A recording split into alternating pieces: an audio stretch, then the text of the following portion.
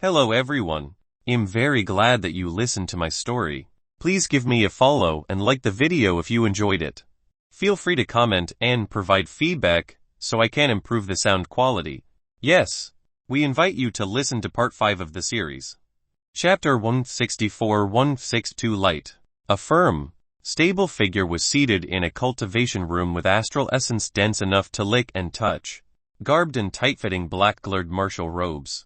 Zui quietly cultivated. Since arriving in the myriad monarch sect, Zui had experienced benefits that could likely never be enjoyed with someone of her background. In truth, while she kept it silent, her heart was overwhelmed by the new scenery and lifestyle. Leaving behind her home, millions of miles away, and entering this new sky, this new horizon. Who would thought that she'd end up here? She was born in a small village and raised as an upright and proper woman whose only hopes her parents had for her was to make a proper wife and find a good husband. She thrived for this, learning how to cook, clean, be silent when required, and act in the best interests of others. But this future was snatched away from her, and cultivators descended and snatched her away. She was unable to control her fate, and her family was all the happy to send her off with smiles. It was what she was raised for, and while she wouldn't be a wife, at least she'll be able to service a strong man.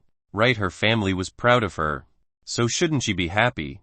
Her thoughts were that simple at the time as she followed along with a smile and hope in her heart.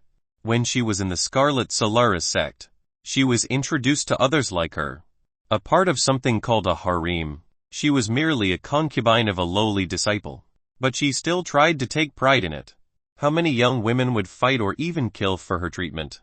She didn't have any wants. Cultivators, even the lowest ones, had enough mortal currency and could earn vast amounts with utter ease. So, she had food on her table, clothes to wear, and even others to communicate with.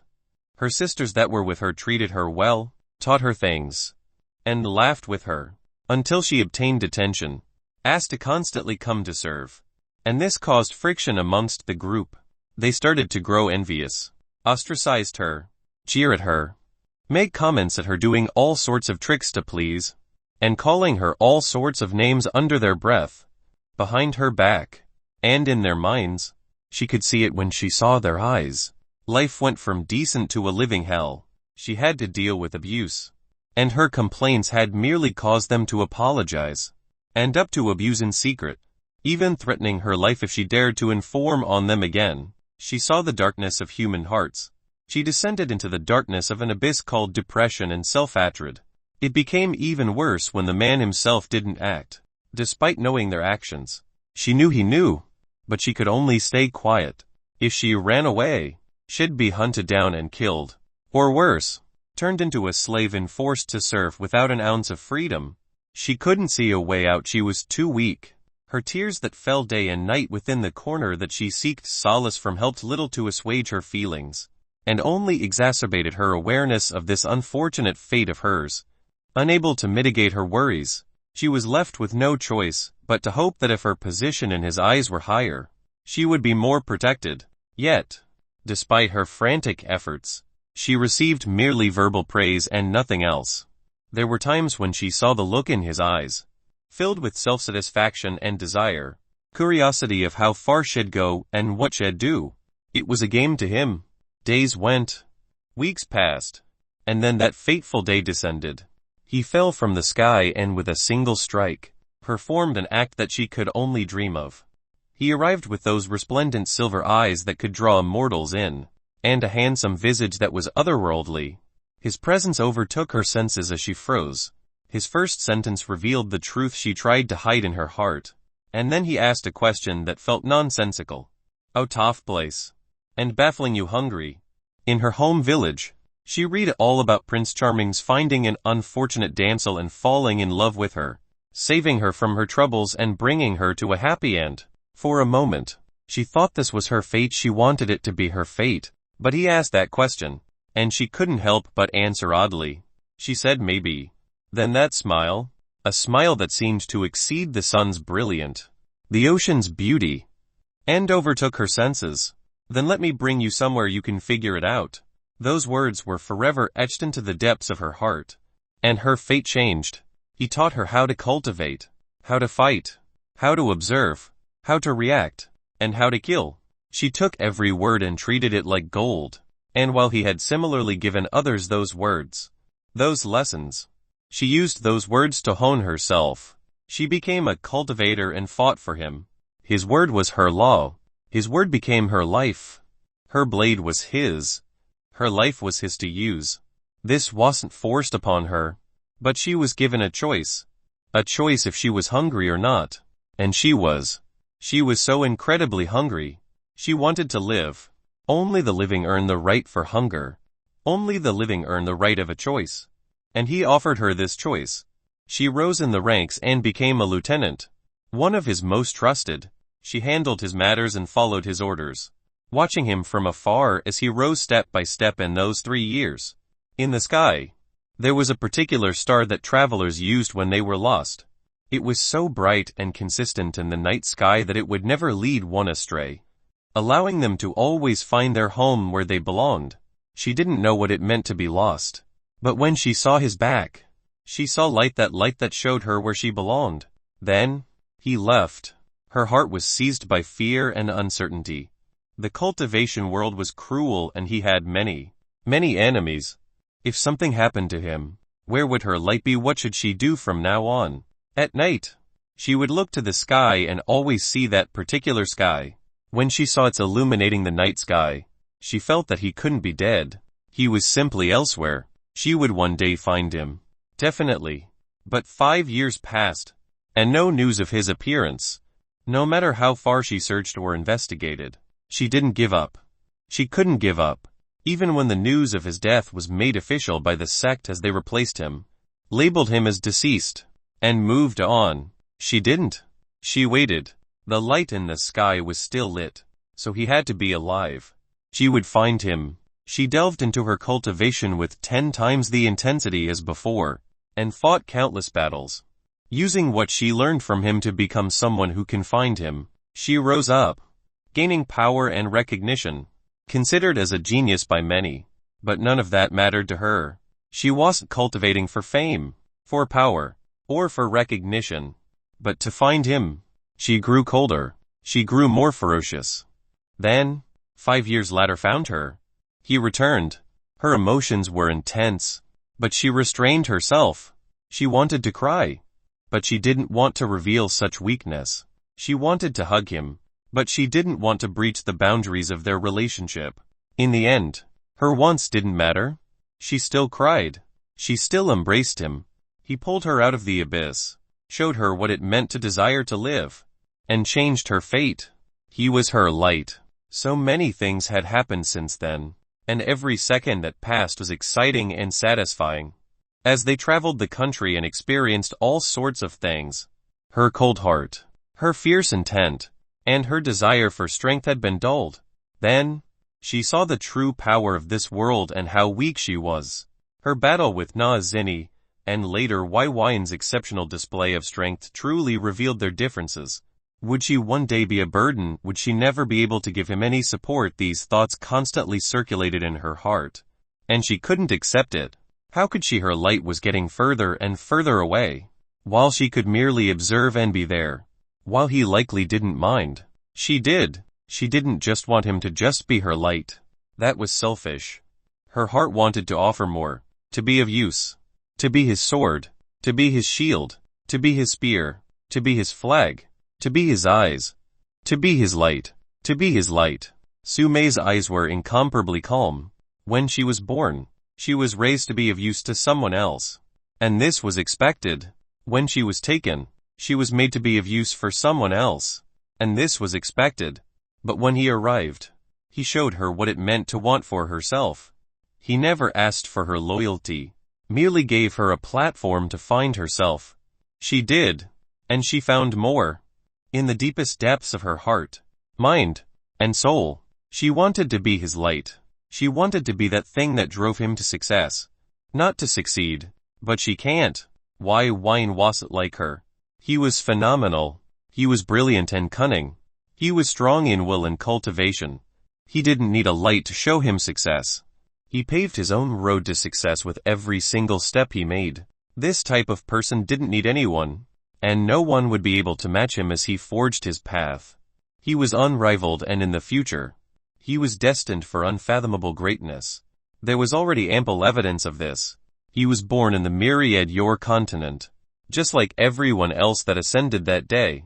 Yet his path was far, far greater than everyone by millions of miles. And he hadn't even learned the greater methods, legacies, and understood the sky yet. But when he did, could anyone match him? His sword, his shield, his flag. Did she have this right? Did she even qualify to carry his shoes? Her heart was pained to realize the truth. The irrevocable truth: she didn't.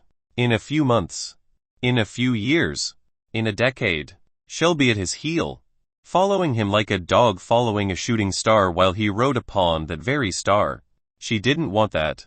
She couldn't accept that. There was only one way to ensure that didn't happen, and that was to similarly forge her own path. A path that could run parallel to him, so that he wasn't her light, that star that she chased behind from afar, but a partner that traversed heaven and earth. Those eyes of hers contained resolve and intent that boiled endlessly, reflecting the flames of her soul.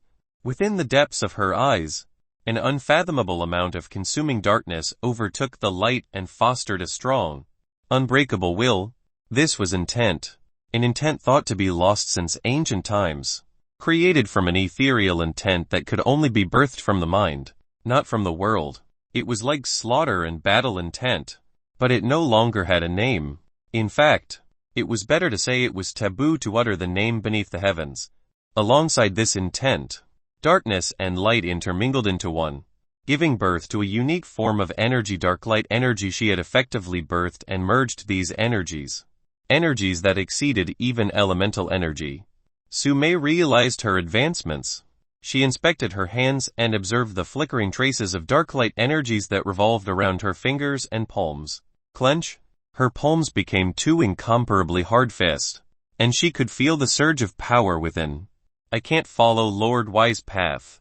I want cultivate a divine spirit of Saber Kai, but a divine spirit of Dark Light Kai. If I want to forge a path that can travel alongside his, it can't be the same. Upon making this decision, she started to diligently cultivate, not realizing that her divine spirit had already transformed into something else. Chapter 165-163 Adjusting. Chapter 165-163 Adjusting. 3 months later, Wine sat cross-legged, his eyes focused on the pages of a particular book. It was titled Transformative Theory of Essence Amp Energy. It was penned by the King of Everlore himself, and described the various principles and theories applicable in the process of alchemy. He had wrote 81 books, and 7 of them centered around the theories and principles of the 7 traits of alchemy: extraction, growth, containment, refinement, creation, transformation, and fusion.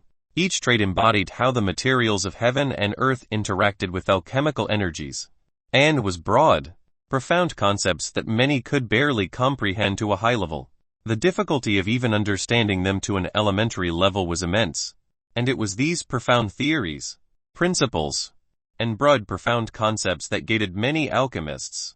However, Yin had never had any difficulty comprehending any of these concepts.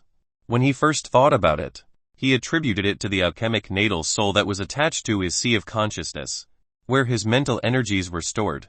But when he recalled his earlier days in the alchemic Eden sect, he realized how abnormal he really was.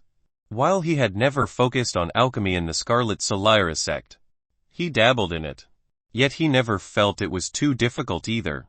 Only when he was exposed to greater levels of knowledge relating to these subjects did he realize his relative ease in understanding them. Was he intelligent? A monstrous genius of the highest order? He wasn't certain. It just never felt difficult to understand. Like basic arithmetic, it just made sense. These concepts and principles weren't difficult to understand, and they felt simple. Like common sense. They were like things he should know. When he thought about his life thus far, he realized he never struggled to understand anything nor experienced a form of mental exhaustion when he did.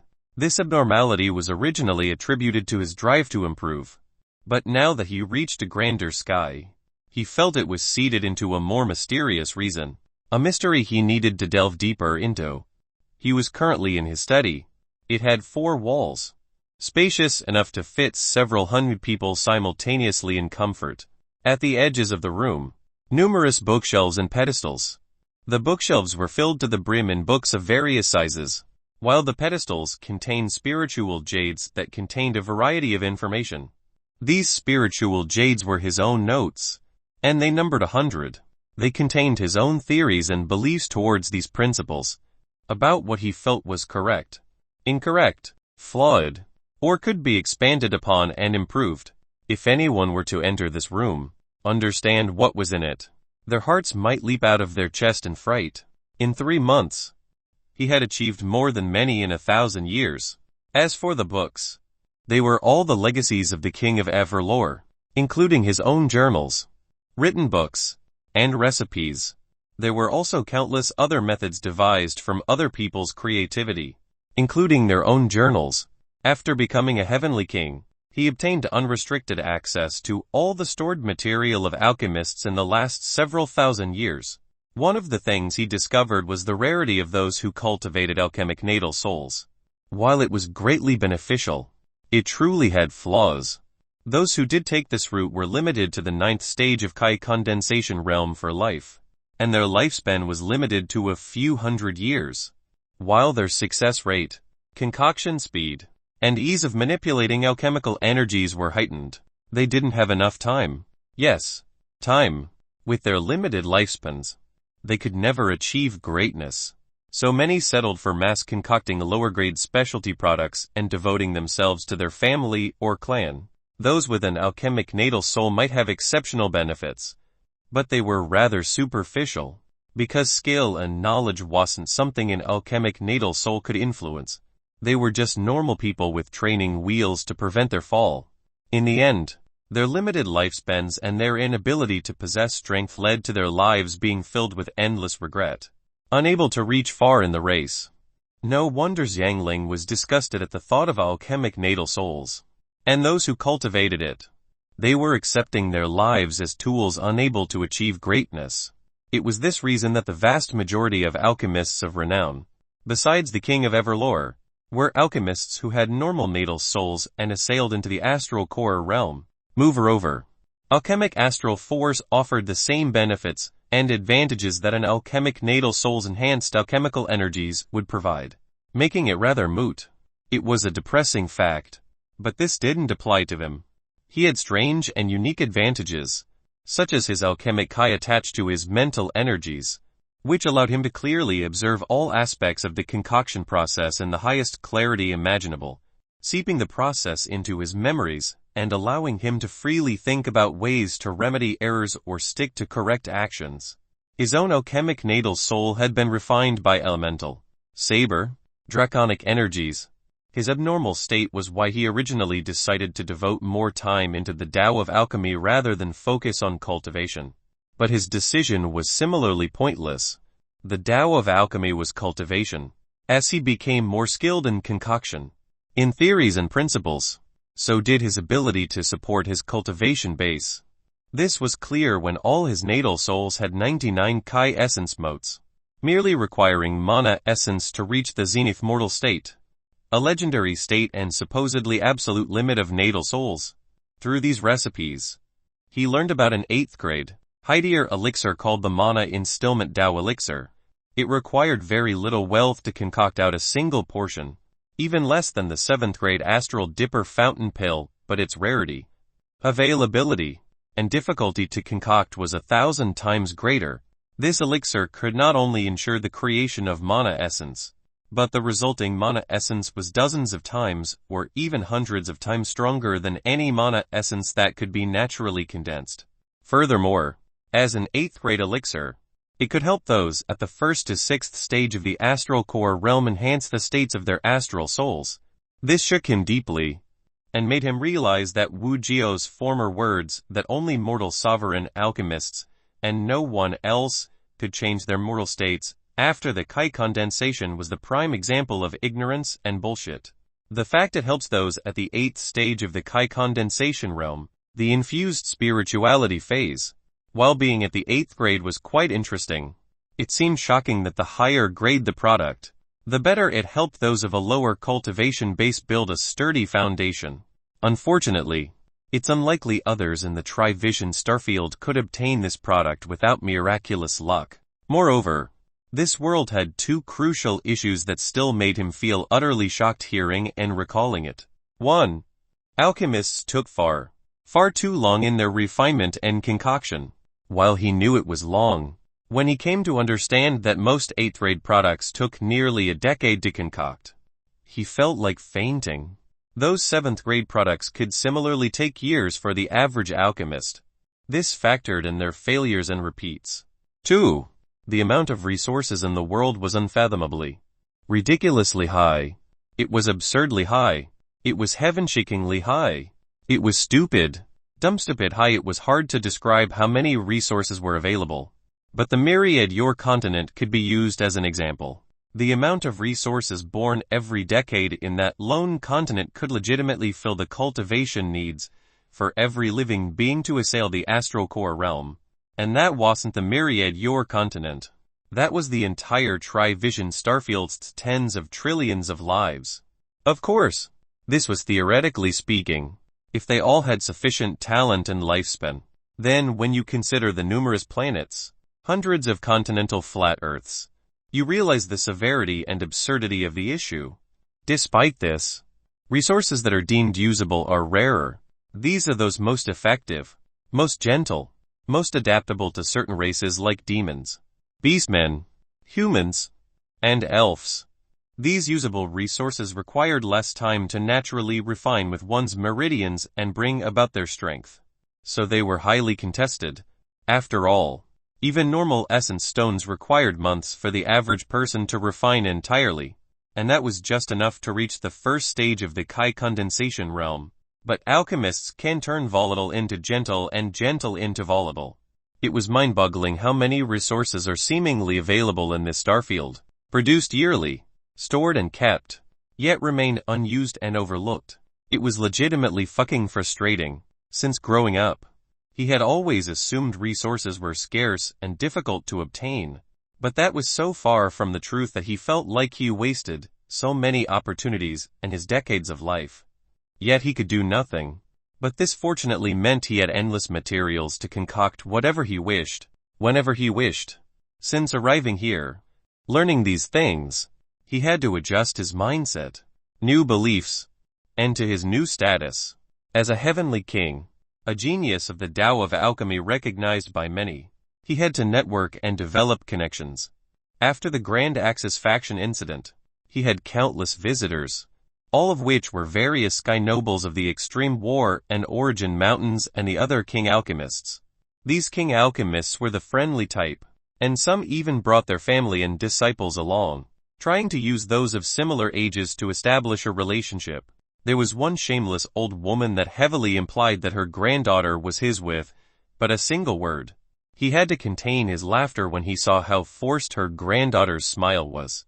She seemed like she was holding in a stomach of grievances, and if he accepted, she might bite rather than yield. There were even those within the Knights of Enforcement, the punishment and law division established within the sect. They handled matters, acted as the neutral judge, jury, and executioner. However, they arrived without the slightest hint of arrogant air as they comfortably told him directly of their intentions. He had no objections having a few of them in his pocket, so with a little buttering up and gifts, a few well-said words, he had already bought off a few members, and used those few members to buy off even more high-level members.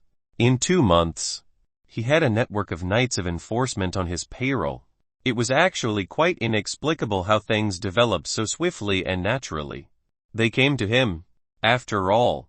Despite all this, they were all friendly and amicable, seeking to establish a friendship with him. After understanding a little about them, he didn't reject their intentions. It wouldn't hurt to have these connections, and more influence on this mountain, so he acted accordingly. In these 3 months, he was close to being able to call the winds and rain with a single word. This was power and it felt comfortable to have. Placing his book down, All these thoughts roamed in his mind as he mused about his current standing. I'm a heavenly king because of my 7th grade products. But if they knew that I feel A-type ascent confident in concocting a higher, 8th grade product, essentially making me a high-level alchemic emperor, how would my status change? Of course, he would never reveal this fact for now. He needed personal strength or external strength that could ensure his safety. The Alchemist Association had already attempted to lure him out of the sect. Who knew the truth behind that incident, and how it might threaten or affect his life? It was best to be cautious.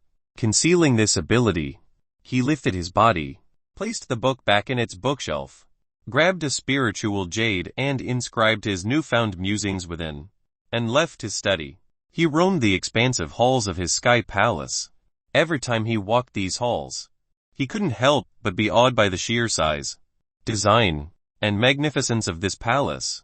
The astral essence that flowed through it was thick and golden, giving off a hue reminiscent to an immortal's light in myth. There were countless formations and arrays inscribed within the sky palace, capable of not just keeping it afloat, but condensing and gathering astral essence and various pure energies. It took him a few minutes to arrive in one of the 36 rooms, this one suitable and designed for alchemy. There were formations and arrays here as well. They amplified alchemical energies and helped facilitate the recovery of spiritual energies. Withdrawing a multicolored cauldron, he placed it on the central table. It was about the size of a beach ball. From its surface that was inscribed with various esoteric markings that emitted faint light that resembled the starry skies. This was the 9-element eclipse cauldron, a 3rd-rank astral tool. In the art and classification of forging, armaments were divided into weapons, tools, armor, and talismans. There was mortal, kai, and astral types, and each embodied their respective realms and limitations. Mortal armaments coincided with the Foundation Establishment realm. Kai armaments coincided with the Kai Condensation realm. Astral armaments coincided with Astral Core realm. They were further divided into 3 grades: low, mid, and high levels. And these rankings were defined by the upper limits of their abilities. For example, 1st-rank astral armaments had abilities, suitability, and a design for Astral Core realm cultivators at the 1st stage, World C phase. However, by wielding a higher rank weapon, one can access various abilities of higher phases. As a 3rd-rank astral tool, the 9-element eclipse cauldron was suited for those at the 3rd stage of the Astral Core realm, and its formations and arrays can emulate those at that level with sufficient Kai or astral force. Luckily, Wine's Kai was abundant to an unnatural level, so he could cultivate and convert his alchemic Kai into alchemic force, and while not as effective as true alchemic force at that level, it was sufficient to enhance his success rate and quality. While it had cost him a few low-tier, 7th grade products to obtain, it was definitely worth it. Thinking about this, he realized he still had a backlog of requests due to the Grand Axis faction. After 3 months, all the evidence had long since been verified and requests submitted. He should simultaneously handle this. While he was leisurely concocting, he hadn't realized that a certain someone was struggling with his life on the line. Chapter 166-164 The Unassuming Ring. Long Chen's Struggle. Chapter 166-164 The Unassuming Ring. Long Chen's Struggle. 2nd level of the Extreme War Mountain. Kill this trash poser overestimating yourself. Chewie. Since he's arrived, he thinks he's invincible. Who does he think he is? Heavenly King Jin. Heavenly King. Why haha. Ao, don't compare him to heavenly kings. He's barely worthy enough to carry my servant's shoes. The crowd was riled and filled with vigor, flinging insult after insult targeted at a single person on a wide combat platform. This location was called the War Fate Platform, and it was designed for low-level disciples of the Extreme War Mountain to fight according to the rules of Imperial combat. After all, not every fight needed a high-level figure to establish a barrier and oversee the battle. Typically, life and death battles weren't common within Imperial combat.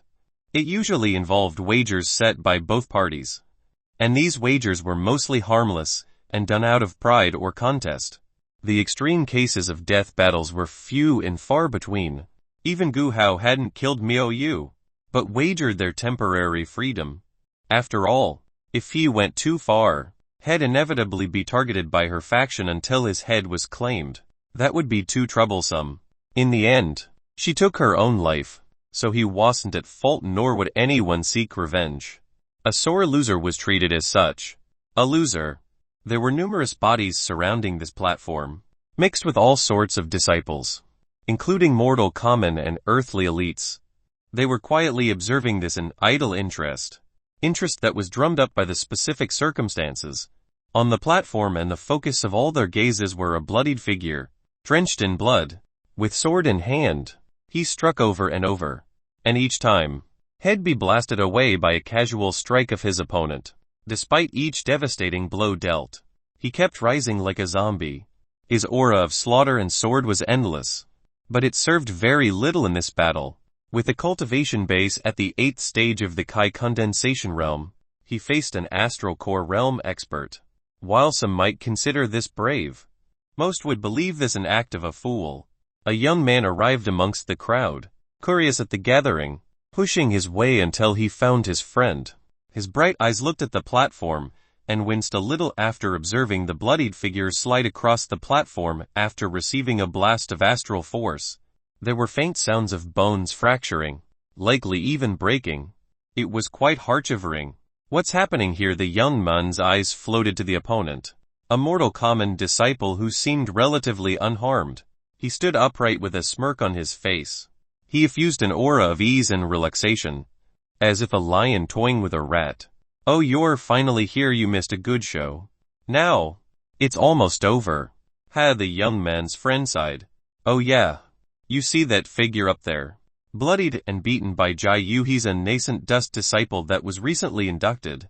Supposedly, Jai Yu took a liking towards a nascent dust female disciple, and wanted her to act as a dual cultivation partner. This was obviously to her benefit, but she refused. Just that Jai Yu doesn't seem like the type to harp on a female of that low ranking. Right? The young man asked in confusion. Dual cultivation provided most of the long-term benefits to her, not to Jai Yu. If she refused, why insist? The friend agreed with a heavy nod. He was not only willing to take her as a dual cultivation partner, but even compensate her after, or allow her to be one of his wives after. But she was quite fiery, and insulted him. Insulted him what? Yes, she attacked his character, and so he used his power of authority on her. And then this man on the platform got into a heated dispute that ended in him challenging Jai Yu to a life or death challenge. It was quite wild. Gotta say, is that it? That seems very little to throw your life away. After all, Jai Yu can't do much to her because of the rules. If she complained with evidence, Jai Yu could be executed. The young man only became more confused. But since he wasn't here from the very beginning, he felt there were missing pieces to this puzzle. After all, his friend was merely speaking from his perspective. There was bound to be holes and inconsistency, as well as bias. On the stage, Jai Yu kept his grin and said, "If you surrender, kowtow before me in forgiveness, I deconsider sparing your life. What do you say?" The wisp of laughter in his eyes was utterly undisguised. However, the bloodied figure was unyielding and struck again with a wave of sword kai. Jai Yu shook his head, waving his palm casually, causing a surging wave of astral force to shatter the kai and smash into the figure's body once more. His body was like a ragdoll as he was sent to the edge of the stage with a horrific thud of flesh and concrete. It was sickening, nearly causing a few people to lose their lunch. It truly seemed that that blow had dealt a devastating strike that should have brought this event to its end. But the bloodied figure still trembled erratically, signaling some traces of life remained. Let's end this. Jai Yu withdrew his spear, a first-rank astral weapon. Within those eyes flashed a hint of killing intent, and he slowly walked towards the figure. Each step was like a resounding drum that called forth death in all its inevitable gloom. Slowly, the figure lifted its beaten and battered body upwards, using its forearms and legs to do so. After barely rising, it lifted its head to reveal a set of eyes. Shoo! Jai Yu froze. His eyes abruptly flashed with fear and uncertainty. Those eyes were like a god of death, intent on killing everyone and everything at any cost. Despite the dripping blood, The distorted figure. The weakened aura. The intensity of that glare was beyond conceivable imagination. A sudden sensation of deadly crisis suffused Jai Yu's mind and heart. His fear turned into anger which became irrevocable. Irredeemable rage, he gripped his spear and dashed forward. Its tip was thrust forth, intent to puncture the figure's skull. Jai Yu felt time seemingly stop. It wasn't an actual expression of temporal control, but it was as if everything had frozen in his mind. From the right hand of the bloodied figure, he saw a dim light flicker incessantly. He saw that dim light expand endlessly, stretching from horizon to horizon. His mind, soul, and body was visibly shaken as he lost control of his ability to go awry. But he noticed none of this as a figure that seemed to embody the laws of heaven and earth. Tyrannical, imperious, occupied his every sense, a true hegemonic existence that seemed to be supreme across all creation. This delay was but a moment, a single second. But Jai Yu was directly before the bloodied figure with his spear thrusting forward, but it had noticeably slowed, losing its lethal might and momentum. This opportunity was grasped to its fullest with his sword in hand. The bloodied figure slashed. A swing of his sword launched an exceptional sword kai that embodied the sword and slaughter. Before the crowd could revel in the defeat and subsequent death of the figure, a head flew. It flew upwards and spun, twisting in the air, while its expression was filled with fear and shook. When it finally landed, the headless corpse dropped to its knees before the bloodied figure and blood gushed endlessly from its neck. It rained a sanguine shower that gave the atmosphere a bitter, vicious, and heart-shaking air. A roar of triumphant. A roar suffused with all the pent-up emotions of escaping death, of defeating the impossible, of overcoming the world. The resulting silence was shocking. The crowd had eyes of disbelief, uncertainty, confusion, and awe. Did they just witness? The young man who had just arrived dazedly said, "It seems that nascent dust disciple actually won. Wow, to be so careless." He had just arrived, so he felt like a true spectator, so he hadn't felt the impact of the entire scene. While it was an exceptional feat, he felt Jai Yu was being too careless, not ending his enemy instantly. But his friend's mouth was large enough to fit a baseball and then some. He did it. Lum Chen actually did it. The crowd was still gathering its bearings when the bloodied figure fell to its knees, dropping its sword, breathing air as if it was the sweetest nectar in this world. However, underneath that visage of crimson, a warm and elated smile tugged on his lips. He softly muttered, "I will protect them all." Two women hastily arrived on stage after the end of the competition. They were beautiful, natural, nation-toppling women that drew the attention and envy of everyone present. They were Wu Baoshai and Lin Ziyan. They grabbed his figure, as if he might disappear if he let go. Lin Ziyan directly embraced Long Chen, placing his head comfortably between her bosom. Her face was filled with tears and they continued to fall. "You idiot, you didn't need to do this for me." While those words were said, an indescribable happiness emerged in her heart that solidified her feelings. Wu Baoshai held him too. "You're always acting without considering our opinion," she softly chided with a half-hearted tone, her tears similarly flowing. However, she knew that Long Chen had proven something today. Not just to himself, but the entire world. With this feat, he declared to the world that he was a man that could achieve the impossible soon. His name would resound within the entire sect, the entire planet, the entire astral territory, the entire starfield. Chapter 167-165 Partners in the Sky. Chapter 167-165 Partners in the Sky. Cree. A resounding cry, filled with majesty, pride, and arrogance echoed above the sky layer. The ambient astral essence quivered and surged, rolling about, forming dense clouds that gathered and swirled around a particular entity. This entity was an avian bird with white feathers, resplendent golden eyes, a tail of shimmering gold, and a beak that radiated rays of golden light. Its entire body was wreathed in white flames that released dense and unfathomable life force. But within this white flame, a black, dark, gloomy aura bloomed. It felt like death. No, it was death. Bai Lin, this exceptional creature, soared within the skies as she gushed forth with endless white flame. She was undergoing her rebirth, a transformative process specific to those of the Phoenix lineage. Regardless of where In the legends of this world, other worlds, dimensions, realities, planes of existences, their legend remained the same and true. They thrived in flames, turned into ash, and were reborn from flames. They were existences that have brought about good fortune, wellness, and prosperity. But their rage were fierce and burning. In this world, it was said that they were born from suns, and their rebirth was akin to a supernova eruption. Bai Lin felt her blood boiling endlessly, its temperature rising ceaselessly, as if it was being burned by the sun itself, as if she was turning into a sun. Furthermore, her entire body was emitting blindly burning light that scorched the lower clouds and sent rays after rays of intense sunlight below. She felt it, the power residing in her blood, the power that originated from the golden phoenix fruit. This fruit was absolutely miraculous, rare, and a product of thousands of years of nurturing.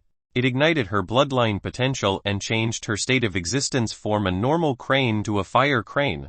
While she hadn't become a true phoenix, she unlocked a few abilities and unlocked a potential path back to her ancestors. She could feel the raging wisps of flames that seeped into her ordinary bloodline, extracting and promoting her physique. She soared higher and higher.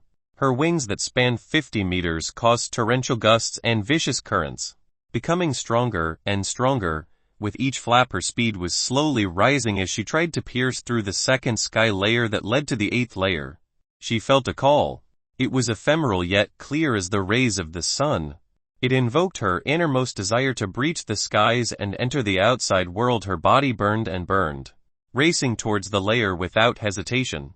The sky layer was an odd existence.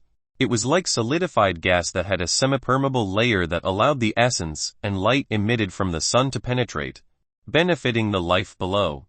But it also served as a natural cage for the living existences of this world. It halted her dauntless and hasty advance. A crushing sound of flesh meeting sand resounded as a dent in the sky layer emerged, but it lasted shortly before Bai Lin was rebounded ferociously backwards. Her body was sent spiraling downwards as she tried to regain her balance in the sky. But the momentum was too strong. She continued her descent until a booming crash into the bottom sky layer. Laying flat on her back, a cry filled with pain and unwillingness echoed from her throat. It reached the clouds and her golden eyes blazed intensely with unyielding vigor. She slowly picked herself up, her wings acting as lifts. Her body trembled slightly, indicative of the immense pain her body felt. But through her eyes, there was no sign of defeat. The stubbornness originated from her beating heart and burning blood. It was incessantly flaring, surging with her emotions of the sky. Her eyes saw only the sun, no obstacle or layer of restraint. She blasted off. Her wings swung downwards as she shot upwards like a spear. Her golden beak was the sharp tip. Behind her was a trail of golden light and white flames. Her beak met the sky layer and penetrated an inch yet. As her wings tried to gain momentum, she couldn't push any further. She descended downwards like a flaming comet. Her attempt was a failure. Yet her flames never faltered. Her body crashed into the lower sky layer, causing several of her bones to fracture and her feathers to flutter away from the impact. Shockingly, she didn't utter a single sound of pain and merely lifted her body. The quivering of her feathers and the faint drippings of golden and crimson blood was apparent. Her gaze never left the sky that housed the sun. She let loose a roaring cry from her tone and her gaze. It was as if she was telling the sun, "Wait for me." This desire to see it, undisguised by the layers of this planet, remained unshattered and true. But this desire stemmed from a greater want. This was the desire to experience an awakening. And she knew that while she had prepared her body and mind for 3 months to handle the boiling force, she couldn't experience a true nirvanic transformation, because her blood was not hot enough. Her heart was not flame like the phoenixes of old, and her soul lacked a quintessential quality.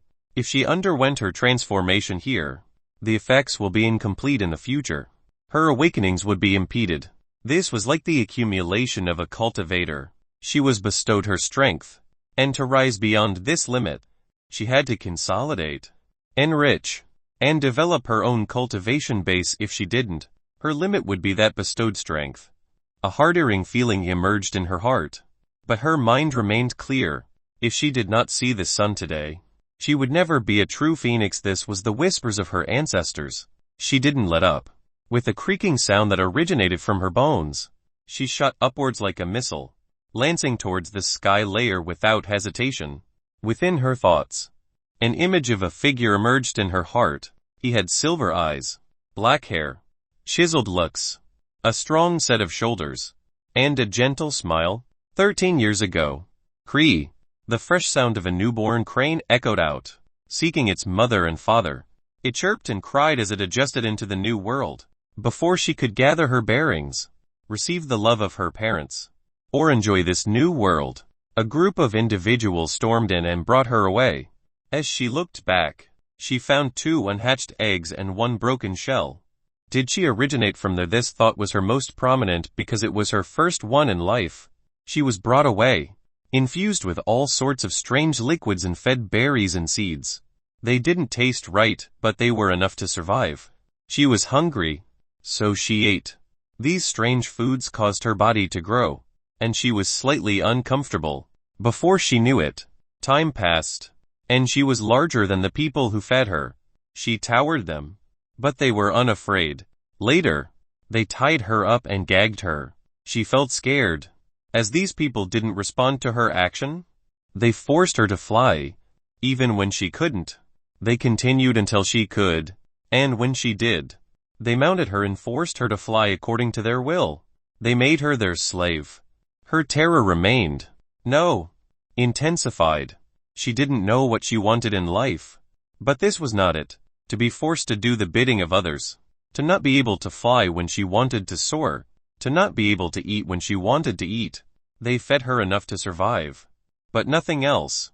She remembered the whips that lashed forth when she was disobedient, when she grumbled, when she was too scared to act, the pain and burning of her skin as it tore at her.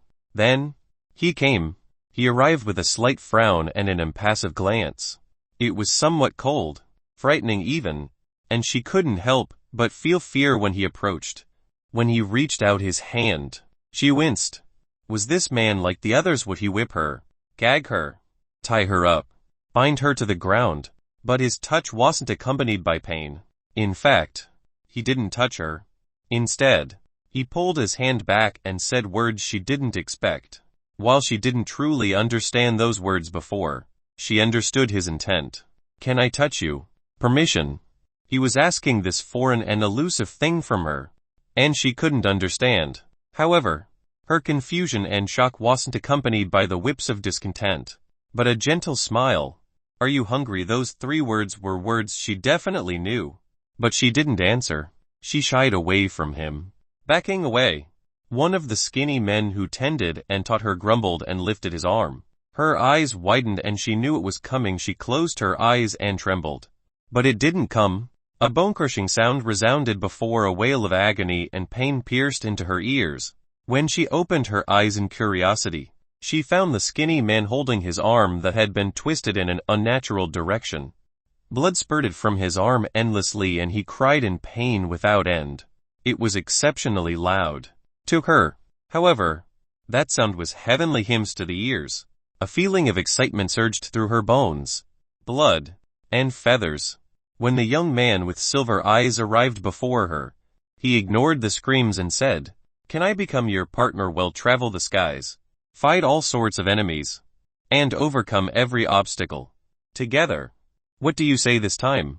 The young man sent a wave of surging energies that calmly entered her body. She clearly understood his intent.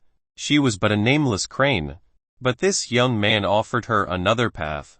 So without hesitation, she agreed. She was no longer gagged, placed with all sorts restraints, or forced to stay grounded.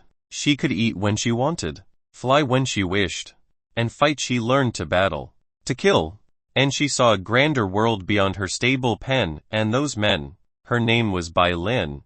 It was given to her by him, and she was unwilling to fall behind. As her intelligence grew, so did her awareness. Why Wine's rise kept occurring, his strength and enemies growing stronger, and even now, her weakness made it so she couldn't penetrate the sky layer. Her heart was frustrated beyond imagination. Could she still be his partner if she couldn't join him in the sky? If she couldn't keep up Her body smashed again and again against the sky layer, and her white flames continued to burn, quietly healing her broken bones, her bruised and pounded flesh, and those featherless areas grew anew.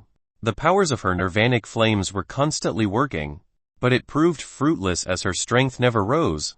Would she have to undergo her awakening in this sky layer? No, she had to make it to the sun, just as she was about to lift up her beaten and broken yet repairing body once more. A figure flashed before her. Her eyes moved and were met with those resplendent silver eyes. They peered into her golden gaze and she froze. The figure lifted his head upwards, a faint smile on his face. I don't know why you want to go beyond the sky layer, but if you want to travel the skies, you can't just leave me. Right. Bai Lin's heart trembled intensely. This figure was exactly why wine let's go together.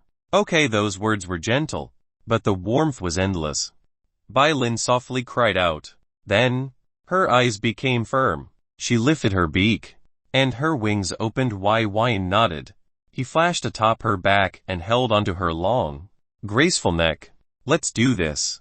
Wine smilingly said. Chapter 168-166 Rising to the Suns. Chapter 168-166 Rising to the Suns. Whoosh. This liftpuff was filled with endless power, and she exploded upwards even greater than a normal rocket. Both she and Wine, were covered in white flames and they were like a perilous comet as they moved. Wine didn't hold back, withdrawing several 7th grade pellets. They weren't just one or two, but several dozen. As one goes higher and higher through the sky layers of this planet, the layer was more difficult to penetrate, but similarly it was shorter in height between the two. Without hesitation or understanding why, Wine brought out his strongest tools. With a flick, the pellets became a beam of fiery energies that shot forward into a concentrated beam and penetrated the sky layer. It lasted a single second before the layer was penetrated through. Bai Lin was swift. She shot into this created tunnel and flapped with all her might. The wind caused Wine's clothing to flap wildly, but a laugh left his lips. This was daring.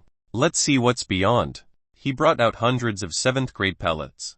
There's another one. This one is said to have toughness that causes even those at the 4th stage of the astral core realm to be helpless. Let's see how tough it was. Wine warned, and he was met with a fearless action. Bai Lin sped up. Haha, I really want to see what's above. Wine might have to deal with all sorts of trouble, but he was unwilling to let Bai Lin fail.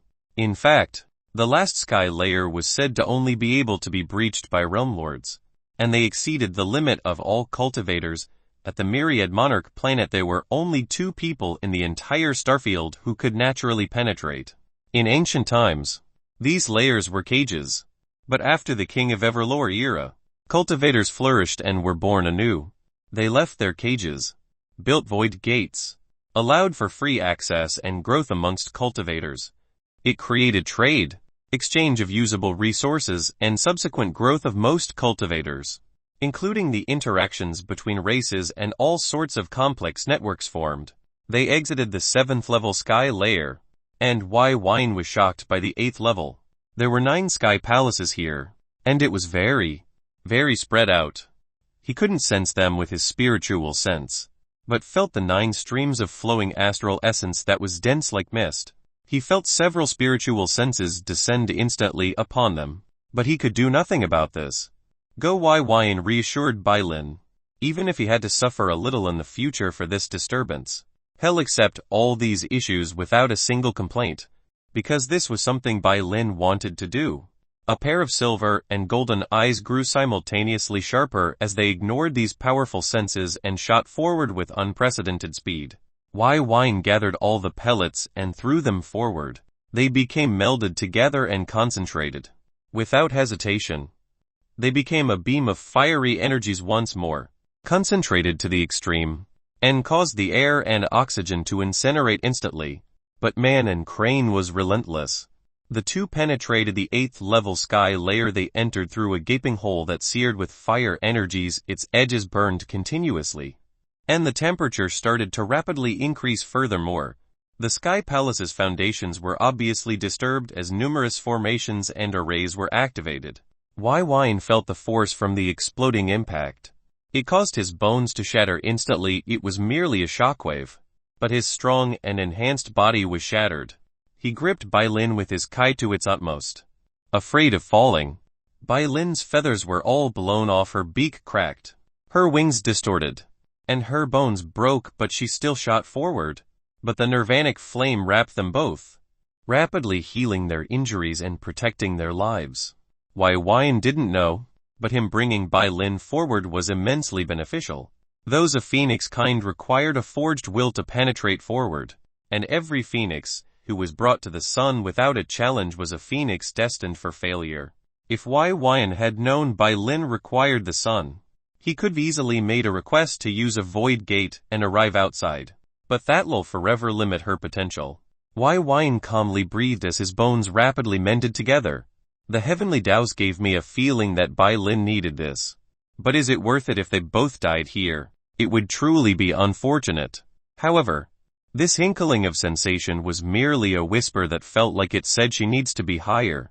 It was vague, unclear, and made him uncertain. He had to make do with his own understanding and belief. And seeing her heartfelt desire to penetrate the sky layer, he would achieve her goal. And she wasn't stopping. By the time they exited the 8th level, the astral essence here was incomparably pure. But shockingly, there was a single palace here, and this governed the entirety of the 5 mountains. All the grand imperial sages stay in a single palace. It was exceptionally small, about 2 stories and not very wide. Could it be like the spatial gateways that led to the myriad Tao palaces? When he recalled this, he felt more certain. Bai Lin hadn't stopped. She continued upwards, and the last sky layer remained. Wai Wine calmly looked ahead and felt shaken. This was dangerous, and this layer was said to be unable to be breached besides by realm lords. His heart started to race.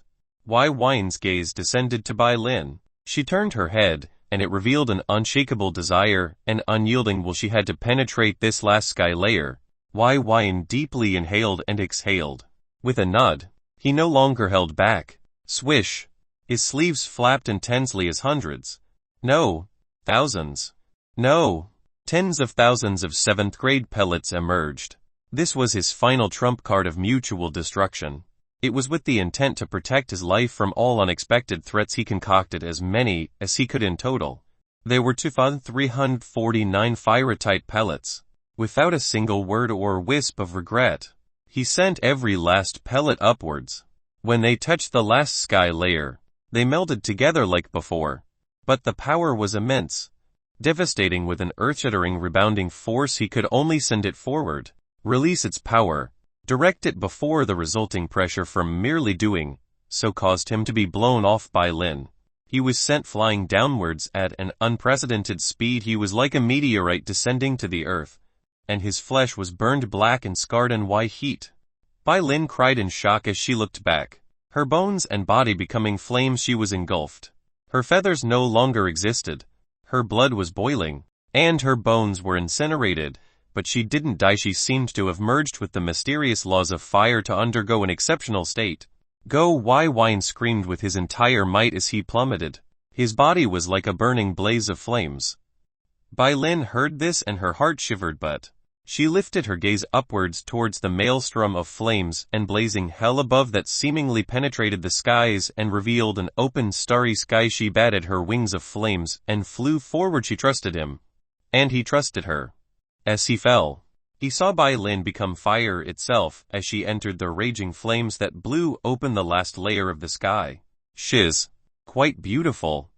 He lightly chuckled as he fell, going out of the 9th level into the 8th.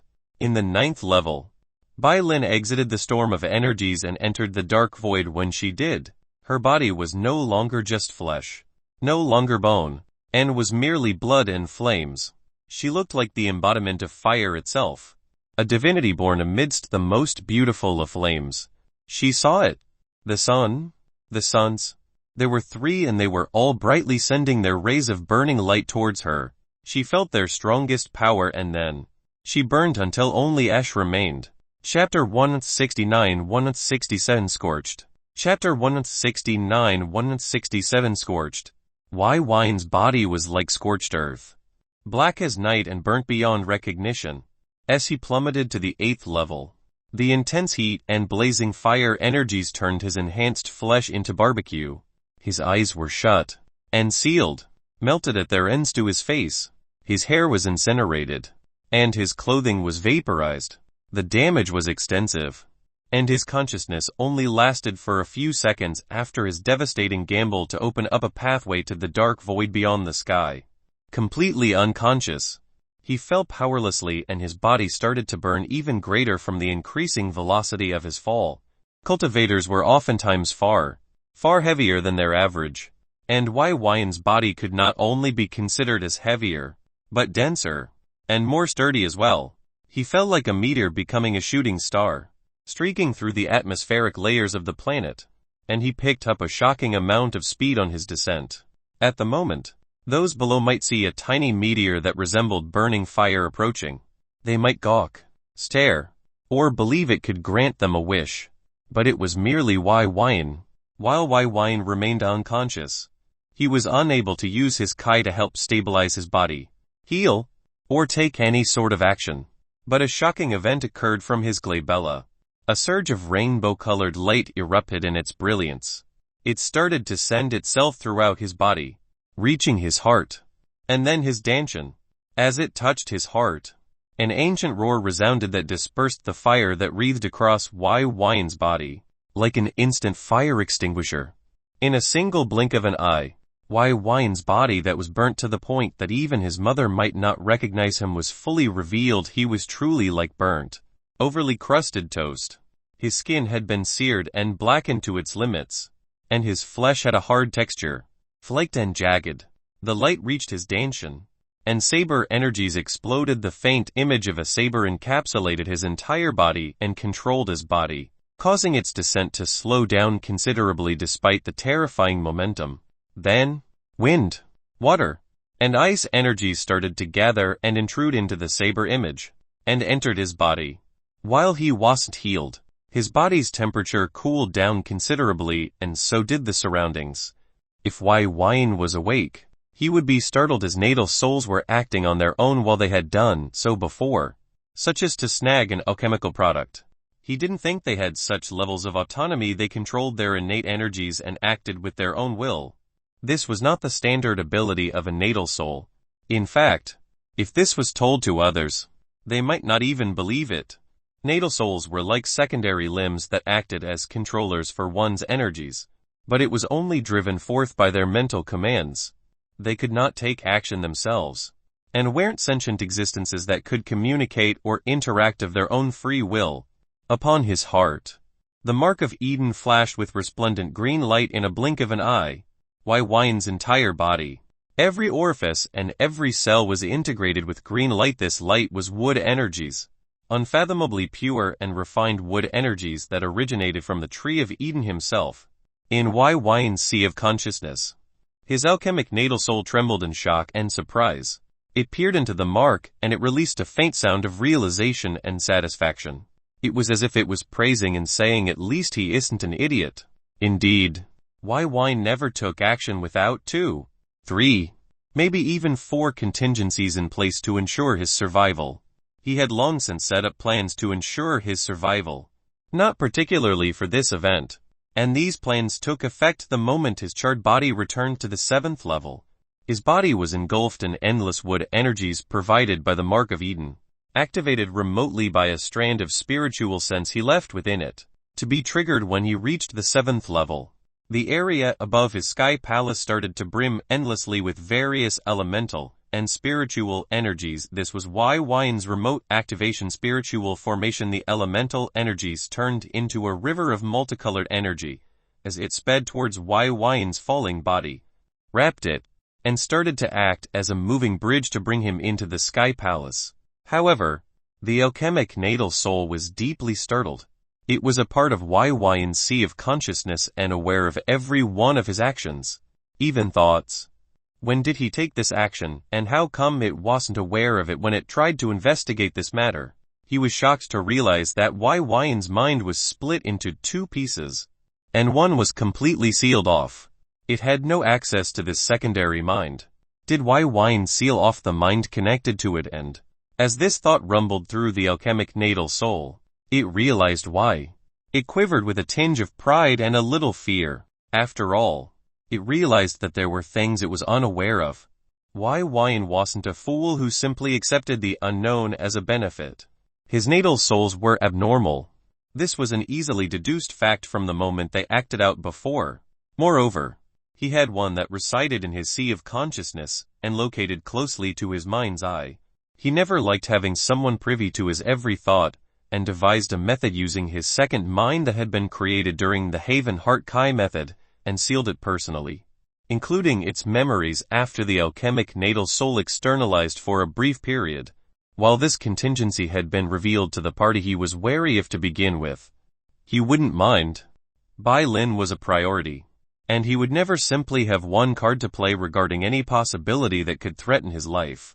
The Mark of Eden's wood energies were the most purest tonic of restoration and regrowth, causing his cells and flesh to rapidly restore and regrow. Before he even re-entered his sky palace, his nude form was completely recovered in all its well-endowed glory, including his black hair to its original state. This likely didn't even consume a millionth of the innate wood energy stored in Mark of Eden. It was truly a monstrous amount.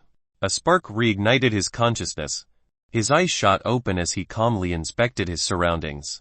At this point, his 4 natal souls had already gone into a dormant state of complete inactivity. But wine's eyes flashed as he glanced at his physical body. He felt saber energies roaming across his body and within the air. He took a deep breath and lifted his head upwards towards the sky. According to the records in the beast-taming sect regarding the little of what they knew of the awakening of a phoenix, it took 9 years to complete. He exhaled his held breath and relaxed his heart. With a wave, his 3-layered ring, which was one of the 2 items that remained undamaged on his body, was used to bring out a set of clothing, and he properly refitted himself in another set of Extreme Creation Mountain's black robes. A valiant figure garbed in black flashed over, and directly kneeled before Wine. Lord Y. It was Sume. Wine was somewhat taken aback by the kneel. He couldn't even react. But he didn't admonish or order her to do otherwise. He had always allowed her to act according to her own will, and if she decided to call him Lord Y or kneel with that will, he would never interfere. He respected her enough to not manage her mannerisms towards him.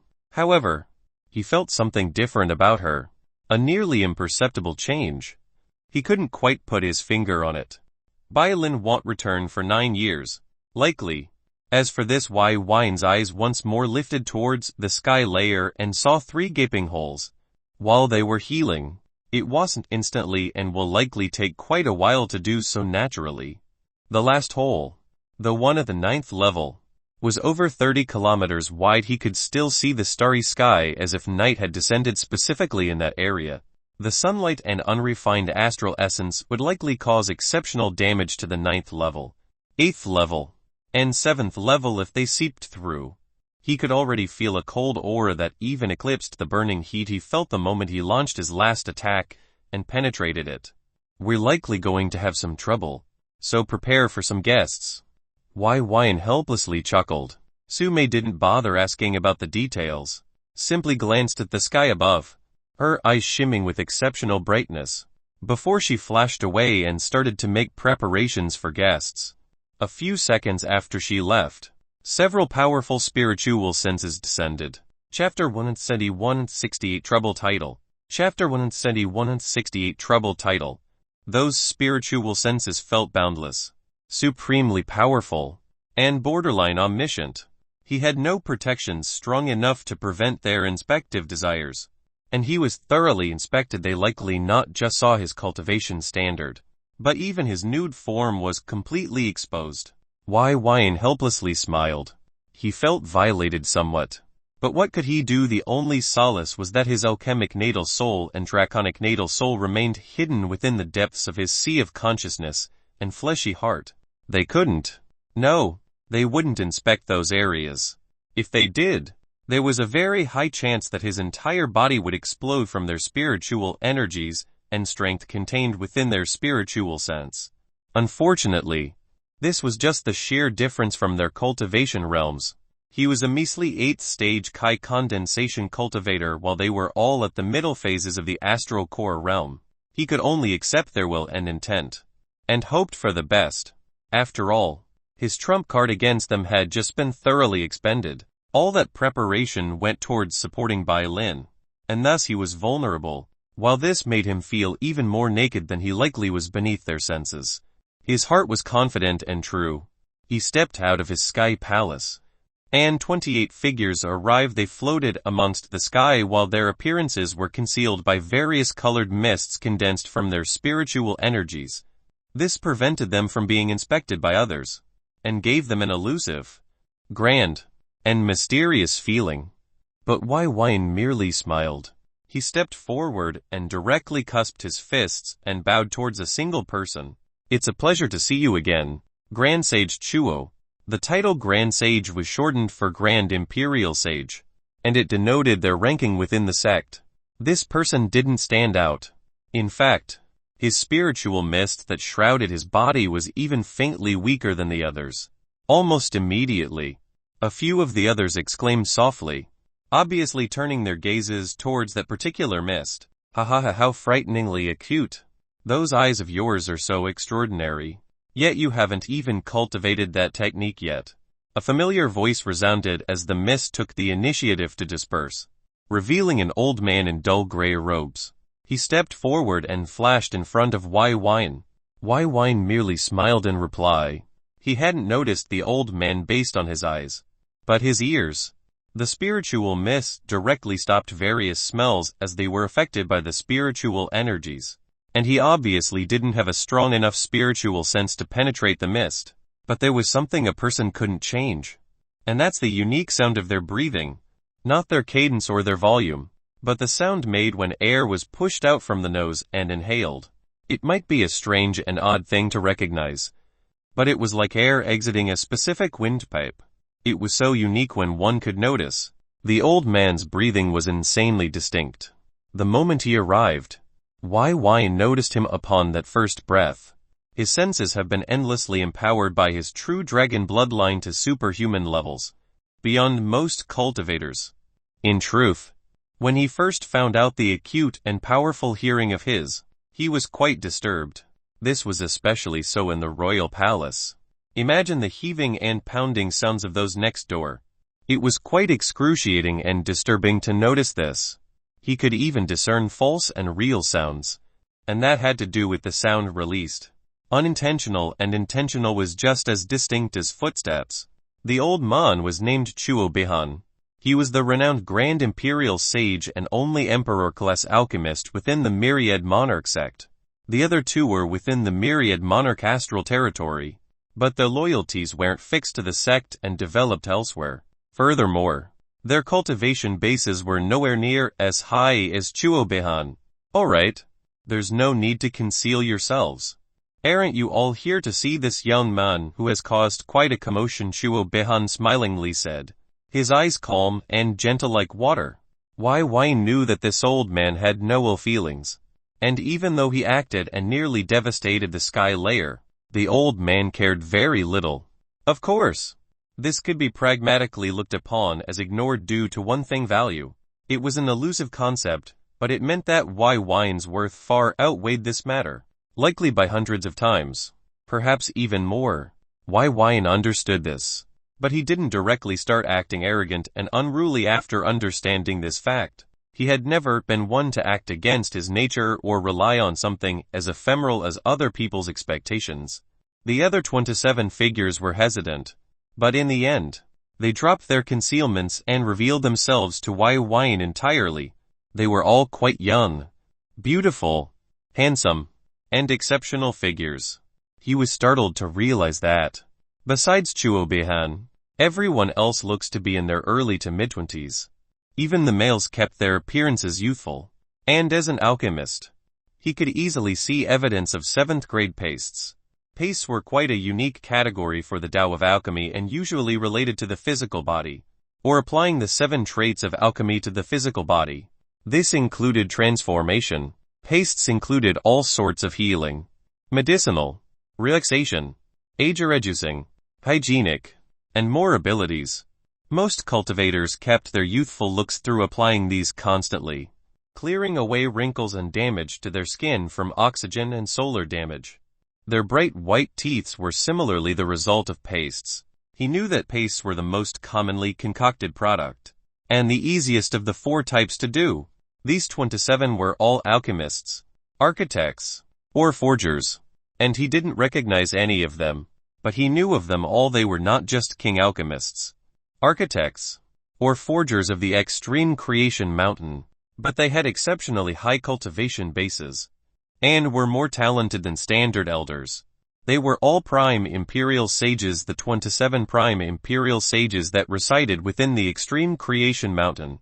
Those other alchemists, architects, and forgers he met were those of a lower cultivation base, talent, success rate, refinement speed, and overall the bottom of their ranking. They were promising and deep within the folds of the myriad monarch sect, but they didn't have absolute power like these people.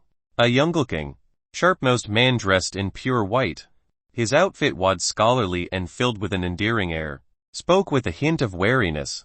Grand Sage Chuo, this isn't just a little bit of commotion, but an entire incident that threatens our livelihood. It seemed his status was quite high as he immediately pointed out and corrected Grand Sage Chuo's words. I agree, a thin woman with a willowy figure and barely any feminine assets said. Her words were said half a beat after the young man. It was clear that she would agree regardless of what he said. Wine was very sensitive to various heavenly influences, and he had the distinct feeling that these two were Tao companions. Just as he thought that Grand Sage Chuo was going to rebuke the two, he instead just quietly nodded. The commotion is a commotion. I didn't say it was minor or major. I'll let you all decide that after hearing what the young man here has to say. Instead, he stepped aside and directly gave Wine the platform. Oh, Wine was briefly startled, but didn't halt for more than half a second as he stepped forward. There was no spiritual communication between the two and he acted absolutely naturally. Greetings, Prime Imperial Sages. It's truly unfortunate that I've caused you all to awaken from your cultivation. But in truth there's a legitimate and completely sane reason as to why I did what I did. Wine's words caused them all to pay extra attention, and he could tell the two couples had discontent in their eyes already. He went silent as he swept his gaze over each and every one of them. This silence caused one of the prime imperial sage, a black-skinned demon with white eyes and flames for hair, to urge hurry and explain. Wine's smile widened into an exceptionally bright grin. It's simple really. When I was born in the myriad your continent, I loved gazing at the night sky and the stars within. But due to the myriad monarch sect's 3 suns, it was too rare. I grew frustrated and could no longer hold back. I just wanted to see the stars. So I used over 20,000 7th-grade volcanic eruption pellets to see it again. The demon nodded. He withdrew a transmission crystal and sent it towards Wine. If you need any help seeing the stars again, don't make such a mess. Simply ask. I can easily bring you to see them. Wine nodded. Of course. My name's Fuwu. You can send me a message anytime. Without hesitation, he turned into a comet of light that broke through the gaping hole that led to the 8th level. Ah, kids these days. You didn't need to be so impulsive. A motherly-sounding voice filled with nurturing and care echoed. A brown-skinned woman with a buxom figure and exceptional curves. Despite her tone that made her feel very warm, her figure could ignite even the most frigid of men. She similarly withdrew a crystal and sent it over. Don't cause too much trouble. Okay, she warmly smiled before she flashed off. The companions were startled, because these two were merely the beginning of those who simply said a few words and left after expressing their intent. The stars. Ah. I remember I broke a sky palace in my young days due to desire. Oh, how grand the times. I don't blame. Here, I'm located in the 8th level, the Pink Sky Palace. If you want to visit, you can do so anytime. Any time. After a while, some weren't even talking about stars, and directly invited Wine to their sky palace. And some of these old women that neared 1,000 years old were shameless beyond imagination. I have quite a nice collection of fine wine that I used to brew when I was younger. It's worth an astral stone a cup. Beyond delicious and an experience you shouldn't deprive your youthful years of. While drinking it and gazing at the sky, you'll truly enjoy an unforgettable moment. Before long, 25 sent their invitations and wine stored all 25 stones with a casual air and smile. The only 3 to remain were the Dao companions with unsightly expressions on their faces and Chuo Behan. Wine said, "Prime sages, thank you for your concern. I hope that you won't fault me for acting willfully this one time. If it happens again, you'll be sure to be mindful not to make such a mess." Their expressions became even more unsightly after hearing that. Even faintly becoming ugly. They were both creationists. So how could they not understand what happened? These prime imperial sages had obviously decided to avoid offending this little monster. 20,000 7th grade pellets. This little silvery devil elevated his status to unsurpassed levels with a few words, causing them all to decide that it simply wasn't worth offending him or even expressing their discontent. The young man's left eyelids twitched. He blew a fucking hole through 3 sky layers. He scorched tens of miles in each layer without care. In fact, his heart was even more pissed cause his sky palace was directly beside the explosion and caused it to be blown to smithereens. How could he not be unhappy? But his female counterpart was smarter, calmer, and understood the implications. This young man just revealed an unnatural fact and achieved a feat they couldn't accomplish. He penetrated the last layer of the sky. Only realm lords should be able to do so. Yet he did it. And with 20,000 pellets. If someone said he found these pellets stored somewhere, they would all call utter bullshit. How could they not sense his spiritual aura in each wisp of fire energy? He personally concocted this. She smiled, changing faces quickly, and said, "Heavenly King, why? It's not best to cause such a commotion over a little matter like this. If you want to see the night sky, we have free access to void gates and can go anywhere we please. I even know of a unique spot that has a great angle to view the stars. If you want me to take you there, simply send us a message." She said us deliberately as she withdrew 2 crystals and sent them forward, leaving one more beautiful smile. She grabbed the scholarly man and directly left. Only Wyan and Chuo Bihan remained. They looked towards each other, and their eyes were shining, but with different thoughts. Yet almost simultaneously they both let loose odd laughter. "Here, I thought you wouldn't be able to handle it. Not only did you handle this matter, you thoroughly sent them packing, currying favor and leaving to avoid you having a negative opinion of them." Chuo Bihan walked forward and pat Wyan on the shoulder. His gaze locked onto Wyan's silver eyes. "Your actions this time were quite risky, but don't worry. We know why you did what you did since the beginning." Chuo Bihan directly admitted, and Wyan felt that was the case. Their senses directly descended when he arrived on the 8th level, yet none of them took action. It seemed his thoughts were too complicated, and that trouble was reduced to a soft wad of air with utter ease. "That crane of yours just experienced her first awakening. I'm shocked you actually got her through the sky layer. If you had taken the void gate, her awakening would have not been this thorough. I'm actually really shocked you accomplished this.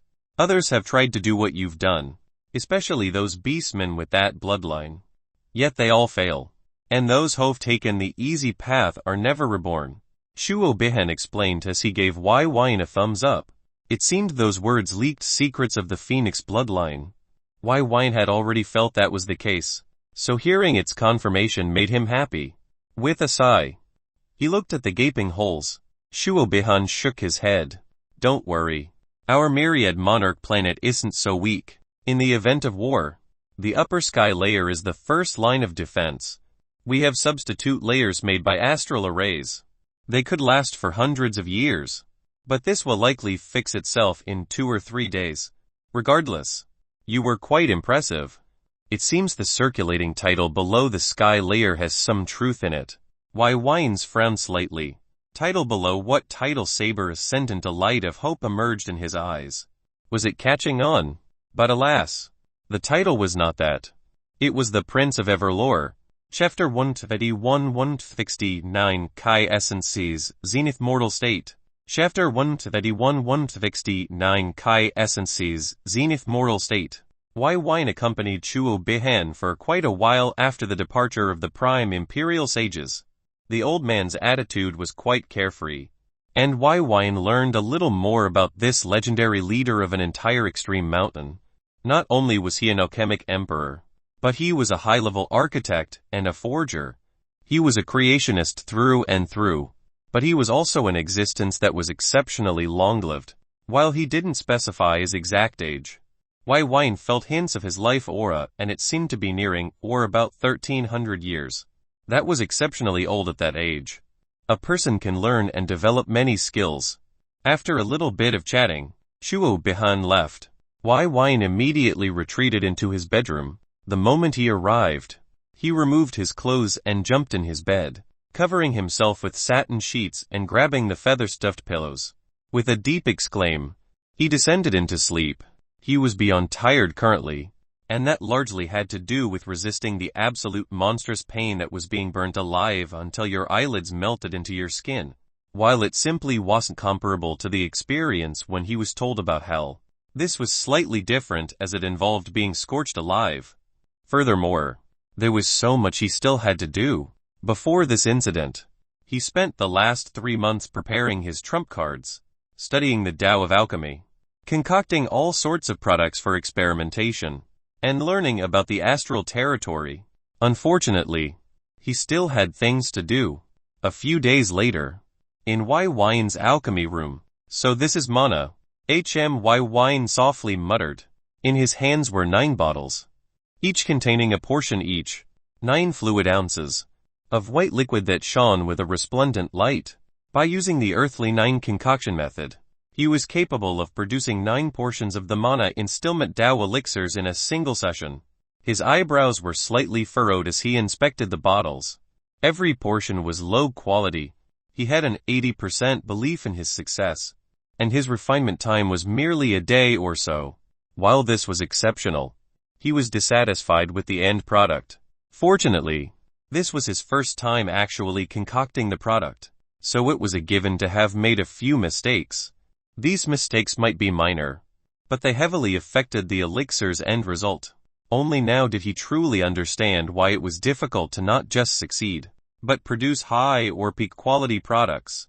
Despite that, the process had truly expanded his understanding of what mana was. Mana wasn't essence. It was more like the glue of the universe. It was everywhere, in everything, but the quality and quantity of it varied greatly. It was a highly compatible material that could bond with all forms of energy, including mental and spiritual energy. When one reached the 6th stage of the Kai condensation realm, the false reality phase, a cultivator needs to sense and connect with a mana for the first time, and extract a very, very small amount to facilitate the cohesive bonding of yin and yang energies. This tiny bit of refined mana not only helps generate yin-yang energies, but enabled creation. Before that stage, one's metaphysical Kai was truly leaning towards ethereal in terms of how it interacted with the world, and this was due to the concentration of mana within. Only when they've reached that stage could it interact with the world and be stabilized for long periods of time. Unfortunately, mana that was refined by the spirit deteriorated over time when not controlled. Well, it wouldn't necessarily deteriorate, but dissipates back into the world's ambient mana. Like a smaller body of water being absorbed into a larger body of water, the world's mana attracted foreign mana, absorbed it, like a glob of sticky clay that caused the Kai to lose its ability to interact with the world. This was the very core reason as to why Kai or things generated by creation lacked permanence, and required consistent sustaining to maintain itself. It was this understanding that made him realize the significance of Kai essence, or personally refined mana. Mana generated by one's natal soul was highly dependent on its strength and compatibility, and Kai essence enhanced these 2 attributes greatly. The greater these attributes, the more powerful the refined mana, and its resilience to the attractive force of the world's ambient mana while increasing its interactive abilities. These differences were defined as mortal states. From 1st through 9th, those at lower mortal states had weaker natal soul strength, and the mana refined was subsequently weaker, without a strong enough compatibility. It seemed initiating the astral tribulation was impossible hence. Only those at the fourth mortal state had sufficient ability to summon it forth. These revelations solidified his understanding of cultivation, and how important one's compatibility and natal soul's refinement strength was. No wonder the Zenith mortal state was such a legendary state. It's possible that at that state, one's mana would be infinitely close to legitimate permanence. If he created a wisp of fire, it would continue to exist unless exhausted. If he generated water kai, it would maintain its existence and slowly integrate with the natural cycle of the world, becoming vapor, rain, etc. His aura would remain forever. Just the thought had him salivating. This was the closest thing to immortality. If I'm going to use this elixir to create a mana essence that can reach the Zenith mortal state, it has to be the best. I'll only use 4 peak quality elixirs. After all, I can't settle on my future. He continued the refinement process for several more days. Fortunately, the sheer amount of materials he possessed was nearly limitless. In fact, even with his refinement speed, with the herbal techniques and cultivation methods used by the sect and world, he could theoretically be said to have an infinite amount. Therefore, he held nothing back. In the end, he finally concocted 4 peak quality elixirs. It took a while, and even with his advantages, it was an incredibly difficult process. That being said, he had 9 to 3 other elixirs, most of which were high quality. In relation to quality, there were only 3 low, high, and peak. These defined its lack of impurities and overall effectiveness. The 4 elixirs were releasing luminous light. They were like 4 crystal oceans as their light enveloped the surroundings, changing the hue of the world. It was quite beautiful. He took a moment to appreciate this gorgeous display while simultaneously feeling a wisp of pride in his heart. This had officially solidified his ability as an alchemic emperor. Alright, time to just as he was about to refine the 4 elixirs one at a time. His 3 natal souls, draconic blood spirit, divine elemental spirit, and divine saber spirit, left his body with a whoosh. He nearly lost consciousness at the speed of their departure, which influenced his sea of consciousness. Luckily, alchemic Eden spirit remained behind, stabilizing his quaking sea of consciousness and disturbed tension. Before he could regain a semblance of self, his 3 spirits had already taken what they wanted and returned. He couldn't even blink before they were done. The moment they re-entered his body, the impact sent him tumbling backwards and directly into the embrace of unconsciousness. They were like playful children finding treasure and returning home in haste, not caring about tracking in mud or damaging their home. Only the alchemic Eden spirit remained to safeguard Wine as the 3 spirits devoured their portions like ravenous wolves. Wine remained unconscious for several hours. The forceful shock had thoroughly knocked him out. By the time he did awaken with a groggy moan, he felt completely different. Slowly rising, he felt a forceful, foreign strength within his fleshy body, beyond anything he was familiar with.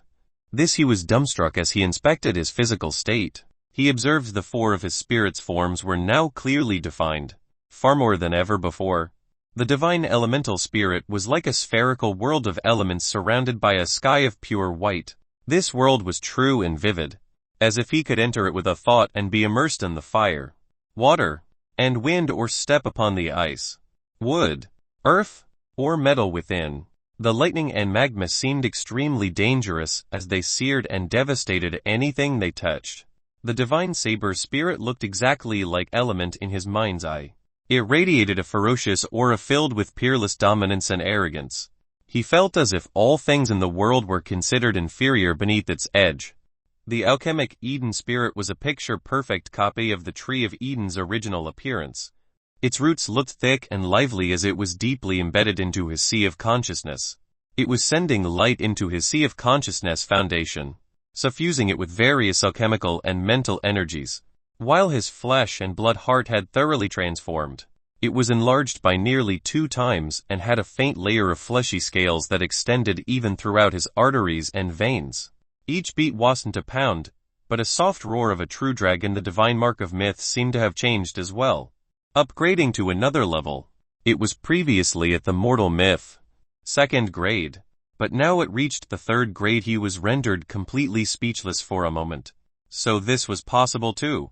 According to the true dragon transmutation, only the blood essence of a dragon and life force could refine the mark. But it seemed there was another method as well. It was the upgrade of his draconic blood spirit, considering the spirit was the mark of myth. This made some sense.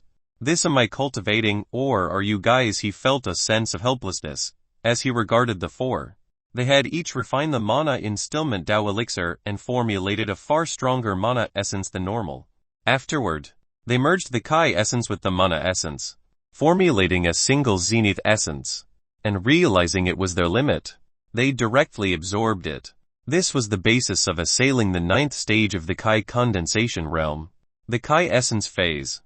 Why Wine's expression, however, was one of elation, but vigilance. Ever since they've seemingly gained an abnormal degree of hyper-awareness and sentience, including their ability to act on their own through externalizing, they've been cultivating themselves. This started from the time he was absorbing the Astral Dipper Foundation pill to perhaps even his condensation of elemental Kai. It was like he was merely their home. He felt completely odd because he understood this wasn't the case for others. Their natal souls adhered to their will and desire and lacked any form of independence or intelligence. In the end, he could only sigh. Fortunately, they couldn't externalize for long, or else they might just leave on their own. He couldn't help but feel a wisp of uncertainty. Why are these natal souls of mine like this? Is it because of the externalized heart method I devised? His thoughts were a storm of questions and confusion, and he couldn't pinpoint the change. Could it be due to his bloodline of sin? While that seemed like the most likely reason, in his heart, he felt it wasn't the right one. As for why, he felt that he wasn't really sure. Regardless, he ascended to the Kai essence phase with Zenith mortal state natal souls. After settling his thoughts, he decided to check and see how many days he was unconscious for. But when he discovered the answer, his eyes bulged in disbelief. Chapter 172 170 Permanence Power of Gods. Chapter 172 170 Permanence Power of Gods. 20 days. He nearly jumped so high that he touched the ceiling. He fumed with anger and discontent. Gnashing his teeth, he demanded an answer from these unruly natal souls of his, yet they remained mum. As if they were unified in acting blameless. He felt a sudden urge to spank them like the ill-minded children they were. How did they even keep him unconscious for that long? He inspected his physical body and realized it was perfectly healthy. There was no sign of malnutrition. While his cultivation was high, he still required sustenance to thrive and survive. And food created solid and liquid waste and a need to expel. After inspecting himself, he realized his stomach contained recently consumed food, and his bladder was mostly empty. Did they bring him food? Did they? He decided to stop thinking about this as he inspected his surroundings. He was still within his alchemy room. After a while, his emotions calmed down. While this likely meant he needed to set up more defenses for the unexpected, this was evidence of a grand truth. They were self-cultivating. In fact, they might have placed him in that long coma-like state for his own benefit. When he thought about his abnormal natal soul that was his literal fleshy heart, the natal soul within his sea of consciousness, and their subsequent transformations, perhaps that would have been a very painful or difficult to handle process. Perhaps being unconscious helped them facilitate their transformation without his detrimental influence. While that was likely the case, he still realized that his second mind was still independent. For now, his natal souls could not live without him acting as their host, since they likely wouldn't act against him for now. He could only accept their uniqueness and move forward. In the world of cultivation, being able to adapt was a trait that only survivors could possess.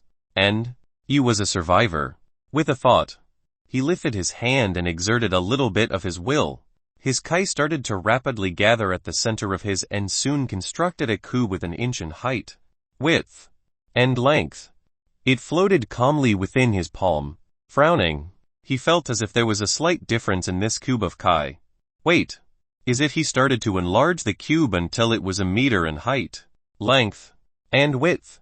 His eyes never left the cube, and this continued for 3 full hours only. Then did he dare confirm the situation, and came to an absolutely exceptional understanding.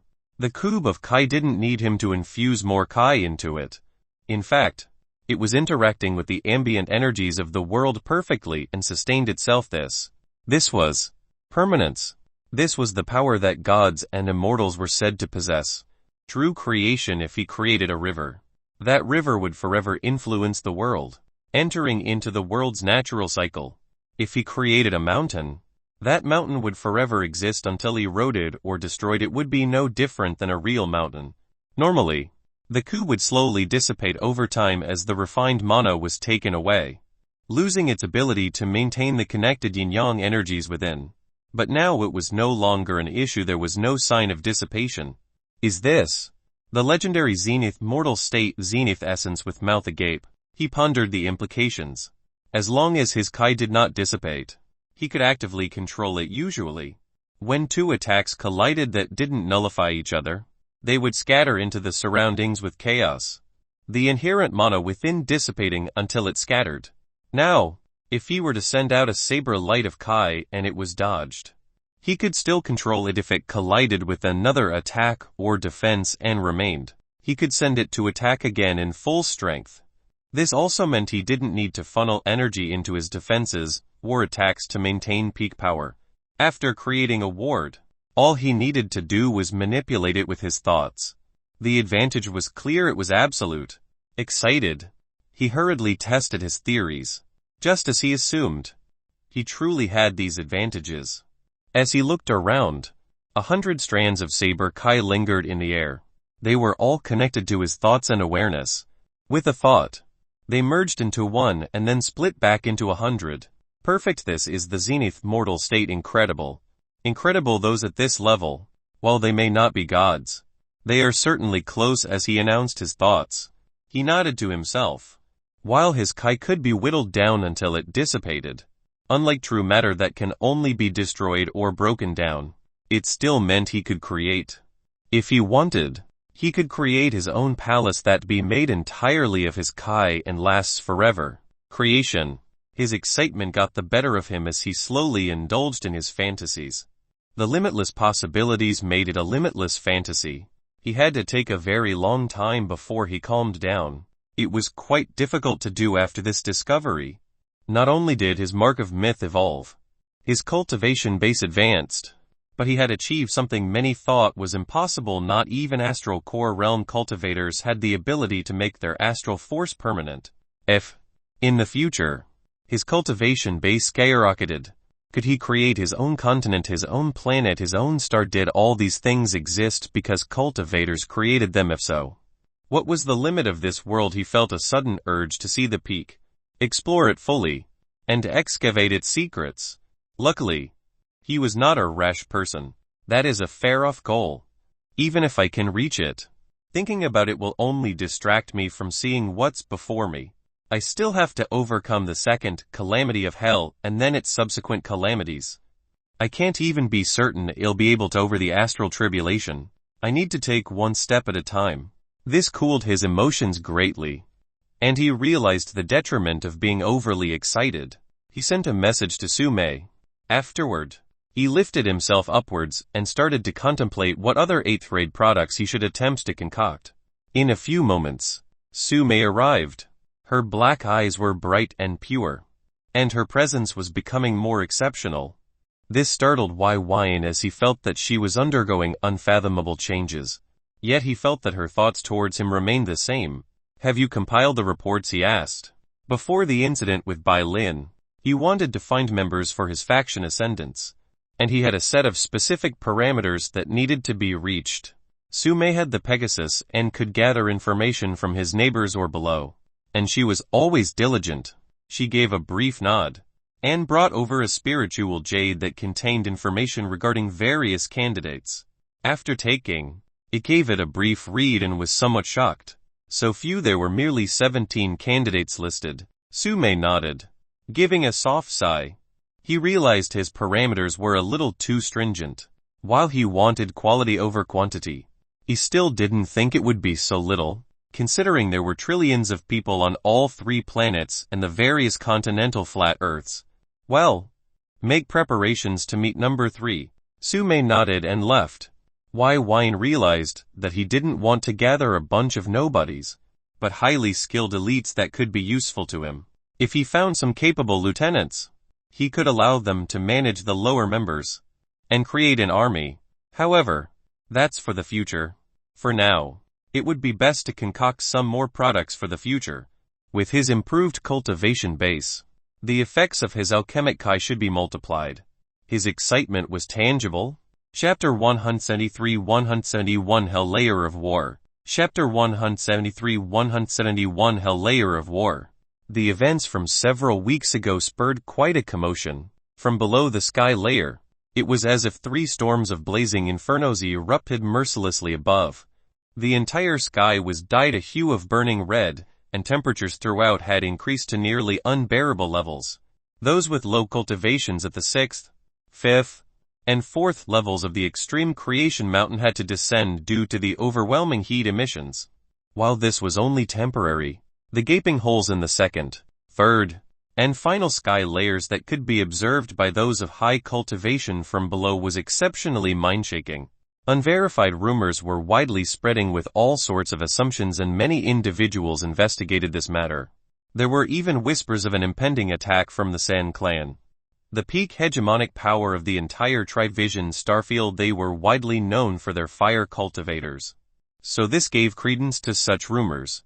The fear, uncertainty, and shock ceaselessly circulated until an official announcement was made that shook the entire sect, planet, and even astral territory. There was no attack. There is no incoming danger. The newly appointed Heavenly King Y was responsible for this incident regarding the sky layers, but it was committed under the supervision and approval of the Prime Imperial Sages and Grand Imperial Sage. This statement of information caused the already exploding commotion to ignite to an even greater level. The upper echelon of the extreme creation mountain gave permission for Heavenly King Y to blow a hole in the sky to rise ambient temperatures to unbearable levels. All of this was approved. What the F? The smarter ones could only roll their eyes in disbelief at a cover-up. Others could only pout in discontent. And quite a few had eyes filled with reverence and passion. Heavenly King Y's title of being the second coming of the King of Everlore or the Prince of Everlore was already being spread like a flame through a dry forest throughout the world. And now he was responsible for a world-shaking event. He had merely arrived less than 4 months ago. First, he became a sky noble directly off the rip while at the Kai condensation realm. After, he orchestrated the eradication of the Grand Axis faction and brutally killed an Astral Core realm expert at the 2nd stage. Before then, his abilities were seemingly verified as a king alchemist and subsequently received a promotion to a heavenly king within a week of entry. This was an absolute whirlwind of legendary events, and it still hadn't stopped.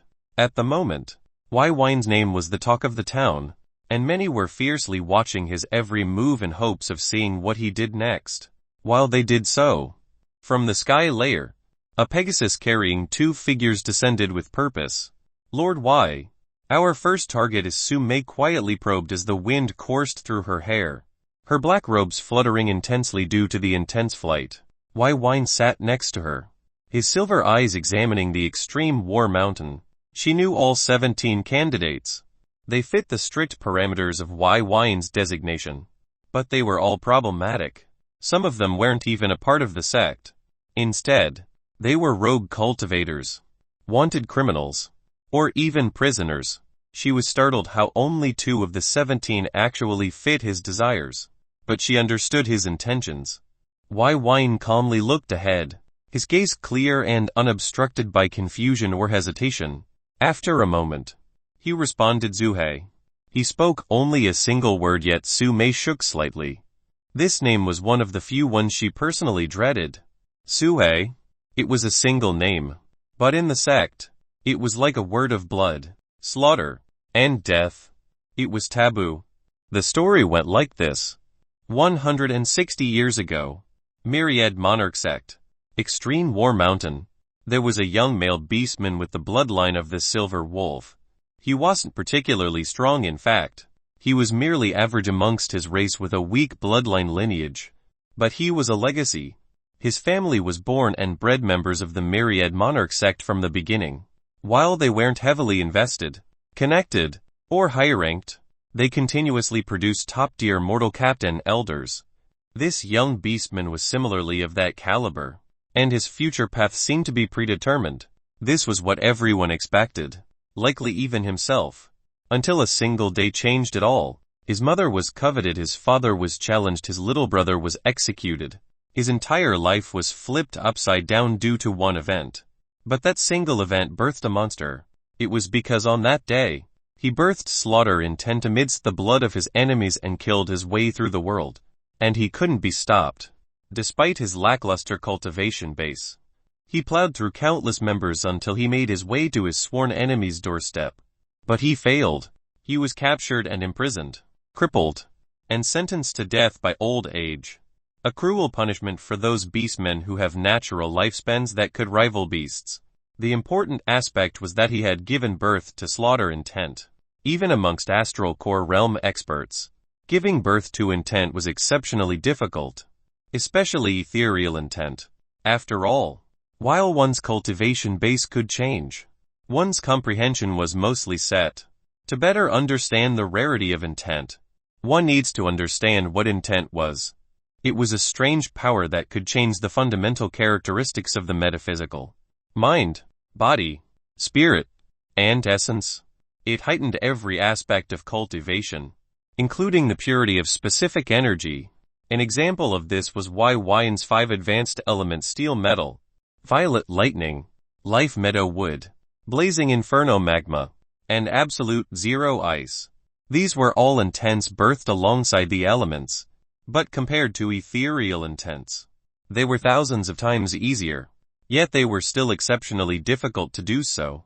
Even the basic characteristics of these elements could be classified as intent seeds. While resources were more readily available in this world, comprehension couldn't be forced.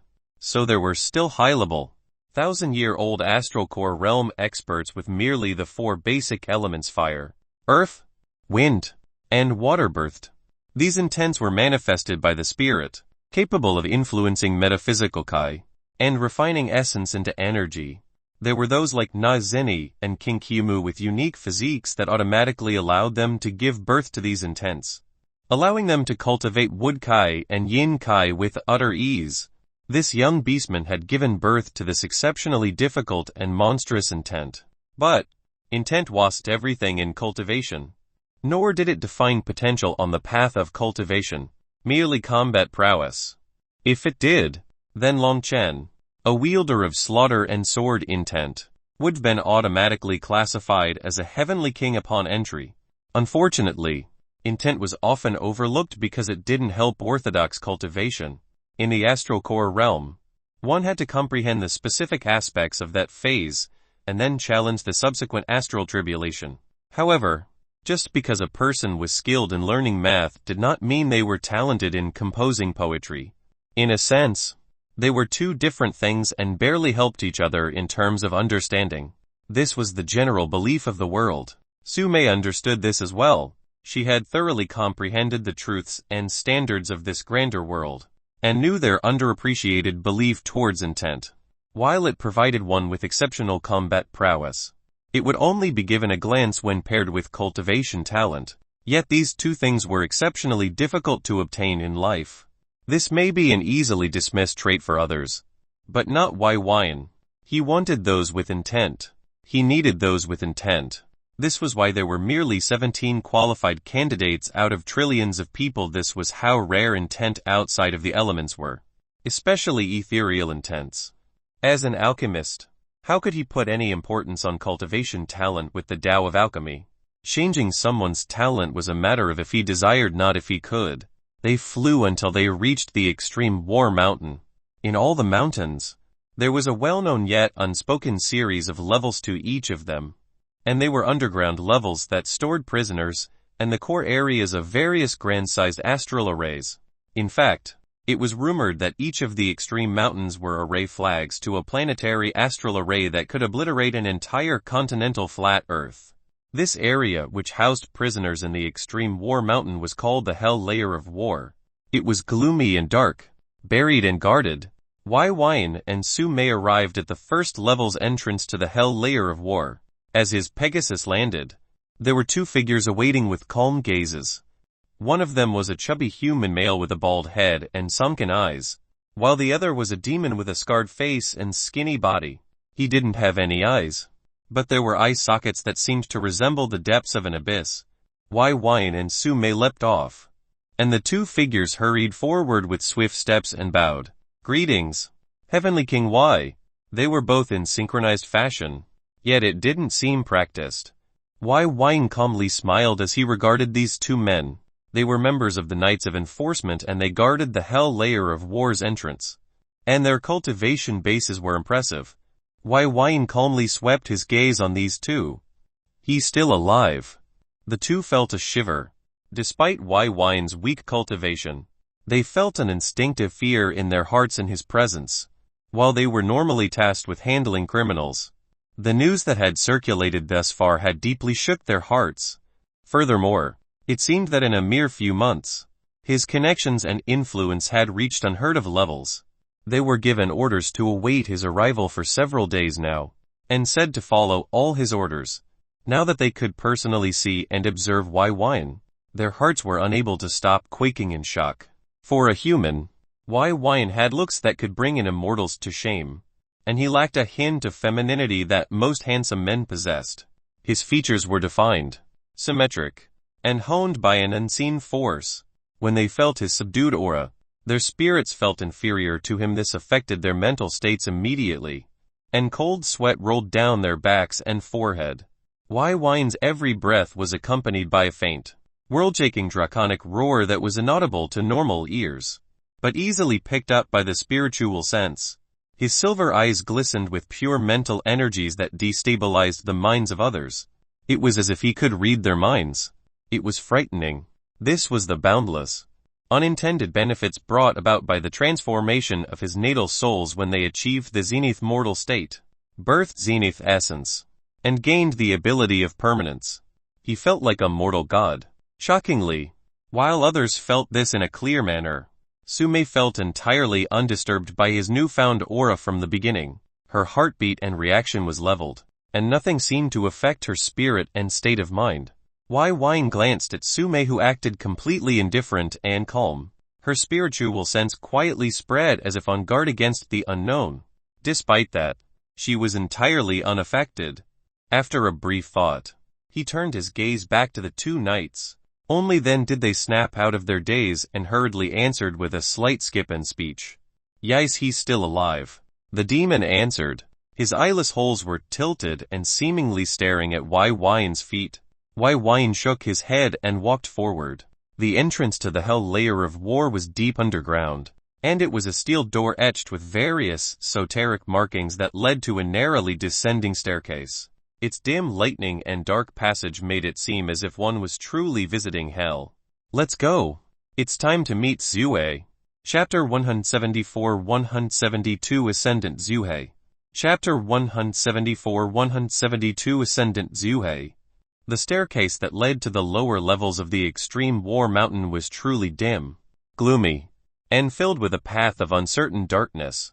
I wonder how prisoners feel being brought through here, he thought as he followed behind the skinny demon with eyeless holes. He walked with a lit torch that illuminated the path slightly. Supposedly, using Kai or Astral force would automatically activate the formations and arrays of this location and obliterate the culprit instant. That was quite frightening. Wine noticed the faint trace of astral force and spiritual energies that lingered softly across the walls of this narrow corridor. Each strand of astral force and spiritual energy caused him to feel threatened. It was quite terrifying. The Hell Layer of War is divided into 3 levels, with the first level housing all prisoners of the sect. The demon named Isles explained as he led the way. Elias was a knight of enforcement with a cultivation base at the 3rd stage of the astral core realm, and had guarded the entrance of the Hell Layer of War for over 300 years. This could be considered a fourth of his lifespan.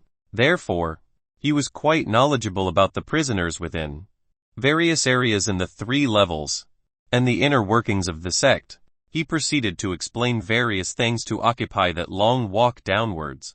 The first level has prisoners of all types, but are here for a limited period of time for insubordination as a form of punishment. Those prisoners stay here for a few years, decades, depending on the severity of their insubordination.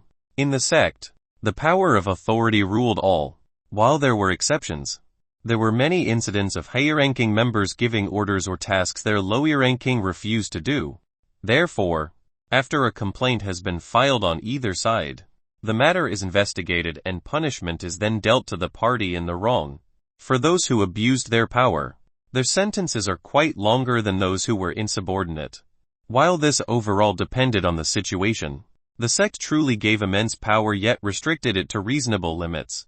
If not, only chaos would exist. But due to these limits, order and understanding was born. This allowed the birth of various factions to grow and develop. It was quite an intriguing concept, both giving power to protect and punish to those of a higher ranking. Of course, there are those who commit murder due to emotions or assault one with the intent to kill in an unofficial capacity. These individuals have been crippled and brought here to be imprisoned until a certain point or directly executed. The power of authority protected as much as it could be abused. For example, Guhao, the earthly elite disciple, could decline any and all imperial combat challenges of other earthly elites because he was the subordinate of a sky noble, unless someone like Yi, a heavenly king, forced a deathmatch through the usage of imperial merits. At that point, they were royally and fully fucked. However, to offend a heavenly king was an unlikely situation to begin with, so most would never land in such a situation. This meant that those earthly elites could offend yet no one could get revenge. This type of restricted rule caused quite a few people to act with passion and kill their sworn enemy without caring for the consequences, or try. It was very hard to kill an expert of equal cultivation swiftly, and the Knights of Enforcement will typically descend after a very short period of time. Truthfully, about 90 of passion-related murder attempts ended in absolute failure. This kept deaths down quite a lot in the sect. But there were exceptions, and these were those of higher combat prowess than normal, such as Zui, an intent user. Yi calmly listened to Isle's explanations as they descended. It took an entire hour of walking until they arrived at a leveled room. When he entered it, there were torches lit that dimly brightened the room. It was completely empty, but there were 3 wide corridors that led to 3 different directions. Each one seemed to lead to a different location. He turned to Isles, and Isles didn't pause. He directly chose the center pathway and walked through it. Yi followed along as he curiously glanced at the other 2 corridors. The other 2 corridors lead to staircases that go to the 2nd level and 3rd level. After explaining this, Isles no longer spoke and his aura became gloomy and dark. They no longer exchanged a single word as they walked forward. Yi quietly inspected the scenery and was quite intrigued. The further he went, the steadier the wall seemed, and there was a densely packed sequence of esoteric markings that repeated continuously and consistently. After a few minutes, the walls became steel bars with square cells within. His eyes swept these shadowy cells and found bodies of various sizes and genders laying in the floor. There were a few that seemed like corpses, listlessly staring at the ceiling with utter helplessness and hopelessness. They seemed to have given up on life. There weren't just 1 or 2 people per cell, but dozens. They were all shackled by the ankles and wrists, all leading to the center of the cell that limited their movements. Even if they tried to move away to their furthest shackle limit, they could only reach about 5 meters away from the bars. There was an eerie silence and a smell of death in the air. Yi could sense all sorts of dusky gazes sweep his body, but he was undisturbed. These individuals committed crimes against the sect, and they understood the rules. While some might have been unjustly sentenced, this was still something they knew could happen. Since he was young, Yi had a cautious mind when it came to his fate. He never acted impulsively and took everything step by step, using the world's rules to his favor and never allowing it to shroud his desires. These individuals were born under a grander sky, and their choices led them to this fate. They could only blame themselves.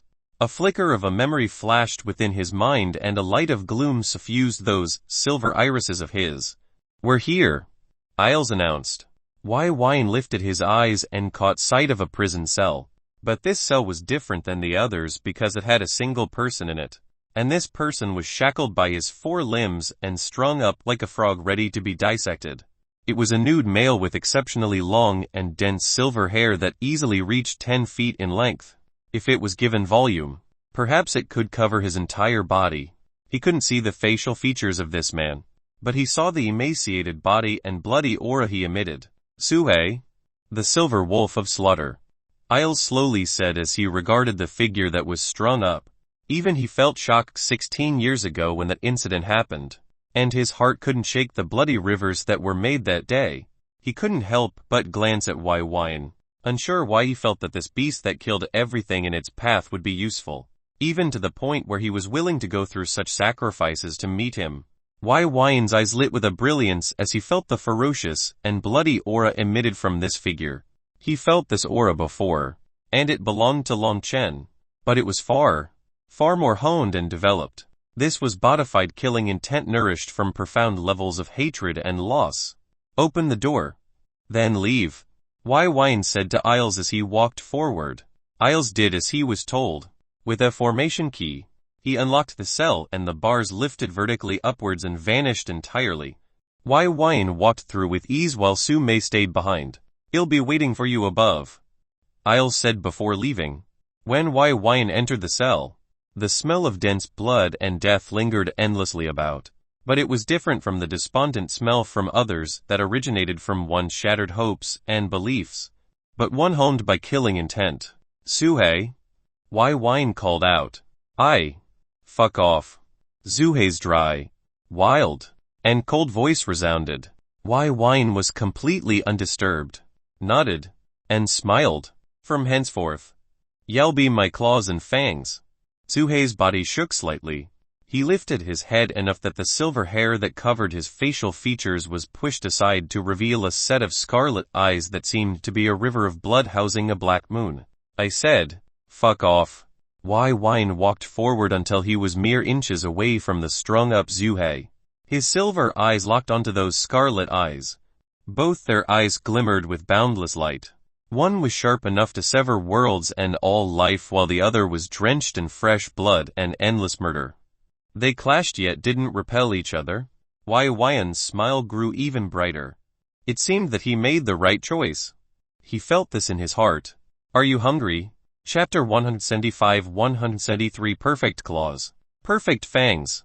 Chapter 175-173 Perfect Claws. Perfect Fangs. Within Zui's cell, a dark, cold, gloomy world filled with only endless agony and desperate despair. Wine stayed within for an entire hour. There was not a minute more or less stayed within. But the events that transpired caused Zui, who stayed silently outside, to feel her heart to shiver endlessly with turbulent, sporadic emotions. At the end, her head and eyes lowered to the floor, and a peculiar glint flickered in her eyes. Clank, clank, clank. The sounds of Zui's restraints opening resounded, followed by a light thud of his fragile, malnourished, and emaciated body. His silver hair scattered across the floor in a spiraling pattern, and while it lacked luster, each strand released an innate beauty that could not be denied. From the gaps of his hair, his scarlet eyes gleamed brightly in the desolate darkness. "If you believe you don't need me, if you're content on walking alone, then walk out of here yourself. If you do, then I'll make sure you're given your freedom." Wine's words seemed icy cold, demanding. Yet Zui didn't complain nor react. With a quivering body, he moved his fragile body. He tried to lift his body with his arms, but failed to muster any strength, helplessly falling down. Wine walked out of the cell, gazing at Zui. "We all have our own path to walk. We all have a moment that will define us for the rest of our lives." He spoke as if he was speaking to himself. Zui was deeply shaken as she lifted her gaze to see Wine's silver eyes calmly staring at the exit of this prison forged by man. She softly nodded. The soft sounds of Zui's failing attempts continued. The moment he was captured, his cultivation base was thoroughly crippled, and this affected his mental and bodily functions. If it wasn't for his resilience and luck, he could have been rendered with full physical and mental retardation from the act. This was a consequence of the destruction of one's natal soul. The body, mind, and soul was no longer complete. The meridians of one's body and acupoints would collapse and no longer be able to execute cultivation, and they were fated to be weaker than mortals. The one thing cultivators dreaded the most was the crippling of their spirit, because it could lead to a state worse than death. While the experience of losing qualifications to become a cultivator again was horrific to think about, it paled in comparison to no longer being an able-bodied individual in mind or body. And Zui experienced this deeply. He couldn't control his legs. His arms were like lead, and his breathing was difficult to control. The thoughts he sent to his body were oftentimes incomplete, interrupted, or abruptly vanished. He would forget things. Like himself, experiencing bouts of insanity, he would lose his ability to communicate with his body. Thud, thud. He tried again and again, yet never succeeded. His mouth opened slightly, revealing a set of fractured, yellowed teeth. His spittle wet the floor as he struggled with soft, exhausted grunts. Ha ha, ha. His heaving breaths were heavy and ceaseless, but his scarlet eyes never left the opening of the cell. It was merely a few meters away, yet he hadn't moved more than an inch this entire time. But he similarly didn't stop his actions. Wine closed his eyes. Sumei didn't. She watched it all. Cultivation is difficult. Life doesn't have second chances. Just learning experiences and future choices. Sue, just crawl. She softly gritted her teeth. If Zui just crawled to the cell opening, he could get out. It was easy, but as she watched him continue to lift his body up with a body like that, her heart filled with a hint of bitterness. She recalled earlier events. The dry, wild, and cold voice belonging to Zui softly said in confusion. I asked, are you hungry? Wine repeated. Zui remained silent, but from his scarlet eyes, he clearly regarded Wine as a fool. Hungry, haha. How foolish of a question was that he has long since lost. You aren't, I guess it makes sense. Wine abruptly answered his own question. He started to pace a few steps, turn, and pace in the other direction. This continued until those scarlet eyes followed Wine religiously, trying to glean some understanding of his existence here. That's what you lack. Wine calmly stated. Zui's fractured and yellowed teeth were bared slowly, revealing a weak snarl as he brushed aside Wine's words. What do you know of hunger? His eyes radiated endless discontent and maliciousness. Did this man even understand what it meant to be hungry, to starve? There were times he wished to sever his own fingers and eat them whole. Wine stopped his steps, giving Zui a city-eyed glance. I know one thing, hunger is for the living. Zui stilled. The brightness in his eyes that radiated murder dimmed considerably. His head slightly drooped and his features were concealed by his silver hair. Wine scoffed. He turned his body, approached Zui until they were merely a few inches apart, and his silver eyes met those scarlet eyes without an ounce of fear. Wine could smell his turbid and horrific breath that was warped by the smell of decay, death, and filth. I once met a man. He was quite an interesting person, because when his life was no longer under his control, his fate decided by others, and everything was hopeless because he could no longer affect the world or hearts of others. He was simply one thing at the moment of his inevitable end, hungry. Zui shivered slightly. It was as if 1,000 wisps of icy-coldness entered his body, traveled through his muscles and spine without end. I was simply a kid then. I didn't understand what it felt to be like that. In fact, I found it rather funny, but I wanted to save him, so I did. Wine's eyes flashed with a hint of nostalgia.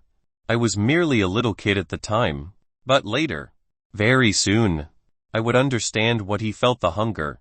So hungry it hurt. So hungry that I couldn't think about anything else than satisfying that hunger, whatever the cost. Zui didn't reply. His thoughts were hard to settle, and a storm was brewing. So I asked for the last time, are you hungry? Sumei watched as Zui continued to struggle to stand on his own 2 feet, a feat that might very well be impossible to perform alone. He refused to crawl to the entrance, regardless of how many times he failed. Even after an entire 3 hours, he hadn't moved more than that inch from before. But he never gave up.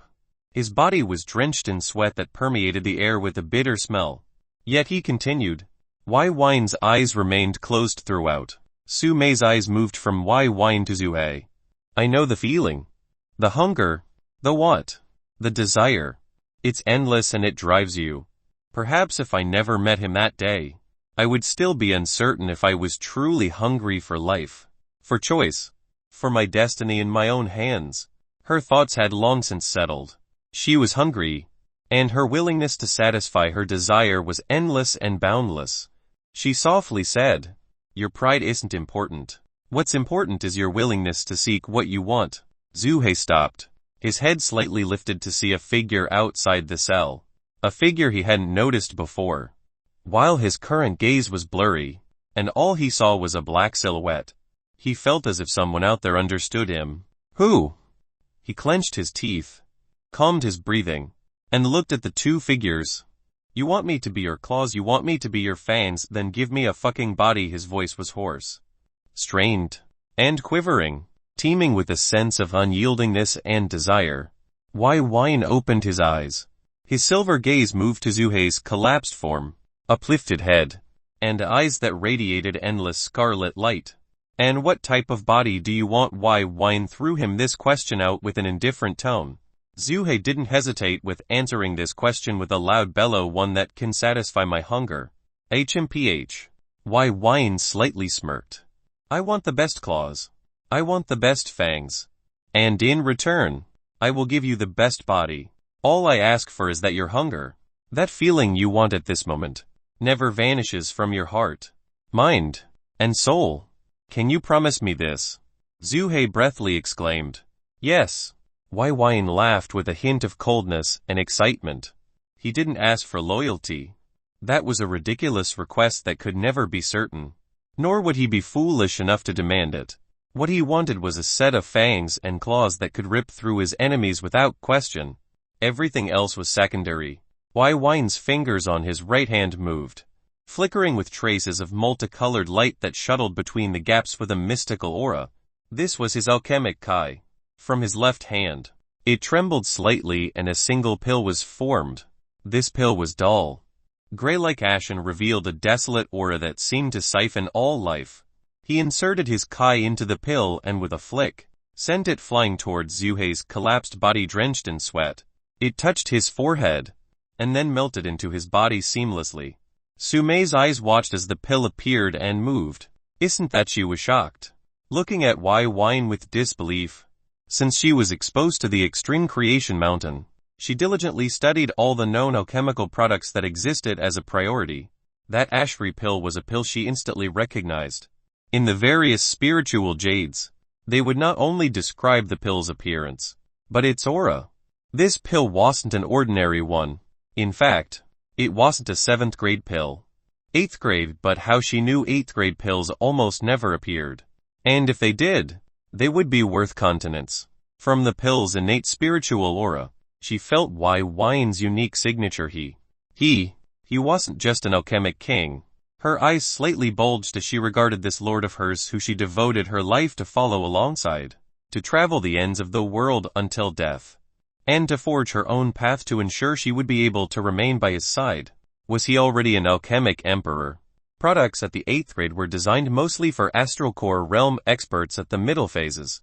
But those at this level were exceptionally rare throughout the entire Tri-Vision starfield. In fact, out of the tens of trillions of people, less than a dozen emperor alchemists existed. If the world knew. Wai Wine didn't react to Su Mei's stunned reactions. Merely watched as the pill's unique energies and medicinal efficacy started to seep into every cell of Zui's body and activate. The pill was a Lodier, 8th grade pill called the Desolate Resurrection Pill. It was a pill designed specifically to repair the fragmented portions of a person's spirit, resurrecting one's natal soul. Typically, the crippling of one's spirit was the result of a shattering and subsequent collapse of one's natal soul. If they were below the 8th stage of the Kai condensation realm, then it would be the shattering of their spirit. This wasn't extraction, but destruction. But like glass, if shattered, the pieces could be placed together again and restored. However, it becomes exceptionally difficult to do so. and the stronger one becomes, the harder it is. Zui was originally a cultivator at the second stage of the astral core realm, the sky ruler phase at his crippling, so the difficulty was 1,000,000 times greater than those at the Kai condensation realm. However, the 8th grade desolate resurrection pill was capable of doing so. It absorbed all the life force, mental energies, natal soul fragments, and physical energies, before refining it and restoring that which was lost. Its basis was a unique essence called Desolate Absorption Essence. It was a top-tier essence that was outside the 9 elements, and an incredibly unstable and volatile material. Quite a few lose their everything, life, mind, flesh, and more simply by touching it. Only alchemists could handle it, allowing it to not just take, but to give everything it took in greater quantities. Gagzuhe immediately started to shout in pain. It was loud and unable to be stifled. His body spasmed and twitched endlessly as his pale skin turned to the color of white ash. It was as if everything within his body was being drawn away and forcefully pulled into his glabella. Not only will I give you the best body, I'll let you reach limits you've never even dreamed of. The excitement diffusing from Yine's eyes was tangible. Zuhei's scarlet gaze shined brighter with each passing moment.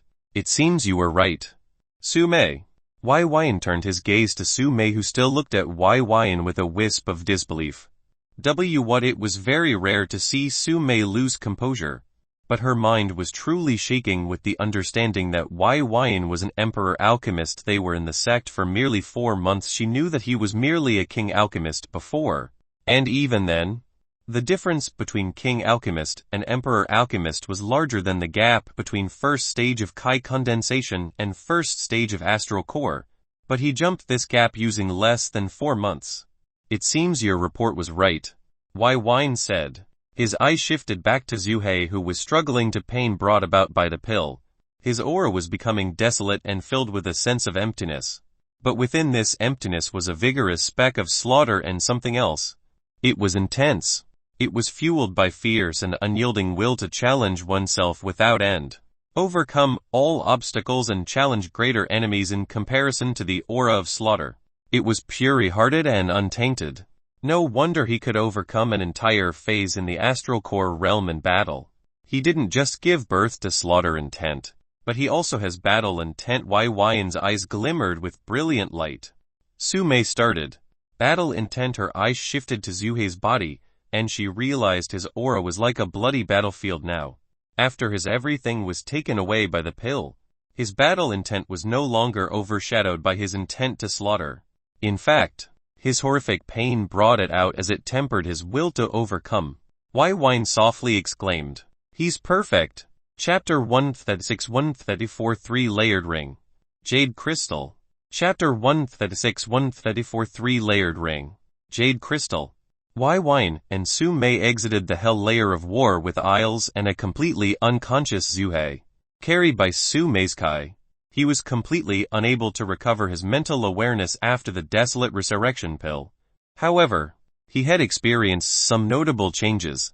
His hair seemed to become more lush and brighter, regaining a silver gleam to natural light, and his skin was neither pale nor ash-white, but fair and white. While his body still remained malnourished and emaciated, his physical aura was complete and interconnected as a singular whole. Those who investigated his body would notice that he had an infantile astral soul within his dantian. However, it lacked any hint of quality or specifics to its nature. As for his innate bloodline aura, it was vigorous and surging within his heart. For beastmen, their cultivation originated from their hearts, not their dantian, and their bloodline powers were heavily influenced by their cultivation base. Yine finally realized that beastmen were a true cross between beast and human demonolf. This was just like his draconic spirit of blood, but there was a slight difference. While their natal soul was stored in their hearts, it was one with the hearts. Yine's draconic spirit of blood had thoroughly merged with his heart, making it exceptionally difficult to discern for anyone that hadn't split his chest open and look at it. Their hearts acted as a dantian, but Yine's heart acted as a heart. It was more similar to Bai Lin and standard beasts than beastmen who cultivated like humans themselves. This discovery made him understand that his cultivation path was slightly different. Furthermore, their bloodline was like Han Yu's aquatic bloodline in the Scarlet Solaris sect. And while it can interact with the spirit, it wasn't capable of evolving the spirit, only influencing Kai. For example, Han Yu couldn't create an aquatic heart of Kai, but a heart of aquatic Kai. This was the fundamental factor that defined the true differences between him and those beastmen. In truth, he hadn't known that Han Yu was a beastman until he was exposed to others on the Myriad Monarch sect. Even today, he was still shocked by how human beastmen could look. Oftentimes, they lacked any difference outside of a few racial traits, such as gills or sharpened canines, abnormal hair growth, odd instincts. But these could be brushed aside as the person being abnormal. To think it meant they had the bloodline lineages of beasts. Truly enlightening. Lord Y. What's next? Sume asked for the side as they walked towards the Pegasus, leaving the two knights of enforcement smiling idiotically as they stared at bottles and their eyes in amazement. They were filled with Lodier, 7th grade products, elixirs and pills, suitable for cultivation and recovery. This was a literal fortune to them. Why Wine looked towards Zhuhei, and then to Sky Layer. I've checked the other candidates. None of the other ones in the sect suit my needs. There are, however, two in particular on the Bloodforge continent.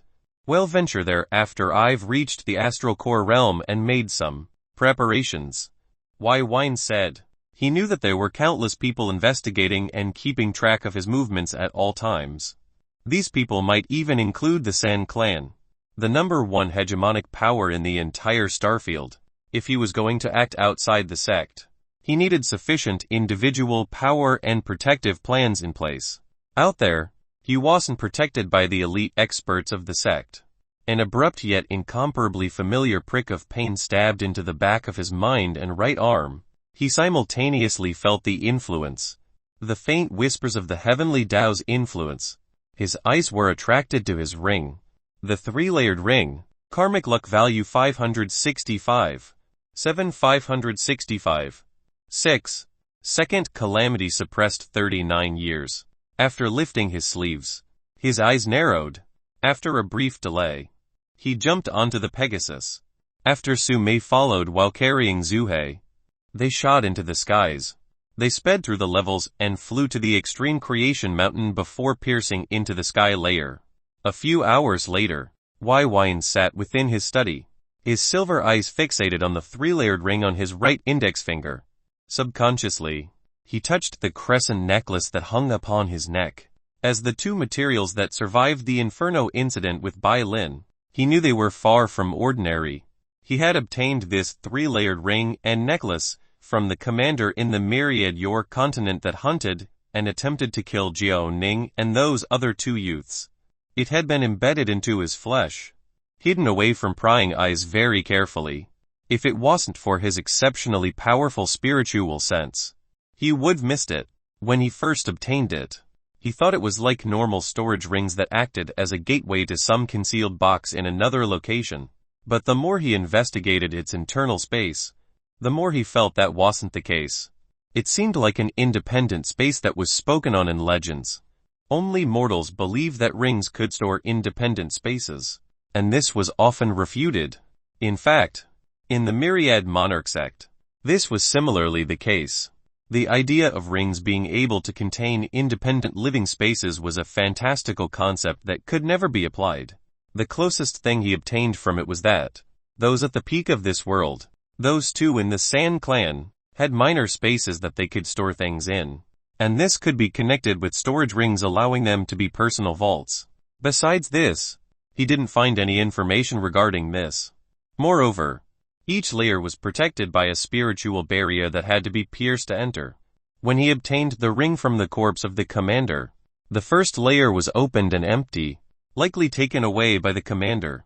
His theory was that it contained a special spiritual spell that could bring about unique effects, capable of reading the book located in the second layer.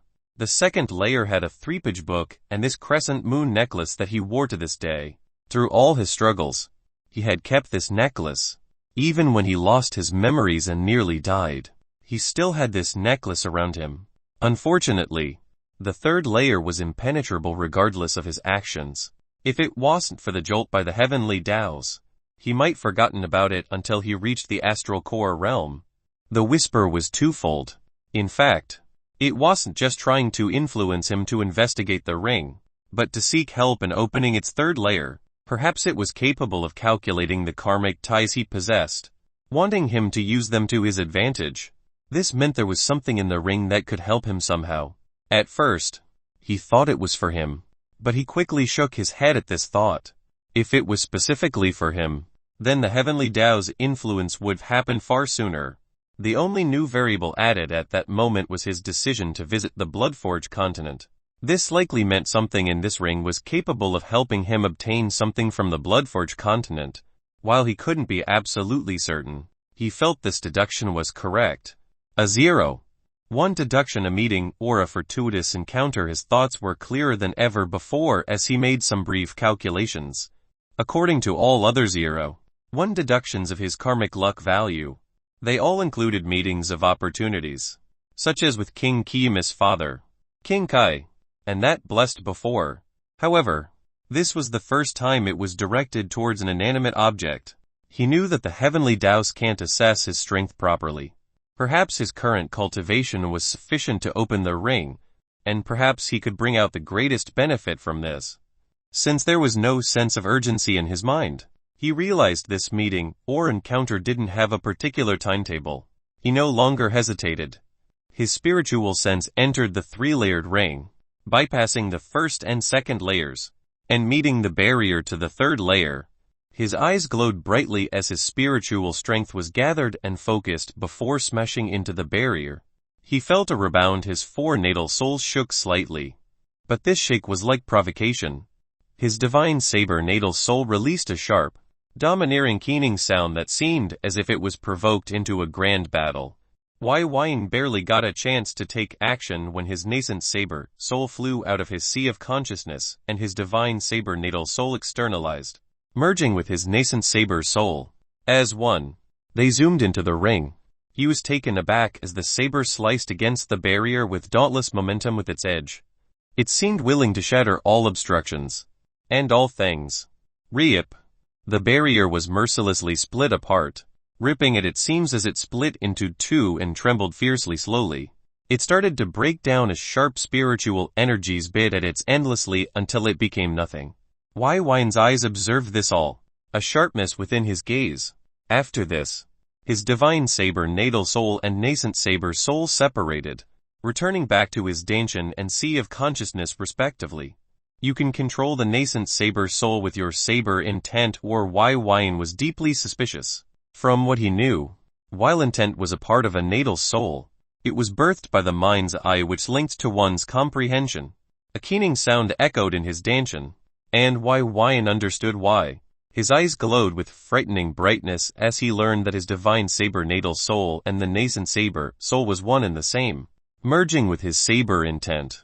That's why they could control each other. But the nascent saber soul lacked its own sentient will.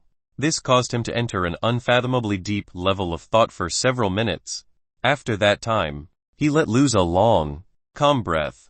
He no longer pondered on this matter, inspecting the third layer that was just opened. As he did, he couldn't help but once more realize a truth: the heavenly Taos was unable to gauge his ability or trump cards. Unfortunately, he didn't know to what extent he was shielded. Was it his natal souls? Was it his cultivation base? Was it his skills and talents? Did it know of his level of alchemic skill? Did it know of his pellet-based trump card? Did it want him to bring Bai Lin to the sky layer via the void gate, or? He was really unsure. Oh, his senses swept the third layer and discovered only a single object, a jade crystal. It was tetragonal, emitted no light, merely the size of a fingernail, but faint ripples were visible within it. It was like a constant and endless rippling of a water's surface, and it felt very familiar somehow. It felt like the void gate's aura, a spatial material. He lightly frowned as he inspected the crystal with his senses before he withdrew it. Holding it within his hand, he felt a slight vibration force enter his palm and quake his entire body. He clenched his fingers around it and exclaimed slightly. A repulsive force pushed his fingers away. When he opened his palm, He tossed it slightly upwards. Impossible, he said as it started to levitate. However, when he inspected it, there was no energy being emitted or exerted on it. It was floating naturally and without any external or internal power. Not even the world's mana was being manipulated to sustain its flight. It was as if all of its power was coming from an invisible, untouchable, yet existed outside his perception. He softly touched the crescent moon necklace and realized the materials were different. What the hell is this thing? This abnormal crystal seemed to be an otherworldly object that existed outside his understanding. Likely even the understanding of the current era. He swallowed slightly as he inspected it thoroughly. Could this be a lucky chance of the commander weight? If I estimated the overall strength required to break that barrier, perhaps only third stage of the astral core realm experts could do so. At that realm, they form their soul idol and receive a tremendous boost in spiritual strength and sense. If he thought about it a little more, this ring seemed to be carefully prepared so that only those of a certain level could procure the benefits each layer contained. The 0.1 gain of karmic luck was after I killed the commander. Could I obtain karmic luck by killing Blessed? His eyes bulged and his pupils shivered ceaselessly at this revelation. This was possible while he had suspicions. This was the only time he felt it with certainty. Then, if he killed Long Chen, Chapter 177-175 A bit of news. Chapter 177-175 A bit of news. Huyuhia Wine took a deep breath and exhaled all of his turbid thoughts, immediately regaining his calm. While killing for wealth was something he could do, have done, and will continue to do, he still had to clearly take into consideration other variables and concerns lest he seeked personal disaster beyond redemption. For example, that ring. If greed led to haste, then haste inevitably led to death. This mantra and consistent reminder had saved his life many times on his road of cultivation. Rumble, rumble. His heart felt like it had become a ravenous dragon roaring with impatience. He felt the constant deep beating throbs that shook his vision and other organs.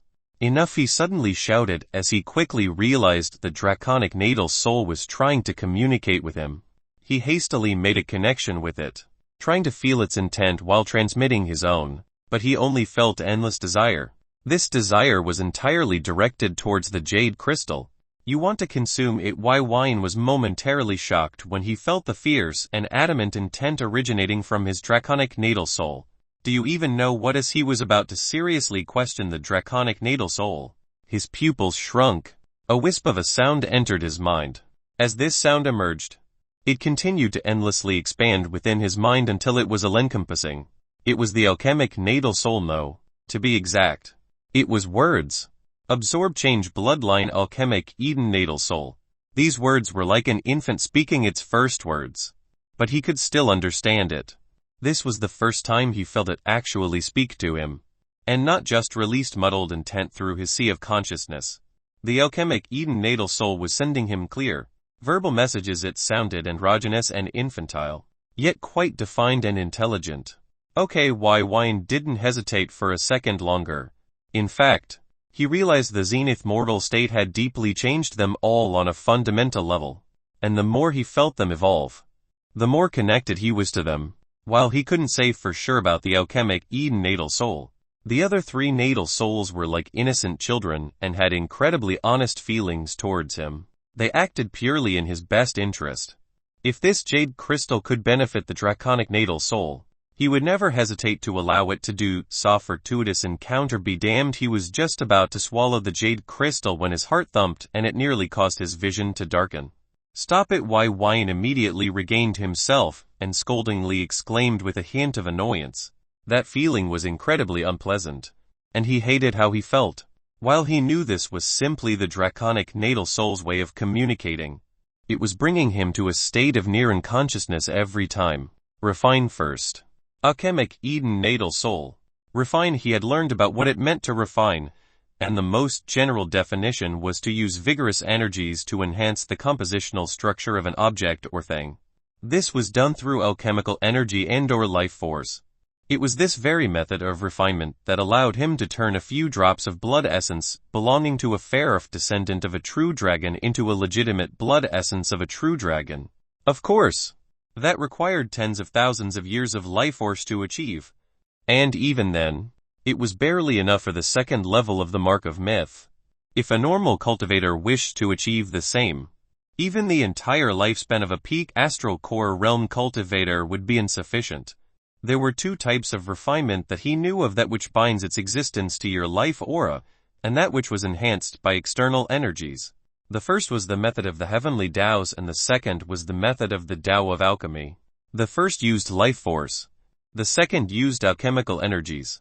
Unfortunately, his cultivation base was sorely lacking to achieve the same effect with alchemical energies that he could accomplish with a single strand of life force. He nodded in understanding. Gripping the crystal, he started to interface with the Mark of Eden, which contained an unfathomably vast amount of pure life force. He drew out strand after strand of life force and sent it into the jade crystal. Due to his aura being connected with the tree of Eden, all objects refined by these strands of life force were bonded to him completely. If evil cultivators tried to refine using others' life force, the refined object would have no fate with them. Each strand of life force represented a single year of life force, and he continued to ceaselessly integrate it within the crystal. It started to thrum and drone with a low-frequency sound. The jade crystal absorbed his life force like it was the most delicious, refreshing water brought to a parched man, drinking every last bit without a hint of rejection. While he didn't know what this crystal was, he trusted the instincts of his natal souls. Their actions thus far have mostly been for his protection or benefit. If he didn't allow some trust, he might as well destroy them now. After about 30,000 or so years was absorbed, the jade crystal had spontaneously changed shape, from tetragonal into a hexagonal pyramid at that point.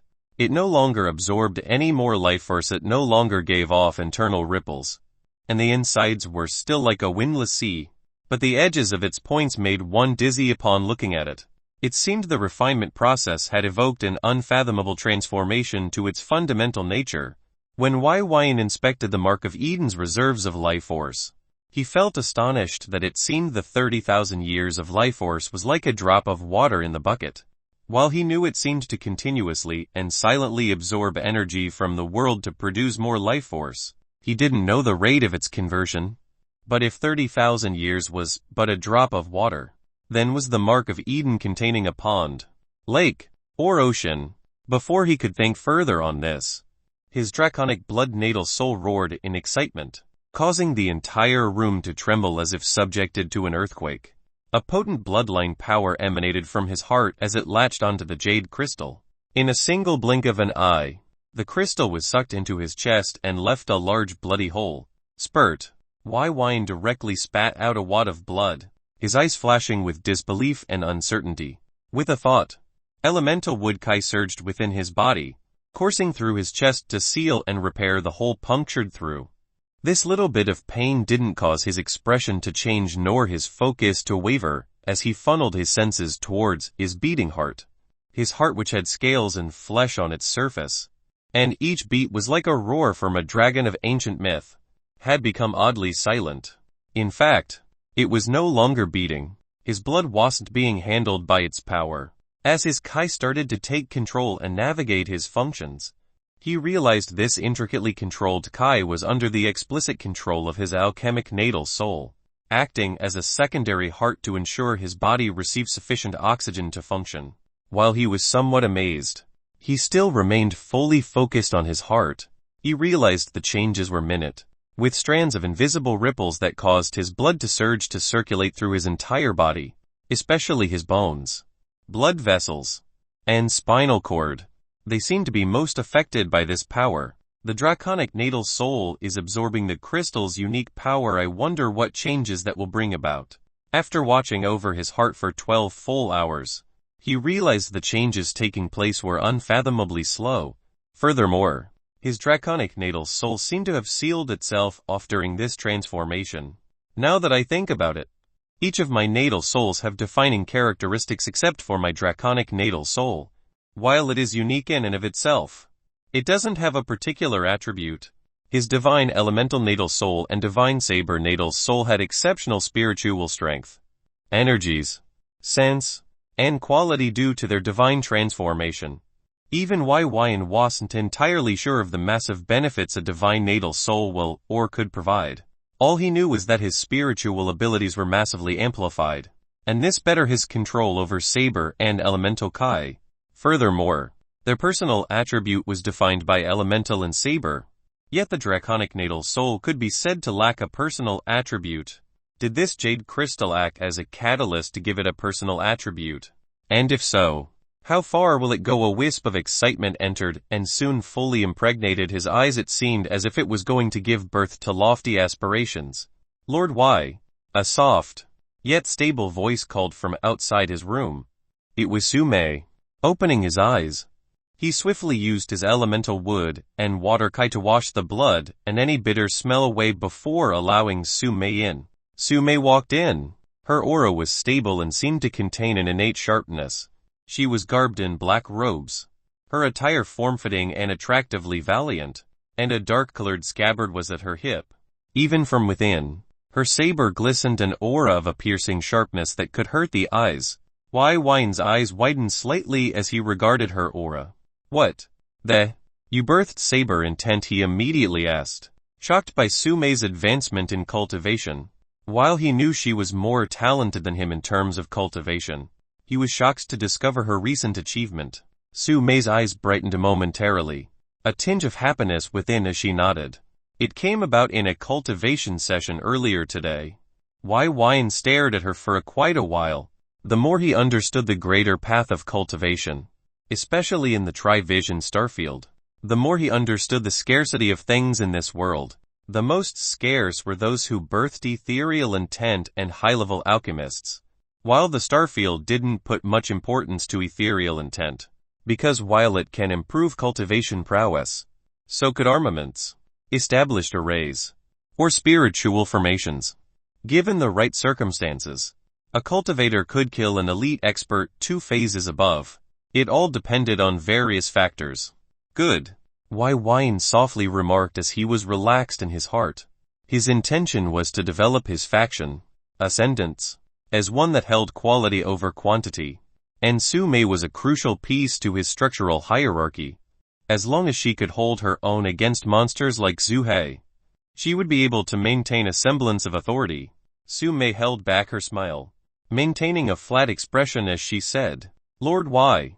I fully investigated the events of the nascent dust examination. Wyan's eyes glowed slightly.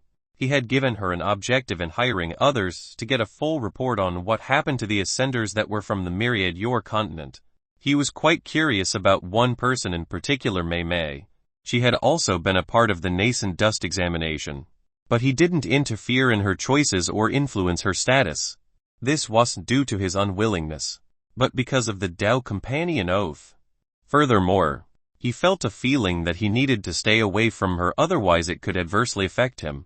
This wasn't an intuition from his bloodline of Sen, but a direct feeling transmitted by the heavenly Taos.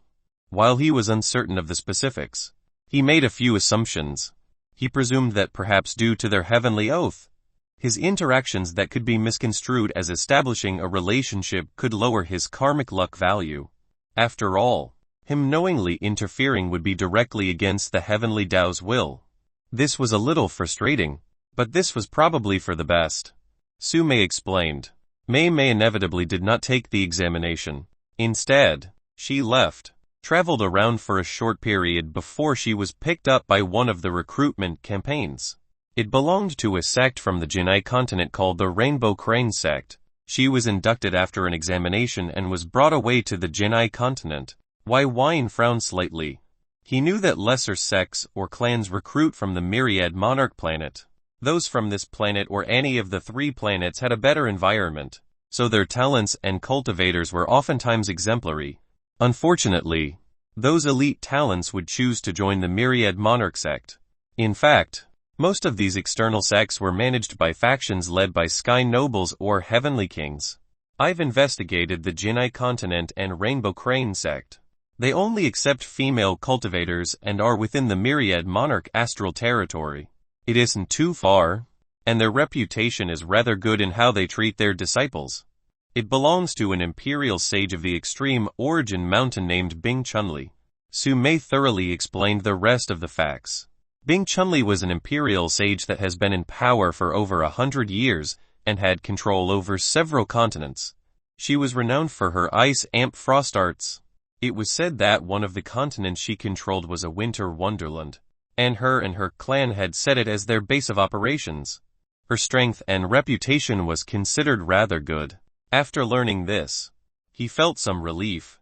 While it was unlikely that him and Mei Mei would ever become more than what they currently were, he still owed her too much. Others might not know, but he did. There's also a report about Long Chen. Su Mei flatly stated as if she was in a contest to win most apathetic. Wai Wine didn't care too much for Long Chen's matters, but his innate curiosity was explosive when it regarded that ring he kept on his finger. He felt it was the core reason for his success. It's funny how everyone in his sect, and even the country, had assumed his success was brought about by a mystical treasure of some sort when Long Chen was likely truly relying on some treasure or spirit, yet was never thrown any suspicion. He felt this was definitely the work of the heavenly Tao's concealing the truth from others. This was most definitely the case when everyone kept talking about his endless potential and boundless talent. It was as if they were certain that was the case. In the end, he replied, "Let's hear it." Chapter 178-176 Preparing Against the Shadows. Chapter 178-176 Preparing Against the Shadows. Su Mei proceeded to explain the various events that happened, not simply regarding Long Chen, but his companions as well. According to her, amongst their entire group, only Long Chen had sufficient talent and skill to immediately become a nascent dust disciple, completing all 9 floors. As for the others, such as Lin Yu, Wu Beizhai, and Lin Zian, they qualified as null disciples.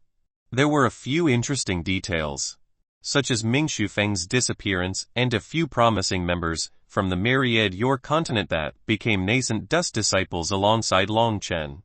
He contemplated whether he should find a few good seedlings from this group. As for Ming Shufeng, Su Mei couldn't locate her, gather any hint as to where she went, or determine if she was still alive. However, Wai Wine didn't believe a seer like her would suffer misfortune. After becoming disciples, Lion Yu entered the Extreme Origin Mountain as a null disciple, and the other 3 entered the Extreme War Mountain together. They stayed with Long Chen, but an incident happened regarding a mortal common disciple and Lin Zian. This led to the fierce clash against Long Chen and the mortal common disciple, Jai Yu. Due to a moment of carelessness, Long Chen had killed Jai Yu in an unexpected triumph. However, Jai Yu originated from a medieval clan called the Jai clan that had a peak mortal captain as clan lord, and he was the earthly general's descendant and promising candidate to succeed his position as clan lord. This led to further conflict, which was mitigated by the timely assistance of an earthly general named Zion Hu. Due to his actions, the Jai clan didn't directly use their power of authority to suppress Long Chen. However, they were still in the midst of conflict with him, and many clan members were taking action to hinder or directly remove Long Chen from the world of the living. So much trouble. Wai Wine shook his head. Long Chen's life had always been filled with conflict and enemies, so much so that he gave birth to slaughter intent. He knew Zuhei had killed like a bloody monster after suffering tremendously horrific loss to develop his intent, so Long Chen must have experienced similar circumstances. As long as his karmic luck is sufficient, he'll avoid certain calamity. That being said, this might not extend to his women. Wai Wine didn't find Long Chen killing a mortal common disciple odd. In truth, when he heard about the abrupt overturning of a battle at a critical moment, he knew it had something to do with that ring of his. Long Chen was fearless even against Wu Jiao, so he had sufficient trump cards to ensure his life against Astral Core realm experts, or at least a source of confidence. Unfortunately, this protected just him, and the dead allies at the wedding were proof of this. King Qimu had been accepted as a disciple of a prime imperial sage, her ancestor, and was currently in secluded cultivation to make up for her wasted cultivation time during her youthful years. It's unlikely she'll be seen for quite some time. Long Tingyu had entered the Extreme Demon Mountain and hasn't been heard or seen since. Even Su Mei couldn't glean much information about her from her sources, and it seemed there was a shroud of mystery around her current state of affairs. While this was mildly thought-provoking, Wine's interest in that biased little girl was to the floor. After a moment of thinking, he dismissed his thoughts of them and asked how was Zui's recovery. He had suffered immense damage to his meridians, organs, cells, tension, and sea of consciousness due to his crippling. It was quite thorough, but the alchemical products you provided should be enough to support a full recovery. Thus far, he's regained his innate reflexes and a consistent reaction time. It might take a year or two before he could digest all the products and regain his full strength. Sumei assessed and relayed. Nodding, Wine couldn't help but think how frustrating it was that cultivators required weeks, months, or even years to digest alchemical products. He had originally experienced that exact issue, but since his natal souls could externalize, he was capable of bypassing his own innate talents and entirely digesting alchemical products in minutes or hours. This couldn't be helped. Therefore, he didn't feel too down. Suddenly, his eyes brightened with an extremely blazing light. His original goal had been to overcome the Astral Tribulation and make a trip to the Bloodforge continent. But with his draconic natal soul undergoing its transformation, he decided to wait until it completed the process. He didn't know if his astral tribulation would be divided or combined, and having a single natal soul out of commission might not just affect its transformation if success is achieved, but lower his chances of succeeding. He knew that the higher the moral state, the greater the astral tribulation's level of difficulty. In fact, there were numerous factors that affected the astral tribulation's strength, and mortal state was merely one of them. It was best to walk the side of caution lest he commits an irrevocable and irredeemable mistake. It's time to settle my debts. Bring all the requests from the extermination of the Grand Axis faction. I'll handle them all now. Then, I want you to send a message to the sect leader of the Rainbow Crane sect. The best I can do for Mei is ensure a safe path of cultivation from the shadows. Wine gave Sumei her assignments and she nodded in understanding, leaving to execute his orders. After being left alone, he rubbed his chin softly. I have 40 years before the second calamity of hell. I need to look beyond that. However, my goal is to create the most supreme foundation for cultivation, with sufficient cards to ensure my life for any and all obstacles. The calamity of hell is an active danger to my life, but it's a danger that I'm acutely aware of. The true dangers are the ones I'm mostly ignorant of. The ones in this world, the Sand Clan, the Alchemist Association, and other hegemonic forces and enemies that would seek to hinder myriad monarch sects' rise by any means necessary. His existence had spread widely, and after learning about his title that was widely circulating Prince of Everlore, he felt an unprecedented shadow of lethal danger lurking. He had never been one to venture out without sufficient cards in his hands to ensure his life. While his cultivation base was a priority, and definitely the most reliable card in his entire life, it was also his current limitation. My first goal is to cultivate this celestial eyes of spiritual divinity. 2 months later, since acquiring the celestial eyes of spiritual divinity method, Wine had spent quite a while deliberating whether the risk and difficulty of cultivating this technique was worth it or not. In the end, he felt that it should be. This cultivation method felt as if it was connected to him in a profound and inexplicable manner, and since the old man had recommended it, there was likely a reason for that. The celestial eyes of spiritual divinity might have been placed on the first floor of the Martial King's Tao Pavilion, but it was by no means easy to cultivate. But its overall abilities were rather vague. It was divided into levels, and when cultivated, it's either a complete success or a horrific failure with insane consequences. Once cultivated, there was no more need for improvement because it'll happen naturally as you cultivate and improve your mental, physical, and spiritual energies. This could be likened to the Haven Heart Kai method. While it was divided into step-by-step directions for cultivation, after completion, there was no further need to seek any improvement of the overall technique. The technique's primary ability was a spell called the Gaze of a Celestial Spirit. Wine wasn't unfamiliar with ocular-based spiritual spells, having cultivated quite a few before, but this spell could be considered somewhat different. because it wasn't a spiritual spell but simply a spell. Unlike ocular-based spiritual spells, this spell focused all senses into the eyes.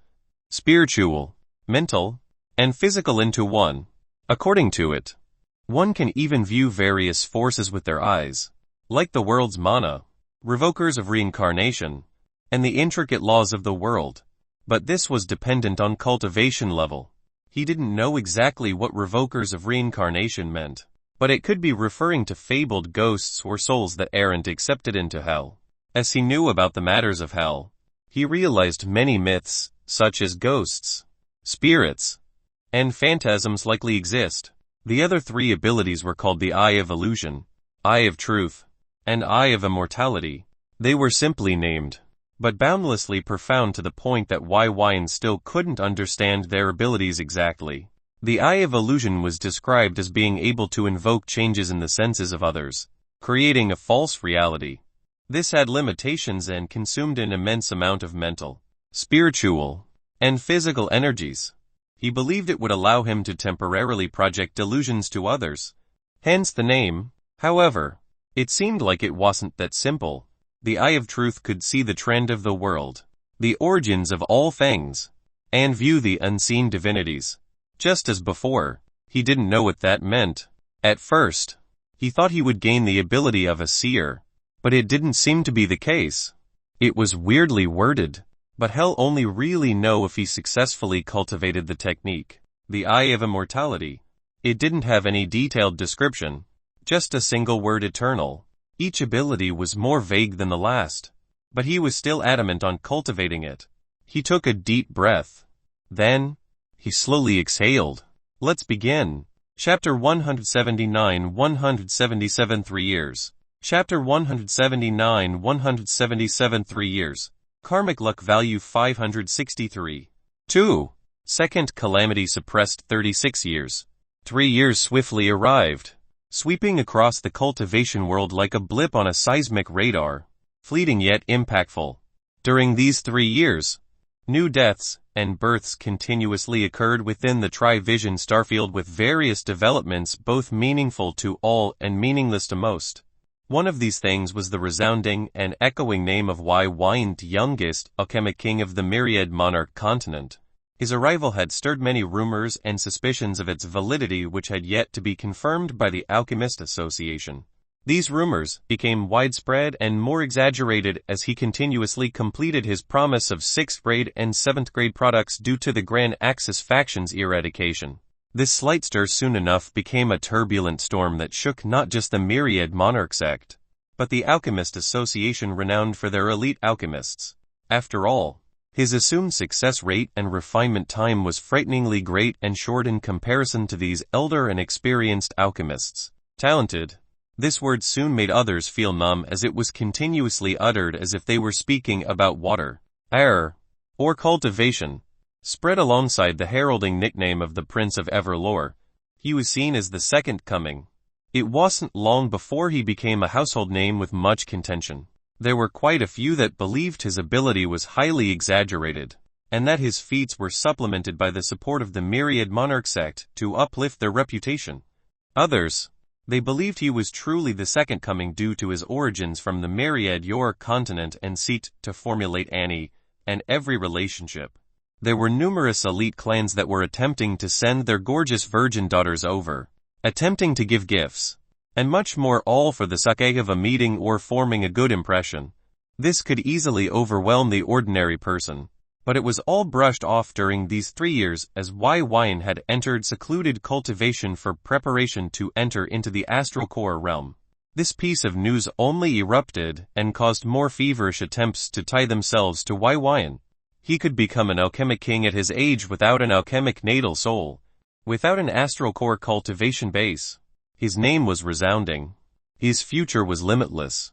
The Alchemist Association, which hadn't expressed their stance yet regarding this Second Coming, finally issued an official statement. Before Wine took the official examination to prove his status as an alchemic king, he will remain as an unreliable alchemist in their eyes.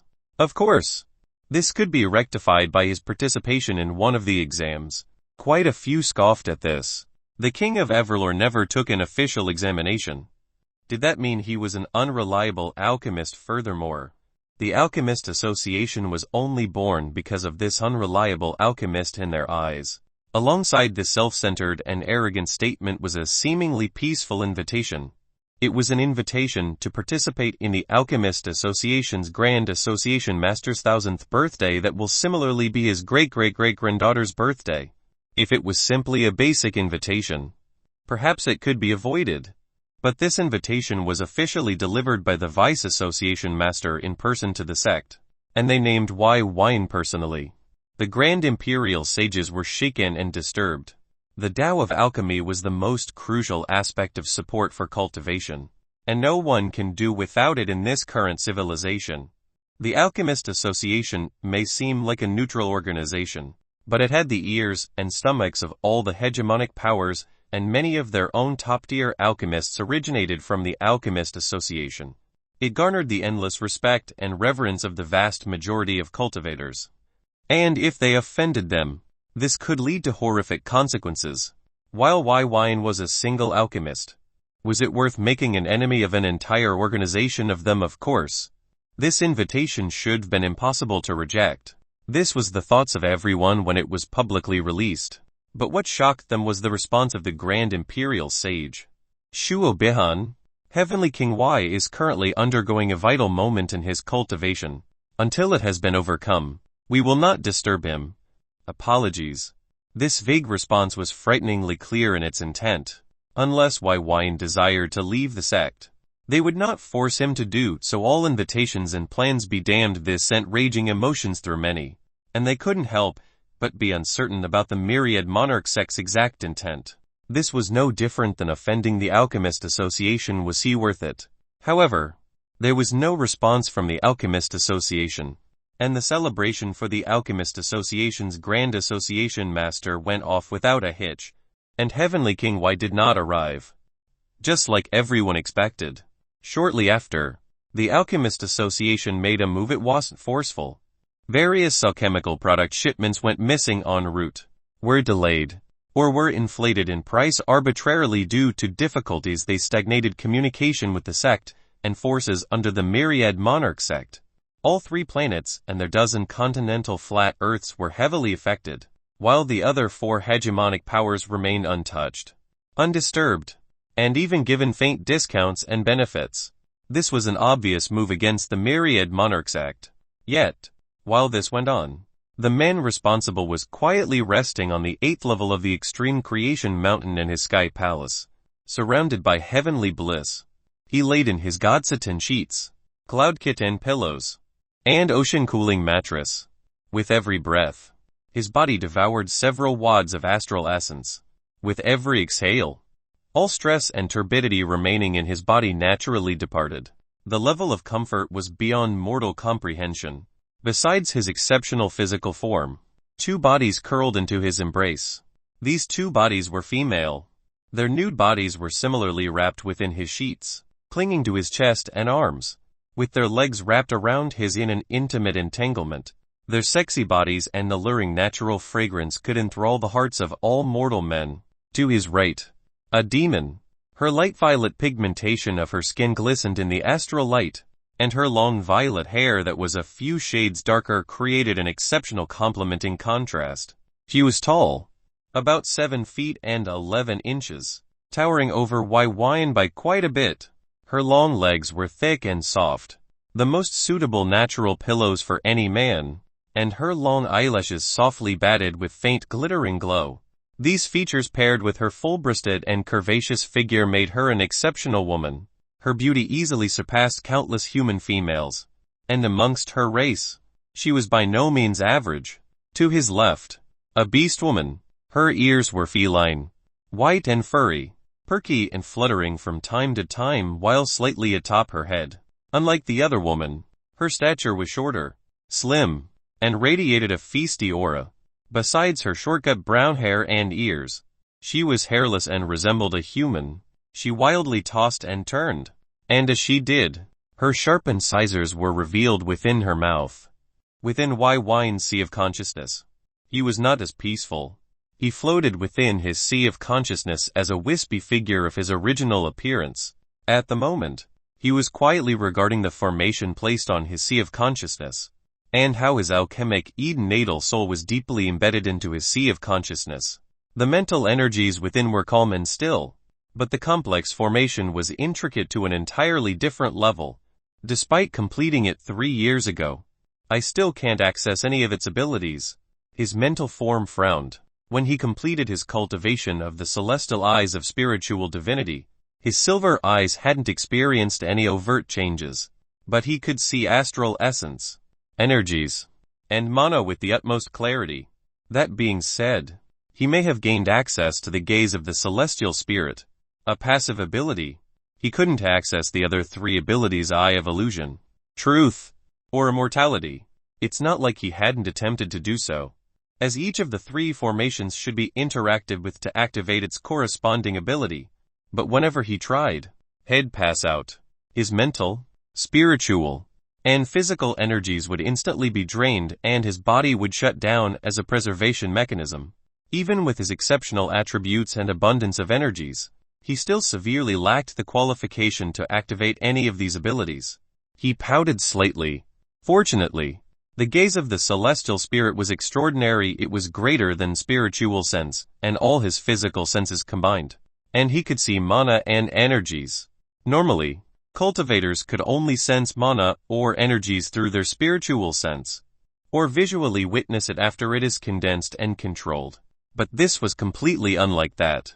He could see water vapor and the water energies stored within each molecule, the fire energies sent down by the sun that provided heat, and the wind energies of the world. It was like he was seeing everything for the very first time. At first, it was a little overwhelming, but he quickly adjusted and controlled what he wanted to see, and this amplified his alchemic abilities to untold levels. Before, he had the ability to see the process thanks to the alchemic Eden Kai that connected his sea of consciousness. But with these eyes, he could see things that even his mind couldn't observe. The most minute changes and unintended shifts throughout the entire process. Since these eyes formed, he hadn't created any product at the low quality sense, regardless of its grade, and his refinement speed was enhanced by at least 8 times. It was quite a cheat, but this only inflamed his desire to witness the other 3 abilities. Twang. After giving the formation one last look, his mental form started to dissipate. His physical body stirred and his eyes slowly opened. The 3-layered ring was aglow with faint white light. He used his left hand to wipe the sleep from his face, briefly glancing at the ample, perky, and exceptional forms of these 2 beauties by his side. A slight grin emerged on his face as he chuckled in his heart. With a flicker of his body, he quietly left the bed and replaced his body that was used as pillows by these 2 with actual pillows. Grabbing a robe, he exited the room and sent his spiritual sense into the transmission crystal. It was from Su Mei. After reading it, his expression changed. Chapter 180-178 5 Hegemons. Chapter 180-178 5 Hegemons. The first portion of the message read, Lord Y. I've received news from the Shadow Haven Pavilion. According to them, there was once a society that devoted their beliefs to an ancient dragon called Anu Jirazu, heralded as a descendant of true dragons. Wayne read this, and it caused his expression to change with a tinge of excitement. Anu was the azure-scaled creature he had met on the Myriad Yor continent, and he had been seeking information regarding him for quite a while. He couldn't fathom why such an existence was located beneath the beast-taming sect. Moreover, Anu could be a threat of the future, so he wanted to ensure he had a sufficient amount of knowledge regarding this variable. As for societies, they were often seen as religious groups with members that bonded together under a common belief or goal, and they weren't much different from sects. In fact, they could be considered as alliances of various like-minded forces. He didn't delay and read the rest. Anu is classified as a no-extinct member of the Horned Firmament Dragon race. This specific race and several others were obliterated by the Divine King Hanzei and his force. The Elemental Heaven Pavilion. Supposedly, there were countless other societies that worshipped dragons at that time, even stronger than Anus. but they were eradicated after Divine King Han Zui took action. So was it hiding beneath that mountain, but it seemed like it had a grudge against the beast-taming sect. Was there no connection, or did the beast-taming sect quietly build a base around its assumed hibernating corpse trying to seek benefits? Well, considering they enslaved beasts, I don't blame it for obliterating them all. Why Wyan had seen crueler acts for less. As a beast worshipped by humans, forced to witness their enslavement and demeaning statuses, even he would be furious beyond imagination. However, a glorious past was still thought a past. To think the Divine King Han Zui actually eliminated an entire beast race. Wonder what's the story there? Now that I think about it, it's possible he's the founder of the Elemental Heaven Pavilion. His eyes roamed a bit before settling on this conclusion. The Elemental Heaven Pavilion was one of the 5 hegemonic powers of the Trivision starfield, controlling immense territory and authority. They were alongside the Myriad Monarch sect, Sacred Light Palace, Demonic Abyss Mountain, and San Clan. The San Clan was the rulers of the Trivision starfield and bestower of its current name. They had 2 realm lords holding the fort, making them the one undisputed superpower within the starfield. They specialized in fire methods, and were said to have a deep legacy with the King of Everlore. The Sacred Light Palace was a force ruled by elves, and the majority of their territory's population and members were of the elven race.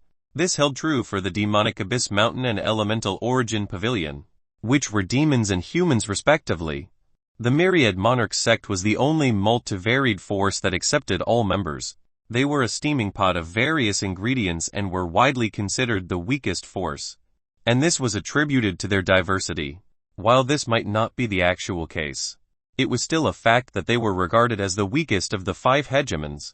The high-level beastmen were all located here, and 2 of the 5 grand imperial sages were beastmen. For a force to be recognized as a hegemon, they didn't just need a foundation and territory, but cultivators at the 6th stage of the astral core realm, the peak of the middle phase. Wyan assimilated all this information and felt that Anu will likely attempt to take revenge for his race's unfortunate fate. The Elemental Heaven Pavilion was definitely its target. And considering how it's far weaker than during the era of Divine King Han Zui and the King of Everlore, this was the right time. Unfortunately, Divine King Han Zui's successor is a blessed. Wyan shook his head slightly. No wonder no one could find his legacy until now. It was designated by the Heavenly Tao as a tool to sharpen blessed with conflict. In that case, Anu was destined to fail and likely die as he benefited the blessed in the end.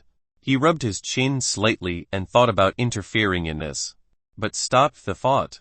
Blessed seemed to always have tools or means to survive calamities or unforeseen events, so it would be best not to be the target of the trump card that will be used against Anu at a critical moment.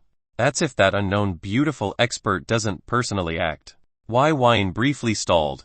Was Divine King Han Zui's legacy on the Myriad your continent, and if it was, why did that expert let that blessed use the Myriad Void Gate? I know he was never inducted into the sect, never even tried to enter, but the Elemental Heaven Pavilion is even further away than the Myriad your continent from the Myriad Monarch sect. His eyelids twitched slightly as he pondered. His eyes widened slightly. Could the rest of his legacy be on the Myriad Monarch planet? This thought caused him to audibly groan. How did he miss this? A set of fortuitous trials to select a successor? If so, then he would definitely be too late to claim any benefits. While he didn't have the Heavenly Tao's guidance, he had an elemental natal soul, so he would benefit greatly if he piggybacked on that blessed fortuitous chance. Just like before, he rubbed his face with his palm in aggravation. An inheritor of Sen. Supposed to steal. He had to take several breaths before he regained his normal calm. He also needed to test his theory that killing a blessed allowed him to steal their karmic luck value as his own. Long Chen felt too dangerous to act against due to his ring, but if an opportunity presented itself, he needed to take it. Regardless if it was Long Chen or that other blessed, he just had to do it discreetly and with utmost certainty. If that beautiful expert descended for revenge, his death might be unavoidable even with his karmic luck value. He didn't want to test it. Unlike the others, he didn't have some protective charm from some spirit or expert. In fact, He felt the heavenly Tao's was quite biased, as it provided everyone else with beauties and protective shields. Perhaps the truth was that there are different sets of methods or guidelines of karmic luck value usage for each blessed. But he still felt uncomfortable thinking about it. Everything he received had all been opportunities that required his own talent, comprehension, level of situational discernment, ability to grasp to its fullest. A single mistake, and he could miss out on everything and receive absolutely nothing. He decided to put aside such thoughts for later, unwilling to descend into becoming whining and ungrateful. If his karmic luck was tied to min-maxing his lucky chances, then so be it. He'll always maximize every chance he gets with his own ability and talent. Speaking of, it's been 3 years and he was still in the Kai condensation realm. The draconic natal soul was still undergoing various changes of his bloodline, organs, and cellular structure. His blood, heart, and bones were slowly becoming lighter in color. His body had given birth to additional arteries and veins, leading to other portions of his body. And he had even given birth to a unique organ that sat at the base of his throat, behind his tonsil. It was like an abnormal crystallized growth of flesh, but it had a few holes within. This growth seemed to connect into his larynx, and quivered slightly whenever he wanted to loudly speak. It was clearly underdeveloped. He felt it would definitely show itself after his bloodline had solidified and the various transformations had completed. When his gaze of the celestial spirit viewed his body at a microscopic level, he could see his blood and bone cells possess unique rippling patterns on their surface. It was endlessly repeating and vivid, making him recall the refined jade crystal. What is this exactly? Just as he asked this question, his body emanated a ferociously explosive roar that shook the entire sky palace. The tiles beneath his feet shattered, fragmented, and countless cracks extended that penetrated through the dense material and formations that reinforced the walls. Wayne's head jerked back as his silver eyes effused a bright gray light. His entire body was filled with an unfathomably domineering and dominant power that quaked his everything. A mysterious force shook space and time, causing a disturbance of 100 feet, with him as the epicenter to tremble endless as countless ripples emerged out of nowhere. They appeared and vanished as if they were fading in and out of space.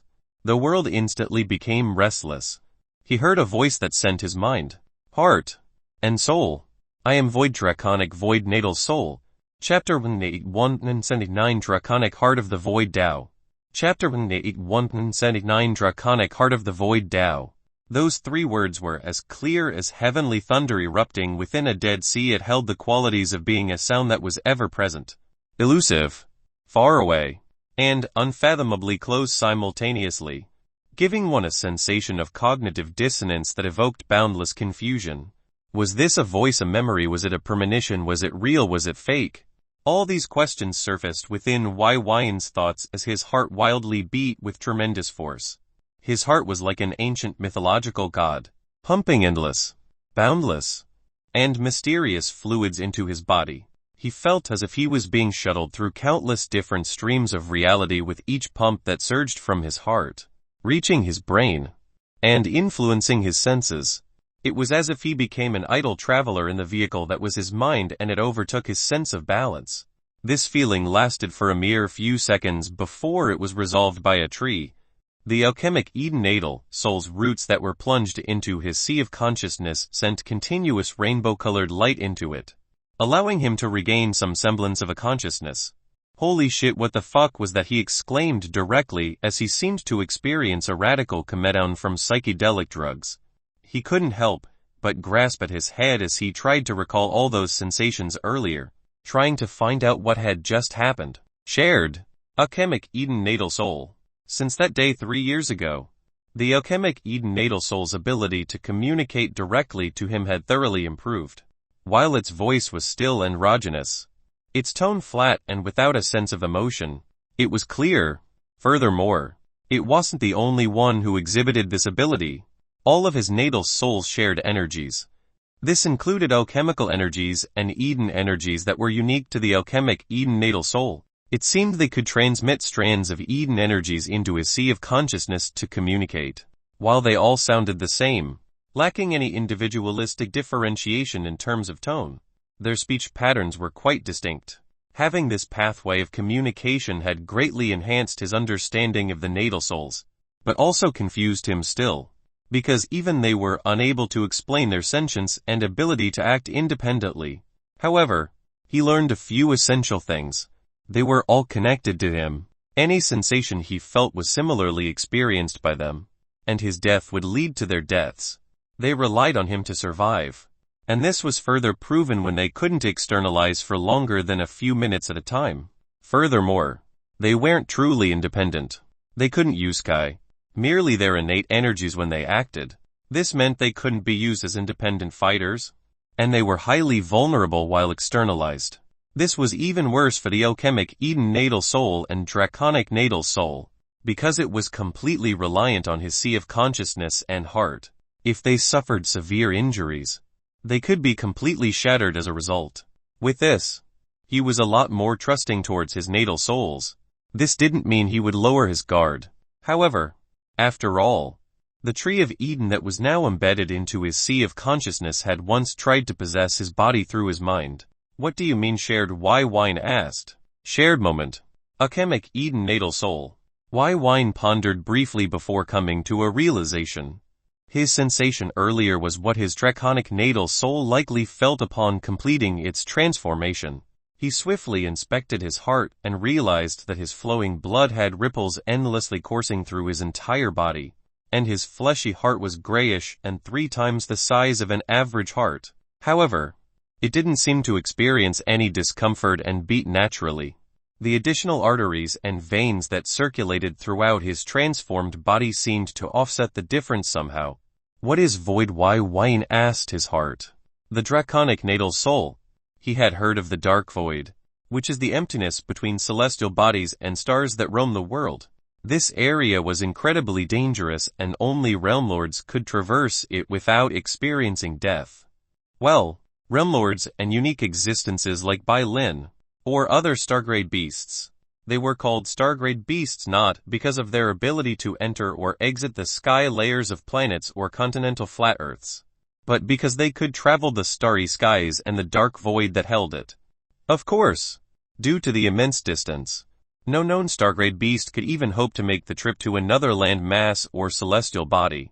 He felt his heart rumble slightly, gathering its spiritual intent and mental energies, trying to transmit a message to Wai Wine.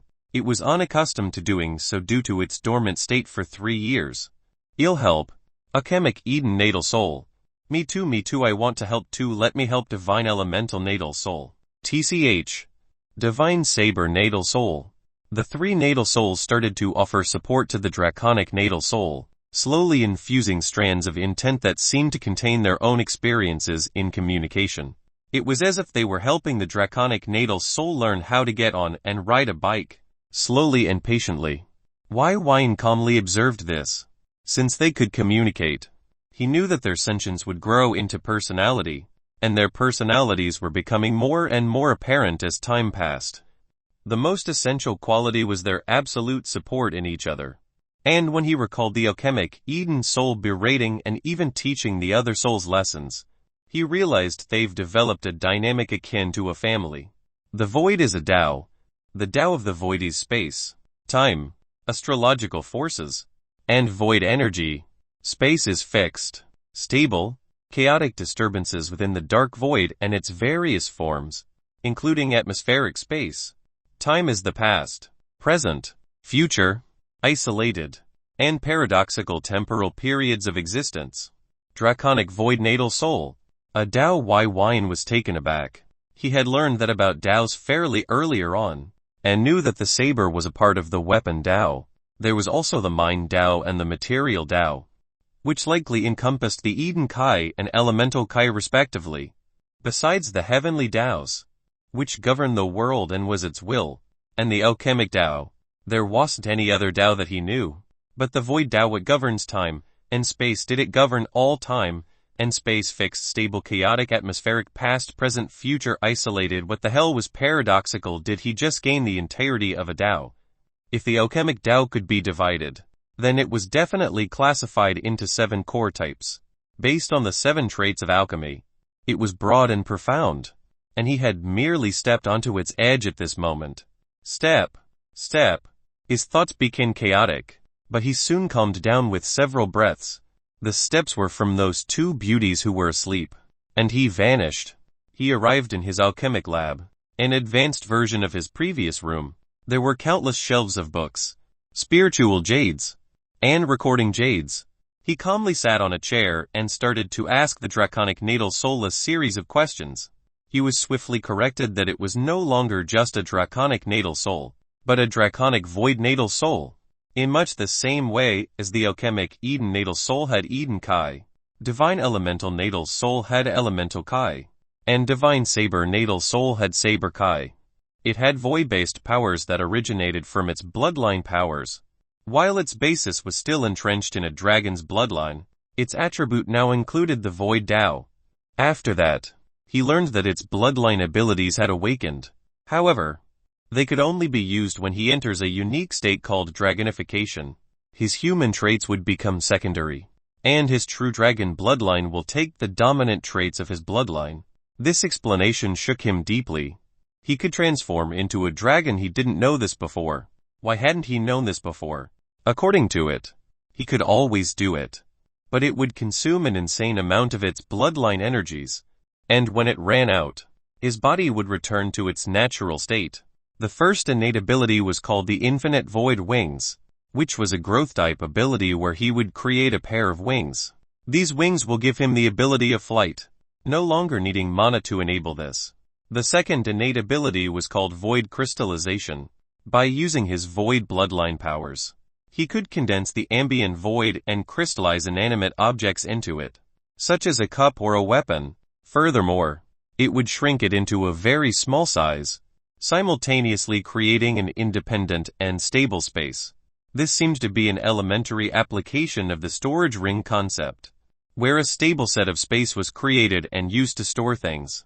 Unfortunately, he couldn't seal living things with volatile energies, or objects of a certain size with his current cultivation base.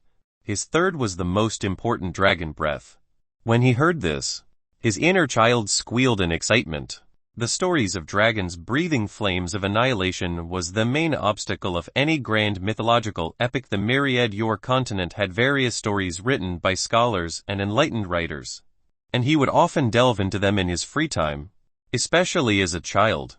Moreover, his dragon breath was actually fire and it was called Void Flames. He wanted to test it out, but the draconic void natal soul hurriedly expressed that he shouldn't. His growth on his throat hadn't completed its growth and it was the medium at which the void fire was produced. If he tried, he could end up igniting his throat and head in a quick death. Okay, so no fire for now. An easy decision was made that moment.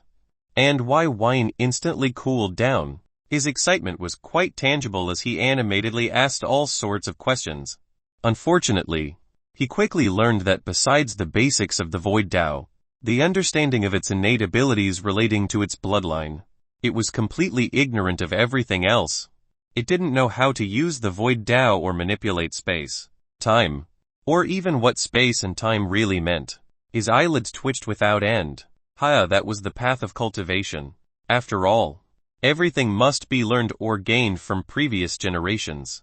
It's not like he immediately knew how to use his spiritual energies or Kai when he gave birth to it. Simply knew the basics after a bit of understanding. Even Wu Jiao could only clearly explain the cultivation paths had traveled and personally underwent.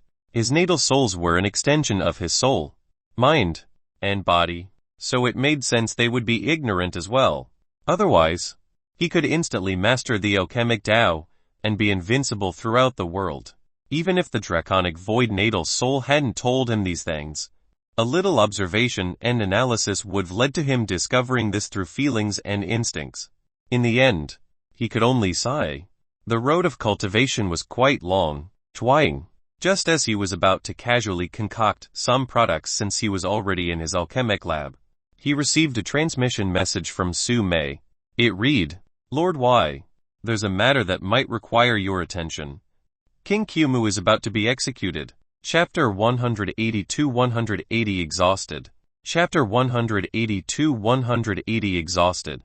The sequence of events that inevitably led to that transmitted message was quite phenomenally chaotic, and indicative of a rising star experiencing a sharp fall. And those that have risen with it will oftentimes be the first to experience the burning heat from its end. Extreme War Mountain.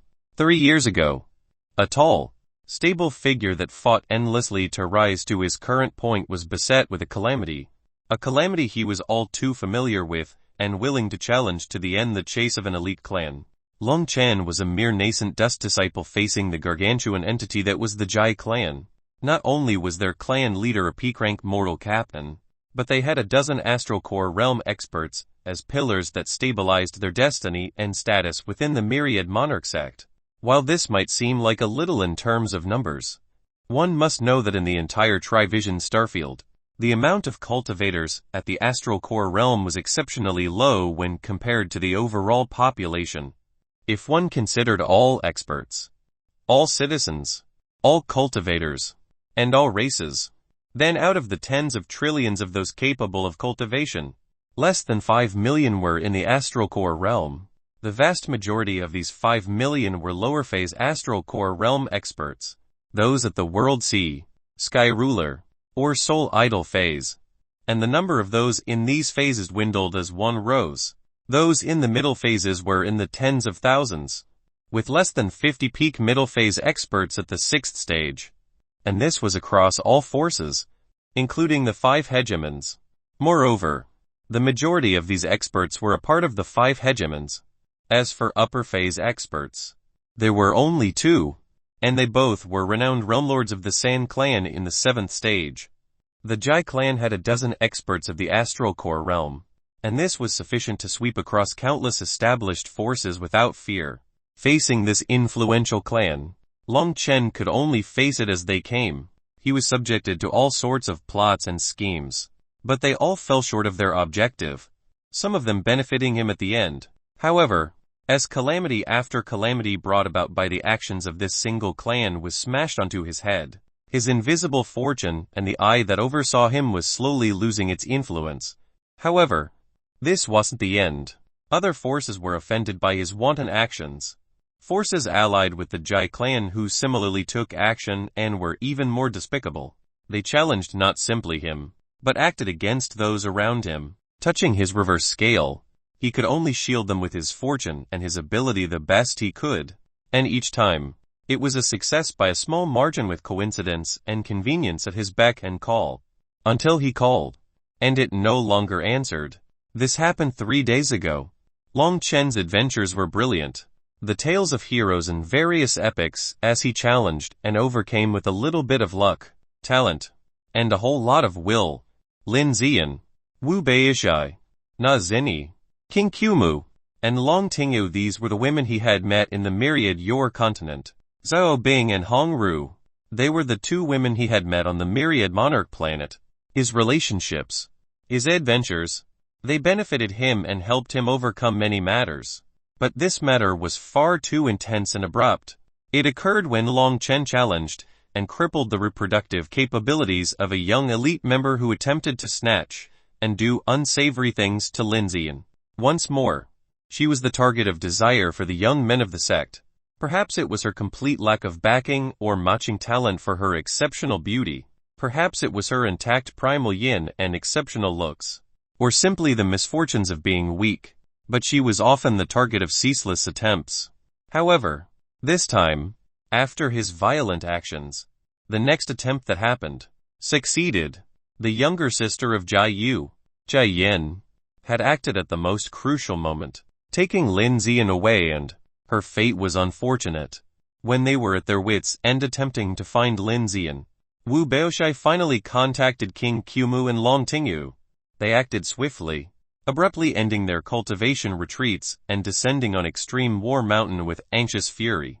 At that time, Long Tingyu's identity as having an ancestor of her demonic lineage in the sect was revealed, and this ancestor was a heavenly commander rank elder. They used their connections and statuses, one the descendant of a heavenly commander elder and another the descendant of a prime imperial sage, and they bulldozed their way into the clan and came upon an unfortunate discovery. Jai Yin's maliciousness knew no bounds as she got thorough revenge for her brother on Lin Zian.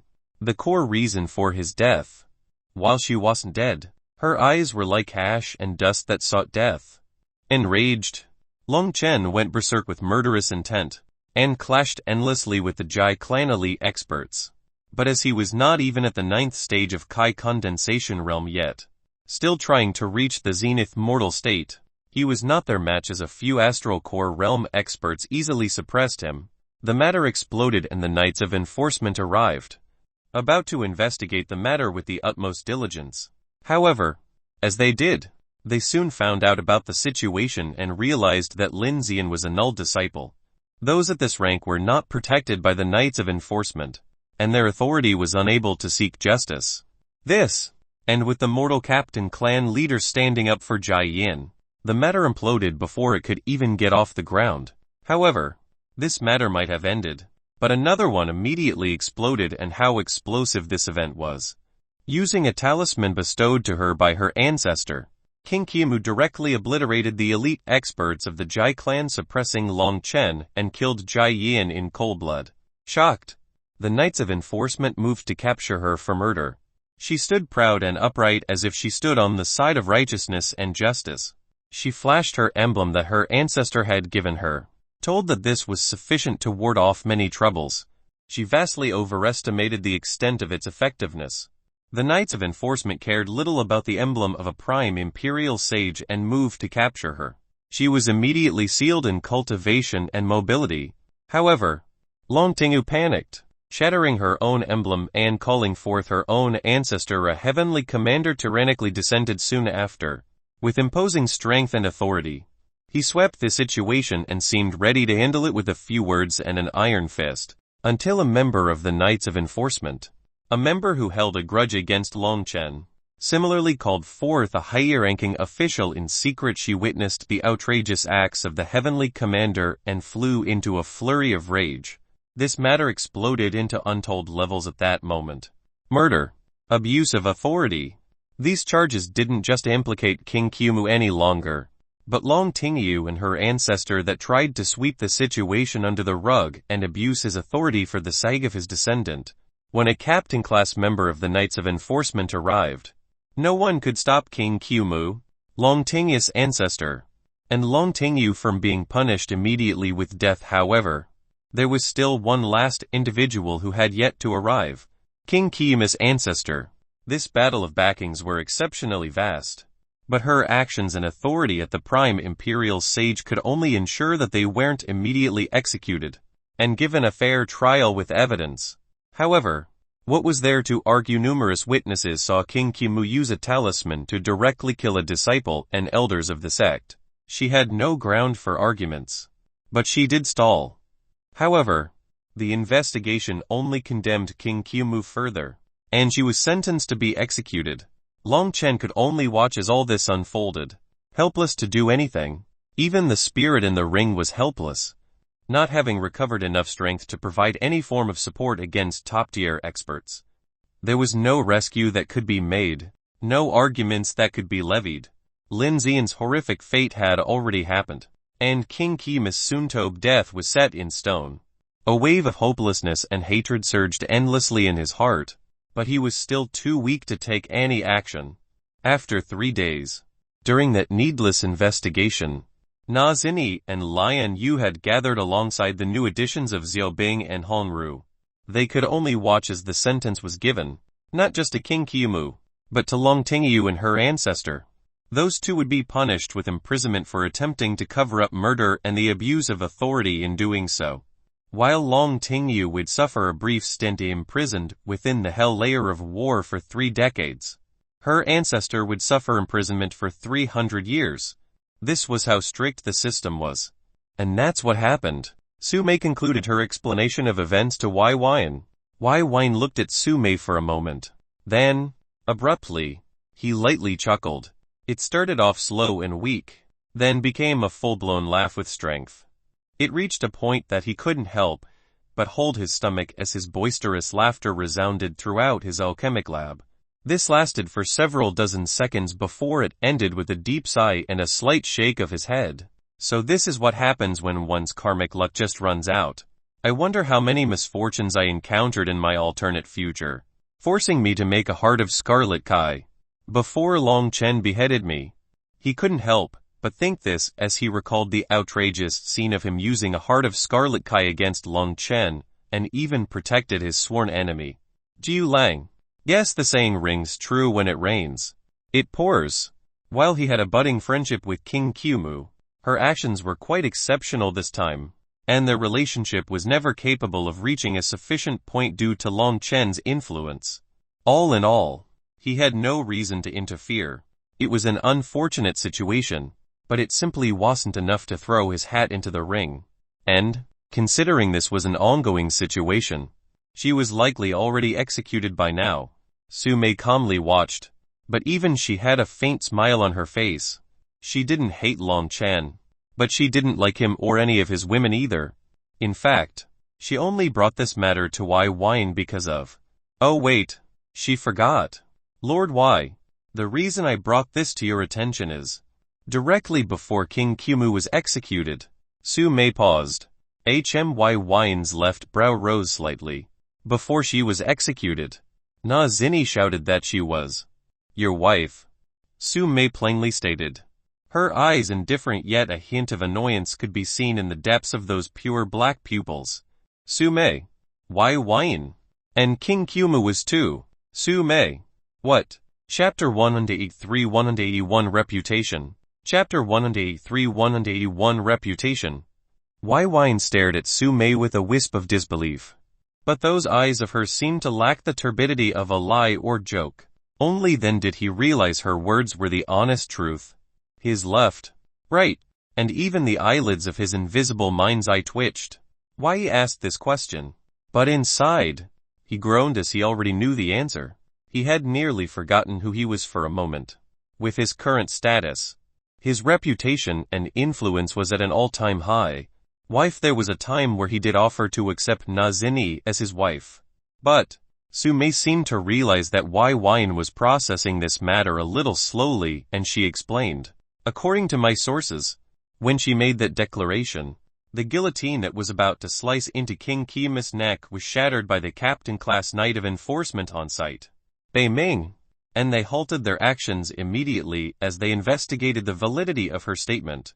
Deeply sighing, Wai Wine reluctantly conveyed that he understood with a wisp of helplessness in his expression. King Qiumu's death was all but guaranteed, and he was right, she should have been executed by the time he heard this news. However, her words provoked an insane and sporadic pause because of who he was. Alchemy King. Younger than 50. Heavenly King. The widely assumed Prince of Everlore. He had the full backing of the sect, the Grand Imperial Sage, and a boundless future on the horizon. While abuse of authority and unsanctioned murder against fellow disciples was accompanied by ruthless punishment, the sect wasn't beyond being corrupt or turning the other way for the sake of its benefits. Furthermore, there were numerous rules that allowed him to make any suffer consequences for offending him, perhaps even pushing them to their deaths. Kill his wife. It'd be lucky if they didn't kneel before her in an attempt to get into his good graces. In fact, they might directly give her apologies and beg for forgiveness. How crazy was this? But it was the inherent truth of reputation, status, influence, power, and wealth. For a moment, an impulse to simply make a statement that he had no wives or fiancées at the moment was pounding his heart. However, in the end, he wasn't one to go against his word when he said it. That was a slippery slope that would start to attack his personal principles and morals as a person. Principles and morals taught to him by his older brother and parents. Disregard them? Impossible. If he could meet them in the afterlife one day, he wouldn't be able to stand before them. And that wasn't something he was willing to experience. Su Mei slightly pouted her lips. When he originally offered, she hesitated. But to save the skin of others, and after he reached such extraordinary heights, she goes and does this. She felt nothing but disdain and contempt for Na Zini's actions in her heart. It stank of desperation and seeking advantages at a timely manner. If she was Wai Wine, she would have ignored such an opportunistic and indecisive woman. Wai Wine spent a few minutes thinking about this entire situation with leveled breaths. In the end, he couldn't brush this aside no matter how much he wanted to. But he was quite wary of having beauties that were designated by the heavenly Taos.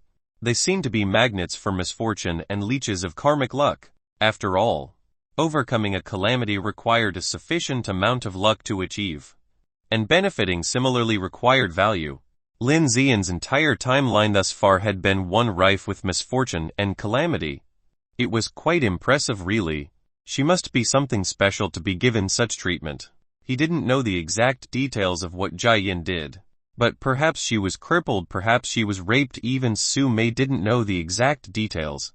Because the reporting parties considered her inconsequential and mostly irrelevant, he really obtained 2 new girls. Who are they? Wine asked casually as he got undressed, removing his robe designed for casual wear and directly putting on his black heavenly king attire.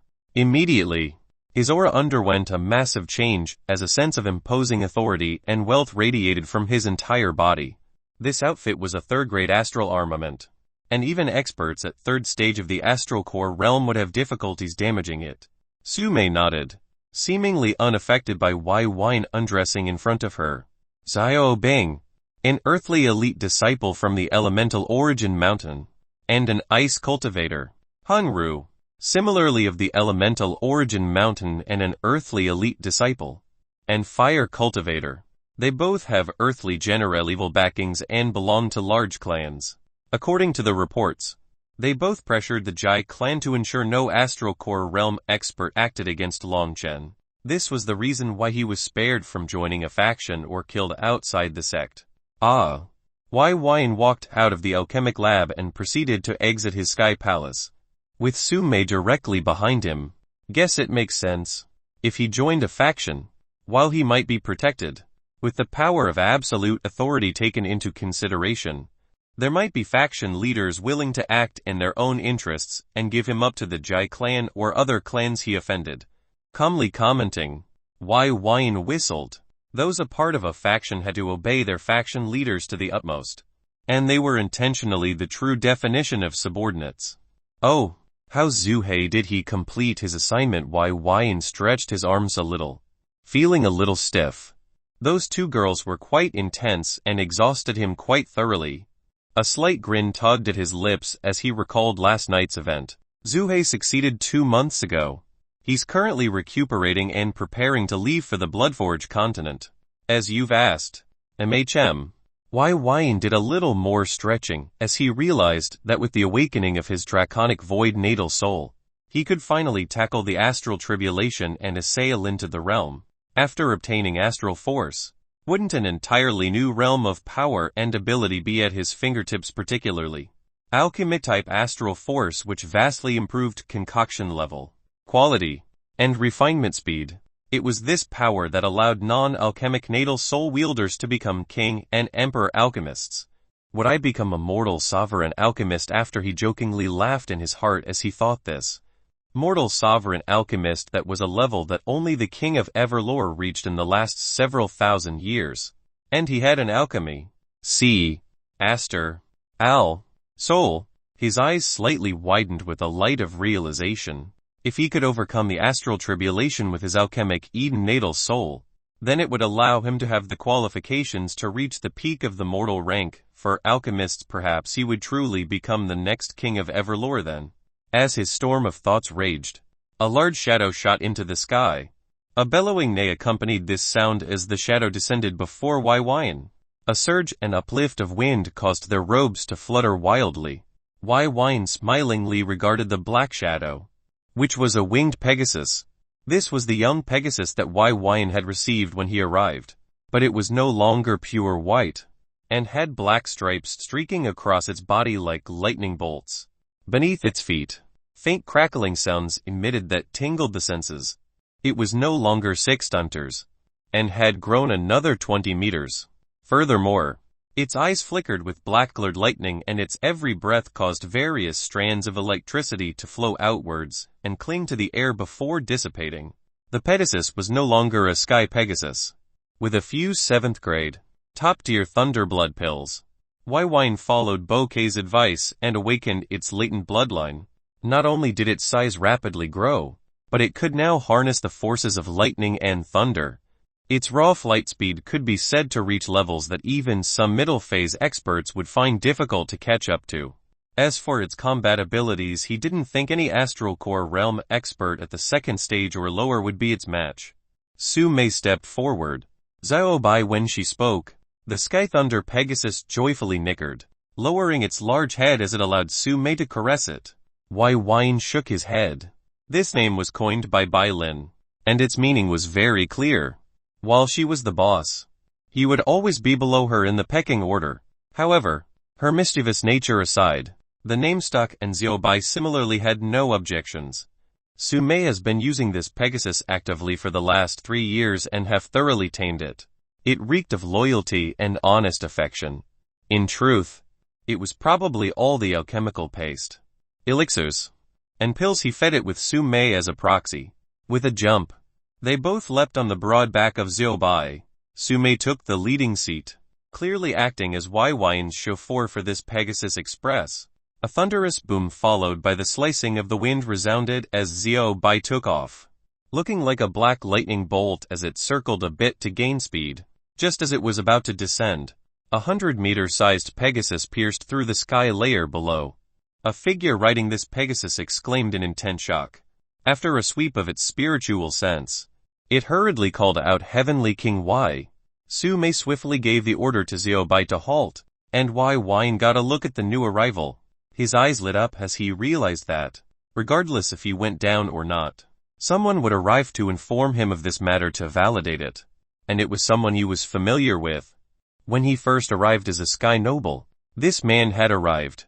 Zhao Yan, Vice Commander of the Knights of Enforcement. He was a tall, brawny, dark-skinned, middle-aged human male with an unshaven face and usually sported a stoic expression. However, now his eyes were fixated on Xiao Bai. You awakened its Sky Thunder bloodline. His voice trembled slightly as he spoke. In fact, the Pegasus, below him that was larger yet pure white with faint traces of jade light at its wings revealed a clear and dense amount of envy and jealousy. It was a fully matured Pegasus. Yet this barely aged, barely off its mother's tit little colt awakened its bloodline. It had an urge to stomp its prideful little head. Wait, was it smiling at it? Was it smiling with pride and arrogance? It just neighed with disdain. How brazen. While Xiao Bai truly did those things, before the adult Pegasus could teach the young colt a lesson, Zhao Yan sent a spiritual message that caused its stomach to turn. It was simply you're not its match. It could only accept this, and blow vast amounts of wind through its nose. A Sky Thunder Pegasus versus normal Sky Pegasus was a predetermined outcome regardless of the age difference. I was lucky to concoct a few Thunder blood pills, Wai Wine casually remarked. But this casual remark shook Zhao Yan's heart to the utmost limits and it nearly stopped. Lucky that was a 7th grade peak deer pill. He had to take several breaths to stabilize his emotions. But he similarly felt pleasant in making relations early on with this monstrous genius.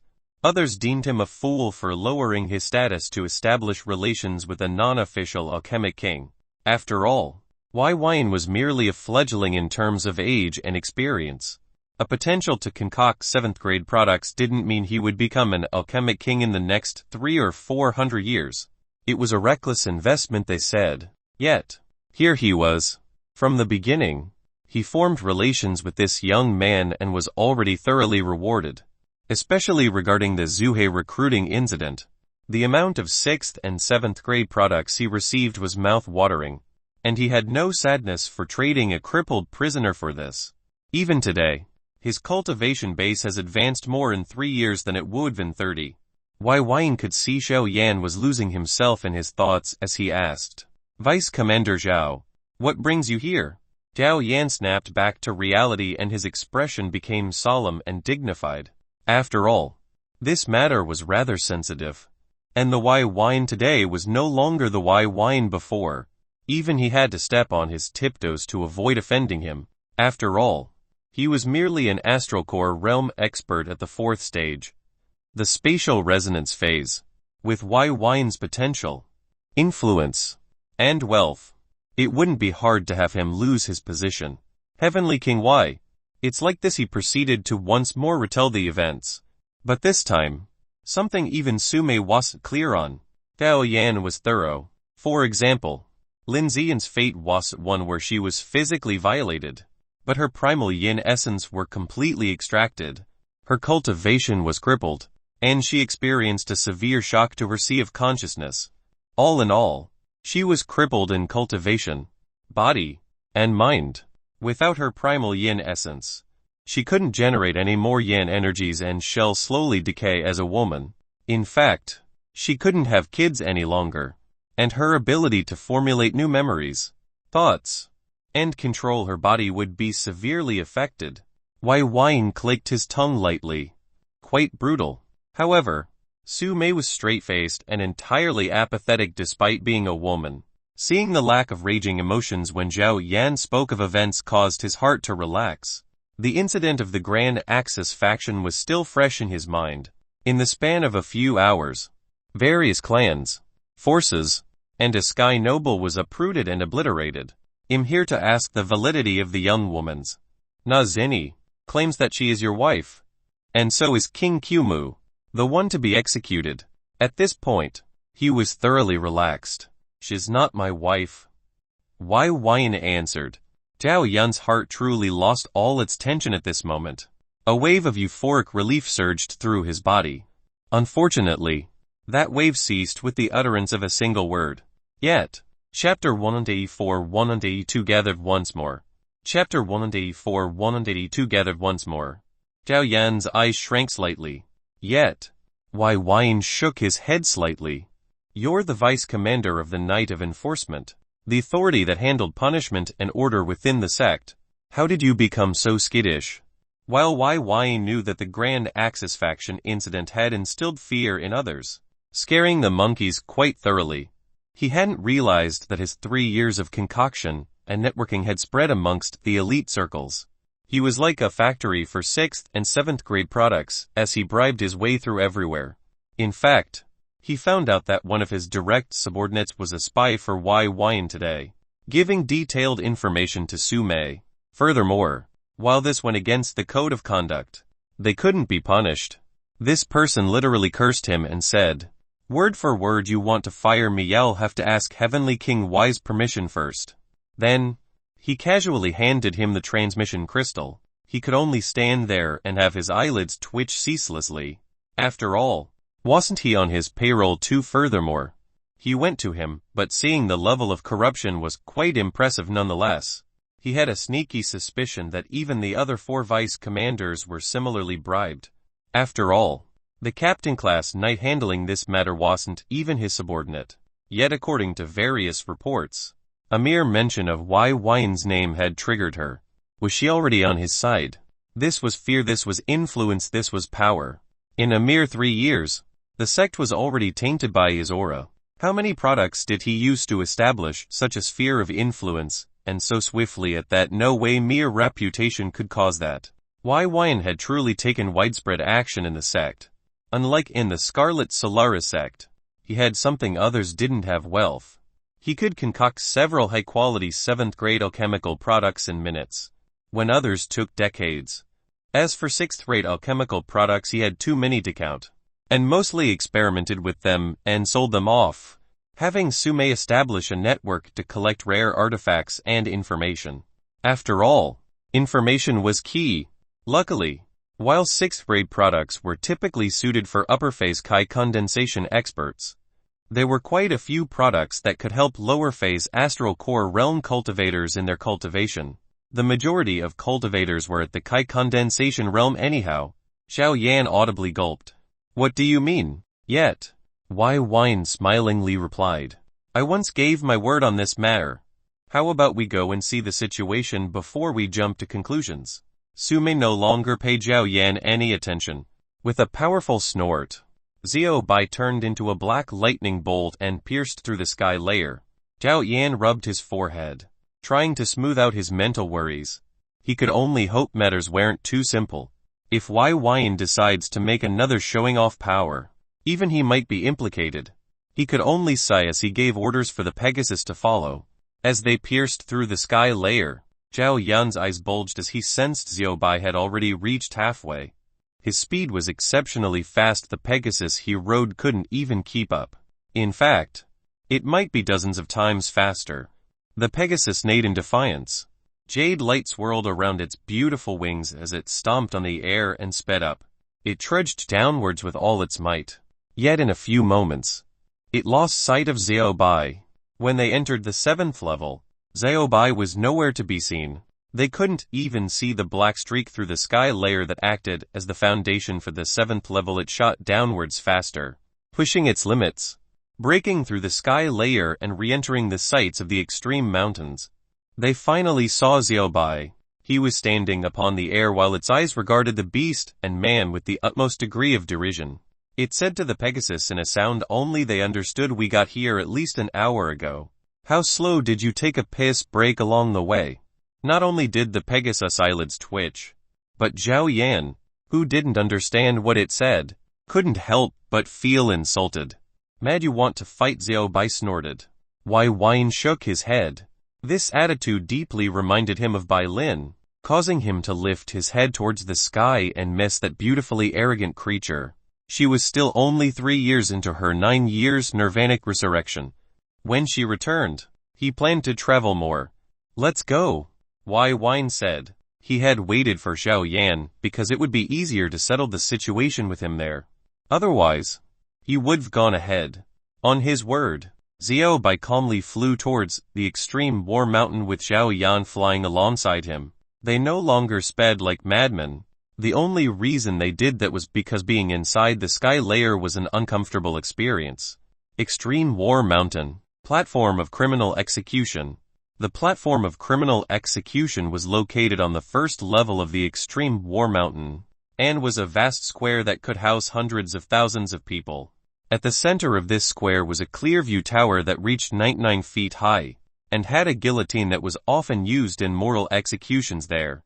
The whole tainted with dry multicolored blood that housed the necks of those awaiting to be sent off was adjustable. After all, demons were sometimes larger, taller, and thicker than average humans or elves. There were numerous individuals present, both on the wide floor of the tower and in the spectator square. Those below who were watching the event weren't originally numerous, but it quickly reached over capacity with nearly 1 million watchers. On the tower, there were dozens of figures, and shockingly, not all of them belonged to the Knights of Enforcement, but several disciples, elders, and even a prime imperial sage. This prime imperial sage was a veiled woman with a thin and tall physique, and she was King Qima's ancestor, King Lingjiu. Bei Ming, the captain-class Knight of Enforcement and current overseer of this incident, was quietly waiting beside a shackled and imprisoned King Qimu.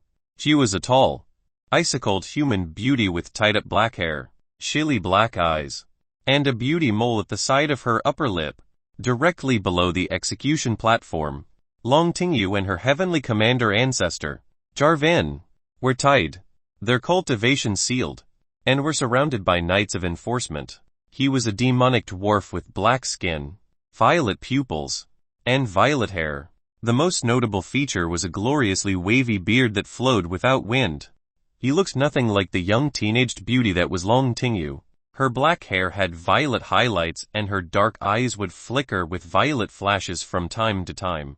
But her flawlessly pale skin was still exceptionally beautiful and quite jade-like, almost resembling a porcelain doll. Furthermore, her chest was showing an exceptional rate of growth, already being more than an average handful.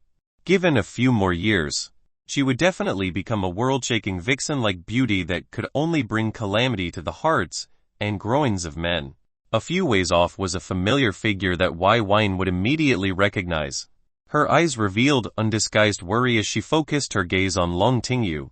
Despite nearly 4 years having passed, she still remained exceptional, with those full lips that were painted with red, akin to freshly cut roses, and a voluptuous and curvy figure that seemed to be molded to perfection. Her eyes, lips, thin eyebrows, slightly sharp nose, and jet black hair that flowed downwards like a cascading water was still as perfect as that day. It was Yang Ling. It was her who brought all of them to the Myriad Monarchs Act. And shockingly, she did it for these two who were currently about to be imprisoned or executed. Next to her were several women and a lone male. This male was Long Chen. His eyes seemed calm, but a light within exuded boundless murder and a desire to kill. Next to him was Na Zini, Lion Yu, Wu Beizhai, Hunru, and Xiaobing. The others were as beautiful as always, and Hongru with her fiery red hair and scarlet eyes that faintly revealed the light of flickering embers, and Xiaobing, whose white hair released faint chilly air, were definitely no less beautiful. Moreover, they were both well endowed. At the moment, several knights of enforcement locked them down with their spiritual auras, awaiting word from Bei Ming. Hunru, with her burning eyes, looked towards Na Zini and hesitantly asked, "Are you sure you're?" His wife, her eyes drifted to Long Chen in suspicion. There's no way Heavenly King Y, the Prince of Everlore's wife, would be so close and familiar with another man and suffer such mistreatment. Right. Why was she a null disciple while she can't exceed the nascent dust rank due to strict rules? Shouldn't she at least be at that rank and enjoying immense wealth, status, and environmental benefits with the backing of a king alchemist? Reaching the astral core realm and joining the 5 million elites shouldn't be too difficult. Xiao Bing coldly said. How could she be this as a ploy to stall for time? Long Chen, will you use that? As she spoke, her eyes sneakily took a glance at Long Chen's ring. Her icy disposition was on full display as she directly rejected the idea. After all, Long Chen and Na Zini were closer than most, and it was utterly impossible for her to be another man's wife with those actions. Unless, as she thought of this possibility, Hong Ru said with disbelief, "Are you having an affair?" Her words were somewhat subdued, but there were quite a few with keen hearing, especially beastmen. A hushed clamor occurred with exclamations and gasps.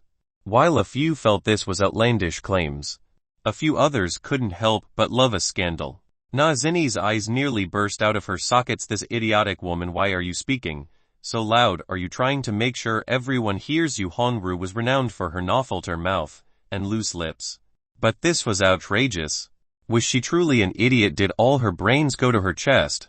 She was already feeling very anxious about this entire thing, and those words only exacerbated her anxiety. But this was the only solution that had come to mind at the critical moment to save King Qiamu from death.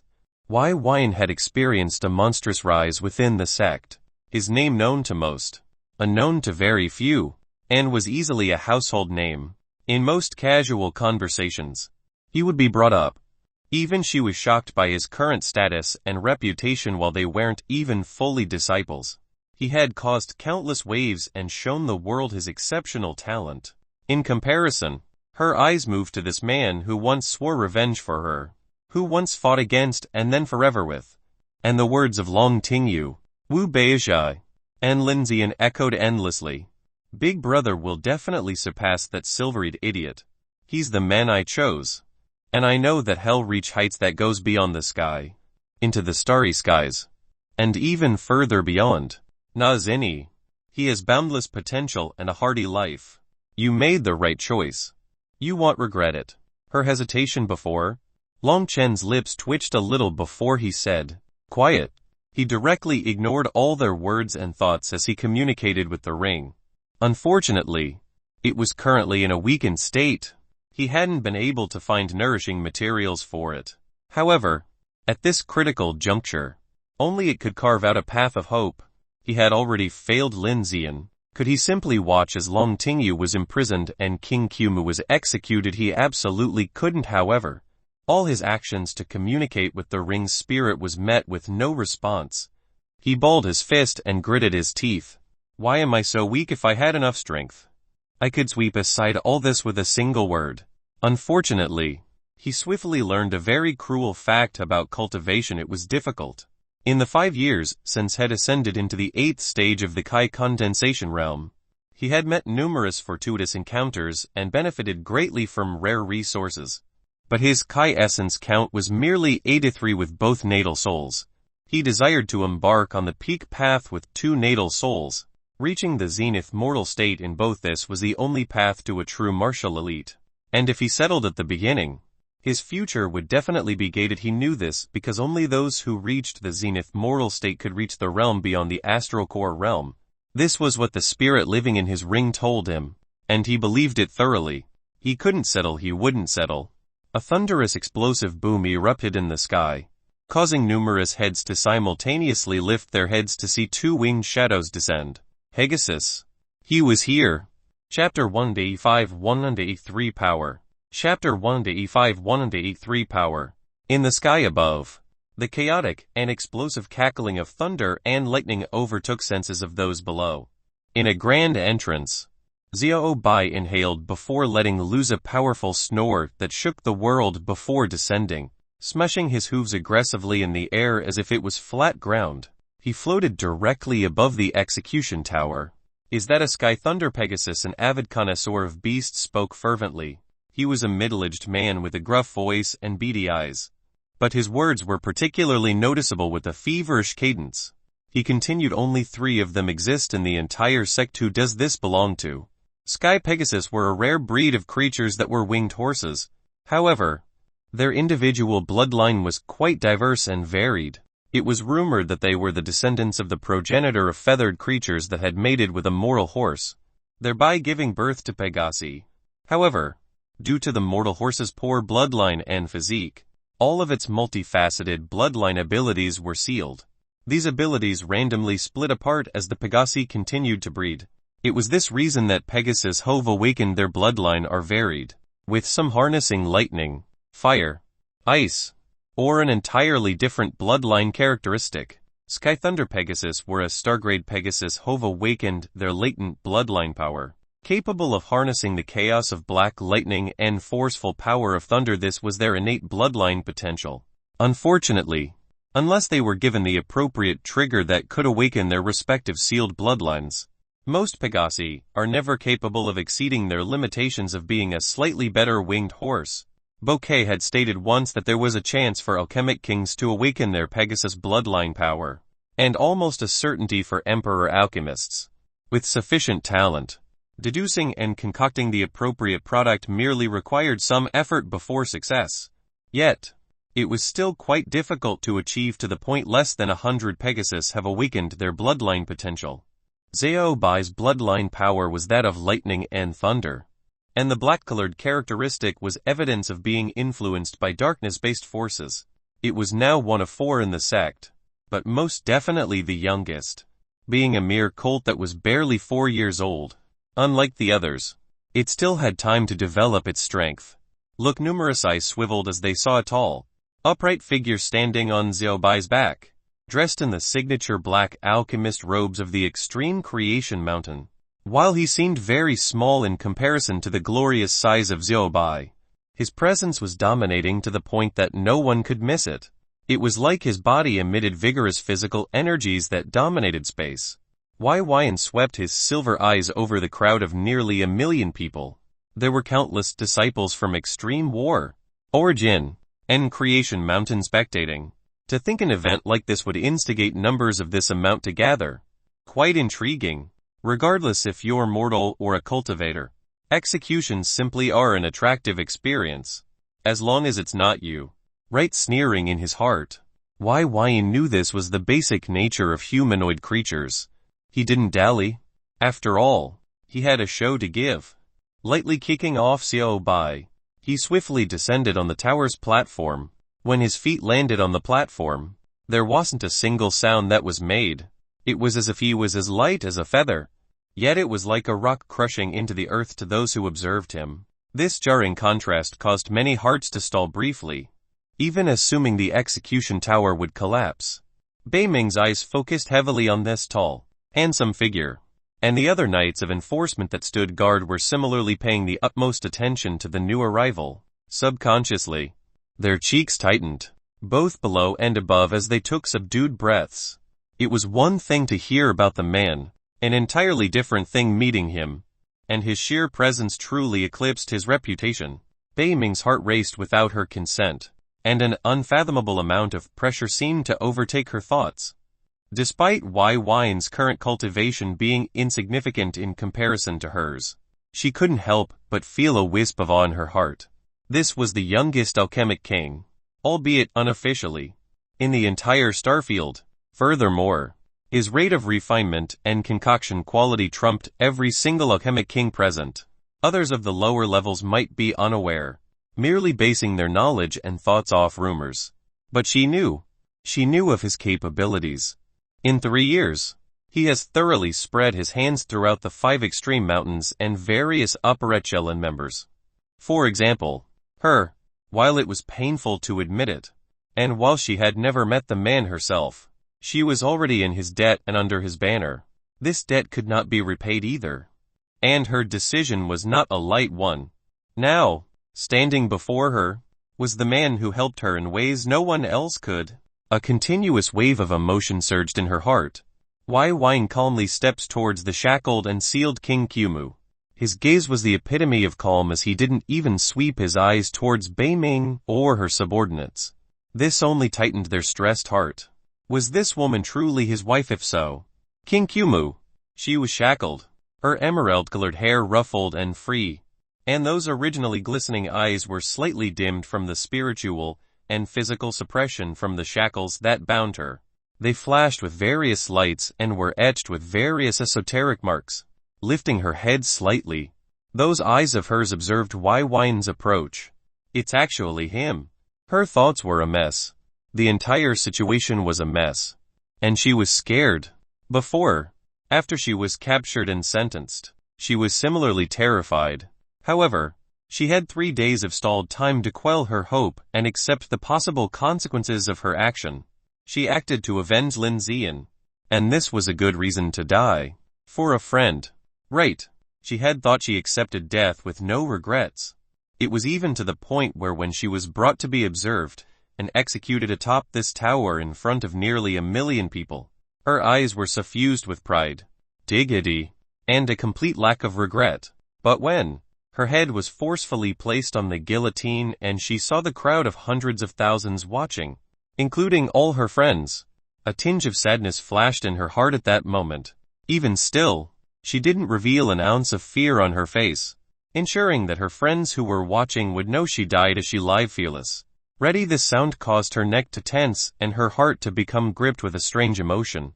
Her life flashed swiftly before her eyes and she realized something no one facing death wanted to. She still had so much to live for. She tried to maintain her strong will, show the world that she still had no regrets. She didn't want to cry. Release. The fall of the guillotine's blade sound was like the release of the floodgates of her emotions. The straw that broke the camel's back, and her tears welled within her shut eyes and she wanted to shout, scream, yell until her lungs collapsed, I don't want to die. Shockingly, her tears fell, but not her head. The one shouting for her death had shattered the blade and her life was unexpectedly spared. She didn't know why she was spared. Her thoughts and senses were overwhelmed with emotions, but everyone seemed to be quietly awaiting something. Someone. To think it was Wai Wine. Heavenly King Wai Bei Ming hesitantly spoke, completely unbefitting of her station. Wai Wine gently gestured with his right hand, and Bei Ming acted almost instinctively to it, activating the various formations and arrays that restricted King Kumu, suppressing her energies and Kai with ruthless dominance. They lit up and in the next moment, clank, they were unlocked and fell from her limbs. The crowd gasped. Without a single word, she was freed against protocol and not a single knight dared to speak out. This was telling and gripped countless hearts beneath the field. Long Chen balled his fist as a myriad of thoughts echoed within his mind. Wai Wine soon stood a few feet away from King Kumu, who was on her knees, and sat down. He folded his legs, reaching her level, leaned in and warmly smiled. It's quite something that I cause shackles to fall from you twice in a lifetime. How if you keep at it, people might think you have a kink. Wai Wine lightly chuckled, rubbing his nose. King Kumu was startled as the shackles left her, and Wai Wine sat before her, and even made a joke.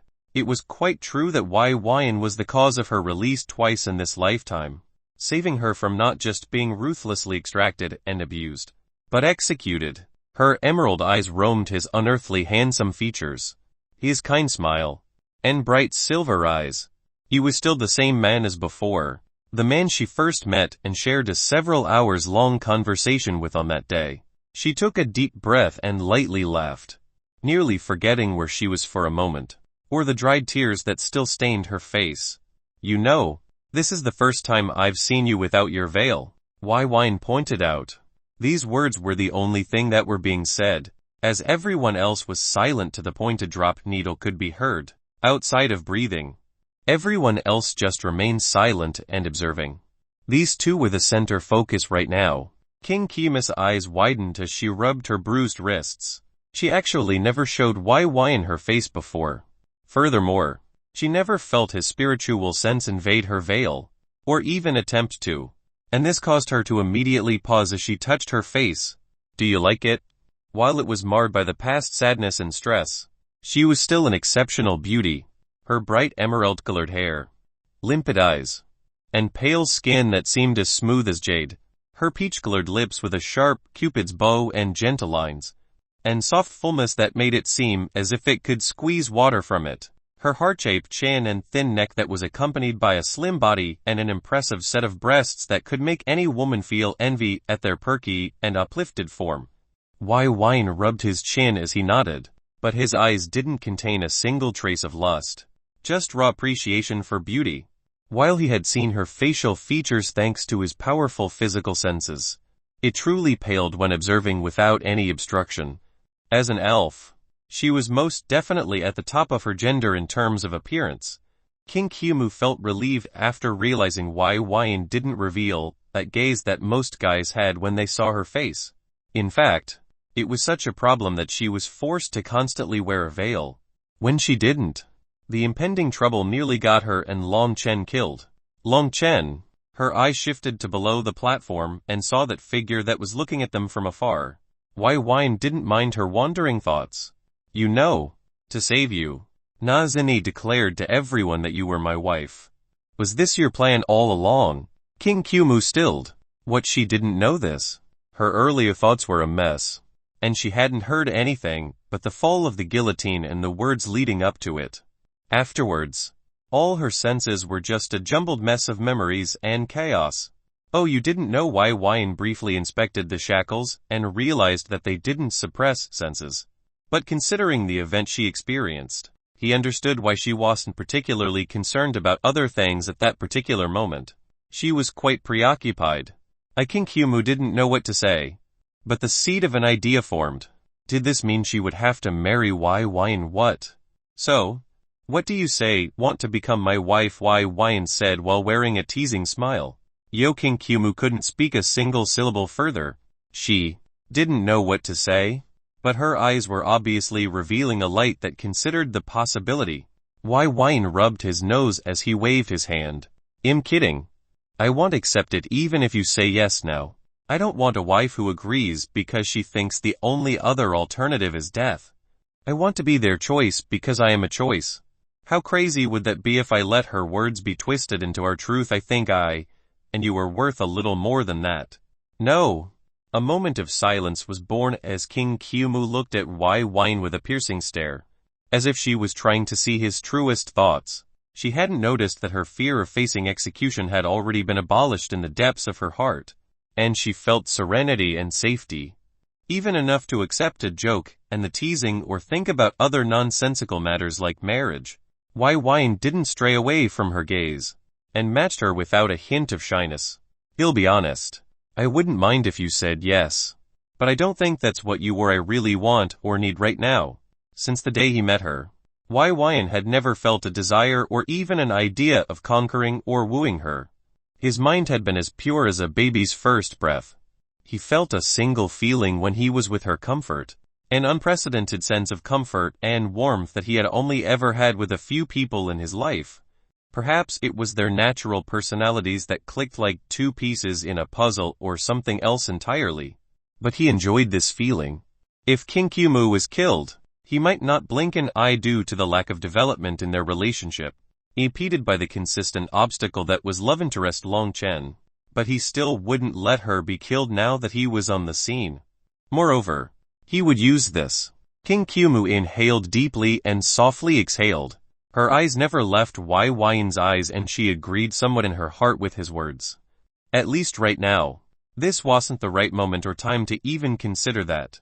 She had never even considered marriage or union of any type, but she also didn't have any particular goal for the future. Since long ago, she merely followed Long Chen on his adventures, watching and observing his exceptional growth, and supporting how she could. So, what do you want? Wai Wine asked. King Kumu was silent for a moment before she smilingly said, I want this entire thing to be over. Wai Wine nodded without a moment of delay. Alright, but I think you might not like what I'm about to do and what I have to do. What? King Kumu was startled. What was he going to do? Wai Wine lifted himself up and patted himself off slightly before he turned towards the crowd below. His eyes easily located Na Zeni and the others amongst her group. He abruptly jumped off the platform, causing a few people to gasp. But before he even got a few yards off the platform, Zhao Bai flashed beneath him with an outstretched wing that he lightly stepped on, a strand of Kai attaching himself completely. With another step he arrived on its back and he arrived directly above Na Zeni's group. Wai Wine jumped off, landing just as quietly as he did before. When he arrived, the crowd retreated, creating a large opening that left only Na Zeni, Long Chen, Lin Yu, Wu Beizhai, and Zhang Ling. Even Hong Ru and Xiao Bing retreated just like the others. Long Chen and Wai Wine's gazes met. A burning desire flared within Long Chen's pupils. But Wai Wine had a wisp of indifference. Seeing this tense atmosphere developing, Na Zeni stepped forward to quietly call out, Wai Wine. Wai Wine shifted his gaze onto her. While he had given his word before, he didn't like the situation in which she decided to accept it. Spiritual spell isolating saber barrier. He lifted his finger as spiritual energies infused with saber intent started to ripple out endlessly, until it thoroughly encapsulated Wai Wine and the other 5. Now, all physical senses would only perceive the sound of a keening saber and spiritual senses would be sliced apart without mercy, unless a cultivator forced their way through. Perceiving their conversation was impossible. And who would do that? I gave you my word that as long as you wanted, I'll accept you as my wife. And I won't go back on it now. But I'm quite disappointed in you. While others in the know might think what you're doing is a noble sacrifice, giving yourself for the life of your companions, I find it idiotic, pathetic, and unworthy of someone I'd call my wife. Wai Wine coldly uttered, causing Na Zeni and Long Chen to freeze. I promised you on that day to give my everything to ensure your happiness and dreams while facing all trials of the heavens and earth together. This was me taking responsibility for something I didn't regret, but never coincided with my principles and morals. Yet you use it now, and for this Wai Wine's tone became colder and colder, causing Long Chen to clench his fist in agitation and fury. Long Chen couldn't hold back and said, If you don't Wan, shut the fuck up. This matter doesn't concern you. Wait your turn. Wai Wine viciously interrupted. Wai Wine ignored Long Chen raging huffs and killing intent. You haven't broken my condition, so I won't decline, but I won't accept it either. At the very least. Not now. I won't break my principles again, forming a substantial relationship with someone under duress. Especially not with my first wife. If you want to truly become my wife, then you can decide that on your own by coming to me, not me coming to you. However, unlike before, you now have a time limit. Wai Wine glanced at his right arm slightly. You have 36 years. After that, regardless of what you want, I will never accept you. I don't care if you finally realize that you're a tool of another man, unable to realize any of your dreams, and unwilling to remain as one of the many beautiful yet utterly useless shadows of another who cares not if you suffer, become crippled, or die. And he paused, looking into Na Zeni's gray eyes before saying with a glacial and dark tone, if you ever use me to get yourself or anyone else out of trouble again when you're not my wife, I'll kill you myself. Na Zeni didn't know what to say, but her heart chilled as Wai Wine's words resounded in her ears and heart. For some reason, she knew that he truly wouldn't hesitate to kill her. She bit her lower lip, unable to reconcile with this in her heart. Yet those words of his truly pierced into it without a hint of mercy. A beautiful yet useless shadow of another. For the last 3 years, she'd been following the story of Long Chen, and she was absolutely useless in it. She even pondered deeply on whether she should use her yin physique and duel cultivate, helping Long Chen reach a sufficient state to break through. accelerating what arise she knew would happen regardless. However, her reservations caused by Yin's promise had always stopped her. Furthermore, was that all she amounted to, a cultivation tool for someone else? Could she only do this, be a useless woman that could only follow behind, spread her legs, and hope? She's remembered Long Chen was constantly flocked by women, and even if you didn't count the 2 new additions, there were already 5 women vying for his love and attention, and he was endlessly busy, constantly entering conflict and fighting fierce battles. She didn't want to become a shadow. She wanted to be a figure at the peak, having commanding influence, power, and wealth with exceptional personal strength. The reverence and worship of endless individuals. The fear of her every word that left her lips or gesture of her hand. As she thought more about it, her heart quaked furiously. She wanted what Yin currently had. After a long period of silence, Yin's expression lightened up as he finally faced Long Chen with a hint of a smile. Now it's your turn. How about we make a deal? Chapter 1d6 1d4 a deal. Chapter 1d6 1d4 a deal. Deal. Long Chen was still fuming at Yin's admonishing and threat towards Zenith, suppressing his desire to unsheath his sword and deal a lethal strike at Yin when those words left his lips, causing him to become confused. He slightly sneered. And why would I ever make a deal with you? Yin didn't react to Long Chen's latitude. Instead he continued to smile with a joyous excitement within his eyes. Don't worry. This is a deal you won't be able to say no to. Because if you don't accept it, then while King Qiumu will not die today, she'll still be crippled. And Lin Zian, the woman who you owe too much to, and was a sacrifice to your enmity, she'll never recover. What? Long Chen grew agitated hearing this. How could he not, after hearing that King Qiumu will still be crippled and Lin Zian would be unable to recover? Lin Zian. Oh, Lin Zian. Yin folded his arms and tilted his head slightly. Did you know? I was this close to marrying her all those years ago. To think she would end up like this. TCH. Her life might've been better if she... He shook his head with a wisp of pity in his eyes. But the implication was clear. Shut up, she would never marry you. Long Chen's breathing became erratic as his slaughter and sword intent flared within his eyes, unleashing a faint spiritual pressure. Yin remained entirely unbothered, his eyes similarly flickering with saber intent. He was completely unaffected by this level of spiritual suppression, and shrugged it off as he calmly stated she once came to the Scarlet Solaris sect and said that anyone who could reach a certain level of the Haven Heart Kai method would earn her hand in marriage. As you can clearly see, Yin lifted a finger, causing saber and elemental Kai to flow upwards and become 2 wisps that intermingled and swirled around each other above his finger. It was quite a beautiful and elegant display of Kai control. Long Chen gritted his teeth. Oh, it seems you already knew about her promise.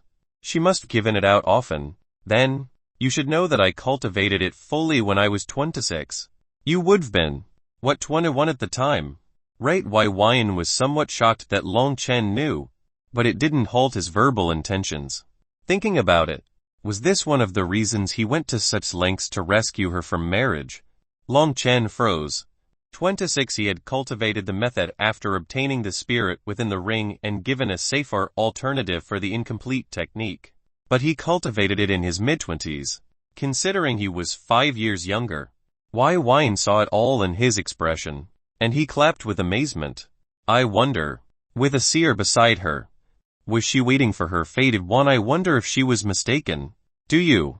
Seer, it wasn't just Long Chen, but the other 4 women revealed confused and uncertain expressions. They didn't know Lin Zian had a seer beside her, or that it was Ming Shu Fang. Yin didn't know this either. Interesting. Anyways, the deal? Are you interested? Yin deliberately and abruptly changed the topic. While he wanted to rile up Long Chen's emotions to influence the situation, he had obviously completed that.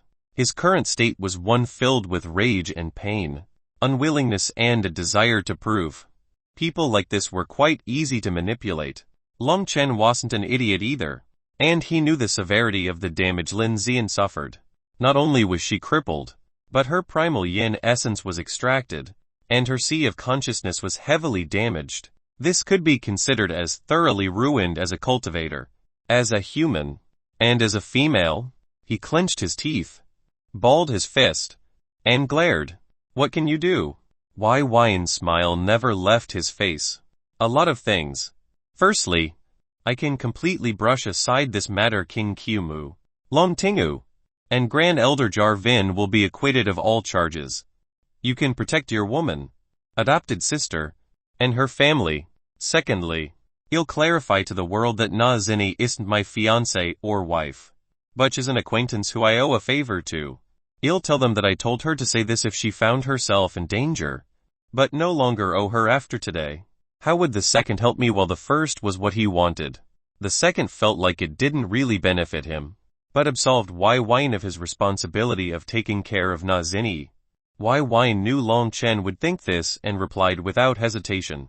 If I don't make a statement, then countless people will think that you're a little too close to Na Zinni, and they might try to misguidedly help me and, well, kill you.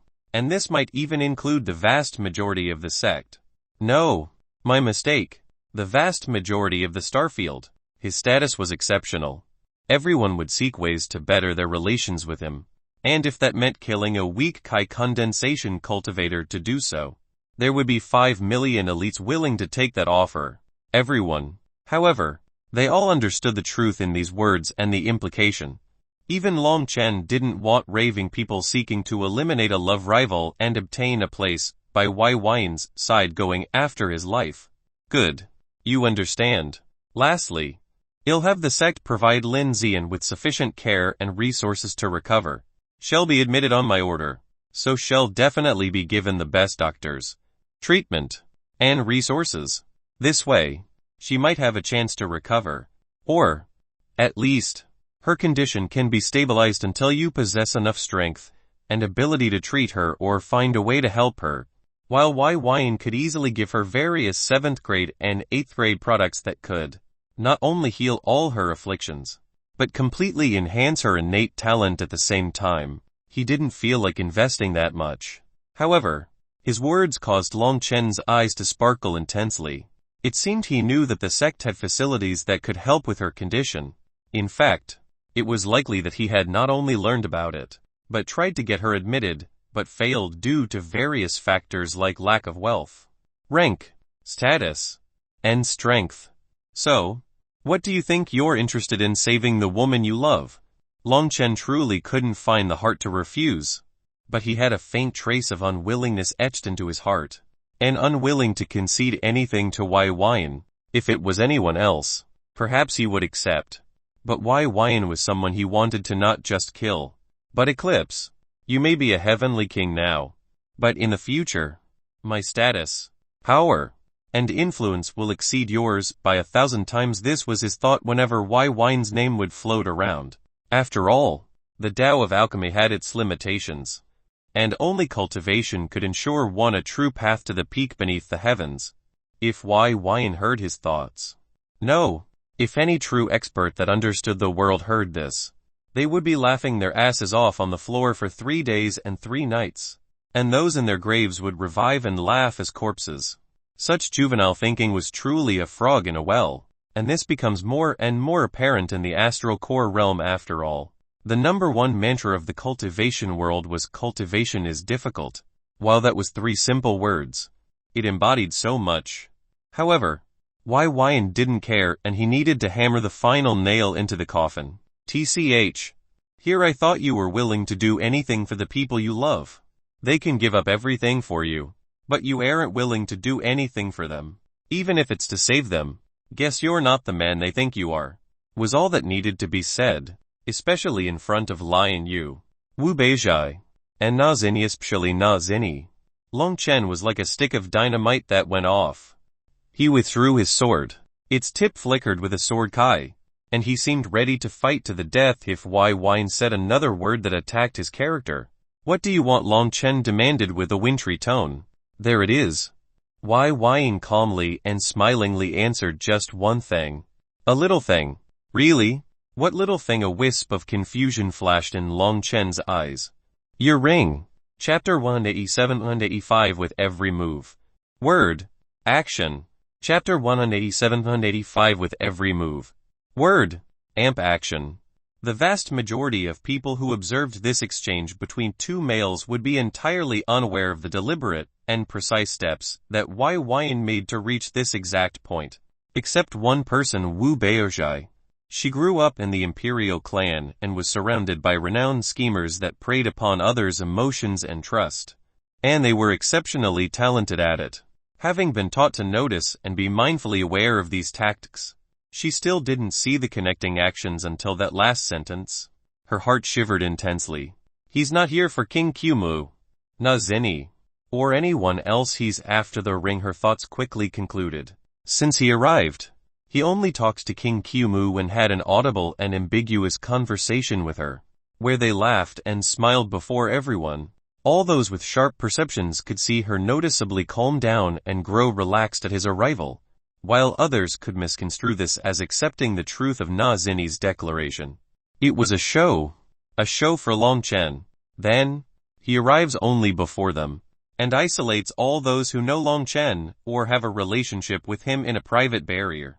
Every action, from his needlessly thunderous arrival, to his display of absolute control on scene, to his care and affection revealed, was absolutely deliberate, but that was definitely not all. He riled Long Chen up, insulting him, implying that he's unable to satisfy the desire of his women and cared not if they suffered, crippled, or died.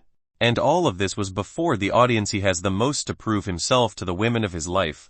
These women were witnessing this stark contrast between the two, and this was exacerbated by him being insulted repeatedly without any ability to defend or act. Wai emasculated him. Wai stated and emphasized his uselessness. Wai displayed their difference with words, with actions, and with attitude.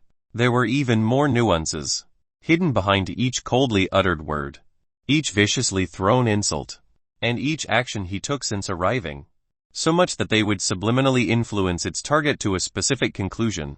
He gave him a choice: prove that you're capable, willing to do anything, or accept your worthlessness as everyone else sacrifices themselves. But not you. After all, it was a small thing. A little thing really. It was just a ring. An unassuming black ring. Wu Baozhai's heart raced with fear and terror. He did all this so that Long Chen would willingly give up his ring, as if he could refuse it could clearly be seen that Long Chen believed he'd one day surpass Wai, so he could simply reclaim it later. Right. She couldn't help but feel surreal and disbelieving. When she lifted her pretty eyes to meet Wai's silver ones, he met her gaze. From within his silver irises, she could see a knowing smile, as if he knew that she would figure out his plans. And it held a trace of threat within. She felt as if she was dipped into an icy ocean without any land in sight. And if she spoke a single word, she'd drown to her death. She wanted to say something with all her heart and soul, but the survival instincts embedded into her DNA were ruthlessly suppressing her entire mind, freezing her up completely. She could only stand there and stare at this terrifyingly handsome schemer. Wai stealthily removed his gaze from Wu Baozhai. This girl was a little too smart for her own good. She was a good woman, though. Long Chen was the one with the most intense reaction, because this ring was his everything. However, his eyes flashed with an unwillingness to give up.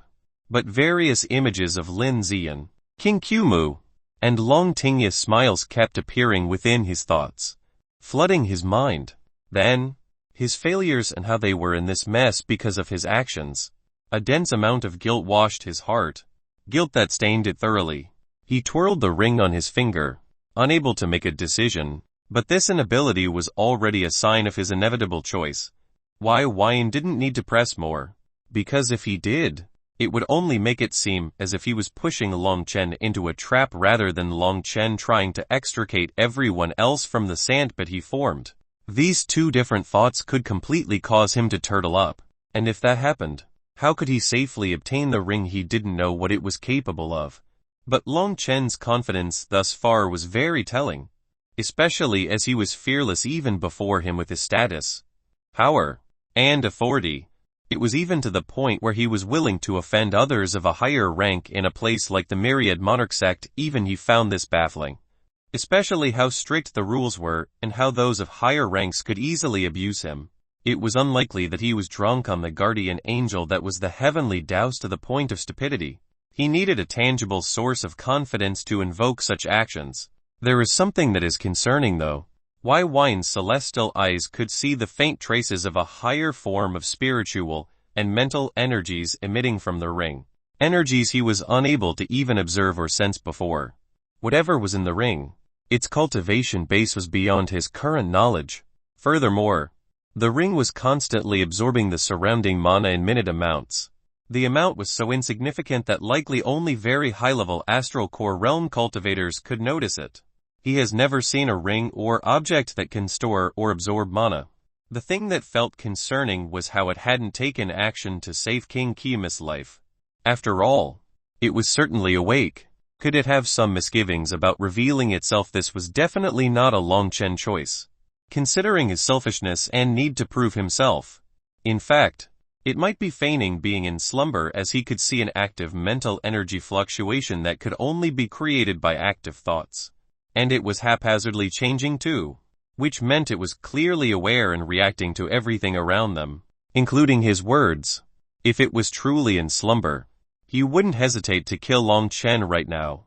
Unfortunately, he felt that wasn't the case. He similarly had misgivings that it would throw away its own concerns and kill him to protect Long Chen. Until the ring was out of the equation entirely, he wouldn't touch Long Chen. After all, he didn't know what link they had. What if their senses were connected? He needed these favorably crafted circumstances that would give Long Chen a set of certain beliefs and thoughts to allow him to willingly give the ring up. In fact, he didn't just do all this to influence Long Chen, but to influence the existence in the ring. This was the key factor. If he knew Long Chen was checkmated into an impossible decline yet was confident in its ability to hide, it was highly likely it would agree to be in Wine's possession. However, for that agreement, Wine needed to ensure it was willingly decided by Long Chen and itself. After all, how could Wine pose a threat to it? He was banking on it having the arrogance of an expert. And oh boy was he right. The ring flickered with dim, nearly indistinguishable light, clearly communicating with Long Chen. After their brief exchange, Long Chen no longer was conflicted, and even a hint of smile and decisiveness surged in his eyes. He removed the ring and held it out. Keep your word. Wine's heart pounded with sky-rising excitement. Even though he knew they likely schemed against him as a unit, he didn't care. After all, it's not like he spent 3 years not preparing for this day. It just came a little sooner than he expected. With a brilliant smile, he said, of course. Chapter 188-186 A single sentence. Chapter 188-186 A single sentence. Long Chen giving Wine the ring caused Na Xinyi's heart to quake. She knew that the ring was a precious treasure, but his willingness to give it up for the sake of King Kimu, Lung Tingu, and Lin Xian caused her thoughts to veer towards a realization that Long Chen wasn't someone that could only take, but someone who was willing to sacrifice. It was not just her, but Wu Baoshai and Lian Yu were similarly shocked by his decisiveness to give up the ring. While they didn't know what it was, if Wine wanted it, it had to be unfathomably precious.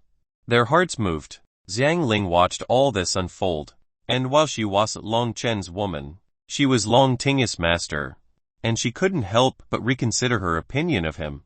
Wine didn't care about the imaginary heart points Long Chen obtained by this sacrifice, nor the selective memories of these fickle women that forgot that Lin Xian was thoroughly and nearly irreparably crippled because of something he did. And this led to the current set of events. Wasn't he just cleaning up his own mess? And he had to rely on Wine to even do it. If spectators knew of the story, perhaps they would laugh at these women for their foolish thoughts. After all, outsiders looking in could see all from an unobstructed view. Wine was careful, not reaching out to grab the ring, but using a strand of kai to condense into a solid string to coil around the ring until it was wrapped in a makeshift ball. Long Chen coldly laughed in his heart at Wine's caution. But after the ring was pulled out of his hand, a sense of emptiness emerged in his soul. His eyes froze for a moment as he observed Wai Yin withdraw a 10-inch cubical object that seemed like black jade. It was etched with multicolored esoteric markings reminiscent of a spiritual formation. And these marks were far stronger than what he had ever seen before. What's that, was their simultaneous thought. Wai Yin didn't give them time to analyze as the ring was brought over swiftly, and entered a small opening just the right size to fit a ring, and was placed within the cube. The opening closed, seemingly vanishing as if it was never there, and there was no longer an opening or ring present. Then, the cube disappeared. Wai Yin finally gave off a relaxed smile. This box was quite expensive to purchase, costing several dozen 7th grade high-tier products. It was called the Soul Sealer Cube. It was designed specifically to seal an astral soul, the advanced version of a natal soul, and allow for long-range transportation in a preserved state. It could be brought an untold distance swiftly or kept to be refined for later. It was a tool used by evil cultivators to store, seal, and maintain the potency of astral souls for various reasons, like cultivation, or transformed into a life-saving tool. Regardless, it was quite difficult to procure, but very suitable to seal the ring. After all, it can contain astral force, and that embodies mental, physical, spiritual, and elemental energies. Long Chen was startled for a moment as he felt a weakening connection with the ring. Wait, did he always have that prepared weight? Why did he act so cautiously to begin with? He had originally assumed that Wai Yin believed he had a cultivation treasure, like some people have in the past, and seek to excavate its secrets. But it was more like he was deliberately caging something. Did he know? Before he could let that question properly settle in, Wai Yin dispersed his spiritual spell and turned his gaze to Zhang Ling. Since the beginning, when he had first met her in the myriad Yor continent, he had been interested in this woman. Yet she was like a ghost, constantly elsewhere and never here. You have an open invitation to my sky palace, whenever you want, he calmly stated with a gentle smile. Zhang Ling's heart shook. Was Wai Yin interested in her while she wanted to forge a relationship like others? She felt her discipleship of Long Tingyu would automatically exclude her. Yet here he was, giving her a verbal invitation before everyone. Wai Yin didn't stay here.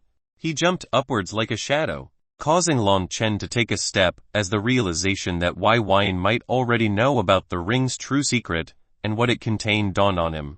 Sao Bai was timely, arriving and allowing Wai Yin to step upon his broad back without a hint of awkwardness. They flew swiftly back to the execution platform, and Wai Yin jumped off, landing before the now standing King Qiumu. While she wasn't allowed to leave until things were officially stated, she wouldn't keep kneeling either. Wai Yin rubbed his nose awkwardly. Yao'll probably learn what happened, so I hope Yao'll understand why I said and did what I did. What did you guys talk about? What did you mean by I want like what you have to do? King Qiumu was slightly flustered, but she didn't know why. Wai Yin scratched his head slightly and sighed. This. He lifted his head towards Zhao Yan's Pegasus, and shouted, the Jai clan are traitors of the sect, and have been for 4 days. His words were like an explosive boom that reached the ears of every last person present. What? Wai Yin said merely this, then turned to the captive class knight on scene, Bei Ming. When he saw her shock on her face, he realized she was a little familiar. As he recalled a few things, he finally placed her. She was the infertile knight with a damaged yin essence, so she couldn't give birth to a child. Su Mei found out through her investigative efforts to procure a peak-tier 7th grade pill that could restore yin essence. But with so few alchemic kings, and even fewer ones that could concoct such a pill, this was a dream. After finding this out, she was given this pill in return and firmly cemented her allegiance to him. Furthermore, she had a baby a year ago. No wonder she shattered the guillotine the moment she learned that King Qiumu might be his wife. From the dossier Su Mei prepared for him that included her file, she was quite intelligent and decisive in her actions. He gave her a smile and said, handle this matter properly. Dao Yin soared over. Bei Ming was truly intelligent as she took merely a few seconds to adjust and announced without hesitation. The Jai clan has been found collaborating with a group of evil cultivators. cultivating using various prohibited methods, and performing malicious methods against their fellow members. Us. All those with the Jai name were no longer considered members of the sect 4 days ago, and thus the actions of those below are hereby not crimes against members of their sect, but righteous actions against traitors. Her attitude shift was a complete 180 as she condemned an entire clan and its hundreds of thousands of members to expulsion, and likely even execution. However, in her heart, she knew this was the only way to free these 3 of their actions without stepping on the rules of the sect. After all, openly breaking the rules and bending it had very different results. Zhao Yan jumped off his Pegasus and descended next to her. While he was the commanding knight of the Extreme Creation Mountain and Bei Ming was under the commanding knight of the Extreme War Mountain, he still had influence and unfathomable prestige within the entire Myriad Monarch sect. What was a single clan before the words of an alchemic king and heavenly king of their sect? He not only echoed her words, he even brought out various traces of evidence that seemed to suggest the validity of this matter before the near million witnesses below.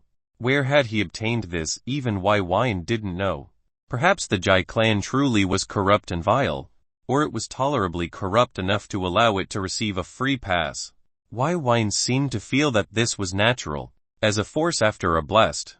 They must have quite a few sinners. How unfortunate. King Kumu paled for a moment. Was this what he meant, pinning crimes on an entire clan with a single sentence? In truth, she hated the Jai clan. But to subject the entire clan to the treatment of traitors seemed unfair. No wonder he said those words. She was truly unable to like this. But was there another way? At this moment probably, but Wai Wyan didn't want to spend more time on this. He stepped towards King Kumu, and leaned in to have his mouth reach her ear. He softly whispered a few words that caused her expression to change, and a hint of a laughing smile surfaced on her face. She almost snorted unintentionally. Wai Wine smoothly retreated and asked, right with a little chuckle. It was this casual act that eradicated that heaviness in her heart. Zhao Yan and Bei Ming were already making declarations of investigations and giving out orders, before Wai Wine even retreated from King Kumu's ear. Long Tingyu and Jar Vin were freed. In fact, Bei Ming was talking about a reward to King Kumu for eliminating traitors, even openly praising her.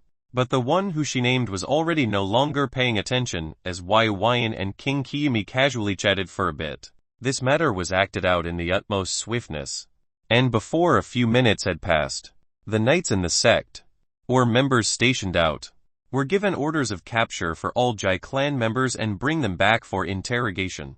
They would either unearth more crimes or verify the innocence of certain ignorant people. Of course, there would be some that will have to be placed on this execution platform, but the rest would likely receive expulsion from the sect and the Myriad Monarch Astral territory. At this moment, Wai Wine and King Kimu were at the edge of the platform, their legs dangling as they looked at the busy knights and rowdy people below. The crowd was quite restless as they started to either disperse or gather, seeking to catch a further glimpse of Wai Wine above. Thank you, King Kumu said from the heart, moving a strand of loose hair behind her sharp ear. Wai Wine lazily stretched out his arms and shook his head. I'm not the person that should be thanked. If Na Zini didn't say anything, I wouldn't even know about this situation. I was quite preoccupied these last few days. King Kumu realized that Wai Wine was likely deeply enthralled in concocting pills, cultivation, or formulating his faction. If she knew he meant busy enjoying life with 2 exotic beauties, who knew how she'd think, but his words had unintentionally and inadvertently caused her heart to warm. When he did learn of it, did he not come and save her life at the most critical moment? Wasn't that enough? Wai Wine wasn't a saint, he knew this about himself. That being said, he cared a lot for emotional attachments, even willing to subconsciously protect Bai Lin with his life before his own. After losing everything once, one's heart becomes shielded by armor, but those that could leave an impression was unimaginably valuable to him. King Kumu had not reached that level of importance in his heart before, and still hasn't today. And while this was mostly because of Long Chen's interference and existence, it was also due to their own personalities. Were they not both victims who found trusting others difficult? He lost his entire family, and nearly his trust in humanity. King Qiumu lost her sense of safety, peace, and her trust in others. One was abused and hunted, one was captured and abused. Perhaps it was this similarity that caused them to view each other as kindred spirits lit beneath the stars, yet kept them from forming that seemingly miraculous connection between them. They had suffered and yet they thrived. And after regaining themselves, they didn't have any real goal except to see how far the road went. Wine recalled his time directly before the black skeleton emerged in his life. His worries were just trust, how to survive, and how to cultivate effectively. In the end, he had no true goals. It was only when he met that man with silver hair and black eyes, that bit into his neck, and the subsequent arrival of the black skeleton, that his life gained a semblance of purpose. It was the confrontation with one's death that truly sets one's perspective. I want to explore the entire world, see everything I can, enjoy all the things I can after that. Build a grand business, family, re-establish the Y clan, have many different wives and a few children to dote on. Wine, age 26, 13 years ago. After this, I want to see more of what this world has to offer, not just follow along others, but forge my own path and have my own adventures. Then, when I've had enough, I'll settle down and have a good husband, a few children to dote on. King Qiumu, age 35 present day. While they didn't know it, their thoughts were uttered at different times, but rang with the truest feelings and desires of their lives after experiencing a close shave with death. They also never imagined that their goals would inevitably birth a desire for immortality, and cultivation was the only way. This would lead them both down a long, difficult path. Chapter 189-187 Ready to Ascend. Chapter 189-187 Ready to Ascend. Following through with his promise, Wine sent out statements clarifying the entire situation and arranged for Lin Zian to receive the best care. The Jai clan was marked as traitors of the sect and were hunted down, brought in, and interrogated for the truth. Shockingly yet not surprising, his deliberate accusation had some truth within, and quite a few members of the Jai clan practiced evil methods forbidden by the sect, even by the world. This news caused an uproar, and many praised Wine for his foresight and decisive actions against a vile clan such as this. While the myriad monarch sect didn't strictly ban evil methods, they disallowed a select few ones that were disgustingly ferocious, vile, and vicious. As an example, there was an evil alchemic method that gathered the primal yang and yin essence of 1,000 virgin men and women before brewing them into a cauldron to condense a blood pill, or an evil cultivation method that extracted the nascent, pure meridians and dantians from infants and refined them into one's own to strengthen one's innate talent. These types of acts were considered beyond redemption and subsequently and ruthlessly outlawed by not just the myriad monarch sect, but the entire Tribulation starfield. Yet the Jai clan was found cultivating these methods to help develop themselves. Unfortunately, these methods were oftentimes employed because cultivation is difficult 3 words and it highlighted the most frustrating worries within everyone's minds. Despite there being tens of trillions of cultivators in the starfield, only 5 million could reach the astral core realm, capable of living more than 1,000 years. Regardless of the reason, their act led to the unified expulsion and near eradication of their entire clan. Those few had implicated the younger generation and those ignorant of their crimes. What became a capture and interrogate became an order to capture, and if they resisted, to kill freely. The myriad monarch sect even placed bounties on their talented members, their experts, and those of direct lineage to the leader of the Jai clan. It was quite a depressing sequence of events for this clan, and even Wine hadn't expected such an extreme outcome. Before long, days passed, and Wine had settled everything that needed to be settled and returned to his sky palace. The ring that he obtained from Long Chen remained sealed, kept within the soul sealer cube.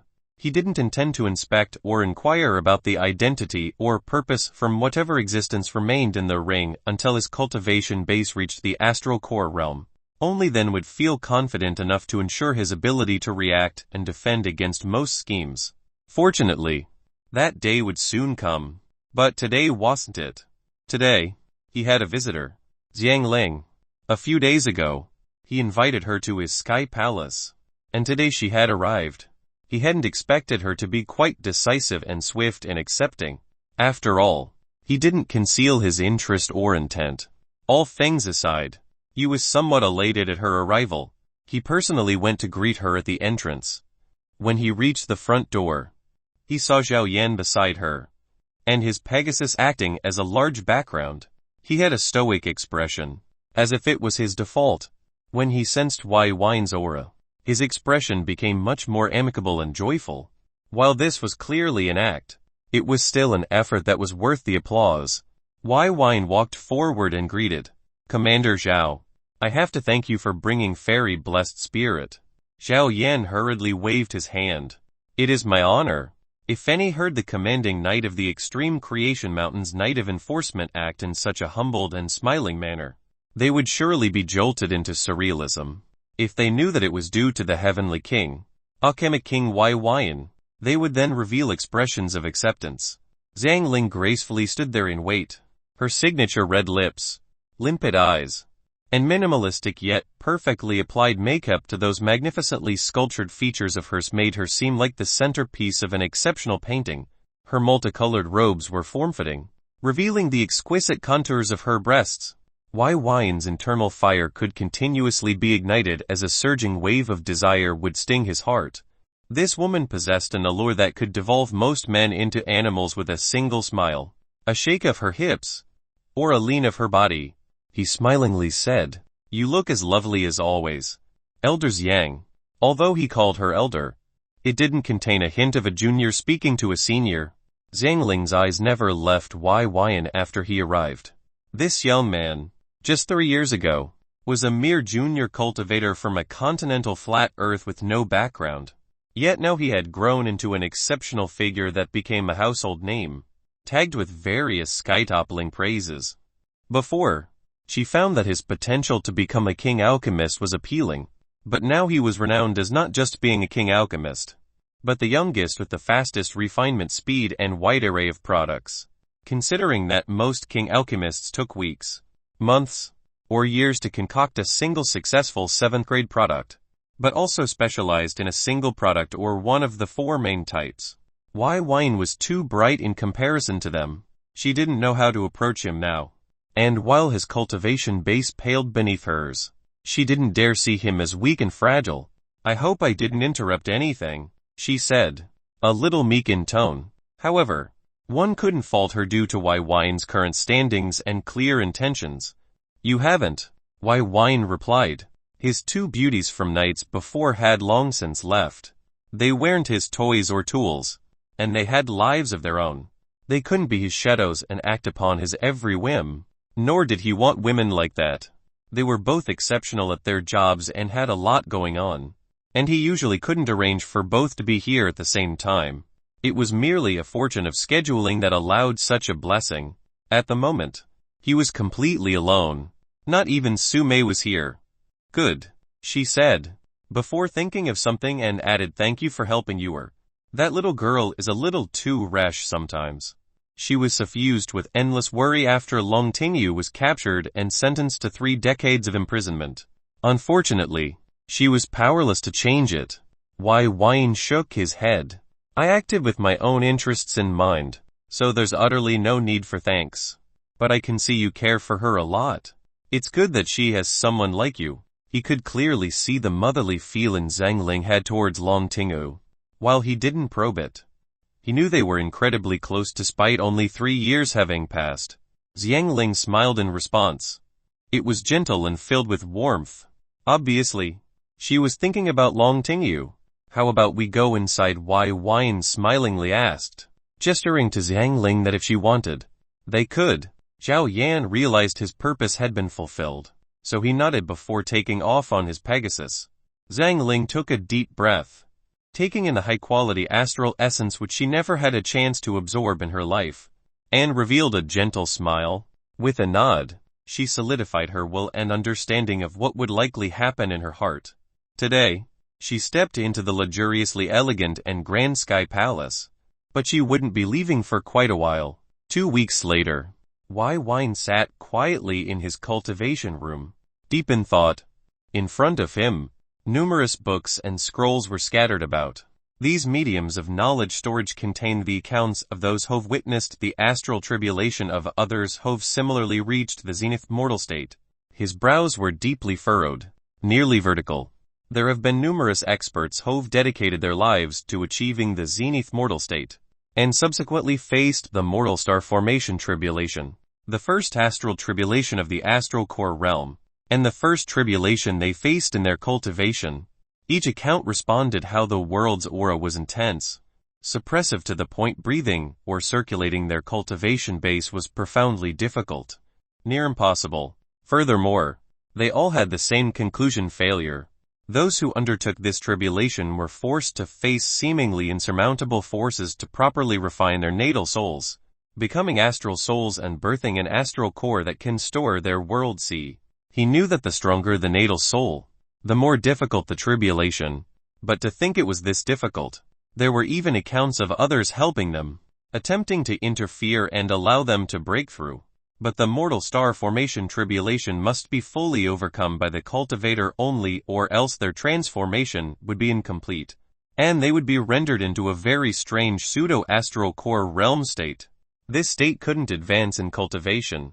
They would forever be a pseudo-astral core realm cultivator. While the second tribulation and subsequent tribulations can be helped with external forces, such as Xiangling helping Wu Zhou break through into the second stage, this would cause their ability to advance in cultivation to be halted entirely, unable to ever ascend into the next phase. Only those who were desperate would ever resort to such a method. Wine was unique. He had 4 natal souls, all of which were at the zenith mortal state. Furthermore, 2 of which were unique, and 1 contained elemental energy. According to past records of other cultivators, those who've attempted to assail the mortal star formation tribulation with specially fused types of natal souls were often forced to face immensely difficult tribulations. The purpose of the mortal star formation tribulation was to mold, shape, and transform the natal soul into an astral soul. The stronger it was, the harder it became to achieve. Fortunately, this didn't seem to factor in the quality of energies, only the type of energies within. This meant that regardless if he had 5 advanced top-tier elemental essences or the normal elemental essences, the tribulation's intensity would remain the same. This benefited him slightly. After all, he had steel metal, violet lightning, life meadow wood, blazing inferno magma, and absolute zero ice energies. If the tribulations were divided, he should have a sufficient ability to overcome that specific tribulation. But the issue was, if it was combined, his draconic void natal soul and alchemic Eden natal soul were special, and the Tao of void embodied all time, space, and astronomical forces. Would that affect him also? If they were separate, could his draconic void natal soul and alchemic Eden natal soul be relied on by themselves to overcome the tribulation? He couldn't help but feel a ceaselessly throbbing headache over this matter. I spent nearly a week just gathering information, only to find out what I already know. I can't use pellets to overcome the trial, or my path will stop then and there. I can't allow that to happen. Wine clenched his fists. His goal currently was to reach the realm of sages. Not only did he need to reach that point, but he needed the most stable foundation imaginable to bring about the strongest cultivation strength. Then and only then will he have a safety net in case he failed a calamity. Right now, he didn't have the protection of a soul of Drusen. A single failure in a calamity of hell to the current him meant only one path: game over. Taking several long and drawn-out breaths, Wine collected the books and scrolls. He had prepared enough. And if he didn't take this step today, he might always find some excuse to take his time. But he didn't have time to waste. Today's the day. Chapter 188 Astral Tribulation Elemental Star 1. Chapter 188 Astral Tribulation Elemental Star 1. A figure dressed in a black-colored martial robe with metallic bracers and a scabbard at his hip walked. His aura and presence was phenomenal for his age and cultivation base. Just it could cause countless hearts to shiver at the mere sight of him. Wine calmly took each step, followed by a serene inhale and exhale. While his expression was the pinnacle of calm, his heart was churning and throbbed with emotional waves.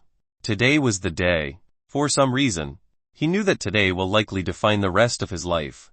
While this was an understandable sensation considering the importance of ascending to the next realm for any cultivator with enhanced longevity, the rise in strength, and newfound view of the world that accompanied it was different for him.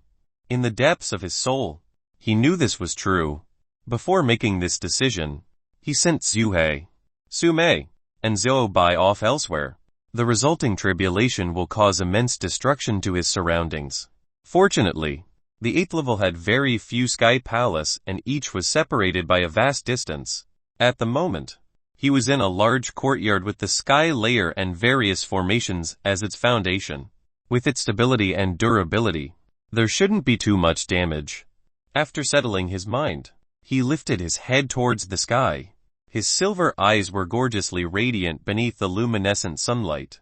Astral tribulation, the first tribulation of a cultivator's life. To ascend, one has to withstand the tempering forces it unleashes. This force is often described as fighting against a world, going against the heavens, and invoking changes that seem nearly species-changing.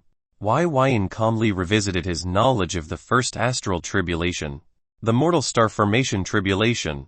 To ascend into the stars, you must become one. Each of his natal souls stirred, sending their feelings of excitement, anxiousness, indifference, and curiosity through him. These were similarly his own emotions, and feeling theirs made his mind feel somewhat relieved. He wasn't alone in this, and while he might not admit it openly, he was human and felt a tinge of fear. If he failed, would there be any purpose in living any longer if his road of cultivation was blocked? Life in a cultivation world would lose its purpose. He stilled. Never did he realize that his life had taken cultivation the same as a beating heart and a healthy brain needed to survive, needed to thrive. He closed his heart and assimilated all their emotions and thoughts into his own heart, mixing it into his own until they were indistinguishable. Let's do this. Let's. Alchemic Eden natal soul. Will it be colorful? I hope it's colorful. It has to be colorful. Divine elemental natal soul. Draconic void natal soul. A soft smile suffused his lips. When all this is over, I think I should give you guys proper names. What do you think about that? As he thought this, he felt a surge of confidence endlessly flow through his heart. While none of them answered him, he felt their joy. Names were crucial to any sentient existence, and it declared that they existed beyond their own thoughts. But in the thoughts of others, they, specifically, were remembered and mattered. Nodding slightly, he lifted his eyelids to reveal a set of resplendent silver eyes that were as stable as a star at a center of a starfield. Unlike the previous cultivation realms, assailing the astral tribulation to ascend to the astral core realm was exceptionally easy to do. All one needed was a Kai condensation cultivation base at the 9th stage and a 4th mortal state. There was no comprehension required. In fact, it was truly that easy. At that point, it was merely connecting with one's natal soul and interfacing with them, connecting with an ethereal sensation that connected with the grander world. This sensation was noticeable the moment all requirements were met. However, while the qualifications were easily met, the mortal star formation tribulation was a notorious killer of dreams. Yin had witnessed firsthand the demise of an evil cultivator in the myriad Yor continent who attempted to ascend. Using his own power, he failed to weaken the tribulation by third-type ascent. This included setting up an expansive spiritual Kai array, drawing endless power from the surroundings, and detonating tens of thousands of hearts of Kai and 3 spirits of Kai that he had taken from others and refined into his own strength. He inevitably failed in the most horrendous way, and his body was turned into bloody mist, broken bones, and smashed brain matter. That scene of his eyes that revealed hopelessness despite a valiant showing prior could invoke unfathomable fear in most. Moreover, there were tens of trillions of cultivators in this starfield, and many of them could cultivate to the 9th stage with a 4th mortal state. Yet even still, only 5 million astral core realm cultivators were active. This was simply the first tribulation, but it gated so many cultivators that the numbers would cause any to feel dizzy and disturbed. Yin spread his fingers completely outwards, then clenched them into fists. He did this a few times until he was completely relaxed. Unlike Phantom Rogue, the evil cultivator, he hadn't set up any spiritual Kai arrays. Arrays were sources of external strength. And even if he succeeded using it, his cultivation would never progress another step. He could only rely entirely on his own power. This meant no pellets, however. This didn't dissuade him as he decided within his heart. Start. Why, Wine muttered. He hadn't known if the natal souls would challenge their tribulation together or alone. But he immediately realized the truth. They were to overcome the tribulation alone. Zoom. His alchemic Eden, draconic void, and divine saber natal souls became dormant.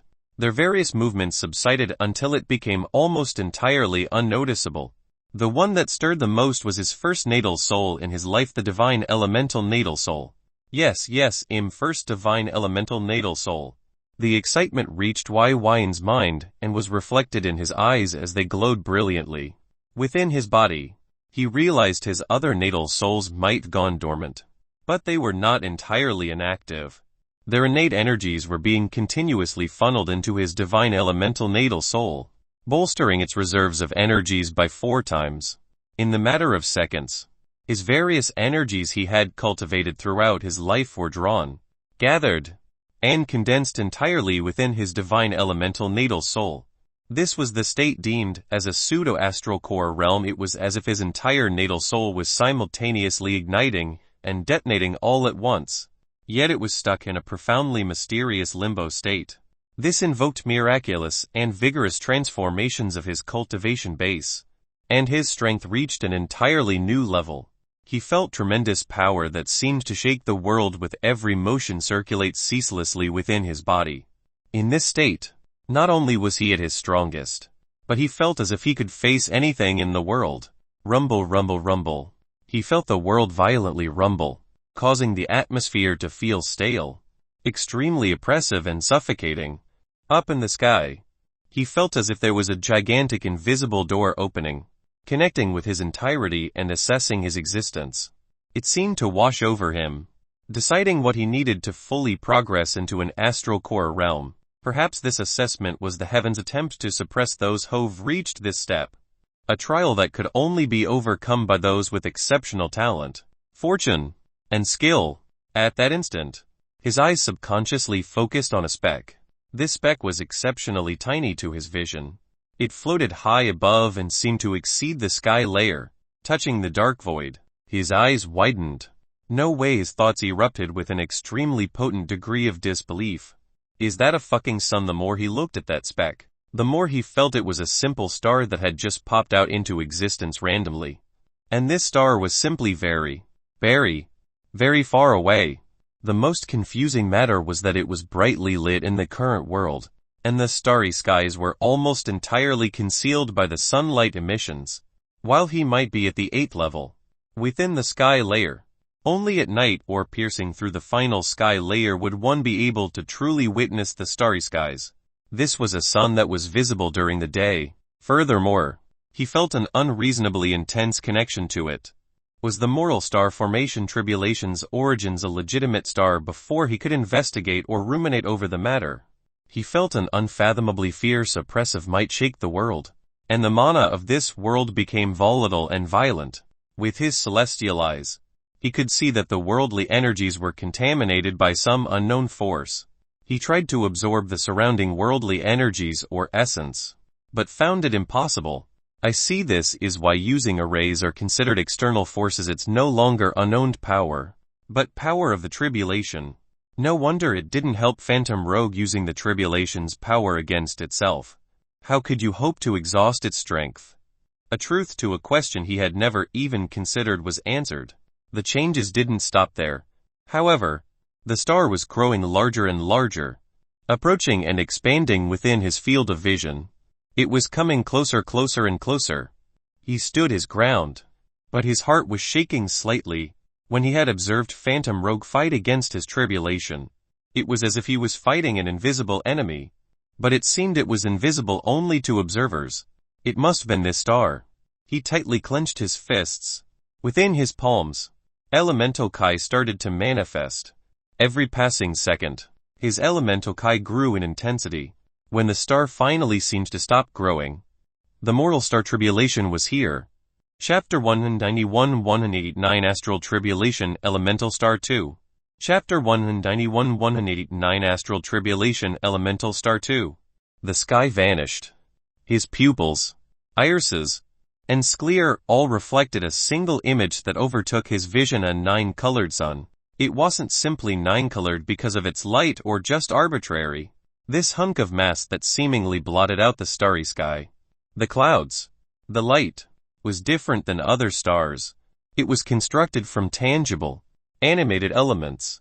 On its colorful surface, there were red searing flames that flowed beautifully through the world, emitting scorching heat that felt hotter than everything in existence. There were blue liquid that formed endless tsunamis, and monsoons. There were teal-colored wind that formed hurricanes, tornadoes, and twisters that ravaged without end. There was brown-colored earth that filled the surface, forming mountains and hills. There were silver-colored spikes protruding from the world, reaching as high as the heavens. There were yellow lightning that crackled and erupted with vigorous thunderous sounds from time to time. There was green trees that pierced into the sky, and beyond there were orange and black viscous fluid that scorched all it touched. There was cyan-colored mountains made of ice with endless snow falling. This was the mortal star formation Tribulation for his divine elemental natal soul. Why Wine's heart grew unfathomably calmer, eerily so, as he faced this star that seemed to consume his visual sense. This was because he could see with his celestial eyes. He saw that truth of this tribulation. It was merely an illusory manifestation that was constructed from the energies of the world it contaminated. It was gathering the energies that perfectly adhered to his natal soul, and this energy was undergoing a phenomenally miraculous change, as if it was being refined and evolved into a higher state of existence. In fact, a smile tugged at his lips. His fear was obliterated and was replaced by surging anticipation. From the beginning, he felt that the mortal star formation Tribulation was a gate that served to hinder cultivators from advancing. But his eyes saw the truth. Within this enhanced energies were the secrets it wished to instill into his natal soul, to evoke its transformation, to allow it to create this type of higher energy form. It wasn't a gate, it was a teacher. Those who were incapable of handling its lessons simply meant they were unworthy, insufficient to comprehend and reach the next level. Cultivation was difficult. This was the story, the mantra of the cultivation world, and it seemed it was true. It was difficult to truly see, to truly understand. His elemental Kai started to surge around him. Various elements manifested around his body as he decided to face this tribulation entirely. All his preparations before were thrown away. With his ability or permanence, he had prepared over the course of 3 years an ocean's worth of elemental Kai that could be sent to protect or defend. With it, he could have brought thousands of astral core realm cultivators to their deaths, and he felt certain that he could overcome any restrictive, destructive tribulation that came and survive. However, that was not the purpose of this tribulation, of this trial. If he did that, he would be utterly unable to absorb all of these lessons it wished to teach, the secrets of elemental energies. He allowed the Kai to thoroughly invigorate his physical body. He withstood the oppressive aura, and awaited its arrival. His intentions were felt by the divine elemental natal soul, and it brightened up considerably within his Danshan. In its current pseudo-astral soul state, it started to spiritedly palpitate, causing waves and waves of elemental energies to flow. Wine felt an abrupt sensation of desire and epiphany from the divine elemental natal soul. "You want to?" he asked with a wisp of disbelief in his eyes. All he felt in response was boundless yelping of desire and want. All right. Externalized art, external soul of permanence. He had renamed his externalized Kai heart method, narrowing it down to a single artful act as he executed it, giving the divine elemental natal soul to externalize from his body. For the last 3 years, he had tried to thoroughly improve this art, and he had succeeded, somewhat by utilizing the Zenith mortal state, and the profound power of permanence. He could create a permanent link between it and him, allowing it to externalize for an indeterminate amount of time. Unfortunately, it still needed one thing. From his robe, a strand of white mist flowed and hurriedly transformed into a perfect doppelganger of his own. It even had its own storage ring that connected to a unit of his sky palace. So the moment it formed, it dressed itself in his alchemist robes within a blink. The divine elemental natal soul zipped into the avatar, forming an imperceptible yet perfect connection with it. When it opened its eyes were without pupils, irises, and its normal sea of water was taken over by illusory and colorful manifestations of the 9 elements. Avatar art false god elemental avatar. The two arts conjoined, becoming one, yet tied entirely to himself. With a thought, the elemental avatar looked up above and shot off with billowing wind. It's entering the star while the star was illusory. It contained the essence of the next realm within. The star seemed to start to undulate, as if it was about to attack. But this wasn't an attack. It was a deliverance of information directly to the natal soul. However, it was no longer obstructed by his fleshy body, and was exposing itself entirely as it seemingly vanished within the mortal star. Wine saw it enter like a rock entering water. While he knew it was an illusory, the various forces and energies within this illusion was true. Uwo divine elemental natal soul. Wine's expression darkened as he heard that sound. It sounded like a moan while the divine elemental natal soul was within the avatar. It was still fully connected to him.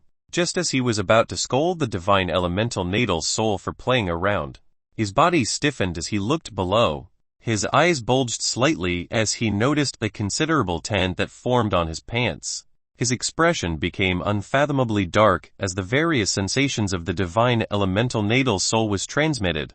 He was just about to sever this specific connection when his eyes glowed with various multicolored lights. These lights were violently combating each other for superiority, melding and breaking away. But they were determined in their intent. Their intent. He felt a wave of elemental truth course through his sea of consciousness, and they contained the basis of each element. Like the pieces of a complete puzzle that was oddly cut. This odd cut lacked something so that each puzzle piece could seamlessly fit. It needed a hand that could guide each one to each other. Various memories surfaced of the characters written in the book he obtained from, at the Martial King's Tao Pavilion. Elemental Origin Intent, a guide of 9 into 1. This detailed literary manual with these puzzle pieces allowed his hand to move in a profound manner. Like a guide that could solve this puzzle. He knew it wasn't just him completing the puzzle. The divine elemental natal soul was obtaining the pieces. The multicolored lights were vigorous and relentless in their crushing collisions.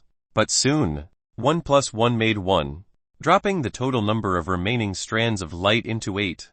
8 into 7, 7 into 6, 6 into 5. It continued as the pieces of this puzzle were being placed one by one until finally, all the lights vanished as an unfathomably pure white light that seemed to embody all colors in existence emerged. From within his eyes was an intent formed from 9 basic elemental intents. Elemental origin intent. Wine felt his heart throb in excitement. And at the last moment, his entire body shivered in orgasmic pleasure. Oh. The moment the moan was fully left his throat, his sense of self and clarity returned. The excitement dispersing immediately as he regarded his pants that were now soiled. His eyelids twitched, feeling very conflicted at the moment. He didn't know whether to laugh or cry. Fortunately, when he finished, so did the divine elemental natal soul as the mortal star that was thriving above started to dissipate abruptly, as if it had performed its job. It seemed to be returning to wherever it should. Taking several deep breaths, he calmed his mind as he ignored everything and explored this new intent that was circulating within his sea of consciousness. According to the manual, the elemental origin intent can merge all elements into elemental origin energy that can exhibit freely any, all, or a mixture of qualities of each element. Furthermore, it can amplify each other in mutual benefit. In this way, his elemental origin fire kai would be 9-fold stronger than elemental fire kai. If he wanted, he could allow fire to freeze, ice to scald, earth to solidify with the density of metal, or metal to become as fluid as water. This interchangeable state was exceptional. However, as he explored further, he realized this wasn't supposed to be his limit. There were missing pieces, and while he could complete the smaller puzzle, he couldn't complete the larger one. Heart of the world. World of the elements intent. Elemental heart intent. He immediately realized what he was missing. If water, fire, Earth and wind could be considered basic elemental intents. Then so could metal, lightning, wood, magma, and ice. However, he lacked advanced intents for the 4 elements. He had steel metal intent, violet lightning intent, life meadow wood intent, blazing inferno magma intent, and absolute zero ice intent. But he lacked the appropriate pieces for the other 4. His eyelids twitched for a moment, but he quickly settled down. This wasn't a concern. His avatar returned, and immediately dispersed into gray mist as it lost its connection to the divine elemental natal soul. And in a flash, the natal soul returned to his Danshan.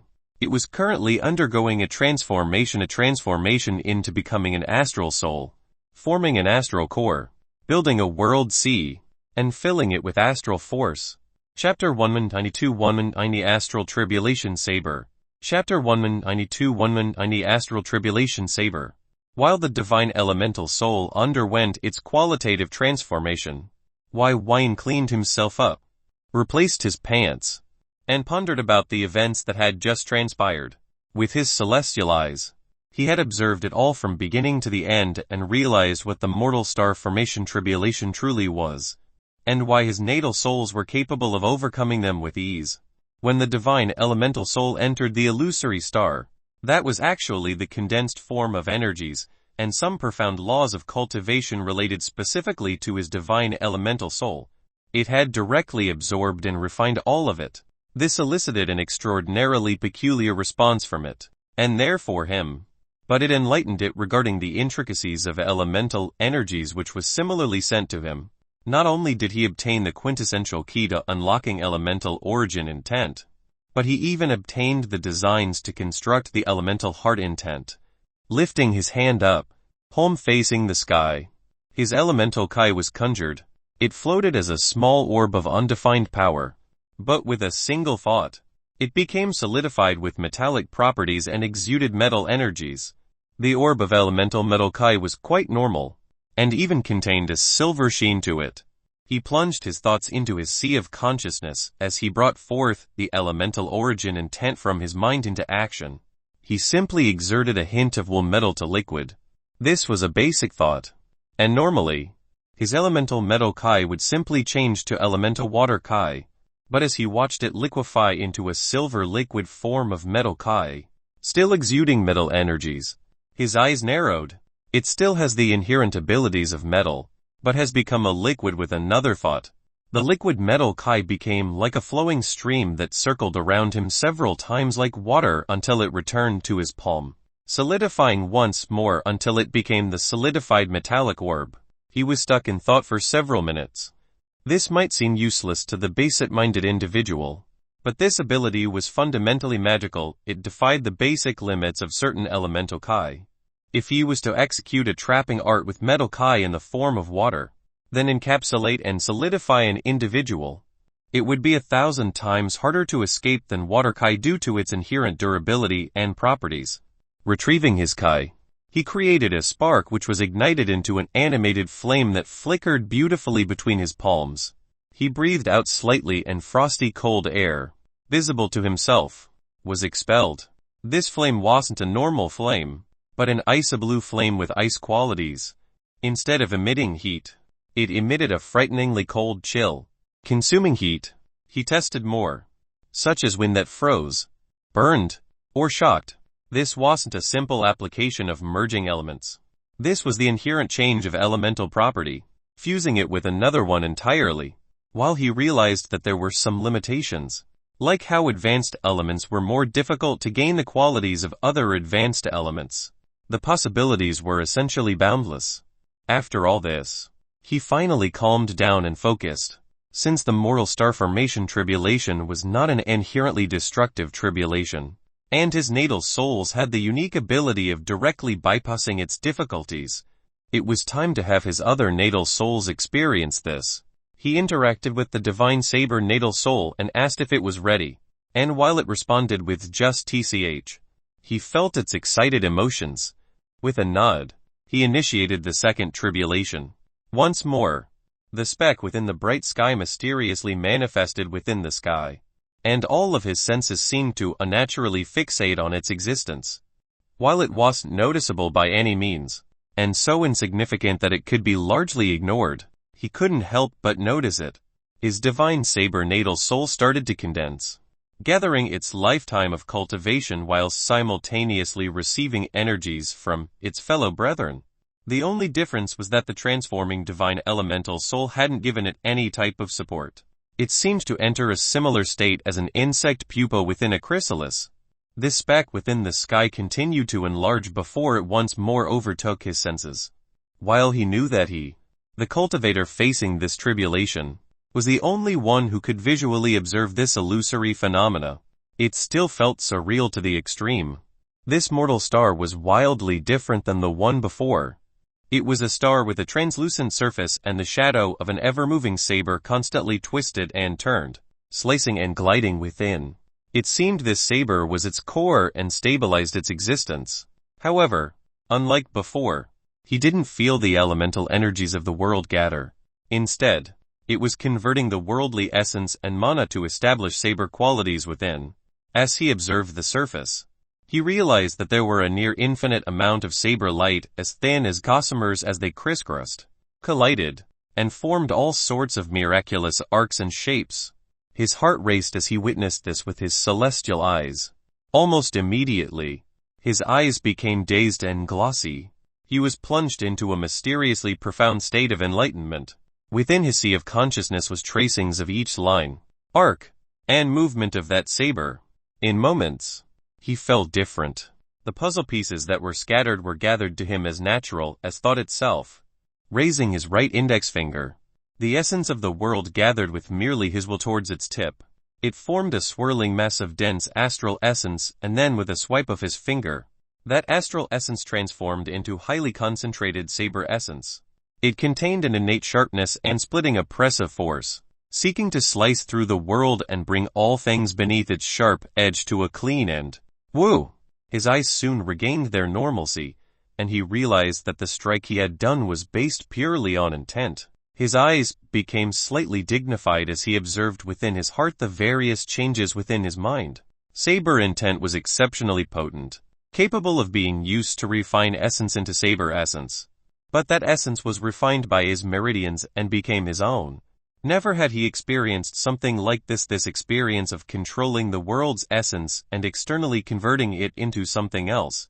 It was as if the world's essence was subjugated to his will, and intent had become his meridians. Was this the potentiality of intent? Heart of the world of the saber intent. HMY Wine smirked slightly as he regarded the mortal star above that seemed to possess boundless might. With a wave of his hand, he felt a profound connection to it that seemed to eclipse all things currently present. And this illusory manifestation that size seemed to be larger than his visual perception could gauge was shaken. It trembled ceaselessly as its inherent saber energies started to twist and turn. Its size began to rapidly shrink as if under the orders of its god. "So I can," he exclaimed as he slowly clenched his hands into a tight fist, and the mortal star shrunk abruptly until it became the size of a child's marble. With a soft wrenching motion of his hand, this marble flashed before him and his celestial eyes could see it clearly. Its energies were influenced by his intent, under his complete and utter control. I see the mortal star formation tribulation's purpose is to help cultivators. It's not only to facilitate the growth of an astral soul, but to help develop and deepen one's understanding of intent and energies. Considering his divine elemental soul had grasped the principles of elemental origin intent, then this made sense. If that's the case, intent has to be incredibly vital for future cultivation.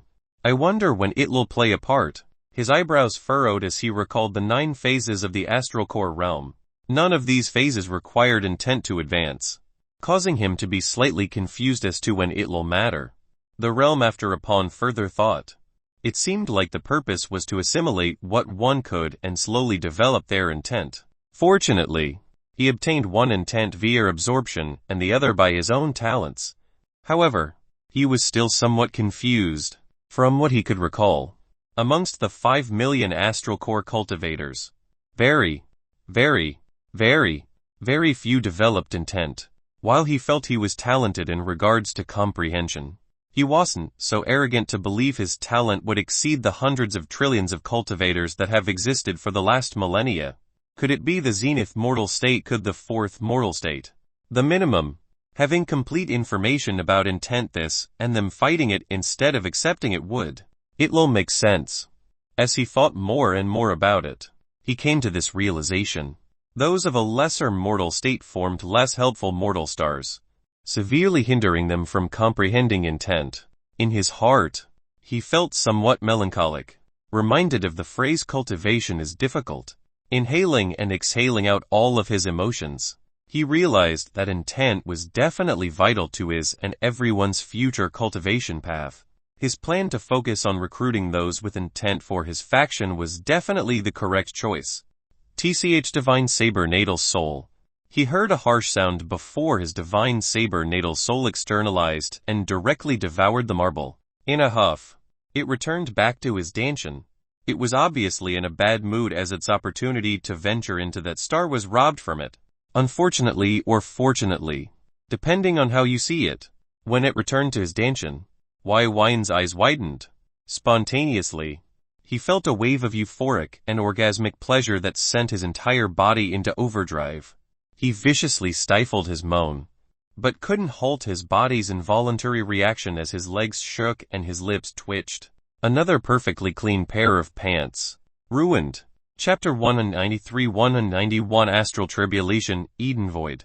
Chapter 193-191 Astral Tribulation, Eden Amp Void.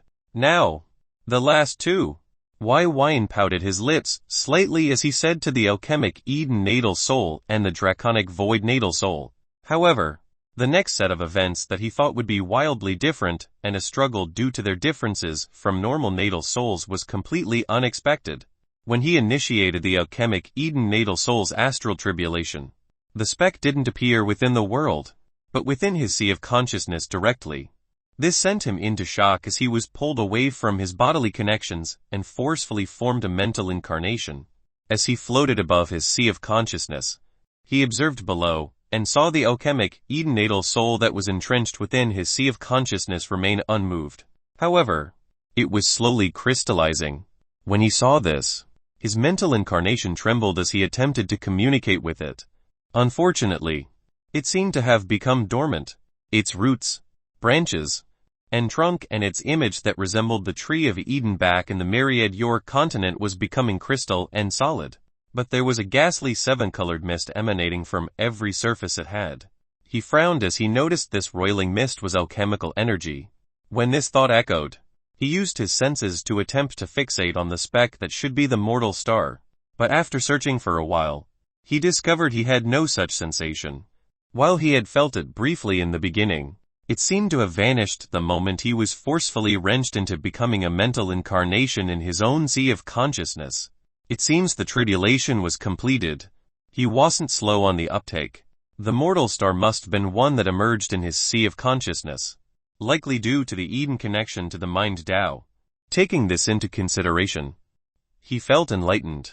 The elemental mortal star affected the world's energies, dominating what already existed, while the saber mortal star converted its will on others, making essence into saber essence.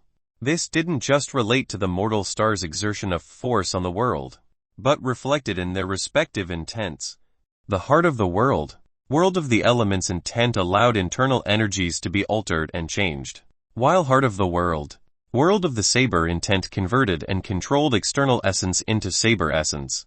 All elements are a part of the material Tao, all weapons are a part of the weapon Tao. However, I don't feel any intent of the mind Tao. Is this normal? As he pondered this briefly, he realized that the alchemic Eden soul was currently undergoing its transformative changes into an astral soul. This caused his thoughts to swirl lightly, but he kept these thoughts within his heart. With a thought, his mental incarnation dispersed.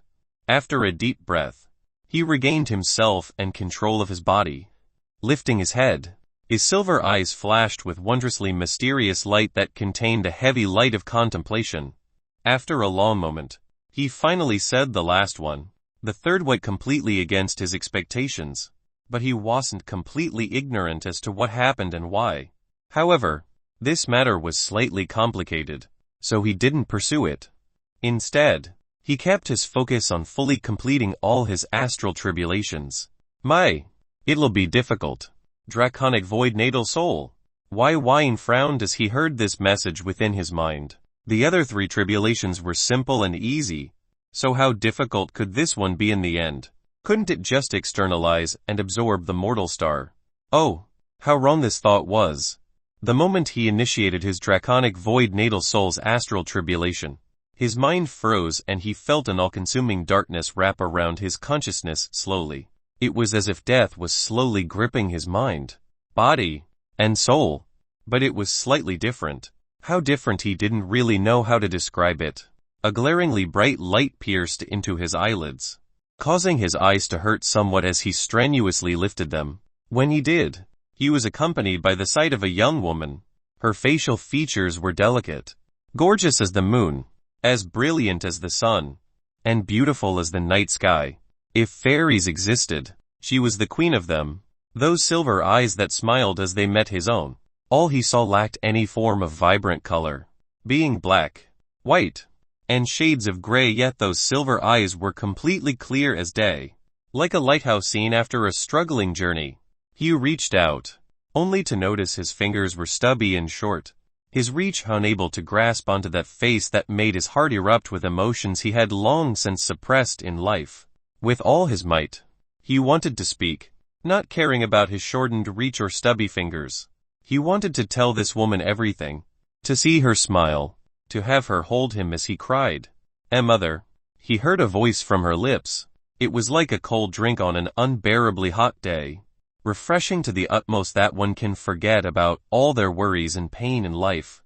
Are you him from the, as the woman's warm smile was overtaken by a trace of confusion? Her eyes abruptly went blank. Then, when she looked at him, she lost that warm feeling and only confusion remained. It was like looking back at a stranger. Not again, not again. A manly voice ran into the room with harsh steps, his voice reverberating with sorrow. Before Wine could catch a glimpse, he already knew who this voice belonged to, but his vision started to be engulfed by that familiar feeling of darkness. He tried to fight it, but besides a whimper and a tug at the air, his struggles accomplished nothing. His lower body felt a pressure that was rhythmic and vigorous. His eyes slowly regained its light as he regarded the 2 mounds of ample flesh that were rising and falling in the most alluring fashion. He saw the raw, naked body of a woman and her moans were vivid and lively. He was laying on his back while she sat on him and seemingly losing herself to the exceptional pleasures of the flesh. He slowly lifted his gaze and realized whose face it was. His eyes quaked slightly as he bit his lower lip. The woman, her violet skin, thin body, and her youthful face and vibrant eyes with a smile noticed his change. She slowed the pace of her rise and fall. Yes, there's something wrong. Her voice and face was mixed with a rushed flush of activity. Wine realized something. With a slight smile, he shook his head. No, nothing's wrong. Absolutely nothing is wrong. She gave an enchantedly lovely smile that could snare the hearts of many as she leaned forward, her lips seeking his own. Closing his eyes, he felt the warmth on his lips, and the flowing tears that unstoppably followed on his cheeks before the darkness enveloped him once more. When you use a saber, you must ensure you always follow through. You should never unsheath your saber unless you're intending to take a life with it or protect a life with it. A stern voice resounded. Wine was met with the tall, broad-back figure of a young man that sliced his saber through the air as if he was claiming lives. Wine didn't say anything, merely watched and listened. Only a slight smile brightened his young, baby fat still having face. Wine was met with several events of his past, as if he had projected his consciousness of the present into the past. It was strange and odd, but as he recalled the Tao of Void, he immersed himself through the process as he realized each event had exceptional significance in his life. These events ranged from his birth, his first time, his first lesson with a saber, the first time he killed, the first time his elaborate plan was successfully enacted, or various other events, generally surrounding his first time experiencing one thing or another. It didn't include all of his important events, just his firsts. After 9 of such events, he returned back to his present, His silver eyes opened to regard the familiar sky layer foundation, an astral essence mist that was within his view. He had returned back to his courtyard, but his eyes were wet with tears. It took him several moments before he calmed his beating heart and asked the draconic void soul what was that. His voice was eerily calm. Tao of Void. The past. Draconic void soul. Evidently, it was undergoing its transformation, but it still struggled out this explanation. Why knew that it was connected to his emotions and vice versa, so it could feel the true depths of his emotional upheaval within. That's why it responded and delayed its process. Was it real? Why asked in a voice that was little more than a whisper. He hadn't even considered why he felt it or what happened while he was immersed in these events. While the draconic void soul seemingly succeeded, he truly wasn't paying attention to that fact. I don't know. Draconic void soul. Wine closed his eyes, tightly adhering his eyelids together, as if hoping the darkness would engulf him once more. Unfortunately, it never came. He realized he had paradoxically confusing memories within his mind at the moment. It was split into two events, the one where he acted normally, and the other where he acted differently, including the continuous memories regarding the consequences of such differences until a certain point. For example, his memory of his mother going blank wasn't how it was originally. Instead, she smiled and kissed his forehead with unfathomable warmth. Her incident only happened a year later. Yet, the events of both timelines and their consequences, he could remember it all. How was that possible? How was that possible? He had two full sets of memories, while they blended in after a while and inevitably led to the same point here. They were still independent sets of events. Did I change the past? Was it an illusion? How can it be true? It's not true. It can't be. Wine clenched his fists to the point his nails dug into his skin, and his hand bled profusely. With his exceptionally powerful body, this was a very difficult feat. Draconic void soul. It soon descended into its transformation process. Unable to further respond to any further inquiry. Can I go back? Wine softly spoke, even lower than a whisper at this point. But he realized that, right now, it wasn't possible. Chapter 194-192 World Sea Phase. Chapter 194-192 World Sea Phase. The events of the astral tribulations had disturbed Wine immensely, and while he was calm outwardly, he was deeply emotional within. He sealed himself off for an entire month as he poured himself into trying to understand what had happened. Unfortunately, he came up with nothing. He originally believed he would be joyous and excited for assailing the astral core realm, for succeeding instead. He was drowning in his memories, and things that he had long since suppressed was brought up to the surface. As a cultivator, he had heralded himself as strong, and even if the sky crumbled and collapsed atop him, he would be able to stand upright and stable, facing the shattered world with his intellect and saber. Yet, the event of returning to experience his firsts, seeing people that he loved, that he lost, and feeling as if they were the truest things, it wasn't something any could articulate in words. However, he still maintained his strong heart for cultivation, and needed merely a few times to thoroughly search for the truth of the matter. While he might not be able to figure it out today, there will be a day he does. If there was a way to venture to another time, he would grasp it to his utmost. This month wasn't just a mission to search, but to obliterate hope. If he contained hope, then he'd easily lose himself to desperation. And as he looked at the far-off possibility of the future, he'd lose sight of the immediate present and near future. Those who typically hoped oftentimes couldn't do. And he wasn't a hope and struggle type of individual. His fate was his own. At the moment, he sat cross-legged in a meditative posture with his eyes closed. His mind was interacting with each of his astral souls. That's right, they had fully completed their evolution and fully entered the astral core realm, becoming astral souls. As astral souls, they could convert the four qualities that made up Kai and evolve it into the advanced version astral force, metaphysical astral force. While that was exceptional, perhaps the greatest change was the names he designated each astral soul. After much deliberation and argument with his four astral souls, they finally accepted their new names. Divine Saber Soul King, This was a little back and forth, as originally Wine wanted to name him TCH, but it threatened to self-destruct. So he went with King, although it couldn't actually detonate without his will. The threat nearly caused Wine's expression to drain of blood. It seems it couldn't take a joke. Divine Elemental Soul Ori for short. This caused Wine's expression to darken. He didn't want to name it a feminine name, but it was intent on being called such.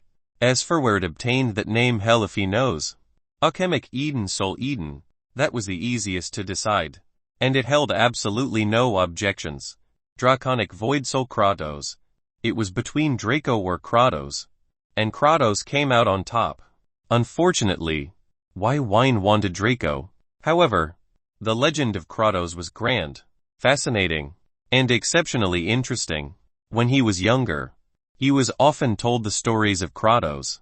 Supposedly, Kratos was a demon who embodied strength, victory, force, and zeal. It dominated the world with absolute strength, ruling it for countless years until his demise. There were rumors that he was the result of the dragon god and the demon goddess having an illicit affair, creating someone who could topple suns and eat moons. However, in the end, he fought against the demon god and killed him by biting off his head. While it was merely an exaggerated story, there were religious groups on the myriad Yor continent, while minor, who believed this. In fact, this name has special significance. It was the first name he intended to give his child. Regardless, he accepted Kratos' desires. As they each had names, he would no longer need to refer to them as simply souls of cultivation, and he could already feel their vivid excitement as they animatedly conversed amongst themselves, calling out each other's names like children who've discovered magic words. This scene dispelled a large majority of his fog. At the moment, all of his astral souls were lively. They all have spherical orbs that encapsulated their forms. And this orb was the astral core, and it would hold the world C. This world C was the converted reserves of mental, physical, spiritual, and essence energies that would be fused and refined through the astral core itself. Astral force was the C in world C, and it filled the core to its brim, but their sizes were exceptionally small.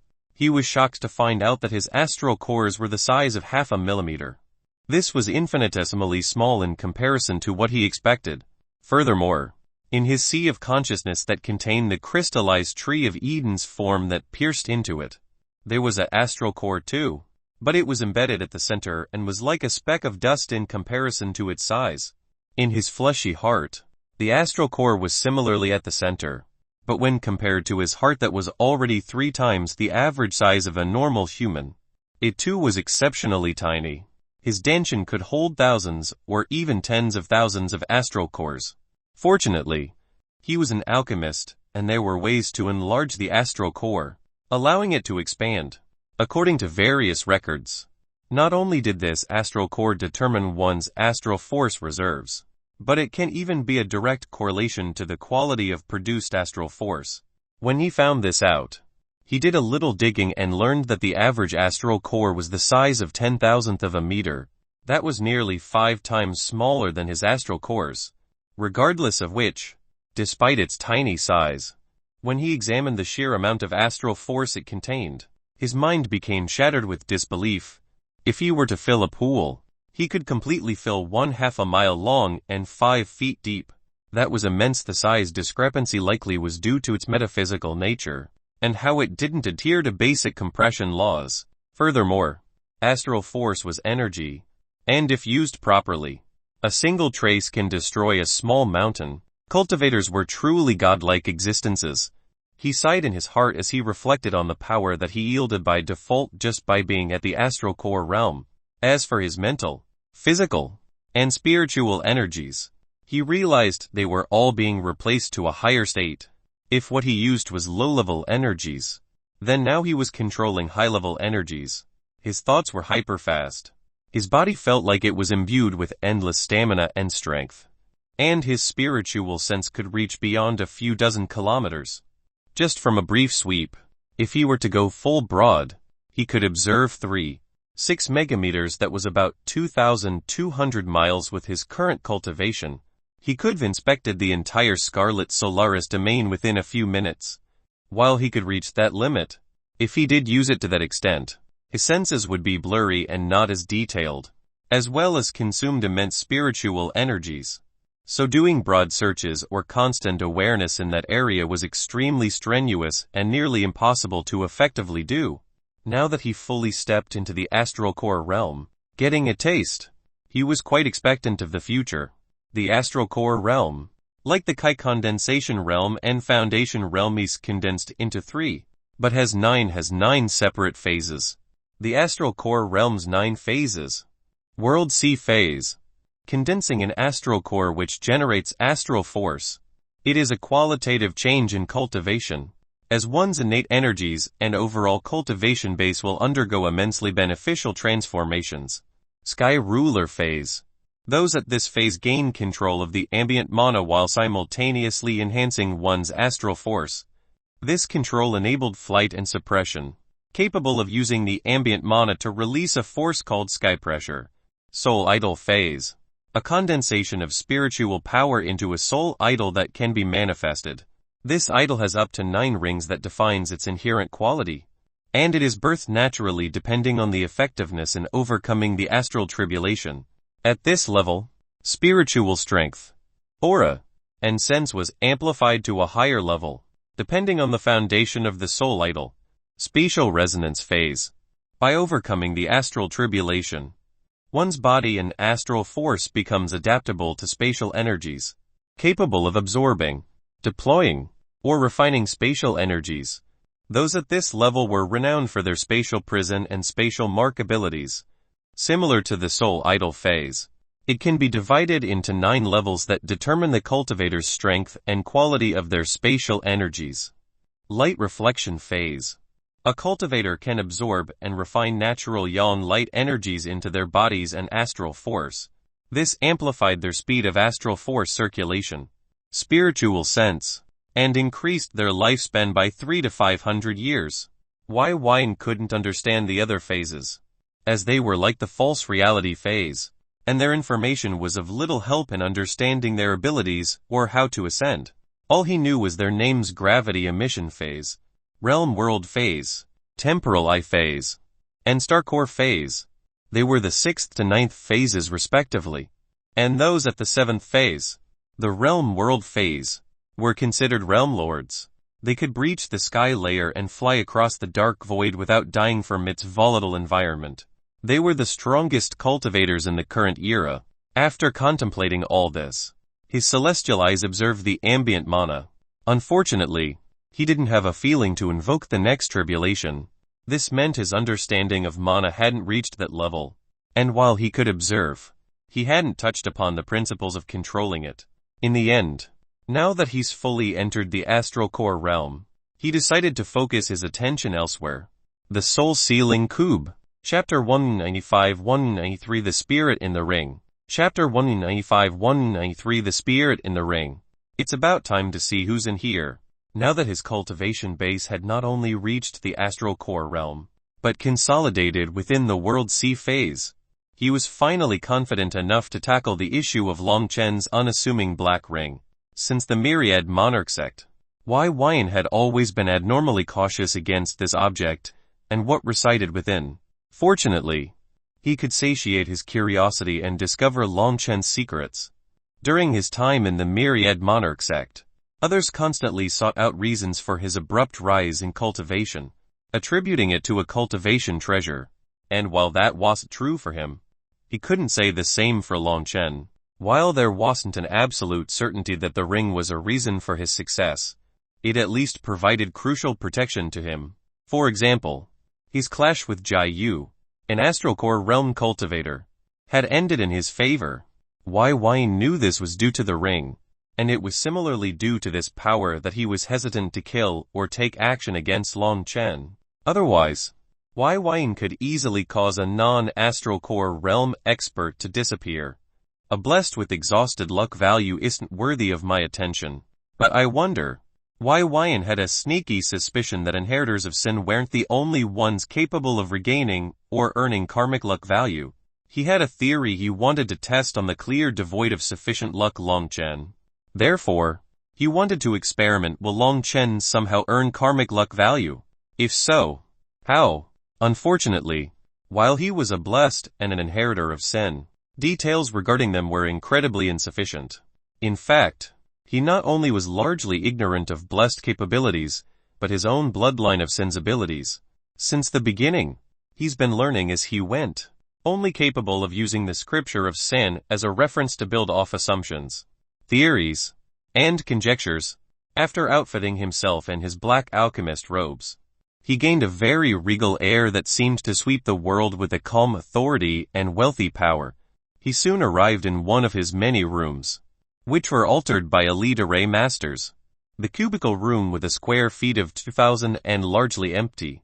The only noticeable object was a podium that reached about 4 feet high, and on its flat top was a small cube with various esoteric markings etched onto its surface that glowed with, and spiritually oppressive light from time to time. Wine closed to door, executed a few hand seals, and his astral force poured outwards and interfaced with the room's 999 spiritual formations and the 3 astral arrays that drew power from various spiritual-based items that were unfathomably rare. While each formation and array had a name, their purpose was simple: to suppress and restrict. As an alchemist, and a wealthy one at that, it wasn't hard to have numerous elite architects work around the clock to devise the best cage for an undefined spiritual existence during these 3 years. Since the beginning, had always intended to make a play for Long Chen's ring at the right time. But when he did, he needed cards to play to further enhance his certainty in coming out on top. And this room was just one of many. After sealing the room so tightly that not even air could escape or enter, he brought out 5 clear bottles that each contained 4 pellets of different colors and visual emissions. Each bottle seemed to contain an astrological phenomena within, mostly varied aurora borealis. With a thought, each bottle was uncorked and the world was exposed to these lights as they shot out from them. The room was drenched in multicolored light as various aurora borealis and starry glimmers beautifully consumed it. These were the phenomenal manifestations that were conjured by 8-grade alchemical products. It was the dense medicinal efficacy and immense energy stored within, enhanced countless times by alchemical energies. Furthermore, they were all high-quality pellets. When he first discovered this manifestation, even he was taken aback and awed. But after 3 years, had long since gotten used to this scene. Crush. With a wave of his palm, the pellets flew out and entered his powerful palm before they were clenched, crushed and mixed into the finest of powder. He continued to squeeze until it became so fine that it was nearly like dust particles. This immediately caused the various manifestations and lights to abruptly vanish. He opened his hand and lightly blew, causing the various pellet dust to litter the world and float about like literally dust.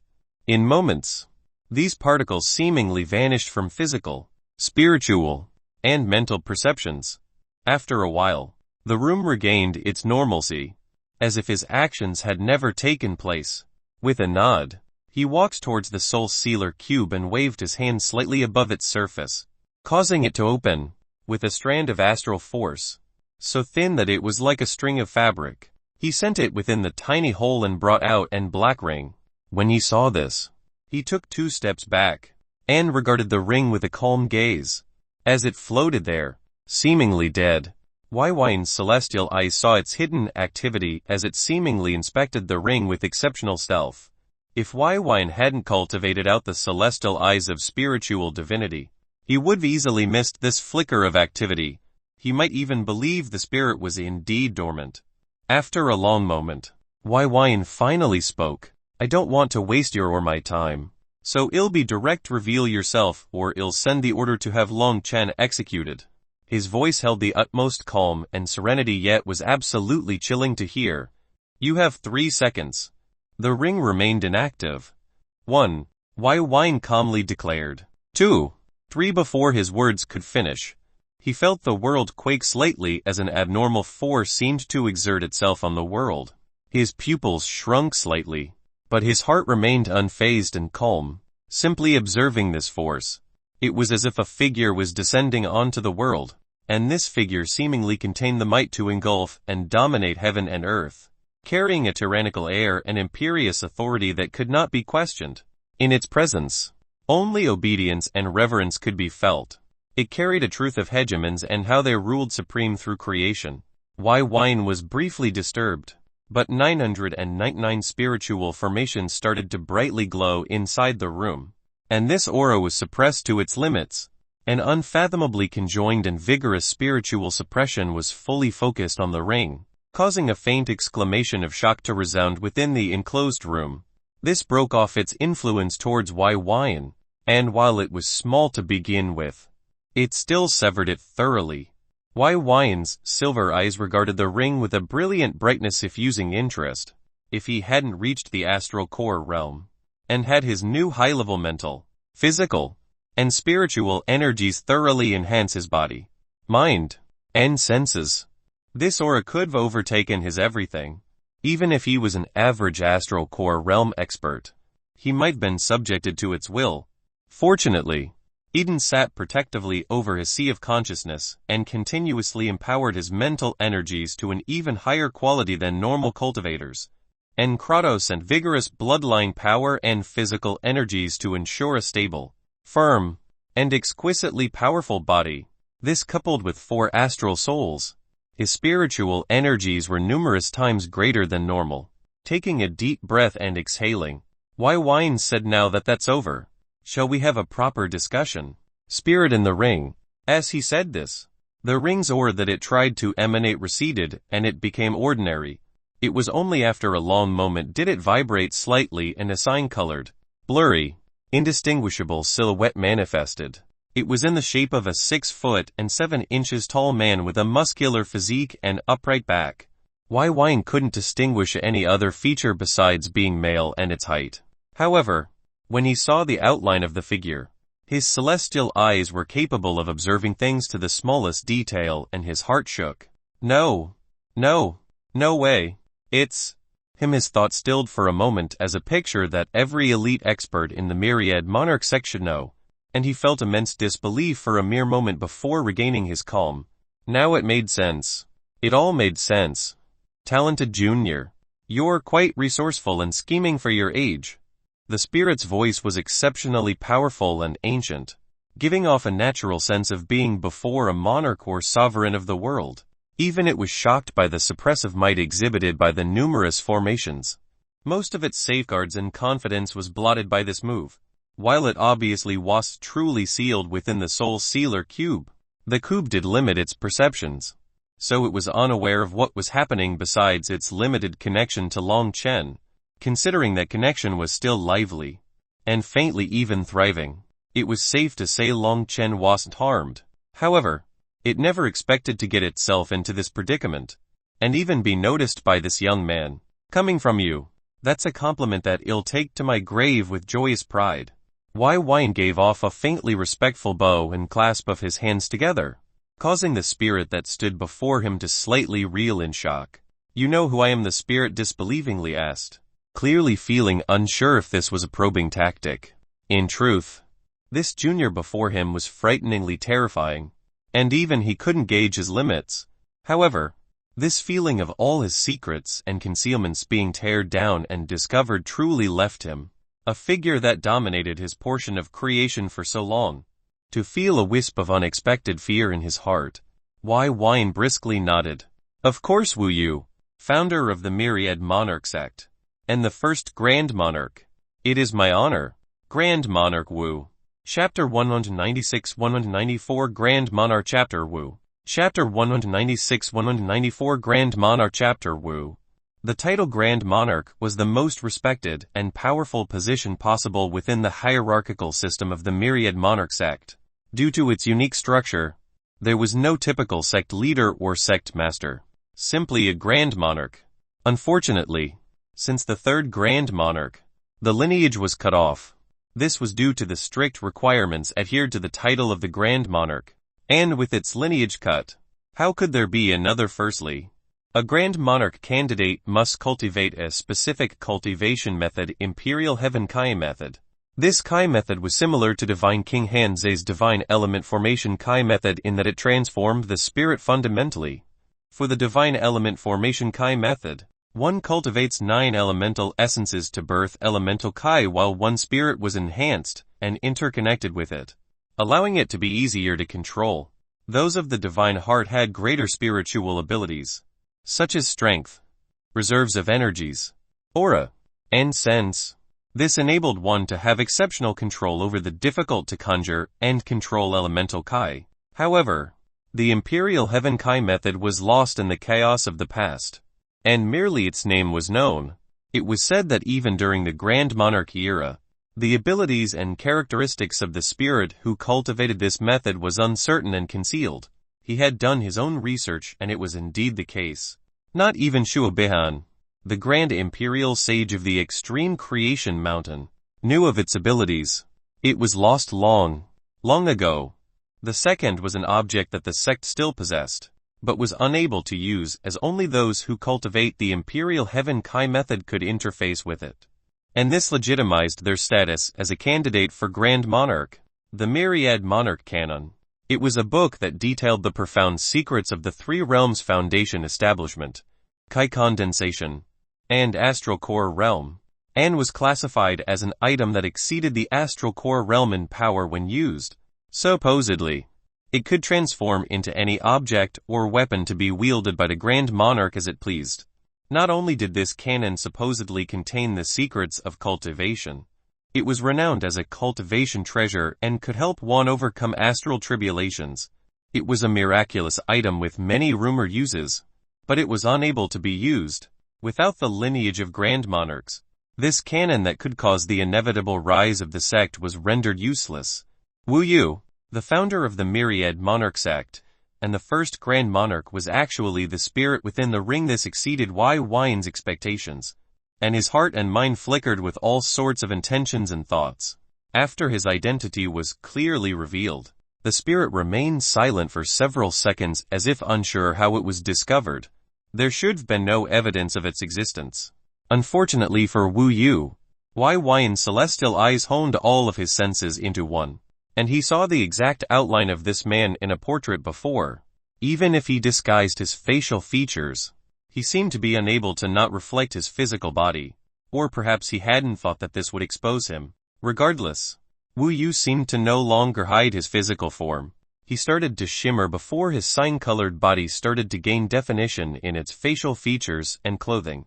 A handsome middle-aged man with a magnificent beard, sword-like brows, serene and unfathomable eyes, and a head full of fine hair was revealed. His entire aura seemed to become naturally exuded as a king's crown was situated on his head, and his upright and stable posture revealed a majestic demeanor before the eyes of others.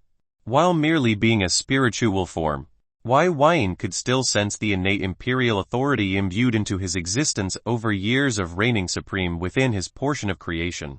Wu Yu was an exceptional man worthy of respect, so Yin didn't slight him despite their current situation.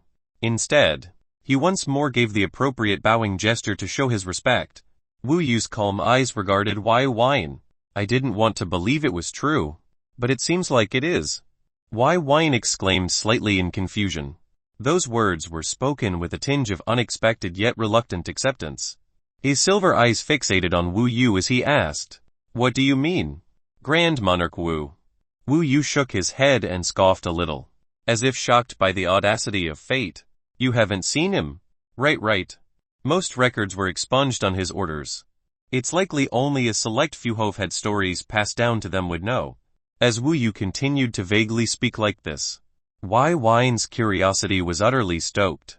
The embers of interest were fluttering about as he listened. Wu Yu slightly shook his head.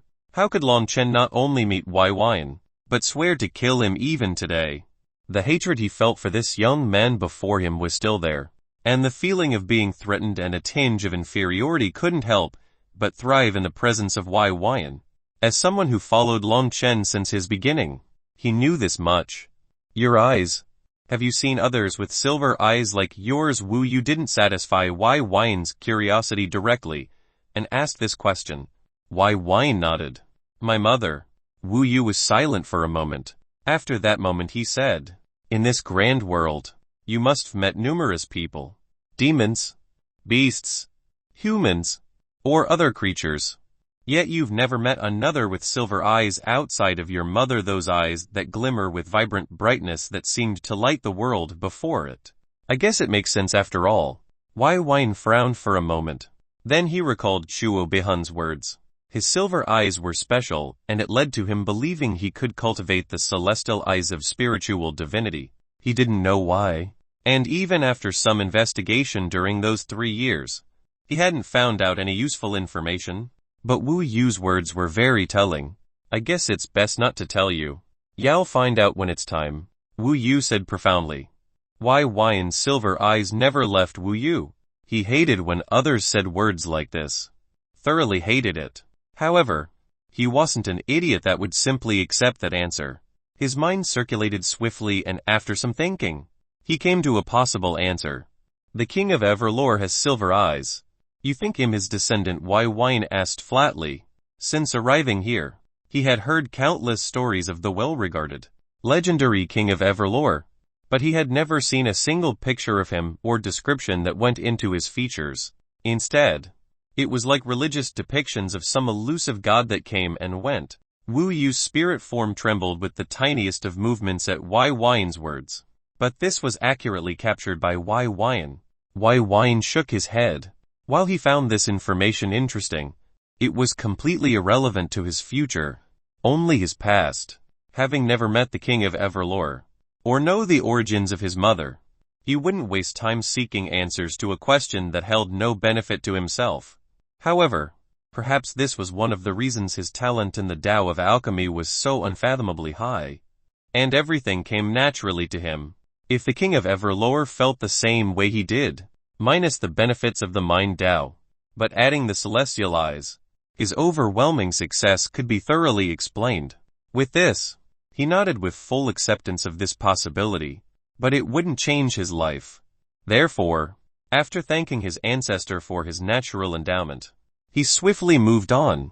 Wu Yu commented, "Frighteningly intelligent." Wai Wine gave off a smile that wasn't a smile. "Now that that is out of the way, shall we discuss other things?" Grand Monarch Wu. In truth, Wai Wine was deeply desirous of the myriad monarch canon, and wished to possess it, as it was rumored to carry the secrets of cultivation. How could he not? An item that exceeded astral core realm limits, how could he not? Wu Yu seemingly knew of Wai Wine's objective and shook his head. "You shouldn't let greed cloud your mind. The myriad monarch canon can only be safely refined and wielded by those of the Grand Monarch lineage." Those words caused Wai Wine to frown slightly. "Then, I'll be direct. Give me the Imperial Heaven Kai method and I'll find a decent successor and nurture them to the best of my ability." Wai Wine didn't need to be explained that a Kai method like this needed to be cultivated at the Kai condensation realm, maybe even the Foundation establishment realm, so he didn't have any thoughts of cultivating it himself. As long as he had a puppet that could harness its information and power, it was no different than his own. Since the myriad monarch canon was already within the sect, he simply needed the missing piece. "No," Wu Yu declared. Wai Wine felt a burning desire to activate his arrays and torture this spirit. But considering it was Wu Yu, the founder of the sect, he didn't want nor dared to push it too far. He didn't know what cultivation was required to be able to cultivate out such a spirit form, or why it could stay in the ring for thousands of years after his reported death. But he wasn't idiotic to think he didn't have certain trump cards. While he had prepared several things such as the pellets and astral arrays, who knew if Wu Yu could call forth the myriad monarch canon or activate the hidden arrays of the planet with his will? In truth, while he didn't know it, his lack of haste to seek gains had inadvertently saved his life. This wasn't due to Heavenly Tao's influence or anything, simply his desire for caution. Because Wu Yu did have a trump card that even his 8th grade pellets could only turn to dust before. Wu Yu said calmly, "I've chosen the candidate for Grand Monarch, Lum Chen." Wai Wine's eyes narrowed. How lucky must one be to obtain the guidance and protection of an ancient cultivator that definitely exceeded the astral core realm, especially in a dwindled era where there existed only 2 realm lords and no Time Lord or Star Lord. He had always had the most blazing want to kill Long Chen, but this threw several wrenches into his plans. Fortunately, he had never let his emotions or desires trump his caution. Otherwise, his corpse would have been long since buried and returned to mortal dust. Taking a deep inhale and unfathomably forceful exhale, he looked to Wu Yu and said, "He cultivates the Imperial Heaven Kai method." Wu Yu slightly nodded. This explained his ability to exhibit the ability of a Sky Ruler phase cultivator while at the Kai condensation realm. Rubbing the corners of his eyes slightly, Wai Wine started to think of various matters, yet none of them was sufficiently applicable with his current strength. At least, none of his plans had an absolute certainty for success with the variable called Wu Yu. He asked as if it was a random question that just popped into his mind from frustration. "So you and Long Chen have already forged a connected bond?" Wu Yu nodded slightly without much thought. All those who cultivate the Imperial Heaven Kai method are connected by a formless worldly bond. They can sense the others, especially those that directly helped the other cultivate the method. While he revealed a hint of frustration on his face, as if he lost a great opportunity, but in his heart he groaned massively. Fucking blessed. How much karmic luck did this cost? To obtain the guidance of an ancient expert that once dominated a portion of creation was. He didn't even finish that line of thought, and merely calmed his heart, considered a few things, and moved on in his heart. He had to. Or being bogged down by these thoughts would affect his mind and cause him to grow bitter. Grand Monarch Wu. Then, do you mind answering some questions for me? Wai Wine asked with a hint of a smile. Wu Yu seemed unbothered, but what he said next caused Wai Wine to truly groan in his heart. "I can, but after. Return me to Long Chen. He is my inheritor. I must guide him properly." While this is what he said, Wai Wine felt a sense of bullshit from his words. It's likely that he was seeking a way to revive. This was his most earnest belief at this moment. And Long Chen was his tool, while he wasn't sure if it was to possess Long Chen's body, or if Long Chen needed to cultivate to the point he could obtain a certain item to do so. This was what his heart and instincts were telling him. However, if this was planned by the heavenly Taos and Wu Yu had ill intentions, Wu Yu might change his intentions along the way or end up inevitably benefiting Long Chen at a critical moment. He could only sigh in his heart. Chapter 1197-1195 News Before Departure. Chapter 1197-1195 News Before Departure. Wai Wine wasn't willing to simply end the matter like this.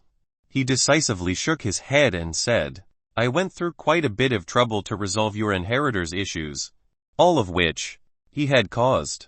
All to obtain the ring. You and I'm not someone to simply surrender without obtaining some gains in return." A tinge of arrogant stubbornness suffused his words.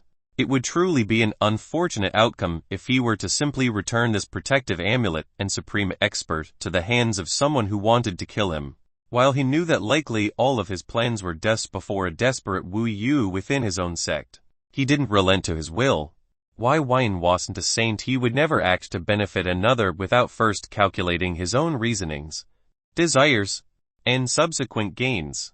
While he could be selfish, acting on his own desires, this was a rare occurrence that typically occurred when he was emotionally invested into something, or someone. Wu Yu wasn't entirely unreasonable and briefly considered the matter before nodding in agreement. Long Chen had caused quite a mess. At first, he wanted him to experience struggles to better build his character. Who would thought one of his women would suffer such a horrific plight? This was slightly his fault for pretending to be weak, so that Long Chen's arrogance and reliance on him would be curbed. Witnessing this, Wai Wine exhaled a breath of relief. "Before we negotiate, I have a question. Why don't you reveal yourself to the Grand Imperial Sages? If you did, they would use the entire sect's resources to support him, especially since he holds the key to the myriad monarch canon." This question had tugged at his mind the moment he learned of Wu Yu's identity. Wu Yu seemed to desire his identity to be kept a secret, even going through great lengths to exert his powers and conceal himself before Wai Wine. This was a mind-boggling conundrum, especially considering Long Chen was the inheritor of the Grand Monarch lineage and rightful candidate that could push the Myriad Monarch sect into new heights after claiming the Myriad Monarch canon. It seemed unnecessary to have him go through all this struggle for little reason. while those smart would think Wu Yu was weak at the moment and might make a move to capitalize on it. Those who were truly intelligent would never consider an ancient expert that devised a way to survive after his rumored death to be weak at any moment, simply lacking for that moment. And this was the truth, because Wu Yu had immense means and power while within his sect. Enough to sweep the world. Of course. This cost was massive. However, any cost he would have to pay was insignificant to the importance of one's own life. Even if Wu Yu had to die to do so, it still wouldn't be worth it. Wai Weian would never give his life foolishly for someone else's. Wu Yu was silent for a moment. This imperious figure that seemed to have once dominated heaven and earth had been very slow in this conversation, constantly taking moments of silence as if shocked by Wai Weian's questions or words. In the end, Wu Yu briefly explained this as his trial by fire, him using this to properly test his candidacy to officially claim his right as the Grand Monarch. Wai Weian shook his head. While this might have some truth in it, he smelled the avoidance within, and it definitely wasn't the core reason for his concealments. He didn't press, as knowing the answer wouldn't change the outcome of his life. After all, he was only mildly curious. Fine. You've reached a realm beyond the astral core realm, correct? Wai Weian asked, and this question would lead to his next set of desires. Wu Yu had a tinge of pride within. Just from this, one could only fathom a hint of the utter difficulty to ascend beyond the astral core realm. After all, tens of trillions of cultivators currently, and likely quadrillions of cultivators throughout the thousands of years since the King of Everlore era. Yet not a single cultivator had reached that fabled realm since. Cultivation was difficult. These three words never ceased to hold truth. I have. Good. Have you heard of the realm of sages? Wai Weian's eyes focused, and paid rapt attention to Wu Yu, honing to his fluctuations. He saw the confusion and uncertainty in his eyes as he recalled various memories. At the end of his thoughts, he shook his head and said, I haven't. Wai Weian clicked his tongue, aggravation deep within his eyes and teeth as they brushed against each other, nearly in a grinding fashion. It took several breaths before he calmed down, nodding as he accepted this result. The next realm wasn't the realm of sages, but there's also a possibility the realm of sages wasn't a specific cultivation realm, but a specific phase of cultivation, such as how realm lords, time lords, star lords or mortal gods, god lords, and god kings were titled. If it denoted a specific cultivation phase, then it could still be in the realm beyond the astral core realm, but in a higher phase. His eyes glowed, but he swiftly suppressed this budding hope. Hope brought about desperation and desire, and what he needed was a firm heart of cultivation to take each step solidly and with sufficient preparation. Regardless if he never reached the realm of sages, he would never willingly give up his goal for surviving. Never again. What do you want? Wu Yu asked. These questions weren't things he knew or could answer, so he felt somewhat frustrated, especially seeing Wai Weian's agitation as if he was useless. Wai Weian responded, I can give you back to Long Chen. However, I need a few things in return. As he said this, a calm, gentle smile replaced his calm yet slightly agitated expression. Wu Yu. 3 days and 3 nights swiftly came and went as an ancient spirit and man stayed within a sealed-off room, discussing and negotiating matters of the utmost importance. After these days, Wai Weian walked out of the room with a ring that was carried by a string of astral force several meters away from him. After exiting his sky palace, he looked at the ring and inevitably sighed in his heart before dropping it. It flickered with dim light and passed through the sky layer foundation, its descent controlled as it was obviously making its way back to a certain someone. I wasted 28 raid pellets. Such a waste of wealth. Hey, if the spirit wasn't Wu Yu, he was fully prepared to torture and dissect it. However, there's no way he could comfortably take action against Wu Yu while on his planet. That would be daring and brazen beyond the word foolish. While he definitely obtained sufficient benefits, it simply did not, and could not, compare to the protective amulet and guidance of an expert that ascended beyond the astral core realm, mystic ascendant realm. After a bit of muttering, he shook his head as he sent a message to Su Mei. It's been quite a long time, and it was about time to venture out and recruit the other members he had his eyes on. While 3 years have passed, he kept tabs on them throughout. Several hours later, Sumei stood before Wai Wine with a calm expression, but solemn gaze within the lounge of his sky palace. Her eyes that were unusually pure and clear were filled with something extra and abnormal today. Lord Wai, during your secluded cultivation, several events happened, Sumei said, briefly pausing before explaining. Firstly, and likely the most important, was the Alchemist Association news. 3 weeks ago, the Alchemist Association had revealed an exceptional talent within their sect. It was a female and she had an alchemic heart of Kai.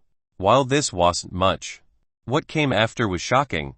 This female, with the joint efforts of 8 Emperor Alchemists of the Alchemist Association, was capable of concocting an Everlore Ascension pill after a full 2 years. This was a 9th grade pill. No, this was the 9th grade pill. It was the very pill that the King of Everlore concocted, and later used to overcome the Astral Tribulation to assail the Astral Core realm, being the first and only to have an alchemic astral soul. Well, my mistake. The first. Not only, as this woman had ascended, she reached the Astral Core realm with the support of the Everlore Ascension pill and obtained an alchemic astral soul, unlike Wai Wyan, who was widely considered as an abnormal genius without an alchemic spirit. This woman followed the exact path of the King of Everlore. She was even dubbed as the Princess of Everlore, and this was an official title conferred to her by the Alchemist Association. Unlike Wai Wyan's rumors, all of Wai Wyan's prestige and renown was viciously snatched by this Princess of Everlore. When Wai Wyan heard this, he couldn't help but be somewhat shocked, but only somewhat. He had an alchemic Eden astral soul and celestial eyes. There was not a single trace of feeling threatened or concerned in his eyes. Even if this Princess of Everlore was naturally talented and could produce products faster, of a higher quality, and of a better variety, he didn't care. It's not like she'll be able to affect his status in the myriad monarch sect or stop those seeking to buy 7th grade products from him. She was likely a servant to the Alchemist Association, and her work will likely primarily benefit the association. But he had his own freedom and raked in the benefits himself. It was utterly pointless to compare the two. It was like comparing a caged eagle to a free-flying hawk. Therefore, he placed that in the back of his mind. As for the other news, there was a little here and there, but nothing of much importance. There was a training trial designed for Kai condensation disciples, and those who did exceeding well were rewarded various things. Supposedly, Long Chen and King Qiumu had entered the top 3. Besides that, there wasn't anything significant. Have all the preparations been made for the Bloodforge continent? Wai Wyan asked. He had been preparing to enter the Bloodforge continent for 3 years now. There, 2 potential candidates for his faction ascendants were situated and awaited his arrival. Despite the twists and turns, he still intended to follow through with his original goal. Sumei briskly nodded. All preparations have been made. We can leave on your word. With a handsome grin, he said then, let's go. Chapter 198-196 The Act of Wen Mingna. Chapter 198-196 The Act of Wen Mingna. A little over 3 years ago at the Myriad Nascent Dao Pagoda, amongst the gathered young elites of the Myriad Yor continent, there was a woman sitting alone while tending to her wounds. Just earlier, she had challenged the pagoda and survived, receiving recognition and an emblem that allowed her to enter the Myriad Monarch sect as a null disciple. While this was the equivalent of an honorary disciple or a servant, the lowest ranked existence in any sect hierarchy, it was a ticket to a grander sky. Currently, everyone was making their decisions on whether to challenge the pagoda or seek their own path elsewhere, likely trying to find a way to return home. They all willingly chose this, but quite a few regretted it. This was especially so for the subsequent failure to survive the trial or merely obtained a null disciple emblem. They gritted their teeth, as she once did, and weren't willing to reconcile with their insufficient talent. In the Myriad Yor continent, they were treated with the utmost respect, never wanted for food, had profound strength amongst their peers. But now they were forced to face that they were ants who lacked skill and talent. There were a few who threw the emblems away, and dragged their injured bodies away with others in tow. seeking to settle their own footholds elsewhere. They were naturally proud existences, and becoming a servant was above their belief of dignity, regardless if it belonged to a hegemonic force. Those that remained earned and kept the qualifications as a null disciple or qualified to be a nascent dust disciple. Many were ignorant to the utter scope of difficulty of cultivation after being spoon-fed resources, methods, teachings, exceptional environmental factors, and bestowed riches. However, when Mingna was not like them, a few of those leaving for their own paths had come and invited her to take another path with them, appreciating her talent and will, but she refused them all without exception. Many of those who offered were men, and she saw the blazing glint in their eyes of lust and desire. While it wasn't openly displayed, her fate with them would be relegated to a woman rather than a cultivator. She was a cultivator first, while she also had their background, receiving the best resources and environmental factors of the myriad your continent. She was more realistic in her thinking and felt that starting off lowly was better than venturing into the unknown abyss that was fraught with dangers. After her wounds completely healed, she once more regained her exceptional beauty, and the more than 100 young elites had been reduced to merely 27. The rest had either perished or left before or after taking the trial. She took out a small mirror from her storage ring, slightly shocked that she could still connect to it from millions of miles away. Observing the reflection, she saw a young woman that had full, oval-shaped pink lips, light brown hair styled in a blonde layered crop with highlights, an impeccable skin clarity, and bright complexion. Her beauty befitted her status as a princess, as her eyes contained an innate nobility and her aura contained pride that seeped into her bones. However, in her heart, she understood the consequences of such looks. She stood up beneath the curious gazes of others and retreated a fair distance away. After sweeping her spiritual sense around, she established a concealment spell that shrouded her in spiritual mist. With a gentle wave of her hand, she brought out a pair of scissors and cut her hair. Snip, snip, snip. Her gorgeous brown hair was shortened until it became a masculine pixie cut. With bandages, she wrapped them around her ample breasts, legs, and buttocks. Particularly, she tightly wrapped them around her butt, causing it to lose its plump form and become flat. Her overall appearance was severely reduced in quality from this tactic, allowing her to be more or less below average in feminine physique. After settling this, she looked at her mirror once more. However, she bit her lips to the point blood started to seep out of the corners of her mouth. She grabbed the pair of scissors with both hands and brought it to the right edge of her forehead. Her hand trembled slightly but abruptly. It became firm and her eyes reflected unfathomable determination. I have to do this. I must do this. Poosh! She cut diagonally across her face, splitting a portion of her lips and causing crimson blood to flow. With her kai, she hurriedly stopped the bleeding and started to make surface repairs, leaving a ghastly scar on her face. She looked particularly unappealing, even horrific as well. But her soft skin and complexion was quite difficult to cover up, so she had to use makeup to lightly dampen the luster of her skin. To disfigure herself was a challenge that took her everything, maiming the look she once adorned with complete pride. Even the pain of the horrific gash was little compared to her losing her identity as a gorgeous member of a female species. Yet she withstood it all quietly within her heart. After once more seeing herself in the mirror, she no longer recognized herself, and while she was still a beautiful woman, this would not be the first assumption others would make. With a heavy sigh, she returned back to the group and cloaked herself with a hooded robe. The others gave her even more curious glances after her return, but remained silent. When Mingna swept her eyes over the remaining elites and saw over a dozen beautiful females amongst them. This included Long Chen's group of girls. However, she didn't engage with any of them. In fact, it was best if she was the only one to take precautionary actions so that a pattern couldn't be spotted and brought about investigative eyes. Instead, she quietly cultivated in this essence-rich environment as she awaited the arrival of the mentioned transportation to the sect. After a month, she felt a notable increase in her cultivation base. Approaching the 7th stage of the Kai condensation realm, the sublime Kai phase, it was as if she had absorbed 3 full essence stones in this month-long period.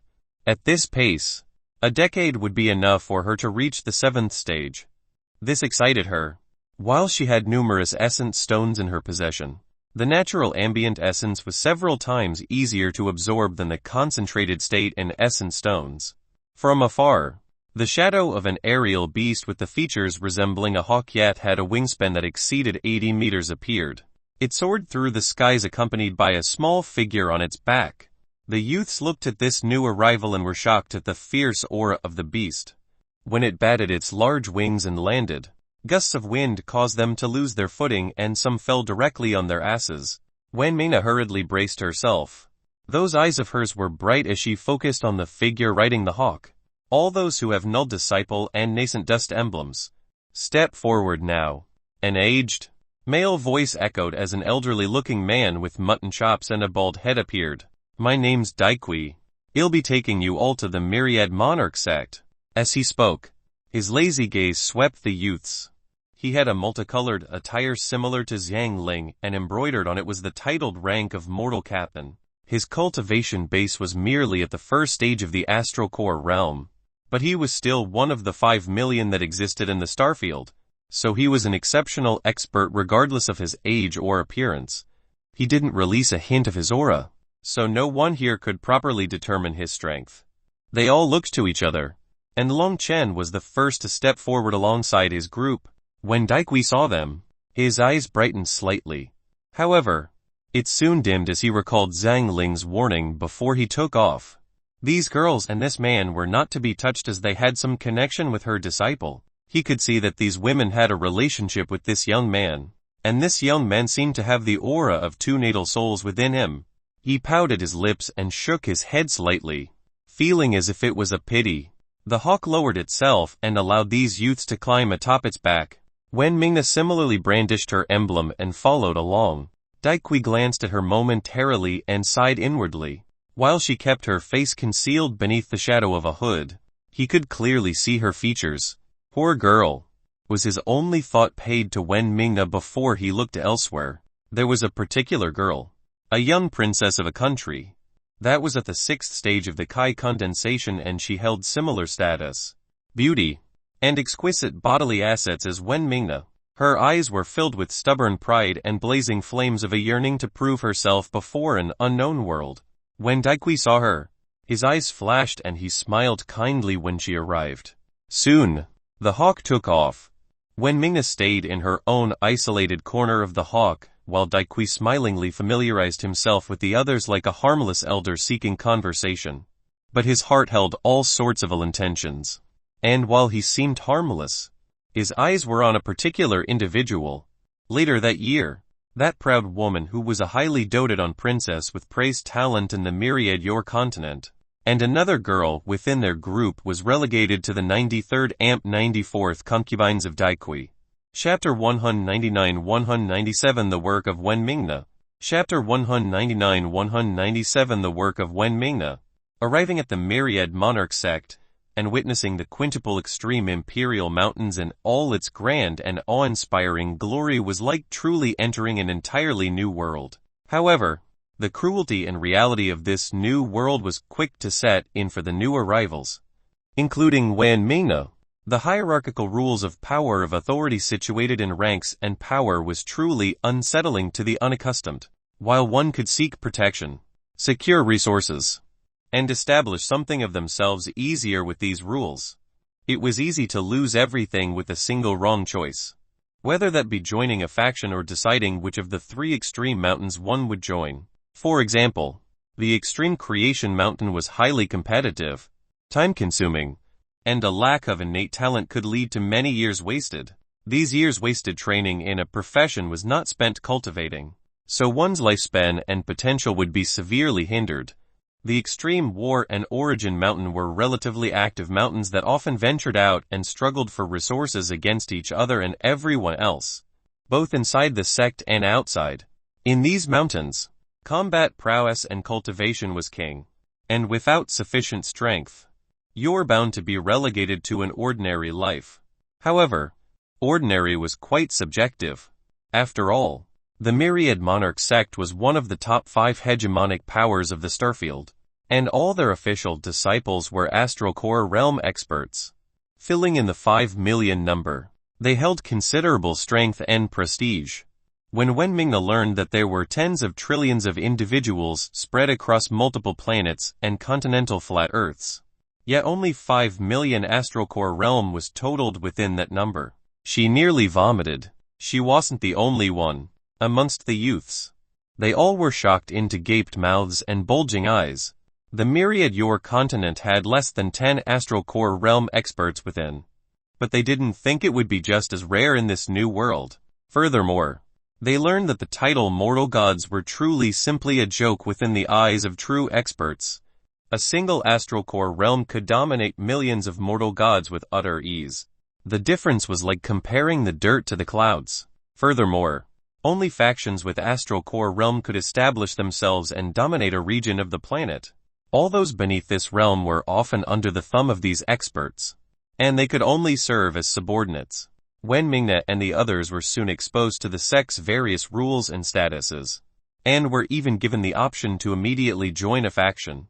Wenmingna didn't dare to take that choice carelessly, and this was true for the majority of those present. Daikui, their ride, simply smiled and told them all that it would be best to make a decision soon. A faction was more than just protection, but an avenue to obtain cultivation resources. While one could use the ambient resources to cultivate, they would never be able to reach the fourth mortal state before their lifespan ran out, regardless of how incredible their absorption and refining talent towards essence was. They needed alchemical products, materials of heaven and earth that were compatible with their cultivation technique to expedite their cultivation, and an area that they could carve out comfortably. If you desire to reach the Astral Core realm in your lifetime, and enter the ranks of true experts that could dominate a piece of the sky, then you should join a faction as soon as possible, was all Daikui said before telling several others that he could give them a further tour. Several individuals accepted, while only Wenmingna and Longchen's group refrained. They decided to explore on their own and register within a mountain suitable for them. When she stood out like this, Wu Baoshai gazed at Wenmingna curiously, while she understood Longchen's choice, as he was a nascent dust disciple. Wenmingna was a mere null disciple and wouldn't be able to choose a mountain per se. Wherever she was, she would be an honorary disciple. Furthermore, she had to earn sufficient imperial merits to stay. It would be best if she followed Daikui and sought out opportunities. Wu Baoshai found her decision odd, but she didn't question it nor her. Everyone had their own thoughts, and Wenmingna was a princess just like herself, and she didn't seem to lack intelligence or confidence in herself. Wenmingna watched Daikui lead the others away, and her eyes flashed with various thoughts. After ruminating on the matter, her eyes focused on a specific mountain and decided to venture there to work. With this goal in mind, she left. Longchen's eyes were drawn away as she looked towards Wenmingna's back. Her figures changed. No, she seems more manly, Lion Yu answered, without looking towards Wenmingna. It's her choice. Longchen shrugged. They traveled for a while before a young man arrived and saw their group of beauties. Realizing that all of them were null disciples, his eyes lit up as a nefarious thought entered his mind. With that, he approached the group with a cool smile. Hey, this was the start of their troubles. Hurry up and deliver this, you better not be slow this time, or else HMPH. A voice filled with impatience and anger resounded.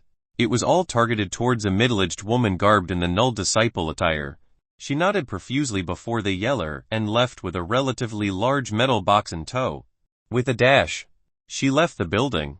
Outside, she rode a hawk with a wingspan of 10 meters, and far smaller than Daikui's. It seemed capable of only carrying a few people. The one who shouted was a short middle-aged human male with a nascent dust disciple, and a cultivation base at the 9th stage of the Kai condensation. In the myriad your continent, this man could be considered a powerhouse that could dominate tens of millions. But in the myriad monarch planet, he was merely a delivery manager. He ran a business for human-delivered packages that supplied the 1st to 3rd levels of the extreme Imperial Mountain. Wenmingna was efficiently cleaning the nearby area, sweeping the dust with a broom that lit with various formations. These formations used water, fire, and wind energies and cleansing liquids to swiftly wet, dry, and clean areas. She was fully exposing her scarred face, and carried on with her day. The manager glanced her way and humphed before leaving into the backroom. As she swept, she heard faint pounding of flesh and heavy moans, but thoroughly ignored this as she continued about her day. After arriving, she took various temporary jobs in the extreme Imperial Mountain. While most would choose to pick one of the 3 main mountains to settle themselves, it seemed like the location with all sorts of complex relations and likelihood of abuses of power. Therefore, to avoid being a victim, she surrounded herself with those who held power yet cared about their reputation. Astral Core Realm Elders. She has cleaned buildings, delivered packages, helped feed and care for beasts, and provided her energies to help support some basic formations. In return, she avoided joining a faction and enjoyed a quiet life. Furthermore, with her disfigured face, unappealing body, and quiet temperament, she was often pitied and left to her own devices. She could gather Imperial merits in the easiest manner without disturbance. After she finished her shift, she left the delivery service and returned to her own residence. While it was small, it held an essence concentration formation. She cultivated diligently in her free time, and saved up her Imperial merits for alchemical products that could rapidly promote her cultivation base. It was fortunate that alchemical products at the 5th and 6th grade were rather common in this world, and she had already procured a few dozen cultivation pills at the 5th grade that cut several months off her training. While the myriad your continent had alchemical products at the 5th grade, even she, as a princess, had to go to great lengths to compete for it. And these were merely low tier and low quality. However, here, they were abundant and the main sources of income for many alchemists in the Starfield. Heavenly King Y. Recently, the name Y Wine was widespread, especially after his abrupt status jump, killing a second stage of the Astral Core realm while at the Kai Condensation realm, quite brutally in fact, and annihilated a faction with a few words. He displayed a level of dominance that she didn't think was possible after just a few days of arriving. Furthermore, he was an alchemist too. Back in the myriad your continent, she hadn't understood the importance of 6th grade and 7th grade products in this new world. When she saw him casually give away these products, she believed that this new sect likely had more experienced and talented alchemists. But she was severely wrong. While there were king alchemists, obtaining a 7th grade product was a struggle that many Astral Core realm experts struggled to obtain. I wonder if I had talked to him that time. Could things be different? No. I can't think like that. Step by step, breath by breath, and I'll reach my goal without failure. The concept and well-known saying of the myriad your continent to rise to the skies. One can ride the lap of a dragon. It meant to use a man or woman, someone of exceptional status and talent dragon, to rise. It was the basis of imperial harems and standard ones, and this method was employed mostly by women. However, this might seem exceptionally satisfying at the beginning, but soon one would be too high and at the mercy of the dragon. They would share its fate and its limits. They would also be relegated to never dissatisfy the dragon, or else it could send you off and allow you to fall. She would rather form a Tao companionship with someone of equal talent than to be someone who sought gains in such a fashion. Did you hear Moral Kamen Jai Yu was challenged by a nascent dust disciple? It's a battle to the death. These words spurred the immediate crowd. And even when Mingna was startled. Really, you're lying. Who would be so stupid? I don't know. But his name is Long. Long something. My friend is there about to watch the fight. Shall we go too? Of course, if we're late, we might miss this massacre. How boring would that be? Who knows? This nascent dust disciple might be another YYN. PFFD. Please. Let's go and stop spouting crap. The discussion in the background was quite interesting. But in the end, when Mingna continued on her way, what she needed was not to lose herself in the drama and situations of the world, but fight for each second and opportunity she had. She had work to do. Chapter 298 The Future of Wen Mingna. Chapter 298 The Future of Wen Mingna. It's been a little over 3 years since Wen Mingna's arrival. Her adjustments thus far were impeccable as she regulated her schedule and adapted to the unique environment of the Myriad Monarch sect. Unlike most sects, the Myriad Monarch sect's internal competitions weren't fierce and allowed those of lower rankings, like herself, to earn stable earnings and resources with hard work and dedication. In the Myriad Your continent, sects, clans, palaces, or countries adopted a much crueler and vicious environment that bred scheming and conflict. Countless cultivators would meet their untimely end at the hands of others, or even their allies, seeking wealth and resources. While this was still commonplace outside of the Myriad Monarch sect, especially its continental flat earths and 2 planets, Wu Yu and Junia, it wasn't as prevalent in the sect with its fierce rules and clear punishments. Therefore, she hankered down and diligently cultivated while simultaneously improving her Kai control, keeping her relations and presence to a minimum. She truly skirted through the radar and set up her own place. At the moment, she worked consistently as a secretary to a female human mortal captain elder. The job was demanding, but the rewards were sufficient and easily covered the required earnings of her daily quota and cultivation needs. Furthermore, she slid easily beneath the protective wing of this elder. Her moves were praiseworthy for someone without backing or family, etching out her own reputation as a reliable worker. When Mina was currently out acquiring a meal for the elder, she wore a white mask that covered her scar, adding an allure to her appearance. But she wasn't entirely unknown. Many knew from rumors and word-of-mouth that she herself spread, that she was horrifically disfigured beneath her mask. It's been 3 years, and I can feel myself approaching the 7th stage of Kai condensation. Just a little more. She set herself a series of goals, training her Kai control and cultivation base simultaneously to one day take the trial to become a nascent disciple. After obtaining this status, her jobs will reward her with a raise in salary. This meant more resources and wealth in her pocket. Null disciples and nascent dust disciples were often seen doing the same jobs. However, nascent dust disciples received a stipend of resources and wealth automatically by the sect monthly, and the pay for each job was nearly 3 times bigger. This was the main driving force for null disciples to seek discipleship, official discipleship. Moreover, they were considered disciples with the power of authority. This provided a form of protection and power to themselves, allowing them to order around null disciples freely and live an easier life. After picking up the meal, she rode a hawk back to her boss home. While cultivators at the astral core realm could substitute sustenance with essence, these meals weren't normal. They were meals made with alchemical products, such as elixirs, haste, or crushed pills.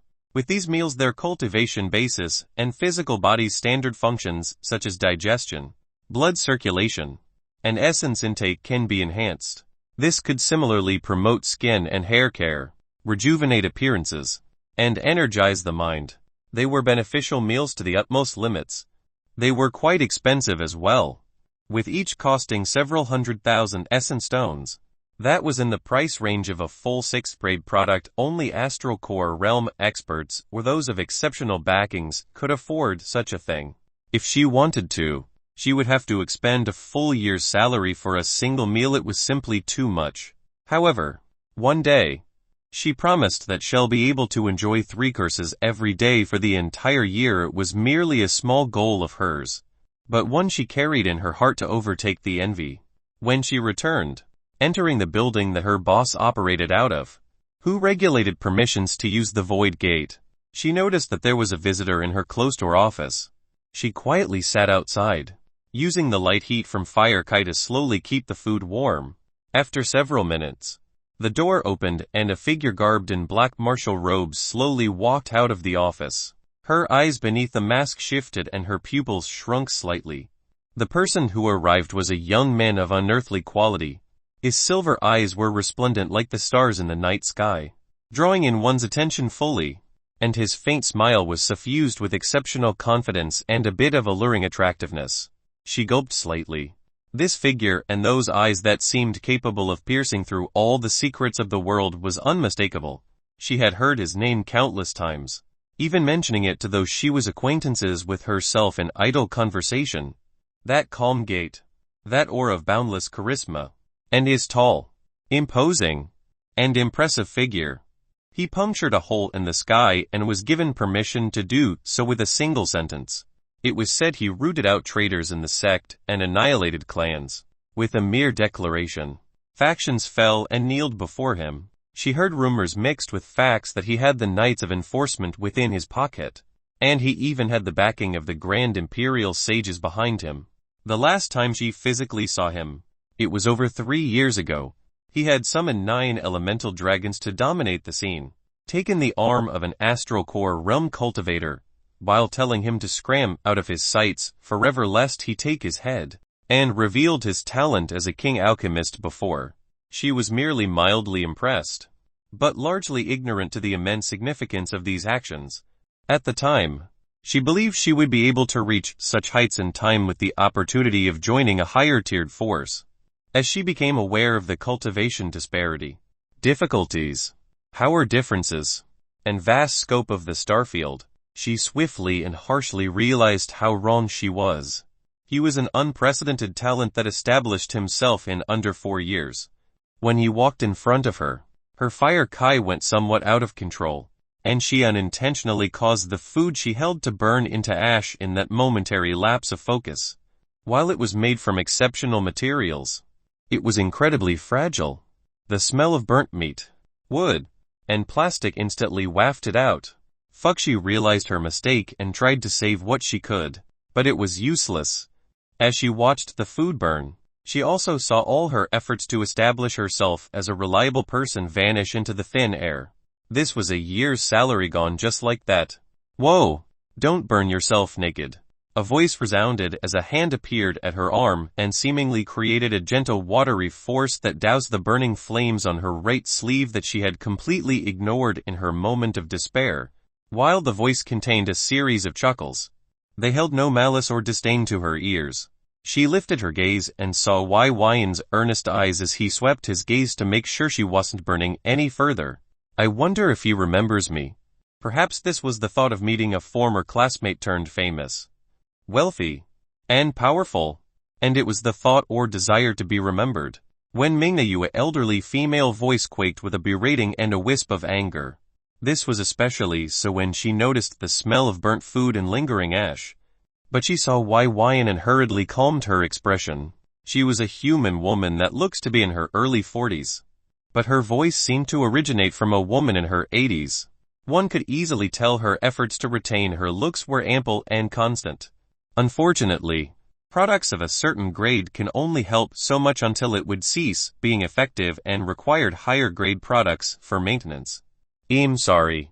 This is my fault. Elder Lai. Please, punish me as you see fit." When Mingna hurriedly admitted fault and was about to kowtow for forgiveness on the spot, she had long since prepared her heart to withstand any and all indignities to ensure a smooth path to a higher realm. This type of determination and decisiveness required a very praiseworthy level of courage. However, as her body bent, a hand reached and grabbed her shoulder. It wasn't an actual hand, but one that contained an invisible spiritual force. Wyan spoke up at this moment. "This was my fault, not hers. How about we forget this incident?" His words were casual, yet it caused Elder Lai to hurriedly change her expression, and she immediately nodded, her eyes softening instantly. Wyan smilingly said with a light nod, "Good. How about I pay for the damages with this?" With those words, he flipped his palm and a bottle emerged. A liter of pink-colored lotion like alchemical paste was within, and faint starry points were flickering within. Around the bottle was a faint blue ring that swirled like an illusion. "Here's a liter of youthful star ring paste." He sent it over to Elder Lai. She hurriedly accepted it with a flustered stance, and her eyes were rippling as her heartbeat raced. This was a 7th grade paste known for helping promote youthful looks, ridding one of wrinkles and adding a unique luster to one's skin. She had commonly used Lodier, 6th grade paste, but a single application of this paste would be 10,000 times better. She gripped the bottle and forgot entirely about the incident. In fact, she was thankful for Wen Mingna's actions, and she even hoped she would burn more. When Mingna was startled, she wasn't an ignorant individual like before where she didn't recognize the importance of a 7th grade product. regardless of what it was. Most 7th grade products were worth a single Astral essence stone, and that was equivalent to 10 million essence stones. Then, "I'll take my leave." Wine gave Wen Ming a smile before walking off. Elder Lai gave an impassioned gesture and words of departure. Her flattering look was completely unknown to the majority of her friends or family, but was completely displayed today. Wen Mingna felt that, as she watched his back figure leave, a slight void was appearing in her heart. Unfortunately, she didn't have the qualifications to say anything to this man, and even since the beginning, she had merely cursed. Others might even think she turned mute. Fortunately for her, those eyes that seemed to contain the world had seen something no one else did, and it stopped Wine's footsteps as he turned back with eyes that contained a trace of sharpness. Oh, it was merely a sound, but it was the first sound that would ignite a future path that would soon cause all sorts of adventures, misfortunates, and collapses of entire worlds. Wine walked over. His tall figure and physical presence was suffocating in a good way. Her entire body stiffened slightly, and she could feel her yin energy circulate a tad bit faster than before. She never truly realized how handsome Wine was until today, when he stood no more than a few feet away from her. "Wen Mingna, right?" Wine asked. She nodded absent-mindedly. Her will was normally exceptionally strong, but it was like being before a demigod, and her heart could barely remain calm enough to hear and react. How do people do it? From his eyes that radiated brilliance, soul-seeing light, and unfathomable depths of intelligence to his devilishly sculptured body that carried the seemingly perfect male ratio of muscles and flesh, or his bodily scent that was like the mythological seven-colored immortal flower fragrance that could help circulate her cultivation base. Wine's entire presence was overwhelming to the senses. Wine nodded. "How about we talk and get something to eat?" When Mingo was startled, she unintentionally blurted out in confusion, "Huh?" Wine chuckled lightly and asked, "Are you hungry?" Chapter 2 and 199 Leaving. Chapter 2 and 199 Leaving. In the myriad monarch planet, there were void gates stationed all over. But besides the private residences of those with sufficient abilities to accumulate the materials to fashion one near their residence, only one publicly used void gate was available. This void gate was located in the extreme Imperial Mountains, and it was overseen by a mortal captain-rank elder by the name of Lai Ling. She belonged to the Lai clan, and this clan belonged to a former heavenly king of the extreme origin mountain-turned-prime imperial sage.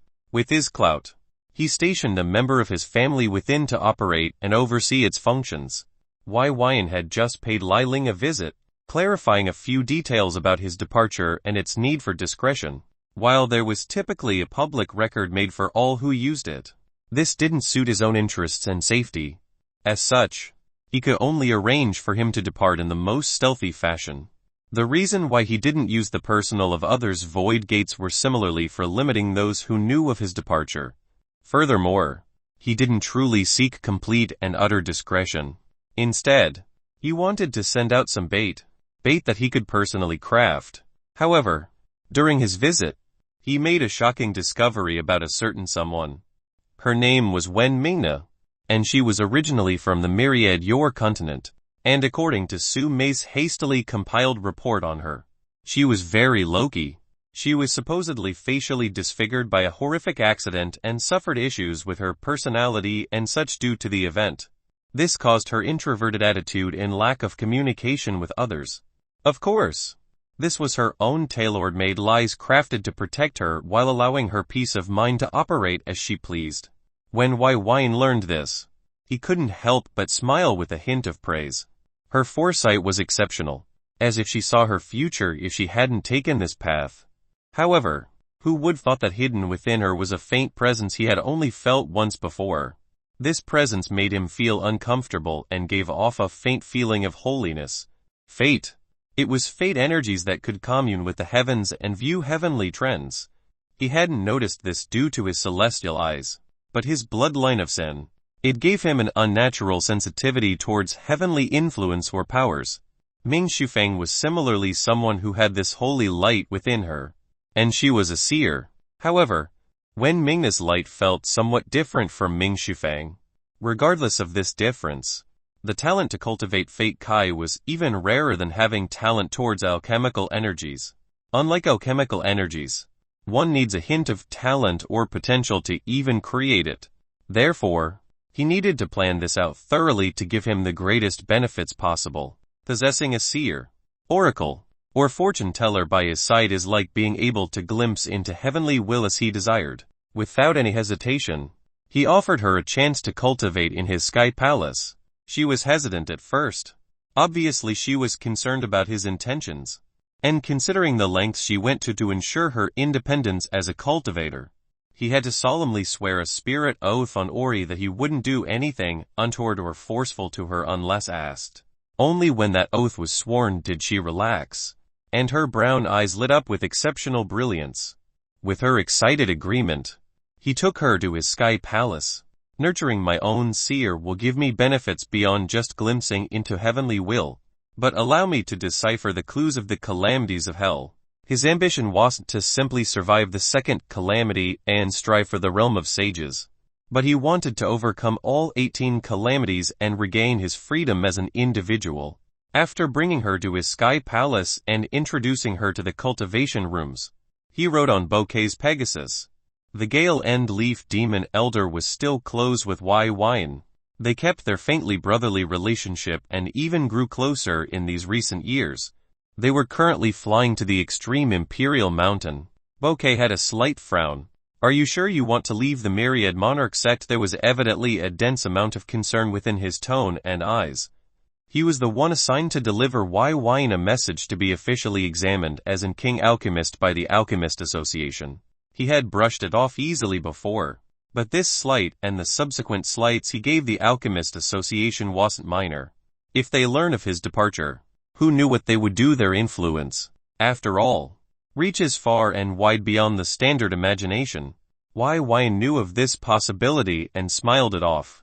How could he not know of the potential influence of the Alchemist Association in a mere 4 years? He had dominated the Myriad Monarch sect and thoroughly caused all sorts of corruption in his favor to occur. He would be foolish to think he was an exception. After all, he was just one man. How could he compare to an entire organization of unified alchemists? Furthermore, his reputation was lesser now that this princess of Everlore was revealed. Perhaps if he revealed Eden, his alchemic Eden astral soul, the world would realize his terrifying prowess and potential. However, he had no intentions to do so. At least, for now. When he finally reached a point where he could be fearless within the starfield, and dominating heaven and earth, only then will he consider that matter. Even now, he concealed his ascension into the astral core realm. The fact he had 2 natal souls was widely known, and his ascension to the astral core realm was bound to create endless tumultuous waves. After all, it was both a sign of his combat potential, cultivation potential, and with alchemic force, his alchemic potential. If he was a top-tier alchemic king before, then now, it's likely he was an emperor alchemist. An emperor alchemist before the age of 41 will cause natural disasters and be a prelude to the change of the fundamental landscape of power. It's fine. I have matters I have to handle personally. And am well protected. Wine comforted Bouquet. He was willing to resign himself to become a caged cultivator, while he could spend all his time balled up within his sky palace and cultivating. This wasn't his style. He liked being proactive and seeking his own fortunes, enacting his own plans for the future, and providing himself with a level of adaptability. Furthermore, he didn't have 100% certainty for a long life. Soon, they arrived at the extreme Imperial Mountain's first level and location of the Void Gate. When he arrived, the Void Gate was empty and barricades were set. Those who would usually use the Void Gate to leave had to wait as it was stated to be in maintenance. With a token, a spiritual light enveloped the Pegasus and them, allowing them to easily seep into the spiritual barricades that blocked spiritual and physical senses. When they entered, there were only 4 figures: Xiao Bai, Sume, Lai Ling, and Zui. Sue, unlike before where he was emaciated, withered, and rotted from the inside and outside, He was exceptionally clean now. His long silver hair was gorgeous and each strand flickering with traces of silver luminance. It was cut and styled into a rope-braided ponytail that dangled and barely missed the ground. At the sides of his face were 2 lockets of sharp silver hair that had sanguine highlights at their edges. They looked like silver fangs. Most notably was his face. Not only was his hair gorgeous, but his facial features were exceptionally beautiful for a man. It was like looking at a silver full moon. It attracted everyone's attention regardless of gender. His flawlessly pale skin and sharp scarlet eyes were demonically alluring, and coupled with those thin lips that had a faint sign of sharp teeth made him somewhat feral. His physique was slender and toned, with each iota of muscle being well-defined and contained reserved yet prevalent strength. Besides his sharp canine teeth, which seemed as if it could rend metal and bite air, he could easily be mistaken as a human. He wore loose gray pants, barefooted with sharp toenails that were perfectly trimmed and had a jade smoothness, and his upper body wore merely a robe without anything beneath, revealing his hairless chest to everyone present.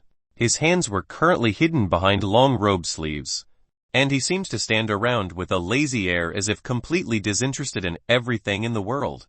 However, when Wine arrived, his scarlet eyes flashed and a hint of respect flashed that couldn't be concealed. This was Wine's first selection for Ascendants, excluding Sume, and he had an ill past that had to be scrubbed and handled before he could officially be inducted. This was an expensive venture, especially since he had to rebuild Zui's cultivation base entirely. They landed. Lord Sume greeted respectfully. Master, Suhei called out. Bouquet stilled. Master, he knew of Zui's reputation, and the immense slaughter he caused that inevitably led to the sect sentencing him to life imprisonment. They were unwilling to allow him to just die, but suffer for his long lifespan.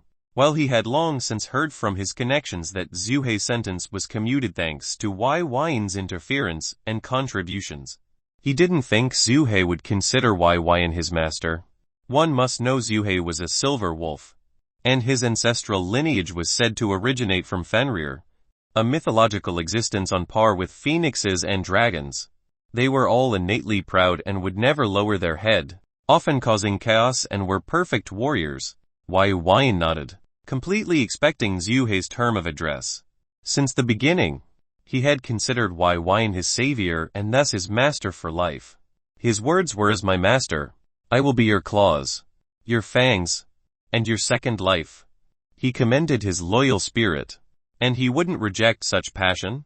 In fact, this only solidified his desire to nurture him as a second-stage astral core realm cultivator with battle and slaughter intent. His potential was exceptional. It was truly unfortunate that he couldn't restart his cultivation fully and allow him to enjoy the full baptism of the moral star formation Tribulation. But since he had already birthed battle and slaughter without a battle or slaughter natal soul, this only meant his natural talent towards these two might compare to his own with Saber. Given that, he was bound to have immense achievements in the future with sufficient resources. The only issue was his mortal state, and only 9th grade pills can post-create Zenith moral state astral souls. Therefore, he needed to become a mortal sovereign alchemist before he could truly rectify his issues. He didn't bother speaking to Lilang, Sume, or Zui. Instead, he brought out a void disk and threw it towards the void gate. When it activated and created a black void portal, his eyes focused as he said, let's go. The Bloodforge continent awaits. Chapter 202 200 Bloodforge continent. Chapter 202 200 Bloodforge continent. The Bloodforge continent was one of the most contested continental flat earths within the myriad monarch astral territory. And just as its name suggests, it placed an emphasis on the Tao of forging. Its size was comparable to the myriad Yor continent, yet the majority of its resources were ores and minerals from mines. These ores and minerals weren't just used in the Tao of forging, but even alchemists relied on extracting their material essence and energies to concoct various products. This made it a very profitable continent and highly contested amongst the 12 continents. Infested with conflict and territorial disputes, the Bloodforge continent had no true ownership, and 80% of its territory were split and dominated by Sky Nobles via proxy forces. due to its split territories and heavy conflicts. The myriad monarch sect allowed the continent to elect its own king to create a neutral zone for its native citizens. This king would have the power of authority of a sky noble disciple. This would allow him to rule his specific territory to protect and defend against the various disciple-sent forces. Moreover, the myriad monarch sect disallowed any cultivators above the second stage of the astral core realm from arriving and participating in conflict, preventing elite elders and sky nobles from descending and causing immense destruction and chaos. This regulation was set on almost all the continents, because the level of strength that could be mustered by those experts could result in a complete and total continental collapse. This leading king was an elected native of the continent. The term elected native generally meant the strongest native cultivator born from the Bloodforge continent, as strength was the foundation for authority. The current seated elected leader was Zui, or otherwise known as the Bloodforge King. He regulated various matters and stabilized the continent's survival amidst the tense, bloody, and constant battles between the myriad monarch sects factions and proxy forces, with a strength at the second stage of the astral core realm, the literal peak allowed on the continent. He could further establish rules without being questioned. Even the forces and disciples were hesitant to offend him. Because of his uniquely bestowed power of authority, he was essentially a sky noble within his territory, capable of influencing the myriad monarch sect's disciples that arrive. However, there were limitations to his power. The Bloodforge King was unable to interfere in conflicts that did not encroach on his assigned territory. In truth, he had no power outside of his cultivation base on contested or claimed territories by sky noble faction members. In fact, past elected kings have been killed due to overextending their hand. This assigned territory only covered about 20% of the continent, and was deemed the safest area for citizens and other individuals who sought out peace. It was named the Zui country, in the Bloodforge continent. Zui country. The Zui country was riddled with cities, towns, and minor villages that housed all sorts of cultivators and miners seeking to make a living, advance their cultivation, and live a nice, long life. Between these areas were paved roads that were surrounded by wild trees, grassy plains, and mountains. In a grassy plains near one of the many roads leading to civilization, there was a wreckage that was composed of broken pieces of carriages and dead horses. The smell of blood and moans of pain and vengeful hatred echoed alongside slicing and clashing sounds. Clang clang boom. Fierce and vigorous Kai raged as two groups of individuals fought. The first group was a ragtag band of cultivators without a set uniform, but they sported a unique insignia. This insignia was a black mountain with a bloody halo above. Each of these cultivators' expressions were chilly, vile, and excited as they launched Kai arts and brandished weapons of war and death towards their opponents. The other group was more unified and dressed as armored knights. They wielded swords or spears and their facial expressions were concealed by their helmets. These cultivators were clearly outnumbered and lacked in terms of cultivators, being nearly 3-1. It was a total slaughter as the ragtag group killed without mercy, ganging up and obliterating their targets without any casualties. Even when the knights tried to detonate themselves, they were caught in their moment of careless abandon for their lives and received an arrow straight through their helmets and skulls. The puncturing sound was particularly gruesome. Before long, the winning side was made clear. Finally, these bastards are dead. Phew! A pink-skinned, short beastman with the snout of a pig and a heavy belly said while wiping the sweat off his thick brow. In his hand was a double-sided axe that was drenched in the fresh blood of nearly a dozen warriors. A giant of a man, standing at about 7 feet, crushed the head of an decreased corpse into mush with his feet. He grounded it in, and revealed a smirk. Truly contemptible. Could've all went home to fuck their wives if they simply threw down their honor. His dark brown skin and bald head made his bulging muscles and height establish an imposingly brutish aura. He had no weapon in his hands, but upon his knuckles were bits of bone, blood, and flesh not his. Tui, a middle-aged human male with his sword sheathed, walked amongst his men, which numbered more than 50, and looked at the sole carriage amongst the area that was untouched despite all the ruckus of battle and death. As he passed, Those men revealed eyes of respect and a hint of fear. His eyes were like pure obsidian, where iris and pupil could barely be told apart. And his pointed nose, sharp eyes, and indifferent smile gave him an unfathomable feeling. He walked to the carriage and knocked, causing whoever or whatever within to jump. The faint whimpers and startled breaths of those inside was prevalent. "Come on out now. I don't bite." His voice was dark and deep, so his words came off very threatening and sinister. With a shrug, he turned to his men, who proceeded to smile and chuckle as if they were enjoying a show. "If you don't come out, you'll get mad." "You don't want me to get mad, do you?" A brief silence after, and the carriage door clicked. The man smiled as he reached in and opened the door. When he did, a swift shadow plunged into his embrace. The man was taken by surprise for a moment, but he didn't seem to be caught unprepared. His hands were swift as he moved to capture the shadow. His movement speed was impressive. In a split second, the shadow was captured and turned around.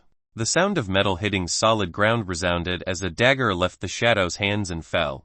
"Boss Biche is a feisty one," the pig-like beastman chuckled as he hefted his axe. Those words elicited a round of laughter. The so-called Boss Biche held a woman in his hand, restrained in his embrace with one arm, and his other hand clung onto her neck. She struggled, but to no avail, as his kai easily infiltrated her body and suppressed her strength. She looked young, about her later teenage years, of a moral woman, with a fair complexion and rich blonde medium-length hair. Her soft, milky skin and luminous blue eyes were particularly eye-catching, while her body lacked that vixen-like curvature and breasted figure. That which she did have was still alluring to the opposite sex. With her neck held, she tried to cry out and struggle, but only choked groans and pained grunts were heard. Her struggle fueled the watching crowd's vigor as many looked her up and down. With her luxurious robes with various sets of jewelry, she appeared to be rather wealthy, or originated from a wealthy family. Boss Biche sneered as he held her down, his eyes roaming at her animated breasts and delicate skin. A hint of lust emerged in his eyes. He started to move his hand from her neck down her chest, feeling the plump flesh of her twin mounds before sliding further down her belly until, "There's still one more inside," a sharp-eyed fellow amongst them called out as he saw a figure peek outside from within the carriage. This caused the others to look, curious and excited. "Come on, oh!" Boss Biche was in the midst of shouting out an order towards the carriage when an abrupt popping sound erupted nearby, eliciting a concerted start and shift of everyone's attention. Not too far away, a few blurry figures seemed to be appearing from nothing, and one of these figures were nearly 80 meters high.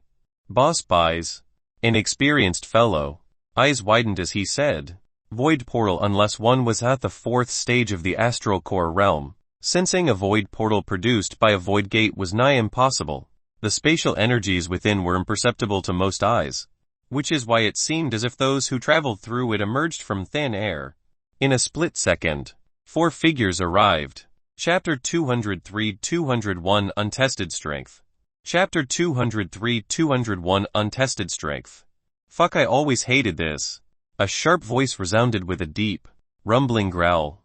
Zui was the first to speak amongst the 4, and his words were immediately filled with dissatisfaction. Since he could remember, traveling via void gates had always caused his head to hurt, his body feeling like it wanted to regurgitate his lunch, and sweat would accumulate without cause. According to the medical sages of the starfield, this was called spatial sickness.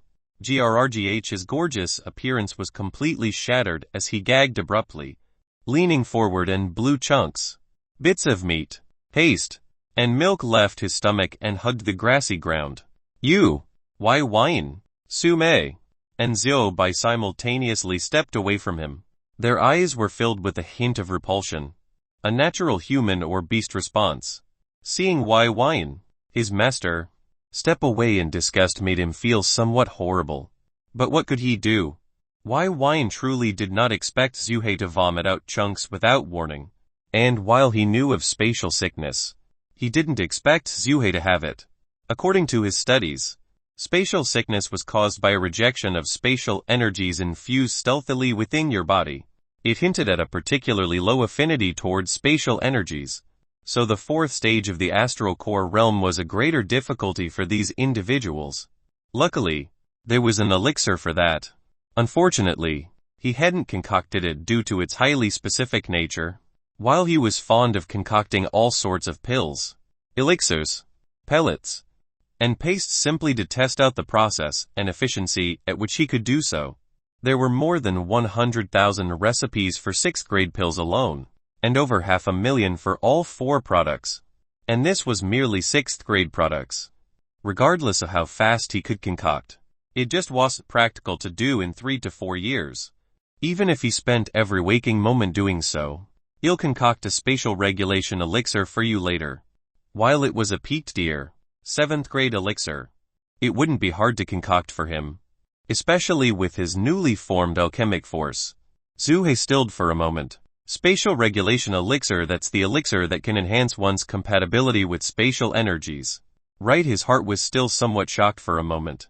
But when he thought of Wine's status and abilities, even restoring his crippled self, he calmed down and said with the deepest and earnest feelings, "Thank you, Master." Wine gave him a slight nod. Even if a spatial regulation elixir costs nearly 10 astral stones on the market, which was equivalent to 100 million essence stones, it was truly irrelevant to him. The materials to make it merely cost about 10,000 essence stones, and he could finish such an elixir in merely 10 or so minutes before. Now it might take him a single minute or a few seconds. The ragtag group of cultivators were originally stunned into silence by the new arrivals, but hearing about the spatial regulation elixir, their eyes were suffused with blaring shock. While they were merely high condensation cultivators, they weren't idiots and had long since taken it upon themselves to learn about rare things like top-grade alchemical products. Boss Bai's eyes narrowed as he swept his gaze onto the newcomers, especially the black and white striped Pegasus behind them that looked at them with a curious and haughty gaze. His pupils shrunk immediately. Pegasus? Only the elites of the elites were capable of owning a Pegasus. Moreover, even the youngest Pegasus had combat strength rivaling the astral core realm. He heavily gulped. He was merely an 8th phase expert with 22 Kai essences. How could he hope to challenge this? Wine didn't pay any attention to their reactions. He sent a gaze towards Xiao Bai. Xiao Bai then gave off a low neigh and brandished its wings, causing fierce gusts to blow all these cultivators away, and the carriage lifted up and fell, shattering to pieces with a crumbling crash. With a flap, a kick-off, it caused the earth to quake, and he shot into the sky before transforming into a black lightning bolt that pierced swiftly into the sky layer of the Bloodforge continent. Stargrade beasts could not only pierce into sky layers of celestial bodies, but they could survive in the dark void. This innate ability to survive in a hazardous environment like the dark void was why they were termed Stargrade beasts. Like the stars in the sky, they could swim freely in the darkness. It was truly impressive. Su-mei stepped forward, swept her gaze on the gawking and moaning men below, and her eyes focused on Boss Bai, who held that delicate girl still within his grip. Wine calmly said, "You two can go locate her first." Zui lifted his head and took a deep breath, circulating his astral force to help stabilize his bodily reactions. With a curt nod, he turned into a flickering shadow and vanished. When given an order by one's respected master, the only thing one must do is act in accordance to it. Su-mei similarly left. However, unlike Zui, whose cultivation was at the 2nd stage of the astral core realm, she was merely at the 8th stage of the Kai condensation realm, the infused spirituality phase, and couldn't flash away via flight. She found the direction to the nearest city and kicked off, jumping and flashing into the distance. Wine turned to Su-mei's disappearing figure. While she was merely at the 8th stage, he felt a strange force within her that even his celestial eyes could barely see. However, he had the feeling that even when he was at the infused spirituality phase, he was not her current match. This somewhat intrigued him deeply, considering she only had 98 Kai essences and 1 natal soul. This was quite shocking. Regardless of his faint feeling, he didn't investigate or interrogate her. Su-mei's cultivation was going smoothly. Soon, she'll reach the Zenith moral state and overcome her astral tribulation. Her talent was truly exceptional, especially to refine 98 Kai essences while constantly training her arts and spells after 3 years. It was quite something.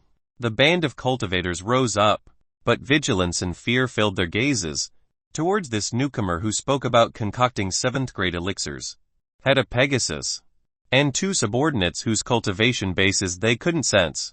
They used the utmost caution. None of them dared to speak arrogantly or even breathe loudly. Wine turned his eyes, and with a faint smile, he said, "I'm looking for someone.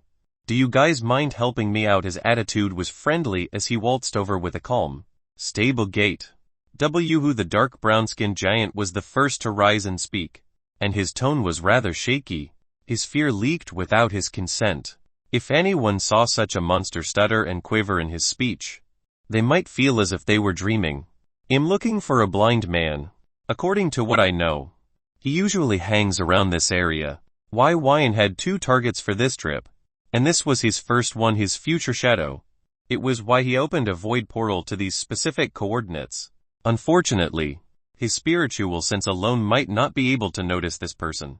Boss Bai and the others looked at each other in confusion, seeking if the others had an idea as to who he was speaking to. Ruffle, from the crushed wreckage of the recently shattered carriage, a young girl that looked no more than 10 or 11 years old, lifted her body out with her Kai exerted to its utmost limits. After freeing herself, her eyes were bloodshot and her head, which was injured, had streams of blood leaking from it, and shouted with her nascent and cute voice, "I know where he is." Her voice lacked fear or a stutter, being incomparably clear. Boss Bai and the others turned their gazes. Who was this girl? That lapse of confusion caused the older woman to free her mouth, and she shouted at the young girl. Her tone was filled with pain and emotion. She clearly didn't want her to be subjected to what she likely will suffer. Thinking of the hand that tried to invade her everything, she kept shouting again and again until Boss Bai clasped her mouth with his large hand. However, the young girl didn't run. Perhaps she knew she couldn't, or maybe she simply didn't want to. But she wouldn't leave. Her blue eyes and blonde hair that was similar to the young woman easily allowed one to see their relationship. They were sisters. The pig-like beastman lifted his eyes up, and perhaps it was a subconscious action or simply because he liked little girls. He pounced at the young girl in an attempt to grab and restrain her, as he had done countless times before. This startled the young girl as she shrieked slightly before her face was splashed with blood, drenching her entire body in crimson. Before then, a spurting sound resounded, and directly before her fearful gaze, the pig-like man exploded. His bones, organs, flesh, and brain matter liquefied and melded with his blood. They were no longer separate existences. Simultaneously, the sound of craning necks echoed as they all looked towards the smiling Wine who was casually walking over. His right index finger stretched out a little and it glimmered with faint light of draconic force flashing on the tip. The faint roars of a true dragon could be heard if one focused incomparably hard. Each step caused their hearts to throb in response. And even the young girl that seemed to have turned into a bloody person, stilled with wide eyes. Wine arrived before her and squatted to her level, ignoring the wreckage, and asked, "Can you tell me where?" The dozens of men were all silent. They didn't even dare to take a breath. Not even the young woman in Boss Bai's hands. She didn't even struggle. Fear engulfed her heart to the extreme. She had never seen someone explode into pure blood before. Their corpse and bones were nowhere to be found. That was utterly horrifying. Wine realized the little girl might have been traumatized. In truth, he just wanted to push the beastman away, breaking a few bones. He hadn't expected him to explode like that. This was his first usage of his draconic void-type astral force. It held domineeringly tyrannical physical power without being used to invigorate, activate, or sustain his bloodline powers or dragonification. Just its raw power was exceptionally frightening. He had restrained himself to just one of his power and concentrated it to merely meet the beastman. Who would thought this would be its outcome? "If you tell me, I'll owe you a favor." Wine made his voice calm and friendly as he said. The young girl seemed to have been snapped out of her daze as her thoughts seemed to rapidly circulate. She looked at these dozens of men, the corpses of those who protected her, and the vast destruction within the plains brought about by them. the middle-aged man who held her sister hostage. And she knew what she had to do. Each of these men felt an icy chill in their spines as they realized their lives were no longer their own. Before this expert, what could they do? Boss Spy was smarter than the others, and he was just about to threaten the young girl with the woman in his hands. But before he could, just as he took out his dagger and tried to place it to her neck, his head slid off his neck. Gush! A geyser of blood rose from his neck and his body collapsed without any power. Wine's finger flashed with a saber intent. What do you say? HM. The young girl's eyes lit up, as if she just gained a wish from a deity, and her eyes flashed a malevolent glow. This was revenge, hatred, and more brought about by power, even if it was external. The next set of events were graphic and swift, and not a single scream was heard. A few minutes later, the young woman was bathing the little girl in water kai, cleaning the blood from her clothing and hair. As for the little girl, she had an incomparably toothy smile on her face. After going through such immense fear and then experiencing safety left her feeling a heavenly sensation of utter bliss. Who says revenge felt empty? It felt fucking great. As for Wine, he was quietly looking towards the sky while they made themselves decent. His celestial eyes viewed Zui linger above the sky layer, lazily cultivating. He had sent Zui above to ensure that he wasn't too much of a beacon signaling out his location and existence on the continent, while he still needed him out. And a fierce fighter. He wanted to execute his plans in a low-key manner. For now, Astral Force. I have several types: Elemental Force, Saber Force, Draconic Force, Void Force, Spiritual Force, Eden Force, and Alchemic Force. I can fuse a few to increase their strength. Spiritual Force was Astral Force with immense spiritual energies infused within, changing the balanced ratio from 25 physical, 25 spiritual, 25 essence, and 25 mental energies to 75 spiritual and 25 essence. It was the driving force for Astral Core realm-level spiritual spells and formations. As he slowly rummaged through his current powers, he truly felt his strength settle. As a possessor of 4 astral souls, all of which were at the Zenith mortal state, he was frightening. Could I face 3rd stage cultivators, maybe even 4th? He really wasn't sure his upper limits currently, and his foundations haven't been fully enhanced. With 7th, 8th, and 9th grade products, he could expand his astral core size, refined astral force quality, and reserves. This could be even further enhanced by increasing the intensity, quality, and quantity of his mental, physical, and spiritual energist building blocks of astral force. I'll need to test out my current limits later. While 8th grade pellets were exceptional, everything had its weaknesses, and only my own strength is the most reliable and flexible in true combat. Just as he thought of this, he heard the soft steps behind him. The young girl had washed away the pig's liquids off her and calmly bowed, and even the young woman followed.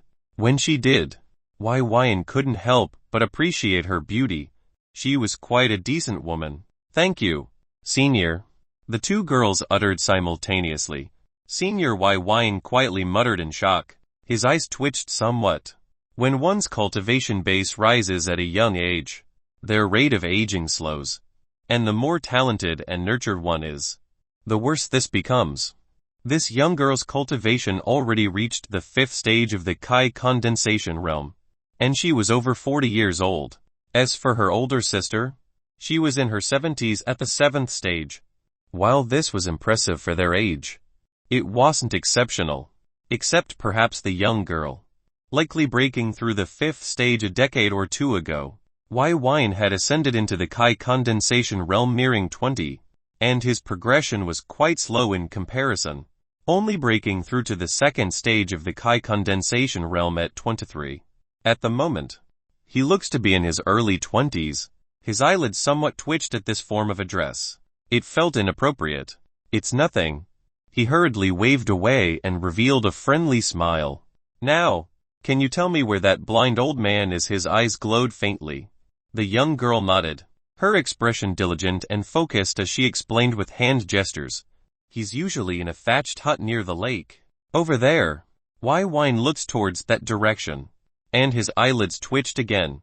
That lake was literally 2 miles away. Just from here, he could sense a faint heartbeat and feel a life aura. Shaking his head slightly, he gave his thanks and was about to leave. Senior, wait a minute. Chapter 204-202 The Sisters The Thatched Hut. Chapter 204-202 The Sisters Amp The Thatched Hut.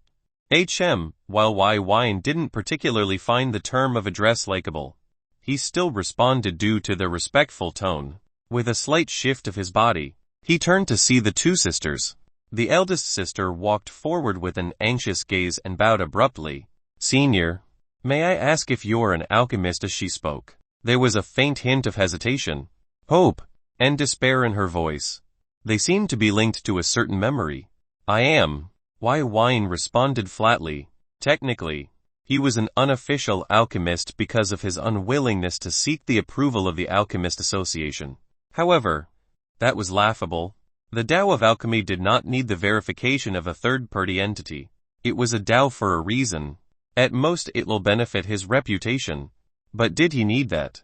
The eldest sister gulped slightly. Her eyes brightened as her fists clenched. Senior, my name's Anburu.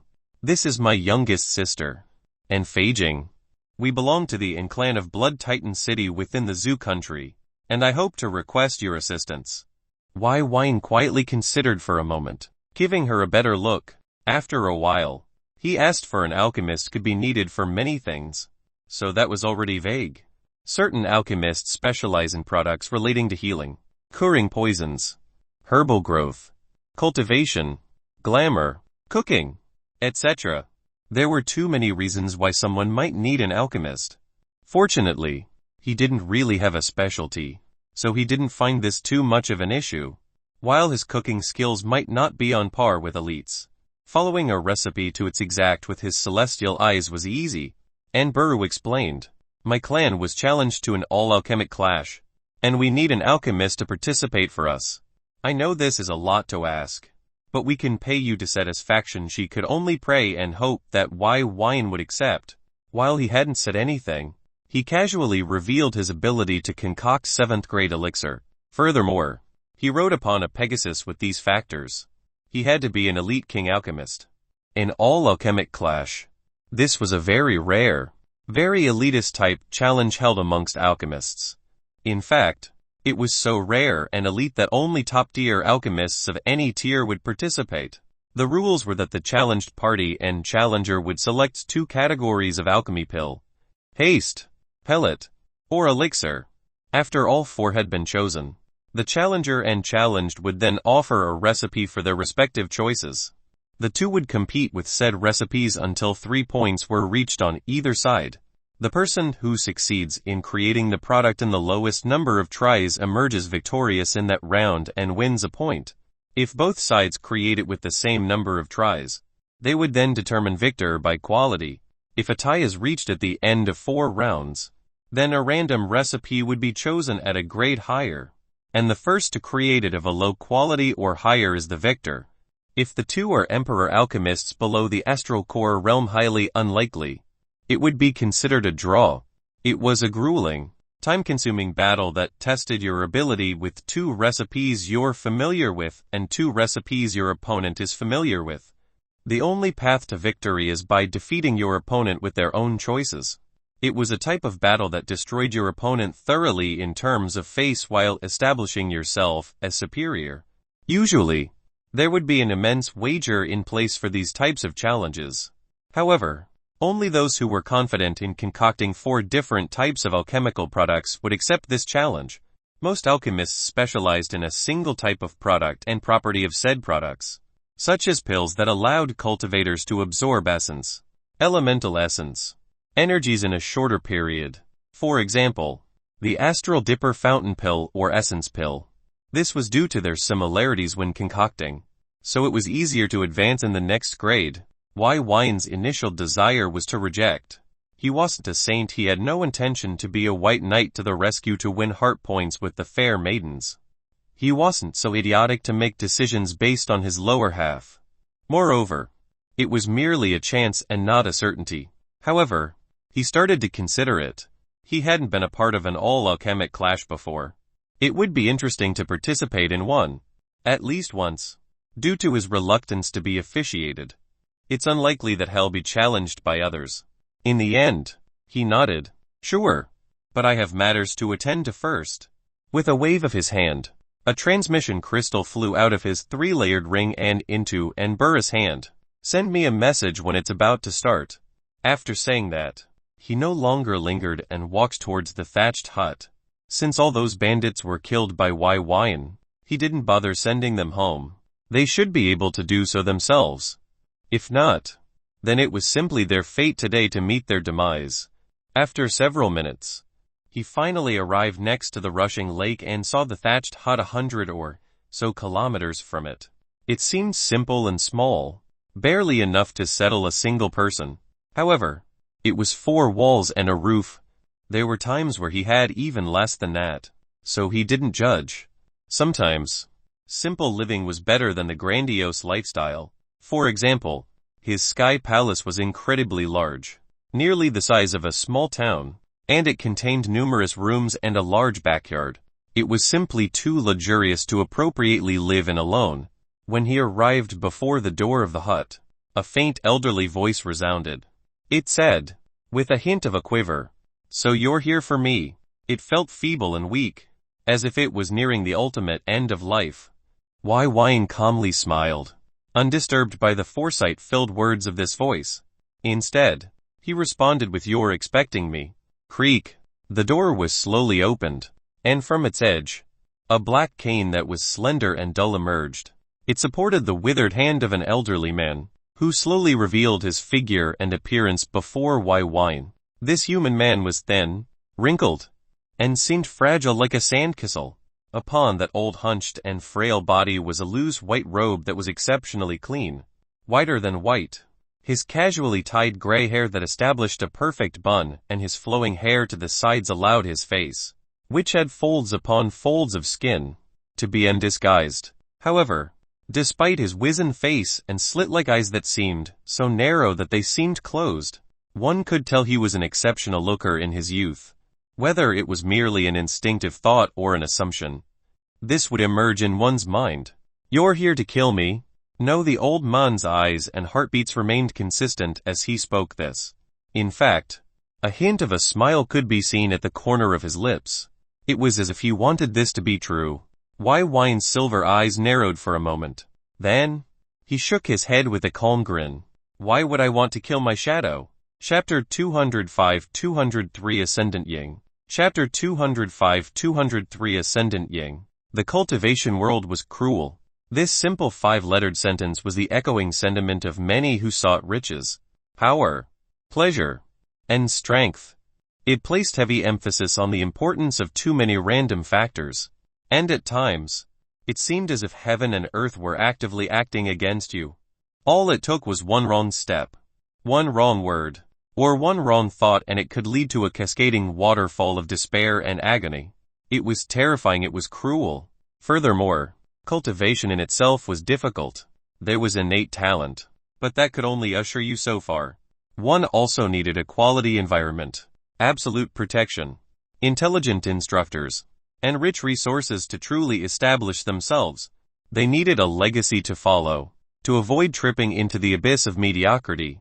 How many were capable of being born with these things, while simultaneously receiving the tempering required to forge a sufficient heart of cultivation to challenge any obstacle? Sometimes, you're given everything, yet in the end, it might not be enough. There was once a boy. Let's call this boy Ying, and he felt that he had everything. He was born to a loving family, to a legacy, to a high-end environment, to a sufficient backing, and never needed anything more than time. Unfortunately, it all collapsed like a house of cards. His family was taken away from him, his legacy shattered, his environment incinerated, protection obliterated, and left with no time to react. And it was his fault. A single word could define the reason: arrogance. A young boy that had everything looked down upon those who had nothing in this cruel, difficult, and fragile cultivation world. It was merely a few words, a juvenile insult that seemed to matter very little now, but it crumbled his entire world. He was left crippled and alone. unable to continue cultivation, unable to seek revenge. And this was his punishment. There were countless times that he prayed to the suns, moon, earth, mountains, lakes, stars, and all sorts of indistinctive yet grand things that might contain deities. He hoped they would hear his plea, seek justice on his behalf. Life wasn't so simple. It never was. When his life was about to amount to nothing due to a few words, he was taken by an evil cultivator. That cultivator sought to strip him of his remaining life force and use him as a cultivation resource. And he could only accept this in terrifying horror. He had no right in this world to fight or struggle for his life. And his guilt consumed his heart. Perhaps he deserved this. Because of him, his family was now buried. Ying resigned himself to his seemingly inevitable fate. However, fate had not resigned itself to him. In an unexpected twist, the evil cultivator's method abruptly backfired, and his cultivation, essence, innate yin, innate yang, and all his innate energies were transferred to Ying how even he didn't know. Yet it did. Whether it was truly due to the hands of an unknown god or simply an accident, he didn't know, and he sure as hell did not care. He lapped this fortune up like a thirsty dog and survived. Not only was his cultivation base restored, his mental, physical, and spiritual energies damaged by his crippling was completely healed, allowing him to regain competence. With renewed vigor, his eyes were unyielding and blazing. He wanted revenge. With his own two hands, he would get it. The world was unfathomably cruel. A completely different incident. A completely different time. His personality became dark, silent, and somewhat vile as a result of his past. He ignored the words of a single individual, and that led to his subsequent capture by hired experts who tortured and crippled him once again. Ying was distraught. He did nothing wrong. He literally did nothing, yet met such a fate once more. How could the cultivation world be so fickle with sufficient strength, wealth, and status? One could trample on anyone and everything. His heart of cultivation was truly tested, and he could only allow himself to be thrown away like trash. Typically, crippled cultivators lived a life far worse than death. They suffered numerous issues to their ability to think, form memories, control their physical body, and their organs were prone to failure. Their deaths could be abrupt or exceptionally slow, while their physical abilities would be below even mortal children. It was the ultimate punishment that every cultivator dreaded. Spirit oaths were so fundamentally respected because of this frightening consequence. It was like losing everything in this world, thrown out and forgotten. He could only crawl away with eyes filled with bleak agony and seething hatred. This hatred wasn't merely directed towards others that had wronged him, but himself. His mind was immersed in dark, gloomy, and provoking suicidal thoughts. Wouldn't he be better off dead? There would be no more suffering, no more pain, and he could simply vanish from the face of this world. Right. But he was a coward. He couldn't drown himself, slit his wrists, or jump in front of a large moving carriage to embrace death. He wanted nothing more than to slink away into the darkness forever, to be unnoticed and unseen, so he could hide away from everyone and everything in this cruel world.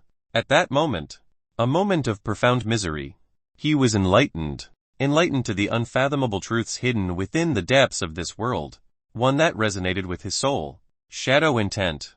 An exceptional rare ethereal intent. However, despite awakening to this intent that allowed his existence to meld with the shadows of this world, to become an existence that could only be ignored, be it his words or his presence, he was still useless. Without his cultivation, his intent was useless. Until he remembered the evil cultivator. He was crippled once before, but he had regained his cultivation and recovered fully after an evil method cultivation error. If it could happen once, it could happen again. With all his strength, he returned to a location that he had once avoided with his everything, the evil cultivator's lair. He found a cultivation manual, and it was the same cultivation manual the evil cultivator used against him. Its purpose was to siphon the innate energies of an individual to cultivate. It was rather basic for evil methods, as it merely stole innate energies and life force to supplement oneself. And this was the basis of all, if not most, Evil methods. He clutched at this evil ray of hope. He clutched it with his all.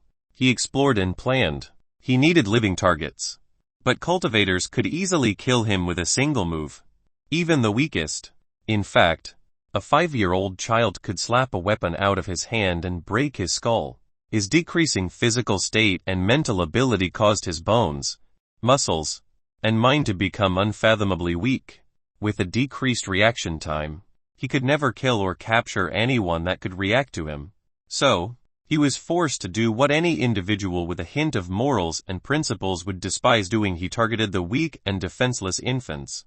Yes, he did the unthinkable, the most vilest action imaginable, the cruelest and despicable act possible. He killed infants. Their nascent energies were easy to consume. While minor, they were easy to use the cultivation method on, and there was little chance of a backlash. He needed living targets, and it was his own choice. He quietly hid, found key moments, and snatched the infants away. After crying river-like tears while ending their brand new lives, he soon regained his cultivation. The pain tore at his heart, and thoughts of killing himself became rampant. Was his sole purpose, his sole desire for living, to kill those that had done nothing to him? Why was he pushed to this point? Why him? He had everything in his youth, and wanted for nothing. He couldn't sleep, and tears would fall without end for days at a time. But for each drop that fell, he pictured those who pushed him to the brink. They left him with nothing, took his everything for an insult and a slight. It was their fault. It was this world's fault. He set a goal for himself. With this in mind, he shut off his emotions and deeply focused as he cultivated, used his shadow intent to grow and develop, becoming an assassin that killed for money. His evil methods improved, and he could take the innate energies of the recently deceased, allowing his cultivation to grow leaps and bounds. He attained various assassination arts, trained in them, and killed. He was mercilessly terrifying as he came without warning and claimed lives without end. Decades soon passed, and his desire for revenge was never reduced. His mind focused on that goal, until he finally found them. Those who slighted him. One had a marked gravestone without a body inside, and the other was killed in a battle between clans. They were dead. At that moment, he didn't know what to feel. He had performed all these killings, these evil acts, merely for the sake of revenge. Yet this cruel world didn't give it to him. Instead, it claimed their lives before he could even see them again. They eradicated his family, took away his hope. Yet now, they were no longer of this world. Lost. That was what he felt. His dagger that was stained with thousands of lives was useless. On one dark night, he gripped his dagger and brought it to his heart. All it required was one simple thrusting motion, and his entire life would be brought to an end. It would all end. The faces of those smiling, crying, and curious infants flashed in his mind. The faces of those he killed that reflected confusion, unwillingness, despair, hatred, and want. The want for more life. They flashed within his mind. What was this all for? What was this all for? Every life taken to further his agenda. Meaningless. Absolutely fucking meaningless. Despite all this, when it came to plunge himself into the cold embrace of death, to seek absolution from his sinful acts, the dagger that painfully poked at his skin dropped. In the end, he couldn't do it. Was he a coward? Yes. Did he want to live? No, he wanted nothing more than to end it all. But he couldn't end it himself. Should he find someone to send him to his death? Could he? And so he tried. And at the moment the sword neared his neck, his body instinctively took action, slicing into the throat of his wood killer with his dagger. A head fell. It wasn't his. Ying was lost. His will to live was too strong, but his desire for death was equally strong. He wanted to leave this world, but he couldn't do so on his own. How unfortunate. But his sin was like blood that could not be washed off, and the deaths by his hands were too numerous to count. So, he could only do what he could: try to find redemption. The months turned to years, which turned into decades as he devoted his life traveling the world, seeking to save a life if he could. However, his means were flawed, because, to save a life, another one or several had to die. He lived his life in this limbo state, trying to help strangers while seeking absolution of his acts, but only piling more. Before he knew it, he had lived for hundreds of years. Yet his life of good deeds had not washed off a single iota of sin from his hands. But one day, someone will come. That person would be able to give him what he sought the most. Ying thought he had finally met this man at the end of his life. Little did he know, this man didn't want his life, he wanted him. Chapter 206-204 My Evil. My Shadow. Chapter 206-204 My Evil. My Shadow. Ying's wrinkled body trembled briefly. His slit-like eyes that seemed to contain the essence of his age dimmed considerably. An unfathomably deep sigh left his trembling and fragile lungs. You should go then, Ying said. He turned his body and sought to re-enter his hut in peace. In a few moments, he left. Wai Wine didn't stop him. Instead, he turned his head to view the serene lake nearby. It was crystal clear, lacking a hint of purity. With a relaxed stride until he was directly at its side, looking down as he could see the very depths of the lake, he squatted down and sat beside the lakeside. His silver eyes observed the fishes that swam freely within the lake. For several hours, he simply sat there. He hadn't said a single word or bothered the old man before.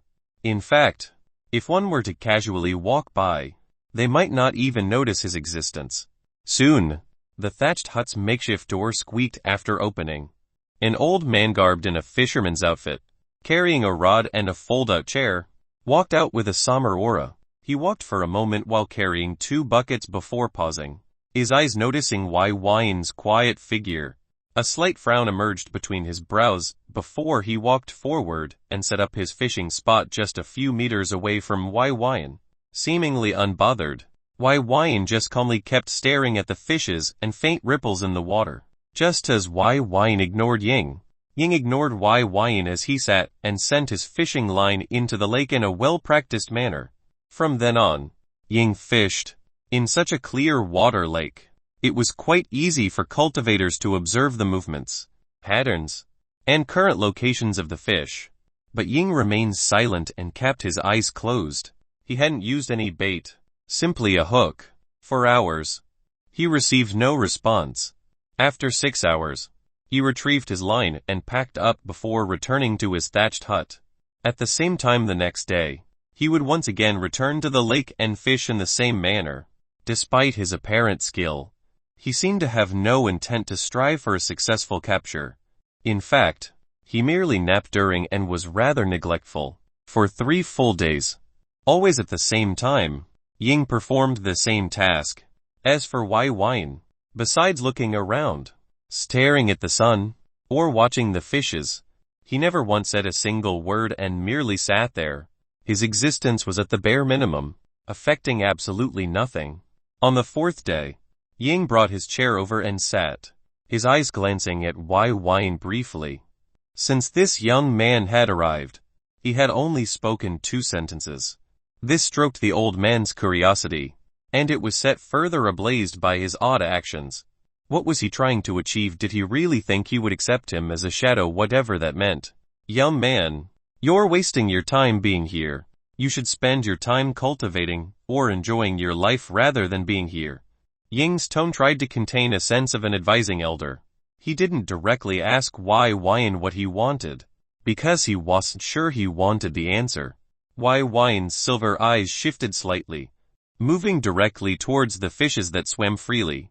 He said, "Do you think fish know that their world is forever limited, that they are in a cage, unable to escape?" Ying frowned, unsure of what Wai Wine was trying to get at. Was he trying to observe these fishes to obtain some form of enlightenment or something? He took a moment, his eyes observing the fishes that seemed to be swimming as they wished. What is their cage? This question was one of his first thoughts, and he didn't know why he asked. The water, the lake, the continent, their bodies, their breadth of mind, their own intelligence. None of this. All of this. Wai Wine quietly responded. Ying shook his head after a momentary thought. Do you think you know that your world is forever limited, that you are in a cage, unable to escape? He repeated Wai Wine's question, but threw it back at him, implying his own limits. Wai Wine grinned slightly. You're perfect. Perfect Ying was immediately confused. This young man was confusing in both his words and actions.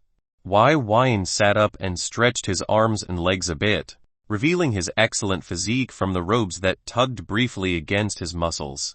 I want you to join me. I want you to become my shadow.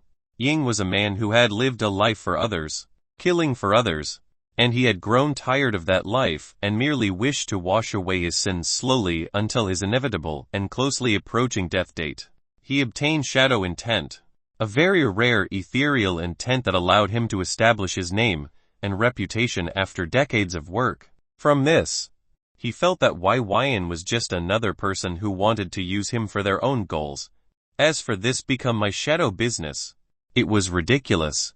Why do you do it? Wai Wyan abruptly asked. Ying wasn't someone who generally liked having company, and he felt this interaction was pointless. But Wai Wyan kept driving his interest forward. He blurted out, "Do what? Why do you try to save others?" Wai Wyan moved his fingers and a pebble was created within his palms. With a casual toss, he sent it skipping over the lake 4 times before it sunk. Ying stilled. His eyes narrowed as he focused on Wai Wyan. "Why does it concern you?" His tone grew a little darker. His past was filled with shameful and vile events, and he despised his own memories. If he could, he would scrub it all. But to have a random stranger question his actions brought up unpleasing flashes. "I'll be direct. You're seeking redemption. I'm offering you a chance at it." Wai Wyan decided to not beat around the bush. He had long since learned a little about Ying, and while his past wasn't very clear, his reputation as a renowned assassin was exceptional. His cultivation base wasn't impressive. Merely at the 7th stage of the Kai condensation realm, the sublime Kai phase. Yet he had killed an astral core realm cultivator before. While it was merely a 1st stage astral core realm cultivator, the feat was impressive nevertheless. Very few assassins could achieve such a result. It would be like an ant killing a bull. But he accomplished it. "I don't want it," Ying said, a wisp of coldness within. "You're right. You don't want it, you need it." Ying stilled. Those words reached his heart and caused it to inadvertently race. He went silent for a long while, his thoughts a mystery, but his hands were clenched tightly into fists. In our starfield, the general consensus of evil is mostly agreed upon. Do you know what evil is? Wai Wyan calmly gazed at Ying. His silver eyes shone with a mysterious light that reflected Ying's silhouette. Within his pupils, Ying's figure was drawn and contained. Ying lifted his head and met Wai Wyan's eyes. He felt a surging pressure descend upon his mind, soul, and thoughts. In a brilliant flash, he felt that his entire world had changed into a blank slate of white. A brief glance around and he felt as if everything about him, his past, was swept away. Subconsciously, he looked to his palms and came to a startling realization. His hands, which were wrinkled and carried a trace of death, had returned to its youthful smoothness, color, and brimmed with plump vigor. He touched his face, immediately feeling its smoothness with his hands. "What did you do to me?" he asked in utter disbelief. Did he somehow return to the past? Where was this an illusion? Was this the afterlife? Wai Wyan asked again. "Do you know what evil is?" Ying froze. After a deep breath, he responded, "Me." He had been responsible for the death of his entire family. Just as this thought emerged in his thoughts, the white surroundings swirled into a lively set of colors and shapes. They solidified and he found himself existing within a memory. It was the memory of that moment, the moment that caused it all. His younger self was surrounded by bodyguards and stooges, and his arrogance was high. He felt as if he was invincible and ruled the world. And whatever he wanted, he could have. A young man and his female companion arrived, and this woman was an exceptional beauty. He sought to pursue her, but was gated by her kindness. They tried to avoid him, which harmed his ego, and forced him to make one mistake after another until that young man descended and tried to kill him. His bodyguard and stooges intervened, but they were slaughtered. He survived, ran away, and pleaded to his family for revenge. How dare that woman reject him? How dare that young man lift a hand against him? They, enraged at his near-death experience, hunted the young man responsible. In 2 years, a series of misfortunate events later, and that young man had the power to slaughter everyone. He had to beg for his life. The moment that he had kneeled and begged for mercy after seeing his grandfather horrifically die, who was his pillar of safety and support, was relived by him at this moment. He saw the moment his snot and tears flowed ceaselessly as he begged on his knees to be let off, apologizing with his everything. His lowest point in life was here. The young man gave him a choice to cripple himself or die.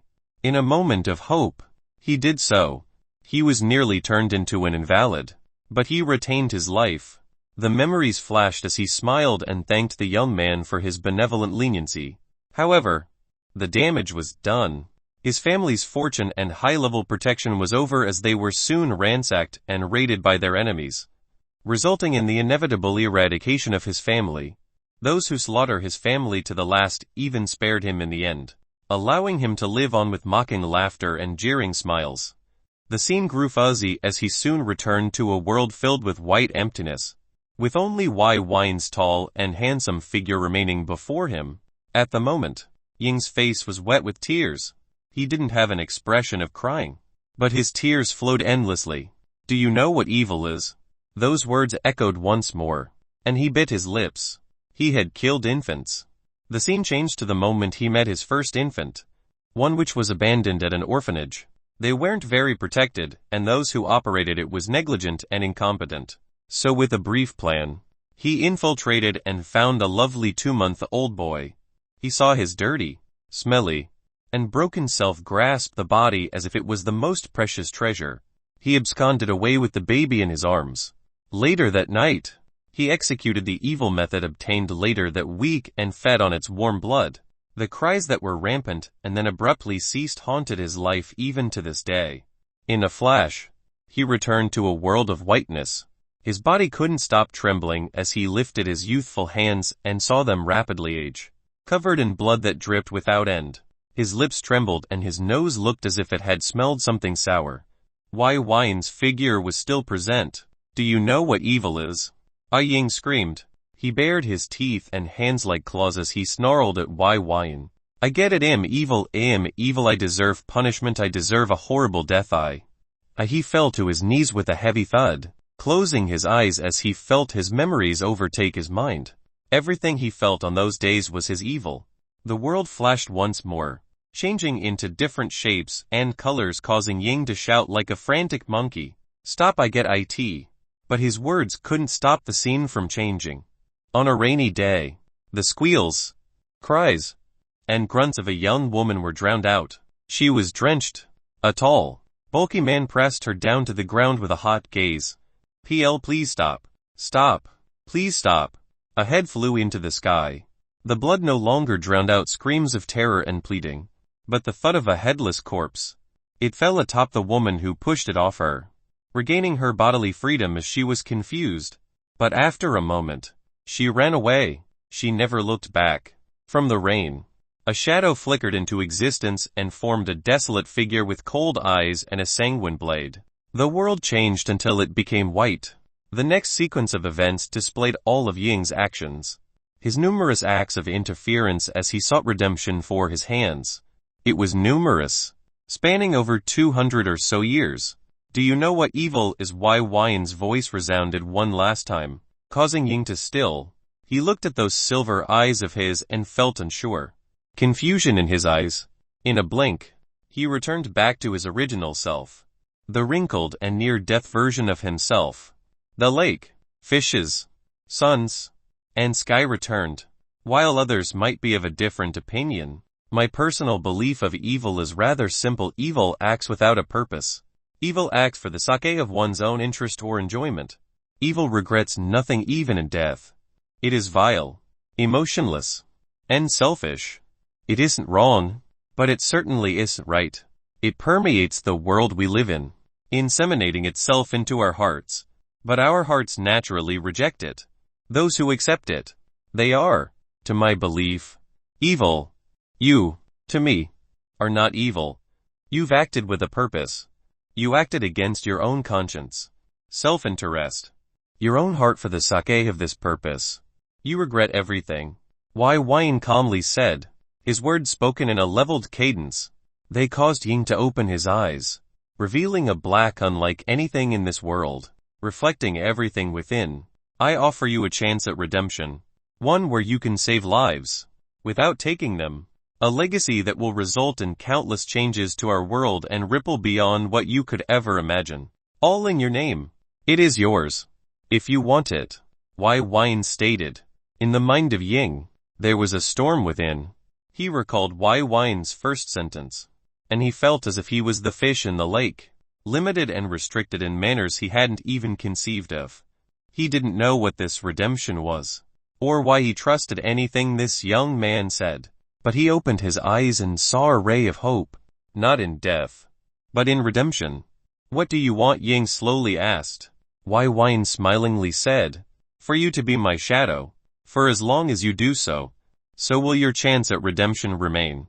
Deal? Whether he was accepting the deal with a devil or an angel, he wasn't sure. Nevertheless, he needed to try. Chapter 207-205 Exhausted. Chapter 207-205 Exhausted. Why Wine had settled Ying, his shadow. At the moment, Ying was in the midst of cultivating within the thatched hut. Wine had long since known of Ying's issue with old age, and as a Kai condensation realm cultivator, he was approaching the end of his natural lifespan. Fortunately, there were numerous products that can help bolster longevity, nourishing one's life energies and vitality. He had prepared a 7th grade pill called the Life Granting Pill. Its name was rather simplistic, and so was its effects. It was exceptionally straightforward. By consuming and refining the vital energies within it, one could gain up to 10 years of additional life. Of course, the stronger one's cultivation base, the lesser the effectiveness of this pill and its vital energies. For Astral Core realm experts, they'll be fortunate to be granted a single month of additional life. However, for Kai condensation cultivators, it was highly effective and capable of providing several additional years. This wasn't the only product he received. He had devised an entire cultivation regimen to return Ying back to his former strength, while simultaneously allowing his cultivation base to improve by leaps and bounds. If he can reach the Astral Core realm, his age would no longer be a factor that restricted his potential strength and ability. He'll have several hundred natural years added to his lifespan. He sighed with a heavy exhaustion revealed in his eyes. His head lifted to view the sky contained 3 suns. I miss you. His thoughts roamed as he recalled that proud crane that brightly lit up the night. She wasn't simply a mount to be ridden, or a sky partner to soar the skies with, but his friend who listened and accepted. In the cultivation world, this was a rare relationship to have. While idling, his innermost thoughts would be heard by her, and his emotions would be accepted as well. When he used the Eye of Illusion on Ying, bringing him into an illusionscape, he had never thought about the immense burden peering into another's mind would cause him. It was different from emotionlessly sweeping through Jiao Ning's mind for selective memories and performing a surgical removal while melding any damage. This time, it was as if he was Ying. Every shiver and thought, emotion and want, he felt it all. The feeling of drinking an infant's warm blood as its cries of pain and agony slowly ceased into an eternal slumber. A life snuffed out before it could even begin. The despair of losing everything and wanting to so desperately live. The feeling of causing his entire family's death. Wine's hands slowly clenched into fists, tightening until his knuckles became white as ash. Perhaps that's what triggered him. For some reason, he felt that guilt and it perfectly matched his own. A resonance between two individuals of far apart generations likely formed some bond between the two. An invisible bond that could not be removed because their memories and emotions could not be removed. He couldn't help but think, if I was in his situation, forced to rely on any method to avenge my family, would I? And the answer was easy. Yes. Only those who knew how it felt to be the reason for their loved ones' lives to end horrifically, stripped away because of their decision, could possibly understand what they would be willing to do after. The answer to that question would never change. Fortunately, he had talent. He had a chance, and grasped it entirely. He entered the Scarlet Solaris sect as an honorary disciple, struggled his way to the top, and obtained his revenge with the support of allies. such as Bai Lin, Mei Mei, and the Jian brothers. He had a support system that others didn't have. That Ying didn't have. All those responsible, their children, their brothers, their mothers and fathers killed them all to alleviate his seething hatred. In the end, it didn't bring them back. But, if he died and met his family in the afterlife, he would be able to beg for forgiveness with his heart strong and his mind clear. At least some form of justice and accounting was held towards those responsible. I can't use the Eye of Illusion to interject myself into someone else's mind anymore. It's going to slowly make me lose a sense of myself. The lingering effects of the Eye of Illusion was causing his memories, thoughts, emotions, and beliefs to undergo a slight upheaval and even transforming based on Ying's experiences. The Eye of Illusion of the Celestial Eyes of Spiritual Divinity was an extraordinary ability. It originated from the unique formation etched within his sea of consciousness, and he can project his mental energies directly into those who visually perceived his eyes. They would descend into an illusory world of his making or theirs. However, using the latter required using his own mental projection to enter their sea of consciousness. This was an incredibly dangerous act. The sea of consciousness contained the memories, emotions, and will of an individual. It shaped one's personality. It was like drowning himself in their everything. With that, he would dredge up those memories while simultaneously tainting himself with it. It was better to create projections based on his own thoughts.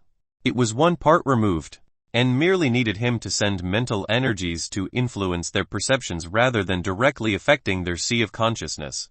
Furthermore, it consumed an immense amount of mental energy. Thanks to his cultivation base increase, he could now interface and activate the formation with his refined astral core level mental energies. While it also consumed spiritual energies, it wasn't nearly as much as raw mental energies. If the Eye of Illusion is this troublesome, what about the other two? He tried to interface with the Eye of Immortality, but it seemed to already be silently activated, and it didn't consume any energy he could see or feel at the moment. However, it was passively active. The Eye of Truth was still a complete mystery. He couldn't even activate it with all or any of his various energies of forces. It seemed to require something very specific. However, he felt that he could activate it in the astral core realm, just not now. This feeling was very mysterious, like an invisible guide on his shoulder slowly informing him of it. Shaking his head slightly, his eyes revealed a level of mental exhaustion. He needed to rest. Just as he was about to do so, he received a transmission. It was from Anburu. It read, "Senior, the clash will begin 2 days from now at noon in Blood Titan City. I hope you can make it." After reading this, Wyan finally recalled his earlier agreement to help those two sisters and their clan in an all-alchemic clash. He had forgotten. This wasn't due to his memory being shoddy, but the level of mental exhaustion had caused him to forget most things. The Eye of Illusion was truly a disastrous consumption of his mental energies. As someone who had eaten reinforce and enhanced the quality and quantity of his mental energies, as well as a secondary sea of consciousness, he was truly shocked to his core. At the moment, he felt nearly mortal. It was a novel feeling. I'll rest for now. Later, I'll have to concoct some products suitable for furthering my mental limits. After deciding this, he walked towards the lake and walked on its surface. With a flick of his finger, elemental force emerged and a smaller-sized replica of his sky palace was formed with the lake's surface as the foundation. With his ability of permanence, after creating anything, it would last until destroyed or caused by time. With a light breath, he entered the palace and brought out his own bed from his storage ring. Chapter 2-8 2-6 Blood Titan City. Chapter 2-8 2-6 Blood Titan City. The Bloodforge continent was a developed cultivation civilization that contained numerous complex and varied forces. This causes it to stay true to its name as blood was spilled daily, and the will of cultivators were forged endlessly. While this wasn't the reason for its name, it was nevertheless quite suitable. But the most centralized and stable area of the Bloodforge continent was the hegemon-approved monarchy, the Zui country. They controlled nearly 20% of its territory and were given immense authority and freedom. It was a location renowned for its less chaotic conflicts, However, this did not exclude it from conflict. As is the nature of intelligent society, disparity and difference often created a hierarchy that allowed abuse, conflict, segregation of status, and struggles inherent within cultivation civilizations.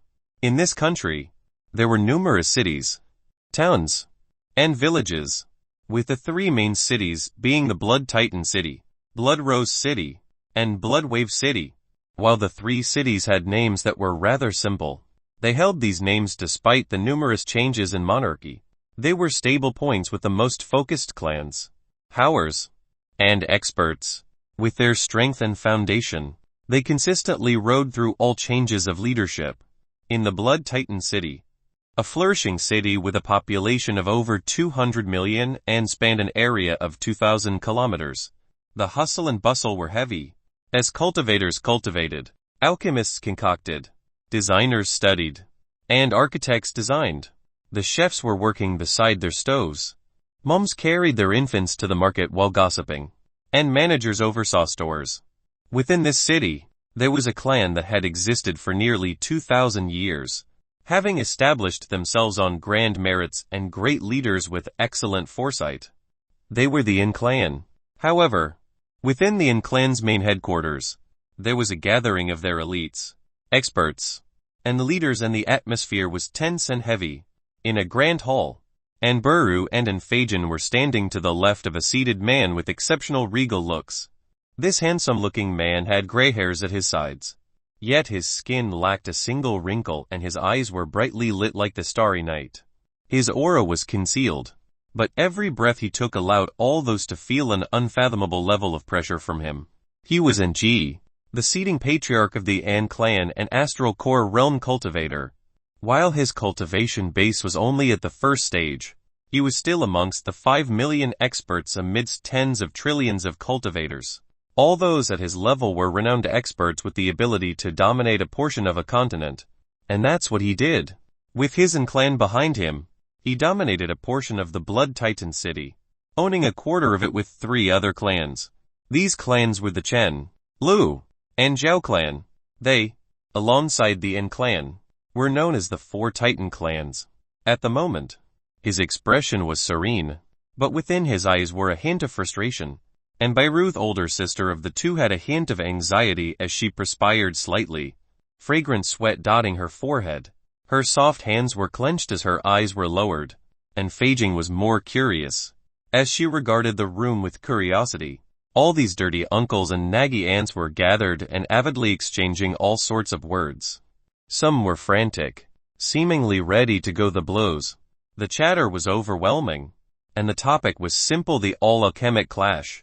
The story of how this came about had to do with a simple challenge with one of the Chen clan. A simple drinking party blew into a full-blown dick-measuring wager with 50% of their territory on the line, and this was all a certain someone's fault. Yet, they argued with each other and not the person responsible. A few weeks ago, the 4 clans had a gathering of experts to show off their talented youths and their potential. Normally, this would simply be a normal exchange and small-sized wagers would be levied between. But the Chen clan's current matriarch had taunted Ng. In moments, for some inexplicable reason, it devolved into a massive exchange with their talents' battle potential tested. The An clan horrifically lost. With that, lost the rights to 3 minor mines. This wasn't much. Likely about 5% of their total yearly gains. It was a sustainable loss. However, the cunning Chen clan used all sorts of verbal tricks and lured the An clan into further wagers. With each loss, Ng lost his cool more and more. Until now, they were now engaging in an all-alchemic clash with half of their total foundation on the line. While many wanted to curse Ng out, his strength made it quite difficult to do. However, if it was alchemist, they were confident in winning. So many didn't have any issue. Amongst the 4 clans, they had the best alchemists available. However, without exception, their skilled alchemists disappeared like ghosts. One moment, they were there. The next, they were elsewhere. That elsewhere the Chen clan. They lured every skilled alchemist away in almost freakish fashion, as if this was planned for years. They immediately realized they fell into an inescapable trap. Furthermore, Ng swore a spirit oath, so he couldn't retreat from this challenge. So, they did the most sensible thing, they outsourced. Unfortunately, every alchemist they attempted to hire had met one of two fates: they died violent deaths or outright refused. In fact, Anburu and Enfaging were recently assigned a stealthy recruitment mission. In exchange for their participation, win or lose, the alchemist would have two new wives in the form of Anburu and Enfaging, and just great-granddaughters. Of course, there was other compensation, especially for winning the clash, but the alchemist was very lecherous, so this was the only way. They were desperate. But, while they planned, fate laughed.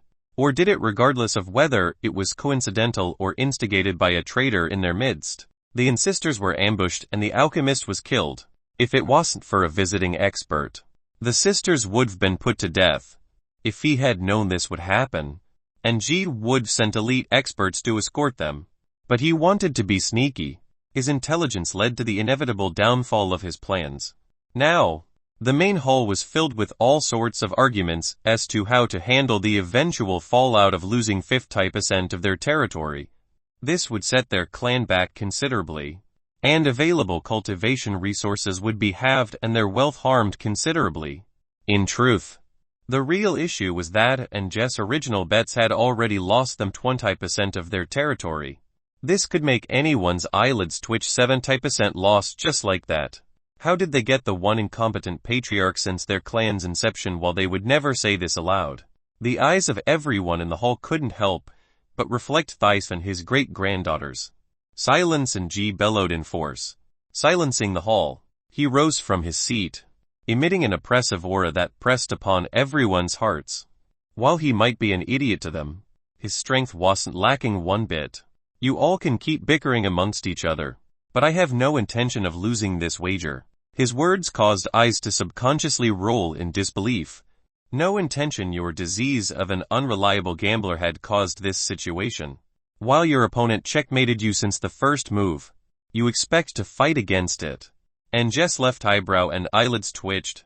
With his powerful senses, how could he not notice their expressions of disbelief and frustration? He had a mind to deliver a slap or two, but he restrained himself. Only a brutish leader resorted to violence. He was an intelligent leader.